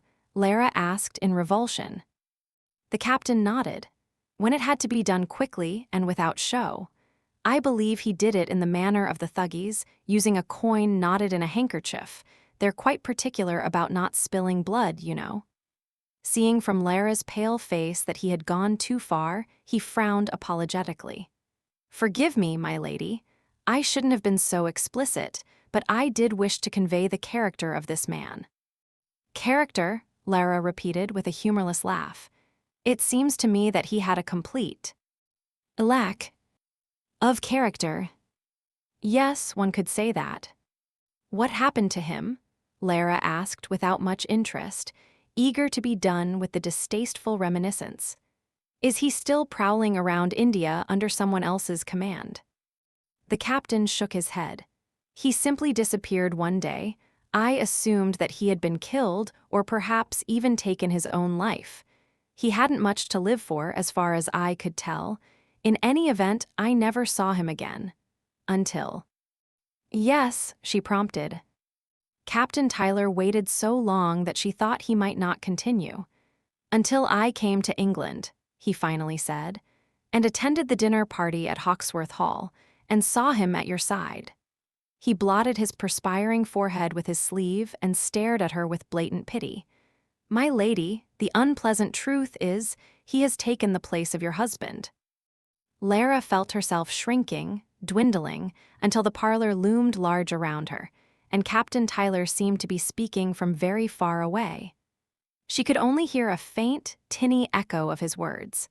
Should have said before, obligations, not certain what to, please believe assist you anyway. She shook her head, feeling as if someone had struck her. Dazed, she made an effort to breathe, but something heavy was pressing on her chest, making it impossible to draw in enough air. You're mistaken, she managed to say. She sensed his concern, heard him asking her to stay and collect herself, have something to drink. No, I mustn't stay. To her relief, she was able to marshal a sort of brittle dignity that allowed her to speak more or less clearly. My sister needs me. Thank you. You're wrong about my husband. He's not at all the man you described. Good day. She left on shaking legs. She felt so very odd, and it was an incredible relief to walk on the arm of her own footman and escape into the familiar interior of her carriage. Sensing that something was terribly wrong, the footman asked if she was all right. Take me home, Lara wheezed, staring blindly ahead. Chapter 18. Lara sat in the carriage as stiffly as a wax doll, while thoughts and voices chattered in her head. The unpleasant truth is, keep me with you, Lara. He has taken the place of your husband. I don't want to leave you. Do you love me? Yes, yes. The cruelty of it was stunning. She had finally learned to trust a man, given her heart and soul into his keeping, and it had all been an illusion. A chameleon, the captain had said, a man with no conscience and no capacity for remorse, a cold-blooded murderer. He had come to her, manipulated, seduced, and impregnated her. He had stolen Hunter's name and money and property, and even his wife. What contempt he must have for the people he had deceived. Any other woman would have recognized her own husband, Lara thought numbly. But she had accepted his lies, because in her heart she had wanted to believe. Remembering Janet Crossland's hateful accusations. How eager you are to climb between the sheets, with an absolute stranger. Lara wanted to die of shame. It had been the truth. From the very beginning, she had wanted him instinctively, impetuously. Everything inside her had been drawn to him, and so she had let it all happen. Humiliation and fury and anguish rippled through her. The pain was too great to contemplate. She shivered and held still, like a terrified child, and wondered why she wasn't crying. Nearly everything that mattered had just been ripped away from her. A blaze of feelings was trapped inside her, but nothing broke through the shroud of ice. Feebly, she tried to gather her sanity. She had to make a plan, but rational thoughts kept eluding her, like slippery fish darting through her fingers.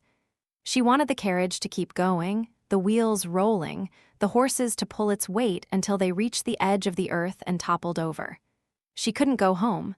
She needed help, but the one person she wanted to turn to had betrayed her.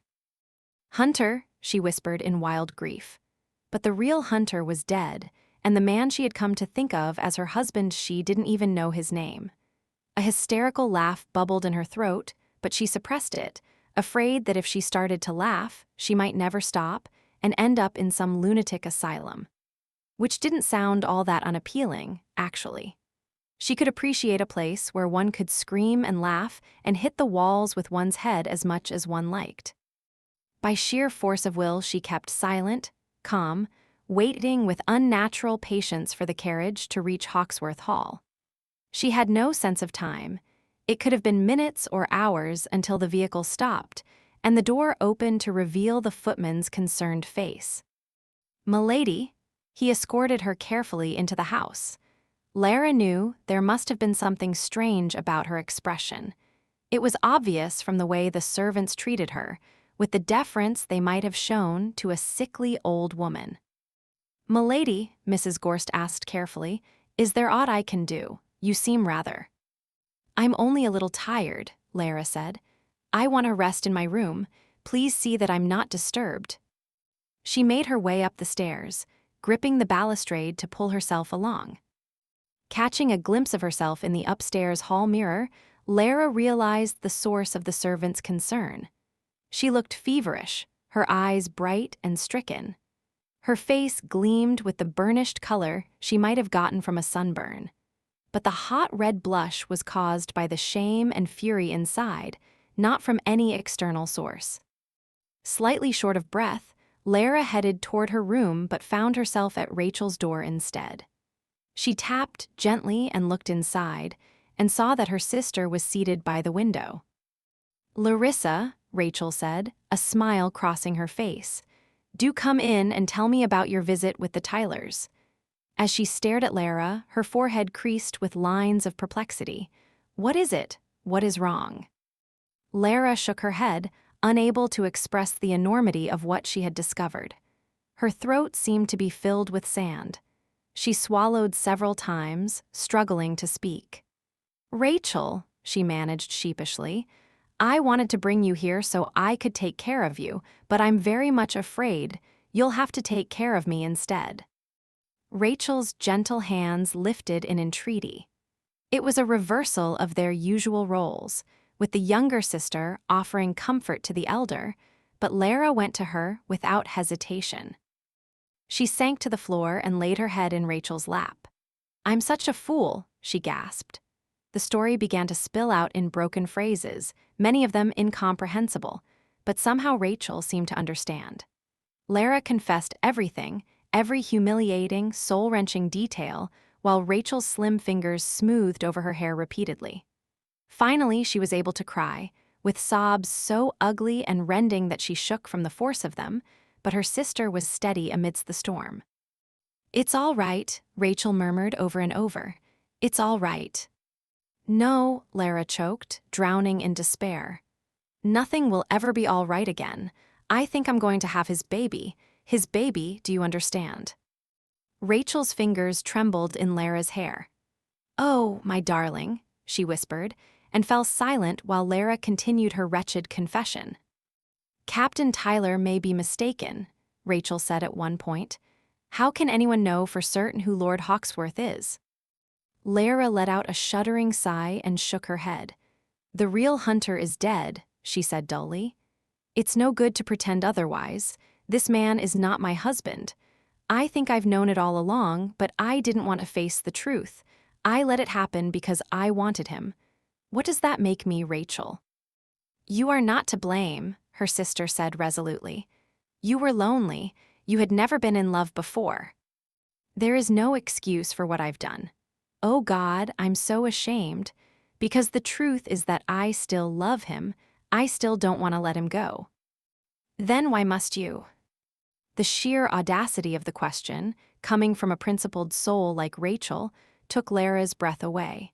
She stared at her sister in wonder before replying shakily. "1,000 reasons, but none of them matter as much as the fact that everything he has said and done has been a lie. I'm nothing to him except as a means to an end. He has behaved as though he truly cares for you, only because it's been convenient for him to do so." Suddenly, Lara's entire body was immersed in a scarlet glow.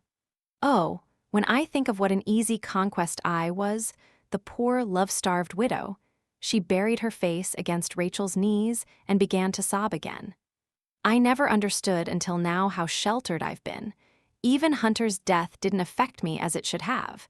He was as much a stranger to me 2 years after we married as he had been before. But this man came to me like something from a dream and insinuated himself into every part of my life, and I loved him. Every moment with him, and when he leaves, he'll take my heart with him. He's ruined me for anyone else." She talked and wept without interruption until exhaustion overcame her. Her head dropped in her sister's lap, and she actually dozed for a few minutes. When she awoke, still sitting on the floor, her spine and neck were unbearably stiff. It seemed for a moment that she had been lost in a nightmare, and for a moment her heart thudded with hope. But one look at Rachel's face revealed that the nightmare was true. "What will you do?" Rachel asked softly. Lara rubbed her bleary eyes. "I must send for Lord and Lady Arthur," she said. "The title must be restored to them. It is rightfully theirs. I owe them whatever assistance I am able to provide. As for Hunter," she stopped, nearly choking on the name. "He'll return from London tomorrow," she said. "I'll advise him to flee to avoid prosecution. Otherwise, I've no doubt he'll be hanged, not only for what he's done to me, but for the fraud he's committed in my husband's name. Contracts, investments, loans, oh Lord, not one of them is valid." "What about the baby?" came her sister's soft question. "No one must know," Lara said instantly. "Especially not him. It has nothing to do with him now. The baby is mine and only mine." "Will you keep it?" "Oh, yes." Lara covered her stomach with her hand and fought to suppress a fresh flow of tears. "Is that wrong, to want this child in spite of everything?" Rachel stroked her disheveled head. "No, dearest." After a night of broken sleep, Lara awoke to face the next day with weary resolution. She felt the need to put on mourning, as if someone had died, but instead she dressed in a circumspect blue gown adorned with silk braiding at the bodice and hem. The house seemed wreathed in gloom. She knew she would have to explain something to the servants, to friends and acquaintances in Market Hill, and to Johnny. How could she make a child understand what had happened when she didn't understand it herself? The thought of all that lay ahead filled her with indescribable weariness. When all of this was over, she promised herself, when Hunter was banished from her life and the Hawksworth title was restored to Arthur and Janet, she would leave this place for good. Perhaps she would make a new life in Italy or France. Somehow she might even convince Rachel to go with her. But the notion of starting anew only made her want to cry again. She counted the time since Hunter, she didn't know how else to think of him, had come to her. 3 months, the most fulfilling time of her life, when she had tasted the kind of joy that few people ever knew. She had blossomed under the spell of his gentle, passionate, loving presence. Were the pain not so great, she might have considered it worth the price. Groping for words, Lara tried to prepare some sort of speech for when Hunter returned from London. Something dignified, calm, circumventing distasteful arguments and accusations. But all she could come up with were questions. With her emotions writhing beneath a blanket of ice, she went into the garden in search of solitude. She sat on a bench and hugged her knees and stared at a small, splashing cherub fountain. A mild breeze rustled through the neatly trimmed yews and stirred flowers potted in great stone urns.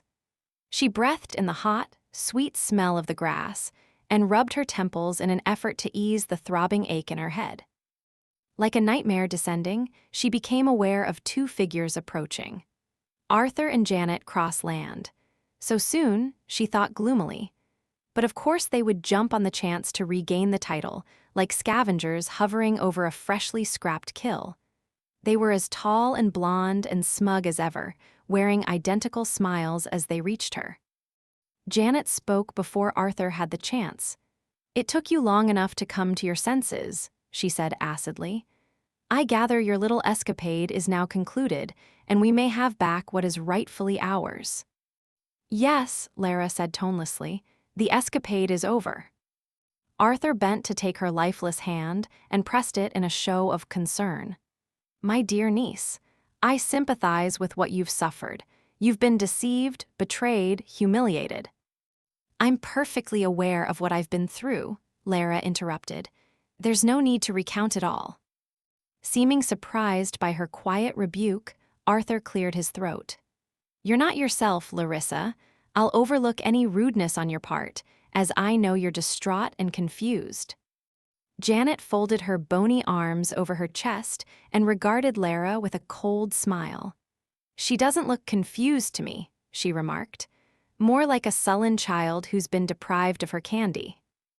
Arthur turned toward his wife and muttered something under his breath. Although the words weren't clear, it served to silence her temporarily. He looked back at Lara with a reptilian smile. Your sense of timing can't be faulted, dear Larissa. It was just the thing to wait until he was off the estate and then send for me. I made certain that he was arrested in London. Although I would have preferred him to be imprisoned, I had to settle for placing him under guard in the Hawksworth townhouse until he's brought to trial. The thing will eventually have to be settled in the House of Lords, of course, as he must be tried by his peers, though they'll quickly discover that he is not one of them. Lara tried and failed to imagine the man she had come to think of as her husband placed under guard. Surely any restraints on his freedom would drive him mad. And worse, the idea of him being tried before every influential lord in London, she stifled a small cry of anguish. He had so much pride. She didn't want to see him torn to pieces that way. Must he be tried in the Lords? She asked dully. First, the Lord Chancellor will receive our depositions in a private session. Unless he decides to discharge the case, which is entirely unlikely, there will indeed be a trial at the Lords. Arthur smiled in malicious pleasure. Oh, we'll have our pretend Hawksworth dancing on the end of a rope before long. I'll ask them to make certain his neck is not broken, so he'll gasp and turn blue as the noose crushes his throat. And I'll be there to enjoy every moment as he slowly strangles. He stopped as Lara made an inarticulate sound. Immediately, he adopted a look of solicitous concern. My dear, we'll leave you in private to continue your reflections, but really, you'll come to see that this is all for the best. Lara bit her lip and made no reply, while everything inside her cried out in protest. Surely this was the right thing, the moral thing to do. How could one go wrong by upholding the truth? But logical arguments only seemed to muddle everything. She was supporting the Crosslands and their claim to the title because it was her duty, and yet it brought her only misery. They would most likely drain the family fortune and be condescending and selfish, and everyone abiding on the Hawksworth estate would suffer. And Johnny would be deprived of the secure future she had intended for him. How could that be right? A single hot tear rolled down her cheek, and Janet regarded her with a vicious smile. Cheer up, my dear, she said gently. You've had an exciting adventure, haven't you? And your temporary husband was a handsome fellow indeed. No doubt he was most entertaining in bed.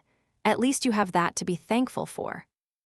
Arthur grabbed his wife's thin arm and jerked her aside. This time Lara heard his muttered words. Shut up, you sharp-tongued bitch. Provoke her enough and we'll lose the title. We need her testimony, do you understand? He looked back at Lara and smiled reassuringly. Don't worry about anything, Larissa. This will all be over soon, and you'll finally be at peace. In the meantime, there are only a few difficulties to get through, and I will help you every step of the way. Oh, thank you, Lara said softly. He stared at her, clearly wondering if he had imagined the note of sarcasm in her reply. I do expect civility from you, Larissa. Remember, we are all family, with one shared goal in mind. Furthermore, I expect you to be civil to Lord Lonsdale when he arrives this afternoon, regardless of the discord which seems to have sprung up between you. No, Lara shot to her feet, her face whitening. Why in God's name would you invite Lonsdale here? Calm yourself, Arthur said gently, his gaze hard. Lord Lonsdale has information that is extremely helpful to our case, which I intend to discuss with him. He also wishes to collect his wife, for which I can hardly blame him. After the way you stole your sister away from her own home. I forbid Lord Lonsdale to set one foot on this estate, Lara said in a steely tone. I won't have it, do you understand? You forbid it? Arthur asked incredulously, while Janet laughed nastily. Remember, niece, that you are no longer the lady of the manor. You have no right to remark on any of my decisions, much less to forbid anything. Nevertheless, I do, Lara said, her eyes narrowing. And if you cross me in this, you will not have my testimony against Hunter. I will withdraw my help and swear to the heavens that he is and always has been my husband unless you promise me here and now to keep Lonsdale away from my sister." "For how long?" Arthur asked, staring at her as if she were a madwoman. "Indefinitely." He exploded with disbelieving laughter. "Keep a husband away from his own wife indefinitely? I'm afraid you ask too much, my dear. He is a violent, abusive husband. Rachel nearly died from his last beating. You have only to ask Dr. Slade." "I'm sure you exaggerate," Arthur countered.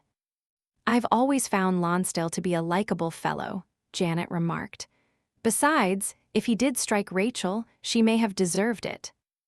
Lara shook her head slowly as she stared at Janet.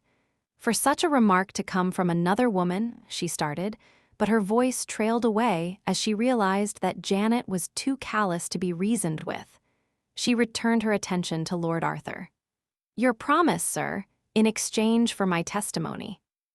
"You're asking me to do something that's not only immoral but illegal," Arthur protested. "I'm sure that shouldn't trouble you too greatly," Lara said coolly. "You won't have my support any other way, and I expect your word to be upheld even after the trial. I only hope that you're enough of a gentleman to keep it." "You stubborn, irrational, insulting," Arthur said, his lean face coloring with rage, but Janet interrupted him with a touch of feline enjoyment. "Remember, darling, we need her testimony." Arthur closed his mouth, the muscles of his face twitching and contorting as he labored to control his wrath. "All right," he snapped, glaring at Lara. "Enjoy this small victory. I vow it shall be your last."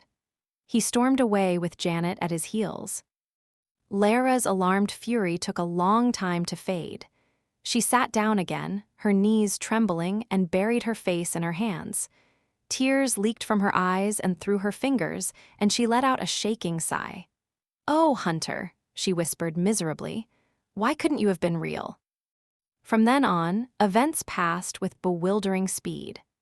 Although Hunter had apparently refused legal assistance, Mr. Young had ignored his instructions. He engaged the family solicitor, Mr. Elliot, His Majesty's attorney at King's Bench and Common Pleas, who in turn had hired a barrister, Sergeant Wilcox. Correspondingly, Lord and Lady Arthur had hired a lawyer to conduct the prosecution, although there was little that he or Sergeant Wilcox were required to do. The Lord Chancellor had sent a pair of clerks to Market Hill to collect depositions from anyone who had valid testimony to offer. The clerks were kept frantically busy for 2 days, copying down statements and opinions from what seemed to be nearly everyone in the county. Lara was almost grateful for the way Lord Arthur sheltered her from the flood of callers. He managed to keep everyone at bay, informing all acquaintances that Lara was too distraught to receive visitors. However, Lara did consent to visit with Mr. Young, the estate agent, when he returned from London. She knew he had seen Hunter, and in spite of her efforts to be indifferent, she longed for some news of him. Young appeared to be haggard from a lack of sleep. His gentle brown eyes were bloodshot and troubled. Lara welcomed him into the family parlor and closed the door, mindful of Janet's habit of eavesdropping. Here they had at least a chance of privacy. "How is he?" Lara asked without preamble, seating herself and gesturing for him to join her. Young perched on the edge of the sofa beside her, his bony knees and elbows making sharp points against his rumpled clothes. "His health is good," he replied somberly, "but as to his emotional condition, I couldn't say. He speaks very little, and he shows neither anger nor fear. He seems peculiarly indifferent to the entire process, actually." "Does he need anything?" Lara asked, her throat tight. She had the terrible urge to go to Hunter to offer him her comfort and support. "If you do not mind, my lady, I should like to bring him some fresh clothes and a few personal items when I return to London tomorrow." Lara nodded. "Please see that he has whatever he wants." "Lady Hawksworth," the estate agent said tentatively. "I assure you, Dr. Slade and I would never have brought Lord Hawksworth to you in the first place were we not absolutely convinced of his identity." "We all wanted to believe in him," Lara murmured. "He knew that, and he made use of it." "My lady, you know that I have the deepest respect for your judgment, but I can't help believing that you're acting under the influence of your uncle. It is not too late to change your mind." The urgency of his tone deepened as he continued. "Do you understand what will happen to your husband if you do not retract your accusations?" Lara smiled sadly as she looked at him. "Did he send you here to say that?" Young shook his head. "Hawksworth refuses to offer one word in his own defense. He will not confirm or deny his identity, only says that the entire matter must be decided by you. The matter must be settled by each of us adhering to the truth as best we can. All I can do is state my beliefs, whether or not I like the consequences." The estate agent's disappointment was obvious. "I understand, Lady Hawksworth. However, I hope you will not be distressed if Dr. Slade and I lend our support to Lord Hawksworth." "Quite the contrary," Lara said, fighting to keep her voice from breaking. "It would make me happy if you would help him in every way possible, as I am unable to do so." "Yes, milady." He gave her a sorrowful smile. "Please forgive my rudeness, but I must be off now. I have many tasks to accomplish on Lord Hawksworth's behalf." She stood and gave him her hand. "Do your best for him," she said softly. "Of course." Young frowned regretfully. "The two of you are a star-crossed pair, it seems. I should think you would have every reason to be happy, but fate keeps throwing obstacles in your way. I never dreamed it would all come to this." "Neither did I," Lara whispered. "I've never considered myself a romantic," he said awkwardly. "But my lady, I do hope that you and he—" "No," she said gently, leading him to the door. "Don't hope." The nursery walls were lined with dolls and toys, and hung with pictures of children at play. Lara had tried to make the room a comforting haven for Johnny, but it seemed there was painfully little she could protect him from. She slid a book into its place on a blue-painted shelf and resumed her seat on the edge of Johnny's bed. He seemed absurdly small as he lay back on the pillows, his black hair still damp from his bath. The boy's reaction to the events of the past few days was almost worse than the tears Lara had expected. He had responded to Hunter's absence with unshakable solemnity, all of his smiles and boyish energy extinguished. Lara hadn't explained the specifics of the situation to him, knowing it would overwhelm a child of his tender years. Instead, she had told him simply that Hawksworth had behaved wrongly and had been arrested until a judge could sort out everything. "Mama," Johnny asked, staring at her with huge blue eyes, "is Lord Hawksworth a bad man?" Lara smoothed his hair. "No, darling," she murmured. "I don't think he's really bad, but he may have to be punished for some things he's done in the past. Lord Arthur says they'll hang him like they did my papa." "Did he?" Lara asked gently, concealing a flash of anger toward Arthur. "Well, no one knows for certain what will happen until after we've met with the Lord Chancellor." Johnny turned on his side, propping his head up on one small hand. "Mama, will I go to prison someday?" "Never," Lara replied firmly, bending to press her lips on his dark head. "I will never let that happen to you." "But if I grow up to be a bad man?" "You're going to be a good, fine man," Lara said, staring at him intently, filled with tenderness and fierce love. "You mustn't worry about such things. We're going to stay together, Johnny, and everything will be fine." The boy snuggled into the pillow, his face still grave and uncertain. "I want Lord Hawksworth to come back," he said. Lara closed her eyes, holding back the pressure of sudden tears. "Yes, I know." After letting out an unsteady breath, she drew the covers up to the child's narrow shoulders.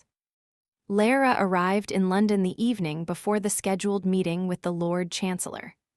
She had decided to stay in the Hawksworth town house, the Park Place residence where Hunter was being held under guard. The gleaming white townhouse, fronted by tall bay windows and a classical pediment with 4 pilaster columns, had been fitted up with elegant and tasteful restraint. The interiors were all wainscoted with gleaming dark oak and painted in soothing colors of stone, beige, and a rich olive that had been invented exclusively for the Hawksworths 50 years earlier. Made by combining specific amounts of Prussian blue and ochre, that particular shade of olive had caused a rage all through England when it had first appeared, and was still widely popular. Lara was swamped in trepidation as she approached the town house. The thought of spending the night under the same roof with Hunter, albeit in separate rooms, made her tremble uncontrollably. She wanted to ask him the questions that had been tormenting her night and day. She wasn't certain she could bring herself to face him, however. Not without breaking down before him, and the humiliation of that was something she couldn't live through. To Lara's relief, Lord and Lady Arthur had elected to stay in their own London house, preferring its garish familiarity to the Hawksworth address. Quietly, she bade the servants to unpack her trunks in her customary bedroom, only to be informed by the butler that the room was already occupied. By whom? Lara asked warily. By the Dowager Countess, milady. Hunter's mother was here. Lara's lips parted in amazement, and she stared at the butler blankly. When? How? I arrived only this afternoon, came the Dowager's voice from the top of the stairs. After one of the letters you had sent all over Europe finally reached me, I came to London straight away. My plan was to travel to the estate tomorrow and sort through this strange muddle myself. Instead, I discovered my purported son under guard here. Obviously, I came not a moment too soon. Lara had started up the stairs before her mother-in-law had finished speaking. As always, Sophie, the Dowager Countess of Hawksworth, was slim and attractive, with a regal pile of silver curls atop her head and her signature ropes of pearls cascading down her front. An intelligent, practical woman who refrained from showing emotion in even the direst circumstances, Sophie was difficult to love, but very easy to like. "Mother," Lara exclaimed, embracing her at once. Sophie tolerated rather than returned the affectionate gesture and gave Lara a fond smile. "Well, Larissa, it seems you would have been better off accepting my invitation to share my travels. You've had a difficult time of it, haven't you?" "Yes," Lara said, returning the smile with a wobbly one of her own, and her eyes stung. There, Sophie said, her face softening. "We'll sort through this, you and I, and make some sense of it. A bottle of wine and a good long talk, that's what the situation needs." After giving a few crisp instructions to the servants, Sophie took Lara's arm, and they went to the lavender room, a parlor Sophie had decorated herself.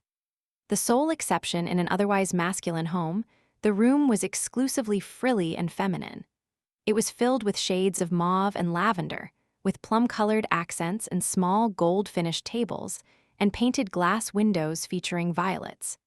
The scent of violets clung to Sophie's hair and wrists, having been her preferred fragrance for decades. Lara wondered which room Hunter was imprisoned in, and what he might be thinking, and if he knew she was there. "Have you seen him?" she asked Sophie nervously. The Dowager took her time about replying, seating herself with care in a plush velvet wing chair. "Yes, I've seen him. We spoke at some length. He looks a great deal like Hunter, doesn't he?" "Naturally, I would be surprised if he didn't." Startled, Lara sat in her own chair and stared at her mother-in-law. "I'm sure I don't know what you mean." Their gazes locked for a frozen moment. Lara had never seen Sophie look quite so perturbed. "I see," the Dowager finally murmured. "You haven't been told, then." "Told what?" Frustration bubbled up inside Lara. "Good Lord, I'm weary of being surrounded with secrets," she exclaimed. "Please." "What?" "Can you reveal about the man who is under guard downstairs?" "To begin with," the Dowager replied acerbically, "he and my son Hunter were half-brothers." Chapter 19. You. N phased by. L. R's. Stricken stare, Sophie waited patiently as a footman arrived with a bottle of red wine and a pair of glasses with diamond-shaped cuts incised in the stems. Another servant attended to the ceremony of opening the bottle. Lara bit her lip to keep silent, watching the servants proceed with maddening slowness. Lara gripped the stem of her wineglass until the diamond pattern made red marks on her lingers. She waited until the servants had left before speaking. "Please tell me," she said softly. "My husband, Harry, had a weakness for attractive women," Sophie said. "I tolerated it because he was discreet and because he always came back to me. No man is perfect, Larissa. They each have some unpleasant feature or habit that must be tolerated. I loved Harry in spite of his infidelities, and they never posed a great problem for me, until one of his relationships resulted in his paramour's unwanted pregnancy." "Who was she?" Lara asked. She took a sip of wine, the acrid flavor filling her mouth. "An ambassador's wife. She had been pursued by nearly every man in London. Harry thought her quite a prize, I'm certain. Their affair lasted for nearly a year. When she conceived, she informed Harry that she would not keep the child. It would be his to do with as he wished. But he didn't want it. Oh, Harry wanted the babe very much. He intended for it to abide with us, or at least to be raised in a place where he could visit it from time to time. However, I wouldn't hear of it. As you know, we hadn't much luck in bearing healthy children. Our first 3 did not survive infancy. Then we had finally been blessed with Hunter. I suppose I feared that my husband's interest in a bastard son might lessen his devotion to his legitimate child. I was quite protective of Hunter's interests. Therefore, I insisted that the bastard be given to a missionary couple who would take him so far away that we would never see him again." "India," Lara said. Each word fell on her ear like the soft clicks of puzzle pieces snapping into place. "Yes, I knew it would undoubtedly result in a hard life for the child, with no means or social position and no proximity to his father. My husband was quite reluctant to send the baby away, but I was insistent." Sophie rearranged her skirts with undue care. "I've tried for 30 years to forget about what I had done, but he's remained in the back of my mind every day, haunting me, you could say." Lara set aside her wine, staring at her mother-in-law without blinking. "What was his name?" Sophie shrugged. "I wouldn't allow his father to choose a name. I've no idea what his surrogate parents called him." "Did your real son know that he had a brother?" "No, I saw no reason to tell him. I never intended for Harry's bastard to interfere in our lives." The feathery wrinkles at the corners of Sophie's mouth stretched in a wry smile. "The irony of this is priceless, is it not?" Being in no mood to appreciate irony, Lara did not return the dowager's smile. She felt victimized by a chain of events that had started long before her own birth. Harry's womanizing, the ambassador's wife's callous rejection of her own child, Sophie's repudiation of the bastard infant, Hunter's selfish irresponsibility. And finally, the stranger who had invaded Lara's life and seduced her with his lies.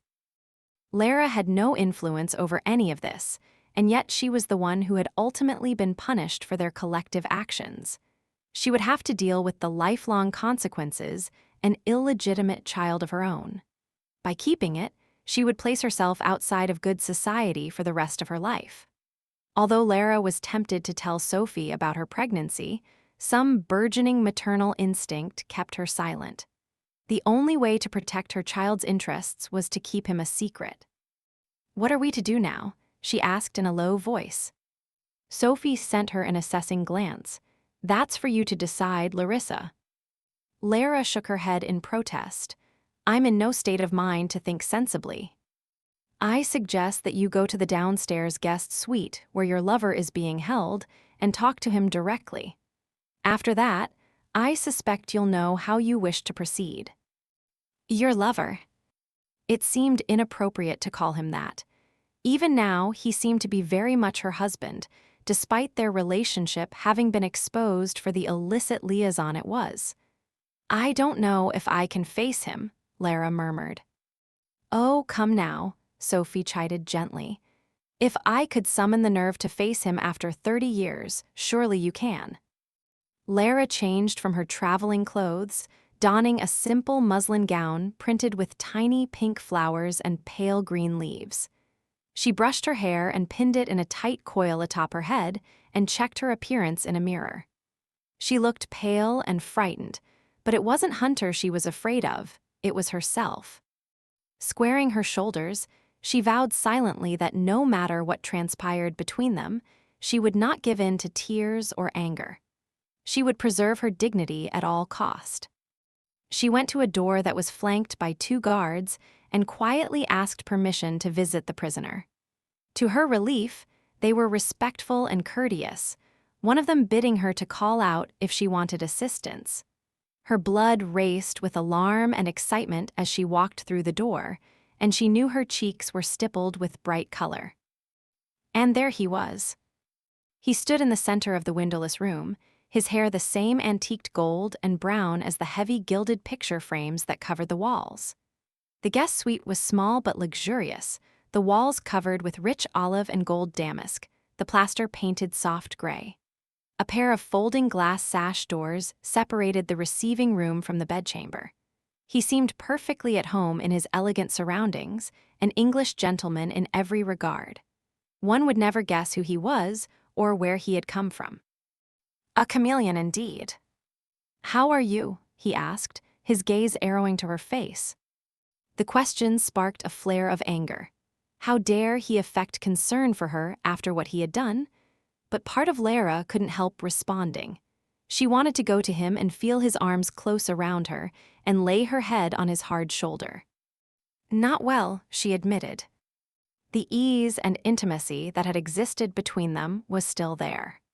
She was suddenly filled with the dizzying pleasure of being near him, and worse, the feeling of completeness that she would never experience with anyone else. "How did you find out?" he asked gruffly. "I spoke with Captain Tyler." He nodded slightly, showing no trace of surprise or anger. He had never expected it to last, Lara realized. He had always known that the charade as Lord Hawksworth was temporary at best. Why do it then?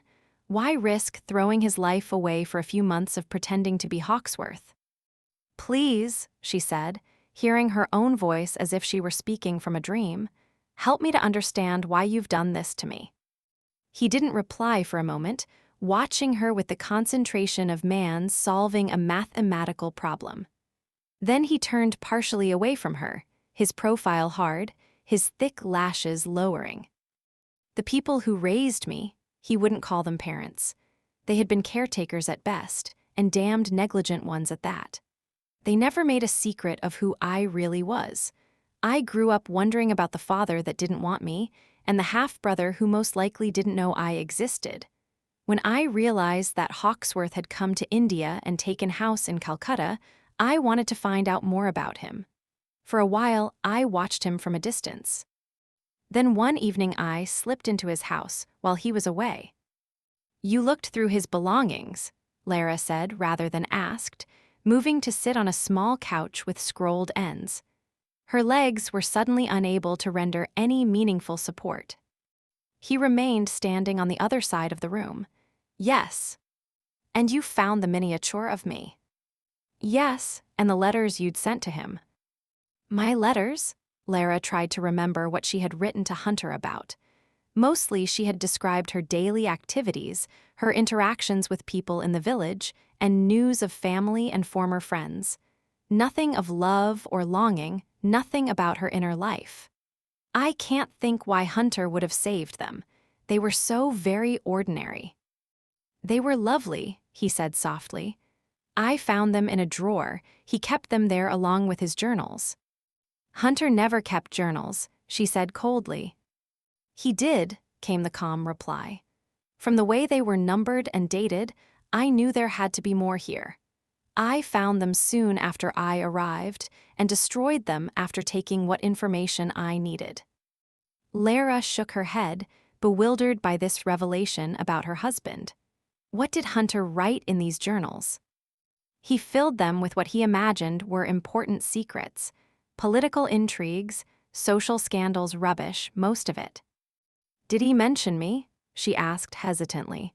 "What did he?" She fell silent as she saw from his face that Hunter had not written fondly of her. It was obvious the marriage was not a good one. "He was bored by me," Lara said. Hearing the defeated note in her voice, he looked at her with sudden intensity. "Hunter wanted Lady Carlisle. He married you because you were young enough to give him children." And she had turned out to be barren. "Poor Hunter," she whispered. "Poor stupid bastard," he agreed. "He was too thick-headed to see what he could have had. I read your letters and I knew what kind of woman you were. I understood exactly what he had thrown away. He'd easily discarded the life I had wanted, a life I believed I deserved." His eyes half closed. "I took the miniature and kept it with me. I thought every moment of what you might be doing if you were taking a bath, brushing your hair, visiting your friends in the village, sitting alone reading, laughing, crying. You became an obsession." "Did you ever meet my husband?" Lara asked. He was silent for a long moment. "No." "That's a lie," she said softly. "Tell me what really happened." He stared at Lara, so beautiful and obdurate, her fragility transformed into a stern, delicate strength that vanquished him. He could withhold nothing from her now. It seemed that his soul had cracked open, and every last secret was spilling out. He wasn't aware of moving, but he found himself in a corner of me room, leaning his forehead against the cool damask wall covering. It was March, festival time, Holy and Dioletti, they call it. The festival of colors. Bonfires are lit everywhere, and the whole city goes mad with celebration. Everyone knew Hawksworth was giving the largest party in Calcutta. He continued to speak absently, almost forgetting Lara was there. He had wandered the streets in front of Hawksworth's palace amid the riotous crowd, while people laughed and screamed and threw colored powder and paint from the rooftops. Young women used pistons of bamboo sticks to spray perfumed water and silver or red paint at passers-by, while young men smeared makeup on their faces and impishly donned saris to dance in the streets. A horde of people wandered through Hawksworth's huge manor, an opulent home of classical design that proudly overlooked the green bank of the Hughley River. It was covered with ivory chunam stucco polished as slick as marble, while its front was adorned by a line of slender colonnades. The sea of English faces seemed identical to him, all of them splotched with colorful paint, their eyes glazed from strong drink, their cheeks sticky from gorging on delicacies of sugar and dried fruits. Heart-pounding, he entered the manor and moved among the revelers. He had worn a hooded robe of dark red cotton, similar to the other flamboyant garments the guests had donned. The luxury of the house was breathtaking, the rooms fitted with chandeliers and filled with Titian paintings and Venetian glass. As he walked from room to room, tipsy women threw themselves at him, infected by the orgiastic mood of the crowd. He pushed them aside dismissively. None of them even seemed to notice the rejection, merely giggling and going in search of new prey. The only sober faces in the crowd were those of the Indian servants, bringing forth platters of food and drink that were instantly devoured. He asked one of the servants where Hawksworth was, and was met with a shrug and a blank stare. Searching stealthily through the manor, he came to what appeared to be the library. The door was half open, affording a view of a tall mahogany bookcase topped with a collection of marble busts and a set of library steps fitted with a carved handrail. Hearing muted voices, he approached the doorway. There was a soft laugh, a gasp, a low groan, the unmistakable sounds of a couple having sex. His brow worked with a frown, and he faded back from the door to become part of the shadows. Soon all was quiet, and a dark-haired woman left the room. She was flushed and pretty, a smile on her lips as she rustled the crisp silk skirts of her pomegranate-colored gown into place and adjusted her breasts in the scooped bodice.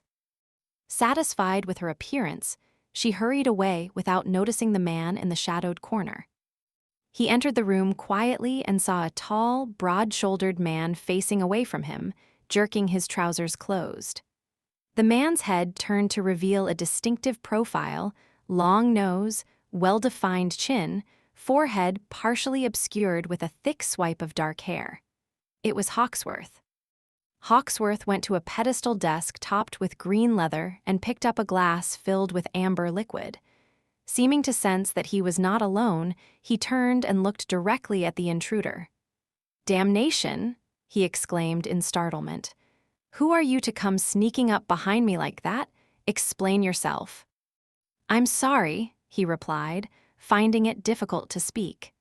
He pulled off his robe and stood facing Hawksworth, riveted by the face that was eerily similar to his own. The resemblance was not lost on Hawksworth. "Sweet Christ," he muttered, setting aside his drink and coming closer to him. Two pairs of dark brown eyes gazed at each other in fascination. They were not identical.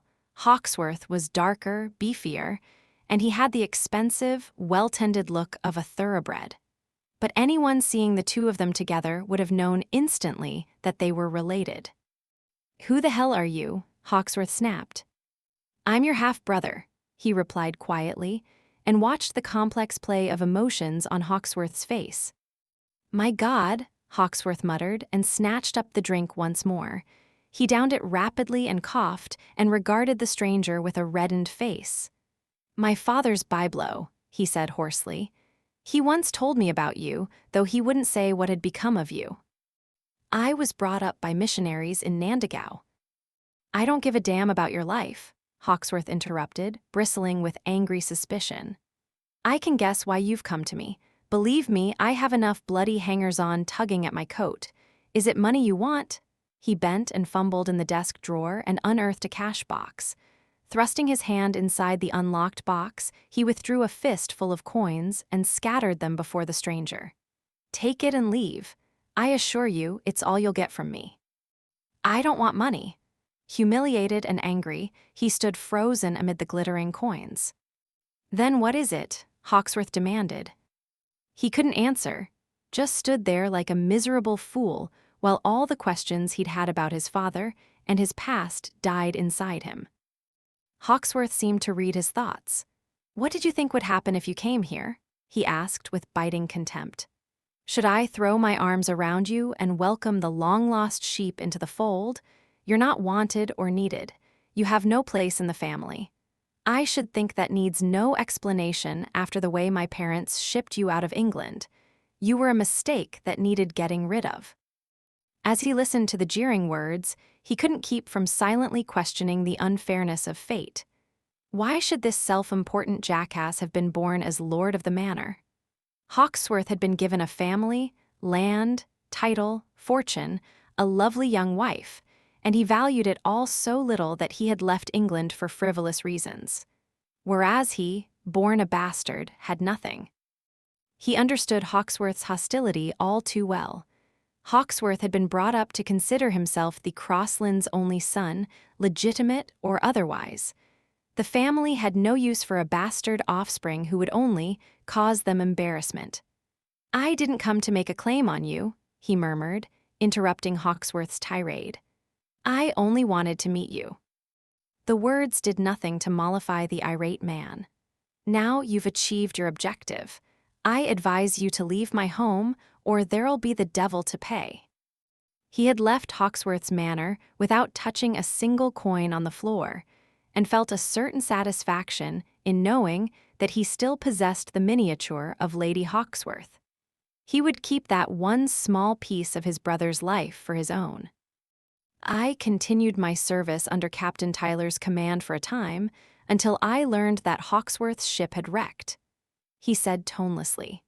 "He was gone, and I knew that everything he had, everything I wanted, was here waiting for me. I resolved to do whatever was necessary to have you, if only for a little while." "So you took his place in order to prove yourself the better man," she said. "No, he paused, forcing himself to be truthful. "That was part of it at first," he admitted. "But I fell in love with you, and soon you became the only thing that mattered." You gave no thought to the consequences of what you were doing, Lara said, anger pouring through her. You've destroyed any possibility of my trusting anyone ever again. You stole another man's life and hurt me unforgivably, and now you'll likely hang. Was it worth all of this? He gave her a look that seemed to scorch her very soul, his eyes black with yearning and fierce love. Yes. You selfish wretch, she cried, her mouth trembling. I would become anyone, anything for you. I would lie, steal, beg, kill for you. I'm not sorry for what I did the past few months. My life would have been nothing without them. What about my life? She choked. How can you claim to care for me when you've done nothing but lie and take advantage, and make me into the biggest fool that ever lived? You're not a fool, Lara. I made it easy for you to believe that I was Hunter. I knew that you would ignore your own doubts if you wanted to believe in me, and you did. None of it was real, she said, tears beginning to slide down her face in heavy streaks. Everything you said to me, every time you kissed me, it was all a lie. No, he said hoarsely. He made a move to come to her, then checked himself as he saw her shrink back. I don't even know your name. Oh, why did you have to pretend you were Hunter? Could I have had you any other way? He asked, his voice raspy. It was acute torture to see her cry and not be able to comfort her. If I'd come to you with the truth about who I was, would you have let me near you? Lara was silent for a long time. No, she finally said. He nodded, her answer confirming what he had already known. I can't lie for you, Lara ventured after a moment of introspection. I couldn't go through the rest of my life. No, he muttered, I wouldn't expect that. Lara's entire body went rigid as he walked toward her. He moved carefully, as if he thought a sudden movement might cause her to bolt. He stopped within an arm's length of her and sank to his haunches. I could never tire of looking at you, he said huskily. Your beautiful green eyes, your sweet face. He stared at her with such naked need that she felt scorched by the dark fire of his gaze. Lara, there's something you have to understand. The past few months with you, the time we've had together, it's worth dying for. If it's all I can have, it's enough. So it doesn't matter what you choose to say tomorrow or what happens to me from now on. Lara couldn't speak. She had to escape him before her tears became uncontrollable. Standing jerkily, she ducked her head and made her way to the door.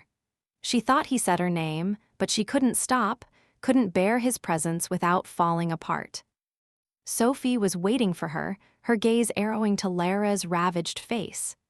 You're in love with him, she said simply, curving an arm around Lara's shoulders. Together they walked up the stairs.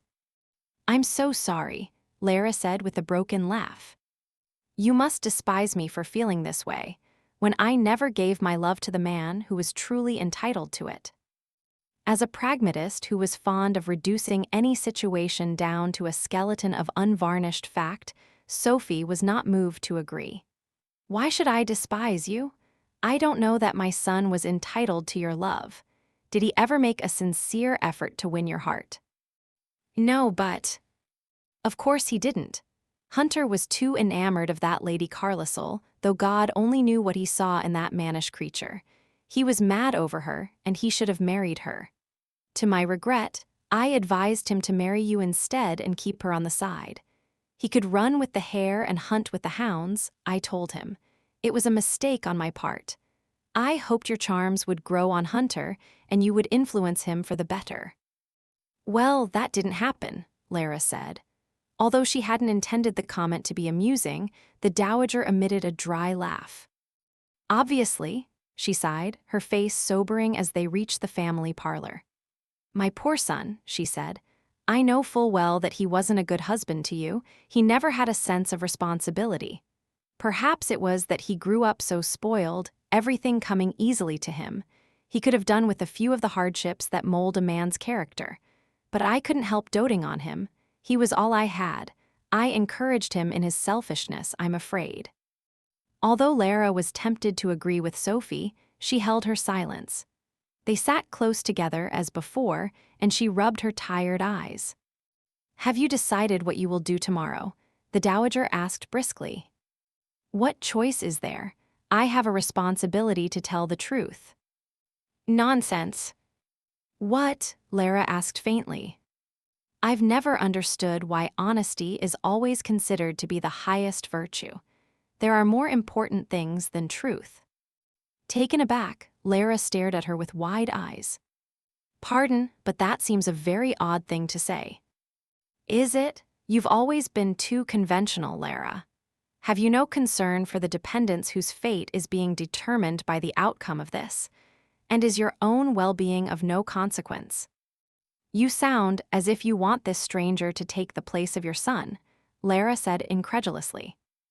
"My son is gone," the dowager said. "All I can do now is take stock of the situation as it is.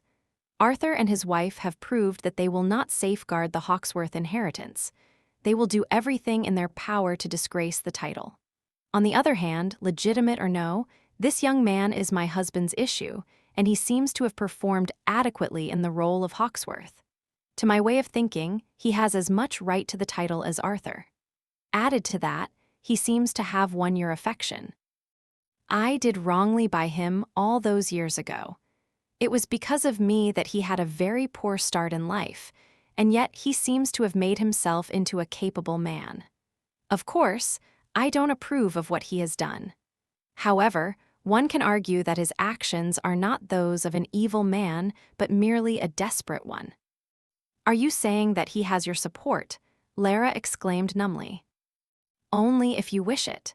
Because it is you, my dear, who will have to live with a lie for the rest of your life, you who will bear his children and act as his wife in every way. If you are willing to take him as your husband, then I am willing to take him as my son.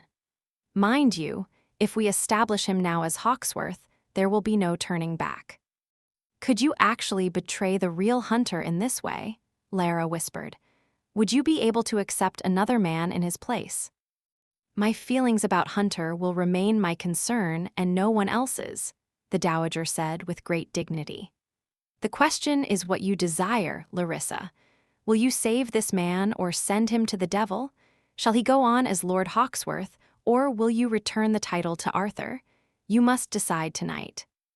Lara was confounded by her mother-in-law's reasoning. Never in 1,000 years would she have expected Sophie to take such an outlandish position. It didn't seem right at all. She had expected Sophie to react with the appropriate outrage at having her son impersonated by another man, not supporting the charade, and proposing that it continue. As thoughts whirled through her head, Lara recalled Rachel's voice saying, "The facts aren't absolute. One could argue endlessly over them." And added to this impossible tangle, there were these facts to consider. The man downstairs, whoever he was, had been good for her. He had made her happy. He had taken care of Johnny and Rachel and everyone on the estate. No matter what he had done in the past, Lara knew that he was a good man, and she loved him down to the deepest corners of her soul. "But how can I love a man I don't really know?" she asked, speaking more to herself than to Sophie. "And how can I trust that he loves me? He is a chameleon, just as Captain Tyler said. I'm not convinced he'll ever be capable of honesty.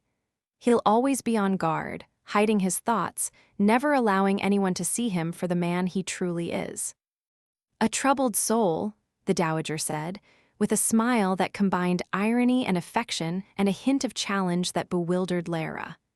"Well, that is your forte, is it not?" Chapter 20. "Okay. Knowing that. I see. Apton." Tyler had been called to London to give his deposition. Lara had sent for him early in the morning. To her vast relief, he came at once to the Park Place town house. He was dressed in uniform, a short scarlet coat fronted with thick gold braid, gleaming white trousers, immaculate black boots, a sash, and a plumed black hat tucked beneath his arm. "Lady Hawksworth," he said respectfully, striding into the parlor and bending over her proffered hand. "Thank you for coming so quickly," she said. "I only hope I can be of service to you, my lady." "So do I," Lara said gravely, seating herself on a plump velvet chair and leaning against the carved, scrolled mahogany back. Obeying her gesture, the captain seated himself on an identical chair nearby. "You're in London to give your deposition to the Lord Chancellor, of course," she said. "Yes, my lady." His neat black mustache twitched in discomfort. "May I again apologize for withholding the truth from you for so long, and for the distress I caused you when last we met. I will always regret my actions in this matter, and I hope that someday you will forgive my unaccountable silence." "There is nothing to regret or forgive," she assured him sincerely. "I understand your silence concerning Lord Hawksworth, and in a way I'm grateful for it. As a matter of fact," she drew a deep breath and looked directly into his face as she continued, "the reason I wanted to see you this morning is to ask for your continued silence." He snowed no emotion save a fluttering blink of his dark eyes. "I see," he said slowly. "You're asking me to perjure myself before the Lord Chancellor today. You wish for me to deny knowledge of the man masquerading as Lord Hawksworth." "Yes," she said simply. "May I ask why?" "After much reflection, I have come to believe that it would be in the Crosslands' best interests, including mine, for this man to continue as the head of the family. My lady, I may not have successfully conveyed the character of this man to you. I am fully cognizant of his character." Sighing, Captain Tyler rubbed his thumb over the thick gold braiding on the sleeve of his coat in a repeated motion. "I should like to agree to your request, as it would fulfill a debt I have longed to repay. Yet to allow him to have a position entailing such power and responsibility, to let him steal another man's life, it doesn't seem right." "What debt do you owe him?" Lara asked curiously. He explained stiffly. "He saved my life. We, the Crown, were establishing new towns further along the Ganges, and trouble arose in the Kanpur territory. Thuggees would lie in wait along the roads and attack travelers, killing them without mercy. Even women and children weren't spared. When they realized we weren't going to be driven away, the devils became more aggressive. Many of the men in my company were hunted and slaughtered, some in their own beds. I myself was beset one night whilst returning from a visit to Calcutta. I was suddenly surrounded by a half-dozen thugs who killed a young ensign and another escort, and were about to make short work of me." He paused, breaking out in a sweat at the memory. "And then he came out of the night like a shadow, felling two of my attackers so swiftly that the others eventually fled, shouting that he was the messenger of some wrathful god. That was the last time I saw him, until his reincarnation as Lord Hawksworth." "The scar on the back of his neck," Lara said in a flash of intuition. Tyler nodded. "During the fray, one of the thugs took possession of my sword. Your Hawksworth was fortunate not to have been beheaded. Luckily for him, he's quite agile in combat." He reached inside his coat for a handkerchief and blotted his brow. "He's not an ordinary man, my lady. If I agree to your request, I cannot be held responsible for the future pain and unhappiness he may cause you." Lara smiled at him steadily. "I believe he is worthy of my trust. I have no doubt that he will lead an exemplary life if only he is given a chance." He regarded her as if she were either a saint or a lunatic. "Forgive me, but your trust is rather too easily given, Lady Hawksworth. With all my heart, I hope this man will prove it well-founded." "He will," she said, impulsively taking his hand and pressing it hard. "I know he will, Captain." Lara had been kept waiting in an antechamber to the Lord Chancellor's offices for only an hour, but it had seemed like forever. Sensitive to every muffled sound that occurred in the rooms and halls around her, she sat on the edge of a hard wooden chair and tried to interpret what was happening. Finally, a clerk appeared in the antechamber and escorted Lara to the hall outside the Lord Chancellor's office. Her heart leapt as she saw the captain exiting the office. Their gazes caught, hers questioning, his reassuring. Then, in response to her unspoken plea, he gave her a slight nod. It's all right, his eyes seemed to say, and some of her terrible tension eased.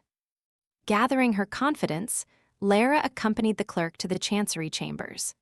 Sunbury, the Lord Chancellor, rose from a chair set at a heavy mahogany table and waited until Lara was seated before lowering himself onto the brown leather upholstery. Sunbury cut an impressive figure in a glowing scarlet robe, his jowly face framed with a long, silvery wig.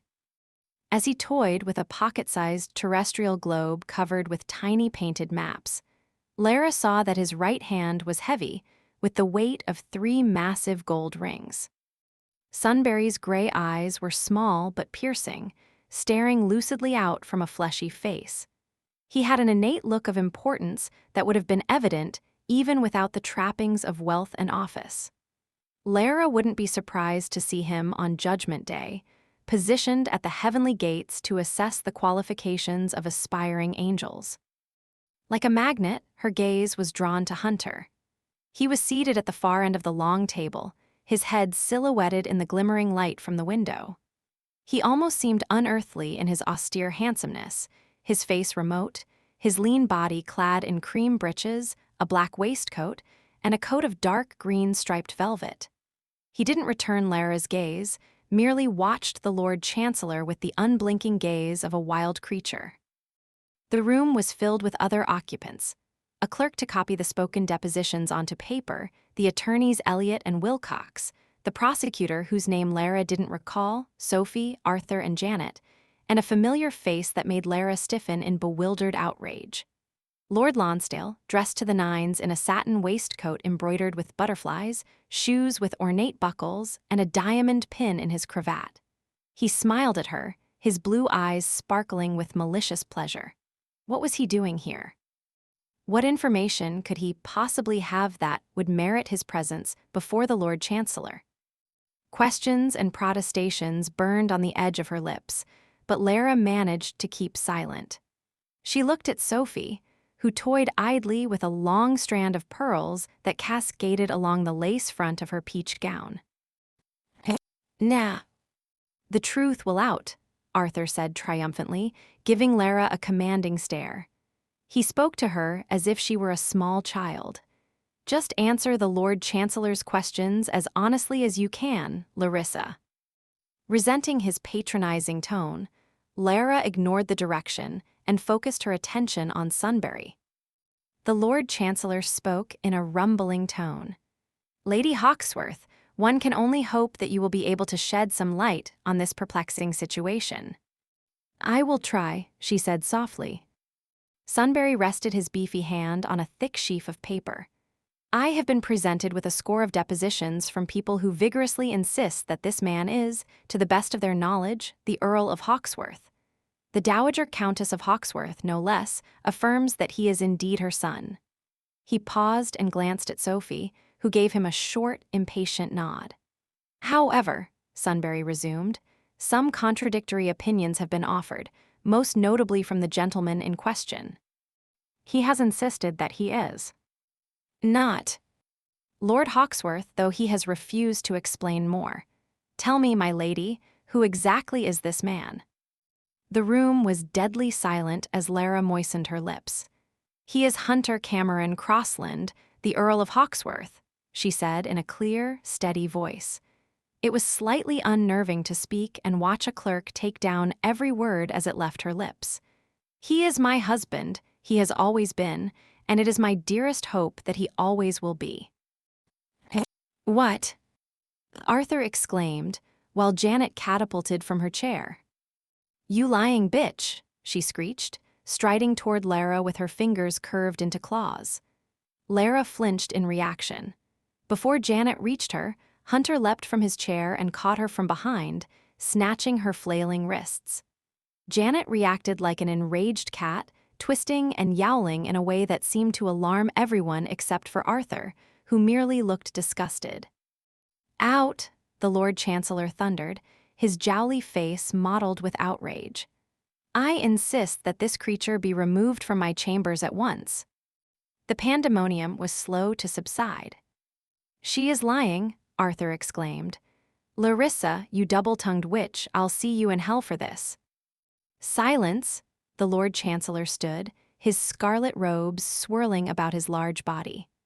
I will not have my chambers disgraced by profanity and violence. Remove your wife, sir, and if you are not capable of controlling yourself henceforth, do not return. Turning purple, Arthur wrested Janet's writhing body from Hunter's grasp. Hunter went to Lara, his gaze raking over her. Ascertaining that she had not been injured, he gripped the arms of her chair and leaned over her. His face was close to hers, and suddenly the rest of the room was blocked out, and all that existed was the two of them. His dark eyes simmered with anger. "Why are you doing this?" he asked harshly. "Tell them the truth, Lara." Her chin lifted, and she returned his gaze obstinately. "Won't let you go." "Damn it, haven't I done enough to you by now?" "Not nearly," she said softly. Her words seemed to infuriate rather than please him. He released her chair with a muffled sound of frustration and crossed the room in a few swift strides. The atmosphere was fraught with unexpected antagonism. Arthur returned for a hastily muttered conference with the prosecutor, who then approached the Lord Chancellor.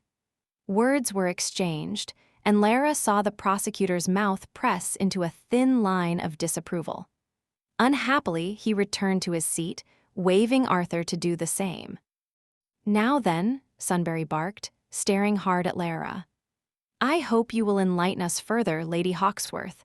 You claim that this man is your husband, yet he insists that he is not Lord Hawksworth. Which one of you is telling the truth?" Lara focused an earnest stare on him. "My lord, I believe my husband feels unworthy of me because of a past indiscretion. His well-known affair with a certain—" She paused as if it were painful to mention the name. The Lord Chancellor nodded, the rolls of his silver wig slipping over his shoulders. "Lady Carlisle," he supplied. "I received her deposition earlier." "Then I'm certain you've been informed about her liaison with my husband," Lara continued, "a relationship that has caused me no small amount of grief. In his remorse over the affair, I believe my husband's intention is to punish himself in this most drastic manner by denying his very identity. However, I wish to make him understand that I forgive him for everything." She glanced at Hunter, who stared stonily at the floor. "Everything," she repeated firmly. "I want to begin again, my lord." "Indeed," the Lord Chancellor muttered, scrutinizing Hunter's closed face and Lara's resolute one. He returned his gaze to Hunter. "If what Lady Hawksworth claims is true, my good fellow, it's going a bit far to renounce your own name. A man makes mistakes now and again. It is up to our wives, with their superior virtue, to make up for us." He chuckled at his own joke, heedless of the fact that no one shared his amusement. "Claptrap!" Arthur exclaimed as he glared at Lara. "My lord, this woman is suffering from mental derangement. She has no idea what she is saying. This cunning impostor has somehow convinced her to side with him, when only yesterday she was denouncing him." "What have you to say to that, Lady Hawksworth?" Sunbury inquired. "I have made a terrible mistake," Lara acknowledged. "I can only beg forgiveness for the trouble I've caused. I brought the suit against my husband in a fit of anger over his affair with Lady Carlisle, and I was influenced adversely by my uncle. I'm not usually so weak-minded, but I'm afraid my condition has made me somewhat irrational." "Your condition?" Sunbury repeated, while everyone in the room stared at her open-mouthed, including Hunter and Sophie. "Yes," Lara flushed as she continued, hating the necessity of using her pregnancy this way. However, she intended to use every weapon at her disposal. "I'm expecting a child, my lord. I'm certain you understand the instability of a woman's temperament when she is in the family way." "Indeed," the Lord Chancellor murmured, stroking his chin thoughtfully. Hunter's face was pale beneath its golden tan. From the way he looked at her, Lara knew he thought she was lying. "Enough, Lara," he said hoarsely. "More lies," Arthur cried, standing and shaking off his attorney's restraining hand. "She's as barren as the desert.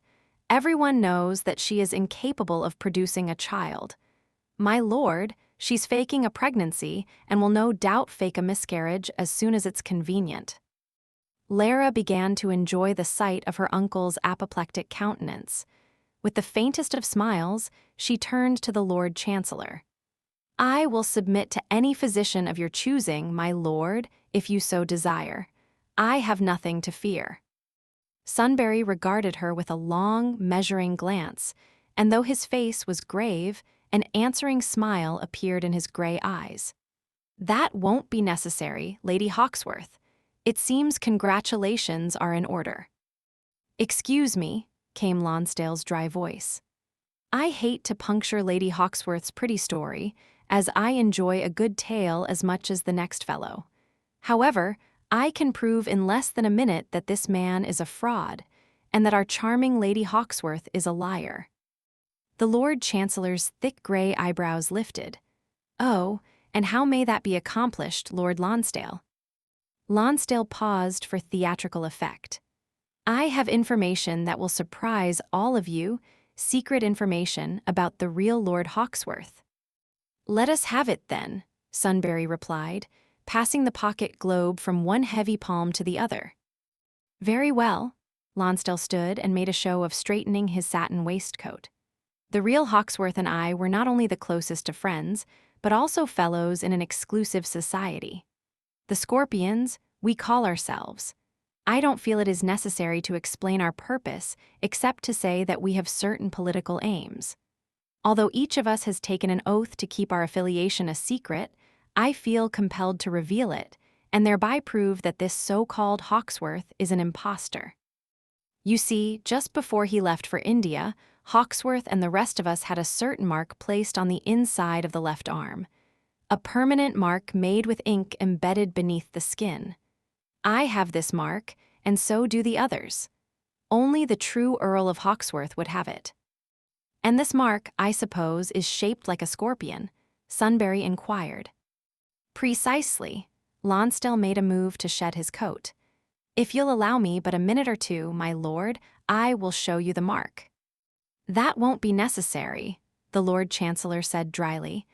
"It would be more to the point for Lord Hawksworth to display his arm." All gazes turned to Hunter, who pinned Sunbury with a mutinous glare. "There's no need," he muttered. "I'm not Hawksworth." The Lord Chancellor returned his hard stare without blinking. "Then verify it by removing your shirt, sir." "No," Hunter said through his teeth. The flat refusal caused Sunbury's color to rise. "Shall I have it removed for you?" he asked gently. Lara breathed hard in agitation. She couldn't remember having seen any kind of mark on Hunter's arm. The thought that one small patch of ink would send all her hopes and dreams plummeting, she clenched her fists in her skirts and twisted them tightly. "I give you my word the mark is there," she cried. The Lord Chancellor smiled sardonically. "With all due respect, Lady Hawksworth, in this instance I would prefer solid proof to your word." He returned his gaze to Hunter's face. "The shirt, if you please." Arthur began to laugh in wild glee. "Now you're done for, you damned charlatan." The Lord Chancellor began to reprove him for the profanity, but his attention was soon diverted as Hunter stood.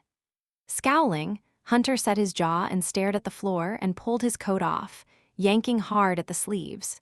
Discarding the coat, he began on the buttons of his black waistcoat. Lara bit her lip in silent anguish, trembling as she saw dark color spread over Hunter's averted face. He set aside his waistcoat and pulled his shirt free of his breeches. Midway through the fastenings of the shirt, he paused and looked at the Lord Chancellor. "I'm not Hawksworth," he growled. "Listen to me for one damned minute." "Make him continue," Arthur snapped. "I insist on it." "You may speak your piece, sir," Sunbury informed Hunter. "After I examine your arm, proceed." Hunter didn't move. Enraged by the hesitation, Arthur sprang forward, grabbed a loose fold of the shirt, and yanked at it until they all heard the screech of rending linen. The shirt tore away, shreds hanging from the cuffs to reveal a lean body rippling with muscle, the tanned skin marked in places by scars not unlike the old hunting wounds her husband had suffered while pursuing boar and other wild game. Transfixed by the sight of Hunter's body and the dreadful knowledge of what was about to happen, Lara held her breath. Arthur shoved Hunter toward the Lord Chancellor. "There," he sneered. "Show him your arm, you lying bastard." Hunter's fist clenched as he raised it behind his head and lifted his arm. From where she was sitting, Lara had a perfect view. There, a few inches above the patch of dark hair that furred his armpit, was a small design of a scorpion inked in blue. Lonsdale, who had come around to see, staggered backward in amazement. "How can it be?" he asked hoarsely, his gaze darting from the mark to Hunter's taut face. "How the hell did you know?" Lara's mind was occupied by the same question. She pondered in bewildered silence until it occurred to her that the only way he could have reproduced the scorpion design was if he had seen it in her husband's journals. Arthur was incoherent with fury, sputtering and gasping. He made his way to the nearest chair and collapsed. Sophie regarded Hunter with a strange look of perplexed admiration while she addressed her words to the Lord Chancellor. "I should think this settles the matter quite neatly, Lord Sunbury." Lonsdale's face twisted with murderous fury. "You won't win," he hissed at Hunter. "I'll see you dead first." He fled the room with a torrent of curses, slamming the door with a force that seemed to shake the building. The Lord Chancellor rolled his eyes and turned his attention to the pocket globe in his hands. He snapped it open to reveal a tiny map of the constellations and drew his finger along a trail of painted stars. "Well, my lad," he murmured, sliding a glance at Hunter's sullen face. "I'm rather inclined to believe your wife. Trying to punish yourself for an indiscretion, eh? Is that the case? Well, even the best of men sometimes struggle with that particular weakness. And in the event that you aren't the Earl of Hawksworth, I'm not inclined to argue with the majority of people who say you are. It seems reasonable to settle the question immediately in favor of Lord Hawksworth being, Lord Hawksworth, and I'll discharge the case forthwith." He glanced at Hunter hopefully. "I trust you will not persist in arguing, my lord. I should very much dislike to be late for my midday meal." "Where is he?" Lara exclaimed in frustration, striding across the parlor floor under Sophie's disapproving gaze. "I can't leave London without seeing him, but I must tumult that followed the Lord Chancellor's decision. Hunter had disappeared. Lara had no choice but to return to the Hawksworth townhouse and wait for him. It had been 4 hours, and there was no sign of him. She wanted desperately returned to Rachel and Johnny. Oh, what could have gotten into his head to vanish like this? During the to talk to him, but she felt an urgent need to leave at once for Lincolnshire. Her instincts warned that she must return to Rachel as quickly as possible. There was no telling what Lonsdale might do in his fury. Lara was certain he meant to collect his wife without delay, by force if necessary. An awful thought occurred to her, and she stared at Sophie in dawning horror. "You don't think Hunter has disappeared for good, do you? What if he never comes back?" Uncomfortable with displays of volatile emotion, Sophie frowned reprovingly. "Don't carry on so, Larissa. I promise you, he'll find you when he's ready. He isn't about to disappear after the surprise you dropped at the hearing until he discovers if it's true or not. Which leads to the question, are you expecting or not?" "I'm certain that I am," Lara said shortly, too occupied with her worry over Hunter to share Sophie's evident pleasure in the news. The Dowager settled back with a wondering smile. "Praise be, Harry's line will continue after all, it seems. A virile creature, your errant lover. He certainly had no problem in starting you breeding." "Husband," Lara corrected. "We'll refer to him as my husband from now on." Sophie shrugged nonchalantly. "As you prefer, Larissa. Do calm yourself. You're far too agitated. It can't be good for the babe." "I don't think he believed me about the child," Lara murmured, standing at the window and recalling Hunter's stunned expression in the Lord Chancellor's office. He must have thought it was yet another lie to save him. She pressed her palms and her forehead against the cool, misty glass panes, while her chest ached with the fear that he might never return. Chapter 21. Lara. S. Carriage reached Hawksworth Hall late in the evening, when most of the household was asleep. She was grateful to be spared the task of explaining an inexplicable situation to Johnny and Rachel and the others tonight. She was weary of talking and traveling and trying to ignore the thoughts buzzing in her head. With each turn of the carriage wheels that conveyed her from London, she had felt increasingly defeated and hopeless. She wanted to lose herself in sleep. "Lady Hawksworth," Mrs. Gorst asked quietly, welcoming her inside, "shall Lord Arthur be returning?" "No," Lara replied with a shake of her head. "The case was discharged by the Lord Chancellor." "I see." A genuine smile covered the housekeeper's face. "That is very good news, my lady. Shall we expect Lord Hawksworth to arrive soon?" "I don't know," Lara said, her dejected manner seeming to dampen Mrs. Gorst's good spirits. Forbearing to ask further questions, the housekeeper directed a footman to bring Lara's trunk upstairs and a maid to unpack it. While the servants were thus engaged, Lara hurried up 2 flights of stairs to the nursery where Johnny slept.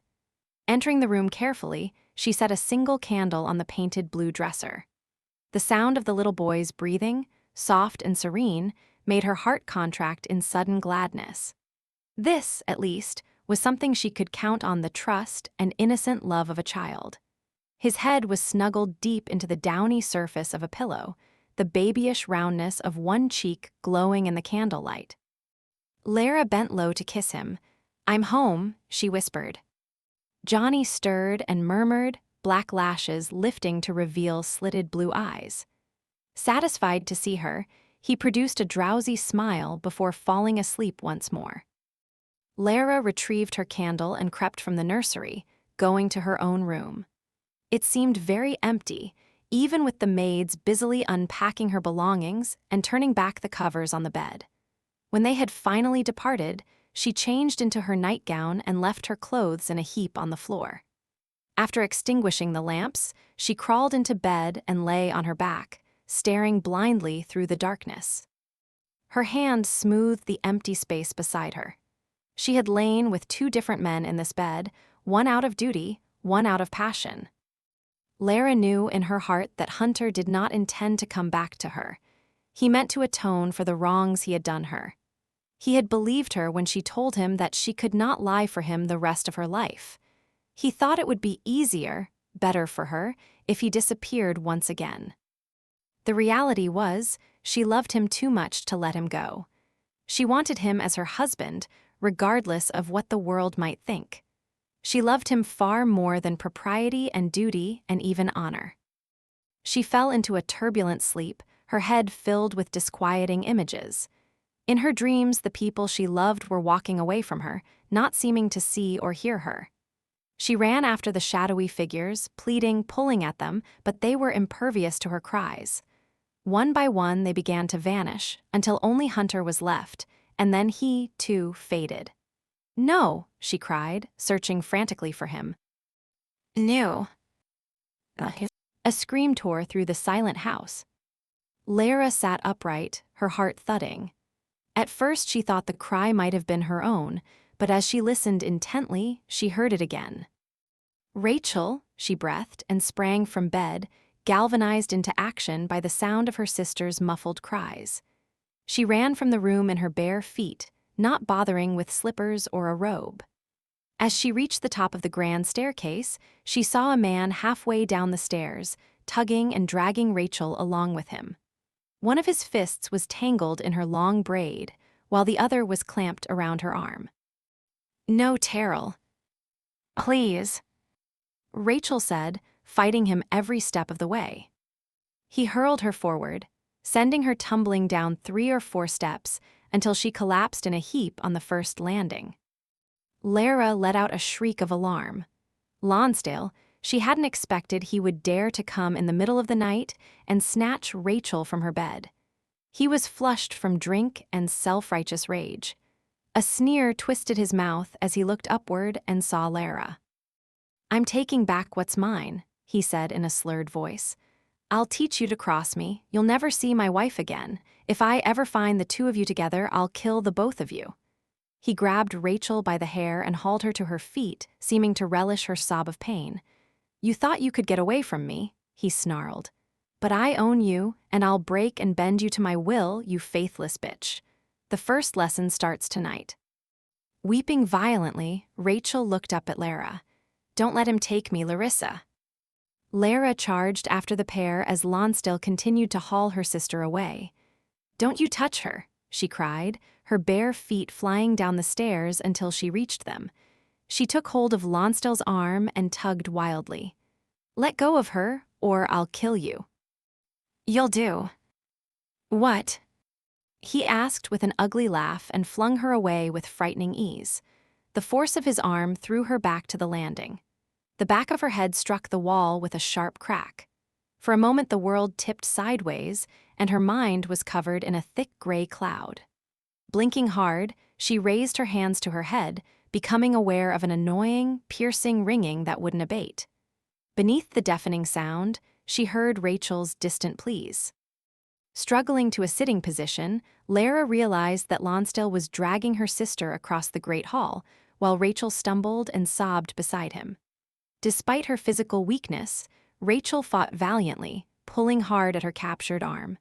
Annoyed by her resistance, Lonsdale hit her on the head with some object in his hand. Rachel staggered and nearly collapsed. She moaned in pain and followed him docilely, her entire body shuddering. The servants had been awakened by the furor. A few of them appeared in the hall, staring at the spectacle in disbelief. "Stop him," Lara cried, gripping the balustrade and lurching to her feet. "Don't let them leave." But none of the servants moved, and she suddenly realized why. The object in Lonsdale's hand was a pistol. In his enraged condition, he wouldn't hesitate to use it. "Open the doors," Lonsdale snapped, gesturing to a footman with the weapon. "Now." The footman hastened to comply. He darted to the entranceway, fumbled with the door handles, and sent the heavy portals swinging gently outward. To everyone's startlement, a high-pitched voice echoed through the great hall. "Stop." Lara's gaze switched to the top of the stairs, where Johnny stood in his little white nightshirt, his dark hair ruffled all about his head. He held a toy pistol in his hand, the one that could be loaded with a harmless gunpowder cap. "I'll shoot you," the boy shouted, pointing the pistol at Lonsdale. Reflexively, Lonsdale lifted his own weapon and took aim at the small figure. "Don't," Lara screeched to Lonsdale. "It's only a toy." "Let Auntie Rachel go," Johnny cried and fired. The toy emitted a feeble pop, the sound causing everyone to freeze. Realizing the tiny pistol was harmless, Lonsdale began to laugh incredulously. His mocking gaze fastened on the small, furious boy at the top of the stairs. All at once, a shadowy figure moved through the open doorway, with a lithe, animal-like spring. "Hunter," Lara breathed, while he launched himself at Lonsdale with an impact that sent both men crashing to the floor. Rachel was thrown aside from the force of the collision, and she rolled once, twice, before her body went limp from pain and shock. She closed her eyes and fainted, her arms flung out like a discarded rag doll's. The men fought viciously for the gun, swearing and grunting as they pummeled each other. Lara turned and clambered up the stairs as fast as she could move. She reached Johnny in a matter of seconds and pulled him to the ground, sheltering his body with her own. The boy gasped with confusion, his cheeks wet with tears. "Mama, what's happening?" he asked plaintively, and she hugged him tightly. She risked a glance at the scene below, where Hunter twisted and grappled for the weapon. Biting her lip in terror, Lara fought to keep silent. The two large men were locked in deadly combat, rolling across the polished floor, and then the air was shattered by a thunderous explosion. Both men were still. Lara gripped Johnny, her wide eyes focused on the two long bodies, and the pool of ruby-red blood that seeped around them. She made a strangled sound in her throat and covered her mouth with her hand to hold in an anguished scream. Hunter moved slowly, disentangling himself from the other man and pressing his large hands over the gaping wound in Lonstell's midriff. Breathing heavily, Hunter looked at the servants nearby. "Send for Dr. Slade," he growled at a footman, "and have someone else fetch the sheriff." He motioned to the butler with a jerk of his head. "You take Lady Lonstell upstairs before she wakens." His curt voice seemed to make sense of the chaos. They all rushed to obey, grateful for his leadership. Trembling with relief, Lara took Johnny's hand and pulled him away from the scene. "Don't look, darling," she murmured as he strained to glance over his shoulder. "He's come back," Johnny said, gripping her fingers fervently. "He's come back." It was almost dawn by the time the sheriff departed, after the prolonged questioning of the Hawksworths and the servants. The sheriff had shown no great surprise at the turn of events. As he had remarked laconically, everyone knew of Lonstell's habitual drunkenness and violence. It had only been a matter of time before he received his comeuppance. Although it appeared the matter would be set aside with no charges made, Hunter couldn't dismiss it easily. Grimly, he scrubbed himself in a hip tub in his room. A thick application of soap removed every trace of dirt and blood, but he still didn't feel clean. For most of his life, he had been able to ignore his conscience. In fact, he had been fairly certain he didn't possess one. But he was deeply troubled about the consequences of bringing Rachel to Hawksworth Hall. If he hadn't, Lord Lonstell would probably still be alive. On the other hand, if Hunter had left Rachel to her husband's mercy, she would likely be dead. Had he made the right choice? Had there been a right choice to make?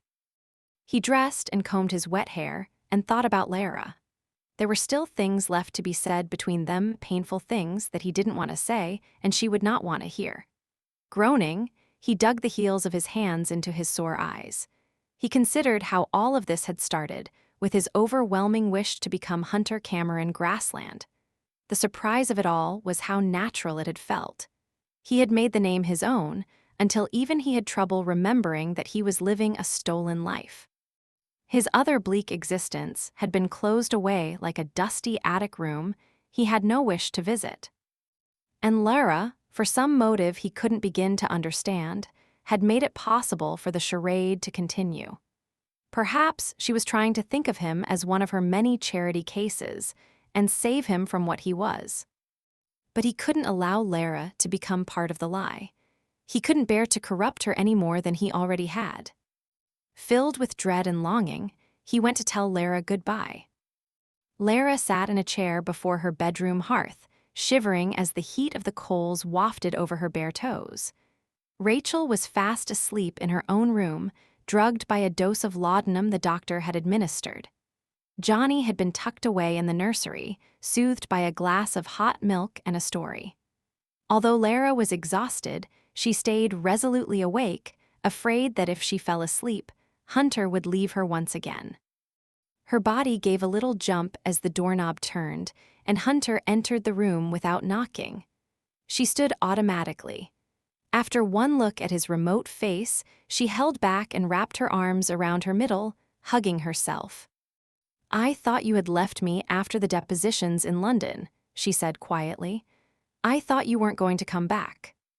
"I wasn't, but then I thought of you here alone with Rachel, and I realized what Lonstell would do." He made a sound of self-disgust. "I would have come sooner if I'd been thinking clearly." "You came in time," Lara said, her voice cracking. "Oh, Hunter, downstairs for a moment I thought you were hurt or dead." "Don't," he held up a hand in a silencing gesture. Utterly miserable, Lara held her tongue. How could they have been so intimate only a few days ago and now stand before each other as strangers? She loved him whatever his name was, no matter whose blood ran in his veins, no matter what he believed or wanted. Just so long as he wanted her. But as she stared into his fathomless dark eyes, it seemed an impossible task to convince him. "Stay with me," she said, extending a beseeching hand. "Please." He looked as though he hated himself. "Don't ask that, Lara." But you love me. I know you do. That makes no difference, he said bleakly. You know why I have to go. You belong with me, she persisted. For one thing, you have a duty to take care of the child you helped to create. There is no child, he said flatly. Lara approached him, closing the distance between them. Carefully, she reached for the large hand that was held so stiffly at his side and tugged it to her stomach. She pressed his palm there, as if she could make him feel the truth of her words. I'm carrying your baby. No, he whispered, you can't be. I wouldn't lie to you. Not to me, he agreed bitterly, only to the rest of the world. For my sake. His other arm slid around her, and he held her as if he couldn't stop himself. A shiver went through his body, and he dove his face into the loose sheaves of her hair. She heard his breathing change, and she realized his mask was shattering, revealing the despair and frustrated love beneath the surface. Lara, you don't know what I am. Yes, I do, she said urgently, reaching around his back to hold him tightly. You're a good man, even though you don't realize it, and you're my husband in every way that matters. A shuddering laugh broke from his throat. Damn it, don't you understand that the best thing I can do for you is get out of your life? Lara drew back and pushed at his head, forcing him to look at her. His dark eyes were glittering with tears, and his mouth shook with the emotions he had always suppressed until now. She drew her hands over his beautiful hair, his beloved face, as if she could heal him with her touch.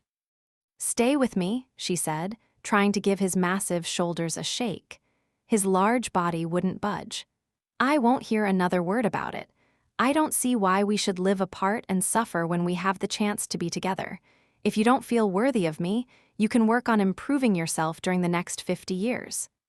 She gripped the loose folds of his shirt and pulled herself hard against him. I don't want a perfect man anyway. Hunter looked away, struggling to control himself. You damn well haven't got one. Lara gave him a wobbly smile, hearing something in his voice that gave her a flicker of hope. I'm offering you a life you want, she said. A life of meaning and purpose and love. Take it. Take. Amé. She pressed her lips to his hard mouth, stealing a swift kiss, and another, coaxing and enticing until he groaned in response. He crushed his mouth over hers with a raw desire that suddenly raged out of control. He searched her with his tongue, a primitive masculine sound coming from his throat, and pulled up her nightgown in frantic handfuls. Lara twined a bare leg around one of his, offering herself with a willingness that seemed to drive him wild. He scooped her in his arms and carried her to the bed, and Lara's weariness vanished as her blood raced with excitement. I love you, she said, pulling him down to her, and she felt the responsive tremor that ran through him. He tugged at her nightgown until it tore from her body. His lips sealed over her nipple and sucked firmly, while his fingers spread over her belly and hips. Lara moaned and cradled him with her arms and legs, needing him more than she had thought humanly possible. He raised himself higher and took her mouth again, in deep searching kisses that stole her breath away. Gasping, she tugged at his clothes and tried to unbutton his shirt. I can't wait, he muttered, reaching down to his trousers and jerking them open. I want to feel your skin, she whimpered, still struggling with his shirt. Later, oh God. He spread her legs wide and drove inside her with a demanding push. The heavy, sweet pressure filled her until she cried out, her body overcome with exquisite sensations that raced along every nerve. She arched upward and trembled in pleasure as he moved gently inside her, prolonging the delight. His thrusts deepened, a sliding, teasing rhythm of impact and withdrawal. He made love to her as if he were feasting on her, every movement carnal and deliberate. Lara reached beneath his shirt and grasped the hard muscles of his back, urging him to finish quickly. He took his time, however, seeming to relish her low moans. I can't, I'm too tired, she said. Please, not again. Again, he said hoarsely, deepening his thrusts until she writhed in another climax, this one almost painful in its intensity. Hunter buried himself inside her and let her inner contractions bring him to his own release, his teeth clamping together as the storm raged through him.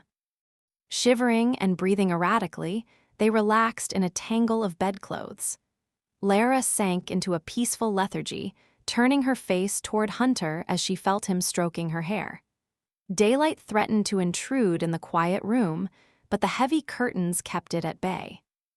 "Even if you had left me," Lara said drowsily, "you wouldn't have been able to stay away for long." He made a rueful sound. "Because I need you," he said, pressing his warm lips to her forehead. "Not nearly as much as I need you." He smiled, his hands moving gently over her body, but when he spoke, his tone was serious.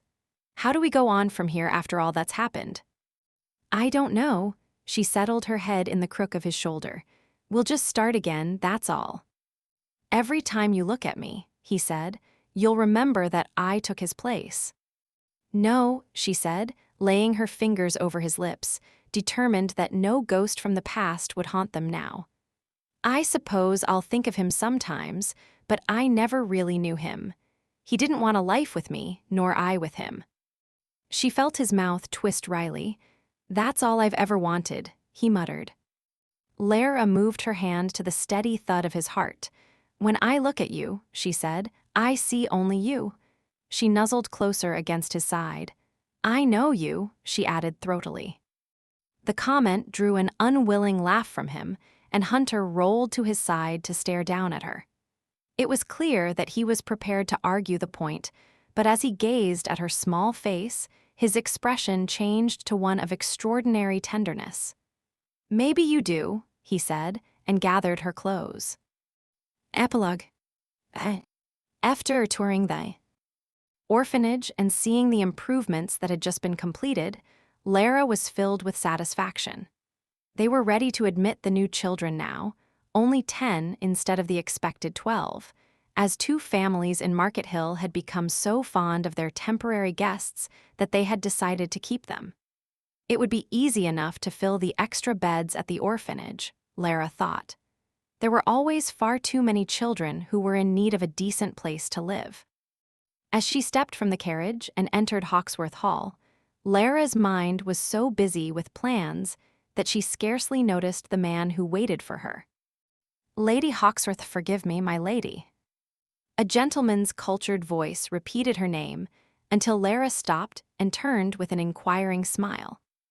The visitor was Lord Tufton, the shy, gentle man who had courted Rachel before her marriage to Lonsdale. He was an intellectual rather than a sportsman, with a kind, earnest manner that Lara had always liked. She had heard recently that Tufton had come into an unexpected fortune at the death of his uncle, which would undoubtedly make him sought after by many ambitious young females. "Lord Tufton," Lara exclaimed with sincere pleasure, "how nice it is to see you." They conversed amiably for a minute, and Tufton gestured lamely to a magnificent arrangement of roses that had been set on the table by the entrance. "I brought these for your family to enjoy," he remarked. "How lovely they are," Lara said warmly, suppressing a smile as she realized that the flowers were really for her sister. However, it wouldn't have been proper for Tufton to give them exclusively to Rachel, as she was in mourning. "Thank you. We will all enjoy them, especially my sister. She is quite fond of roses, you know." "Yes, he cleared his throat nervously. "Might I inquire after her health, my lady?" "She is quite well," Lara assured him, "although she is rather quiet and downcast these days." "That is only to be expected," he remarked gently, "after the tragedy she has experienced." Lara surveyed him with a thoughtful smile. Rachel had not received visitors in the 2 months since Lonsdale's death, but somehow Lara was certain that Tufton's face would be a welcome sight. "Lord Tufton, my sister, is always out in the garden at this time of day, taking a long stroll. I'm sure she would enjoy walking with a companion." He looked both eager and hesitant at the prospect. "Oh, I shouldn't like to bother her if she desires solitude." "Come with me," Lara said, tugging him through the great hall with relentless determination. She led him to the French doors that opened to the garden and caught a glimpse of Rachel's black-dyed bonnet as she walked among the hedges. "There she is," Lara said triumphantly. "Go right along and join her, Lord Tufton." "But I don't know if—" "My sister will be delighted, I assure you." Lara opened the door and ushered him outside, and watched as he made his way through a flower-strewn parterre. "Mama," hearing Johnny's voice, Lara turned with a smile. The boy was dressed in miniature breeches and a blue jacket in preparation for a riding lesson. "Darling, where's the nanny?" she asked. "She's coming down from the schoolroom," Johnny said, slightly breathless. "But she can't run as fast as me." Lara straightened the boy's cap. "Why are you always in such a hurry?" she asked. "'Cause I don't want to miss anything." Laughing, Lara returned her attention to the window, watching as Lord Tufton and Rachel came into view. Her sister was holding Tufton's arm as they strolled together. Beneath the brim of the black mourning bonnet was the first real smile Lara had seen on Rachel's face in far too long. "Who is that with Auntie Rachel?" Johnny asked. "I believe he's going to be her next husband," Lara replied thoughtfully, and glanced at the boy with a conspiratorial smile. "But that's our secret for now." This turn of thought led to consideration of another secret they shared, and Johnny tugged at Lara's skirts. "When can we tell everyone you're going to have a baby, Mama?" "When I begin to show," Lara replied.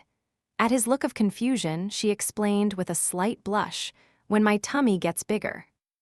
"Will it get as big as Sir Ralph's?" he asked, naming a stout gentleman of their acquaintance. Lara couldn't hold back a laugh. "Good Lord, I hope not." His face turned sober. "Will you still love me after the baby comes, Mama?" Smiling with perfect happiness, Lara knelt and put her arms around his slim, straight body. "Oh, yes," she murmured, hugging him hard. "Always, Johnny." In the early evening, Hunter arrived from an errand in Market Hill and found Lara just as she finished changing for dinner. He came to her and pressed a quick, hard kiss on her lips. "I have them," he replied in response to her questioning glance. Lara smiled, smoothing his lapels with her fingertips. "I thought you might have forgotten what we planned for tonight." Hunter shook his head. "I've thought about it all day." "Shall we have dinner first?" she asked softly. "I'm not hungry, are you?" "No." He caught her small hand in his and pulled her along with him. "Then let's go." He took her to the outskirts of Market Hill, driving a curricle with a matched pair of chestnuts. They reached a small stone church tucked in a grove of small trees near the rectory. The quaint little building, with its thatched roof and round Saxon tower topped with a belfry, looked like something out of a fairy tale. Lara smiled in anticipation as Hunter swung her down from the vehicle. He used a carriage lantern to light their way along a small path and held Lara's elbow lightly, guiding her across the uneven stones. They entered the quiet church, and Lara surveyed the interior as Hunter lit a pair of candles by the altar. A simple wooden cross on one wall and a circular stained glass window were the building's only adornments, save for the carving on the sides of the 4 pews. "It's perfect," Lara said. Hunter shot her a skeptical glance. "Lara, I wish." "This is more than enough," she interrupted, her face glowing in the candlelight. "We don't need an elaborate church or a congregation or a minister to hold a proper ceremony." "You deserve so much more," he grumbled. "Come here." She stood by the altar and waited, her lips curved with a smile. Hunter approached her and reached in his pocket, extracting a tiny velvet pouch. Gently, he shook the contents into his hand. Lara's breath caught as she beheld the geminal ring, 2 gold bands fitting together into one. "It's lovely," she said, watching as he deftly twisted the bands apart and set them on the altar. Moved by the sweet serenity of their surroundings, Lara bent her head and prayed silently, her heart filled with hope and joy. She looked up to find Hunter's bright, dark gaze on her. Whatever amount of time I have with you, he said huskily, it's not enough. Wordlessly, she held out her hand, and Hunter took it in a solid clasp. He held it for a moment, then picked up a gold band and slid it onto her finger. I promise, he said slowly, staring into her eyes, to give you my whole self, body and soul, to take care of you, to respect and honor you, and most of all to love you until the day I die, and even after that. He paused and added with a flare of tender laughter in his eyes, and I won't complain about all your charitable projects. As long as you remember to spare some time for me. Lara's hand trembled a little as she slid the other band onto his finger. I promise to be your helpmate, friend, and lover, she said softly. I promise to give you all my love and trust and build a life with you and help you to forget about the past and cherish each day we have together. And you'll give me children, he said, placing a gentle hand over her stomach. 10, she said ambitiously, making him laugh. Now I see your plan. You'll keep me in bed all the time, laboring to produce them. Complaining, Lara asked. He grinned and pulled her close in an ardent hug. God, no, I'm just thinking. He took her mouth in a string of passionate kisses. We'd better start practicing. Her hands slid around his head, and they kissed lavishly until they were both breathless. Tell me your name, Lara whispered. Your real one. She had asked him many times before, and as always, he refused. No, my curious cat, he said softly, stroking her hair. That man doesn't exist anymore. Tell me, she demanded, and tugged at the front of his coat. He broke her imperious grip by tickling her, making her collapse against his chest with a giggle. Never, he said. Lara wrapped her arms around his neck. I'll make you tell me someday, you realize, she informed him, pressing her lips to a sensitive spot on his throat and making him shiver suddenly. You haven't the slightest hope of resisting me. Not the slightest, he agreed huskily, bending over her mouth once again.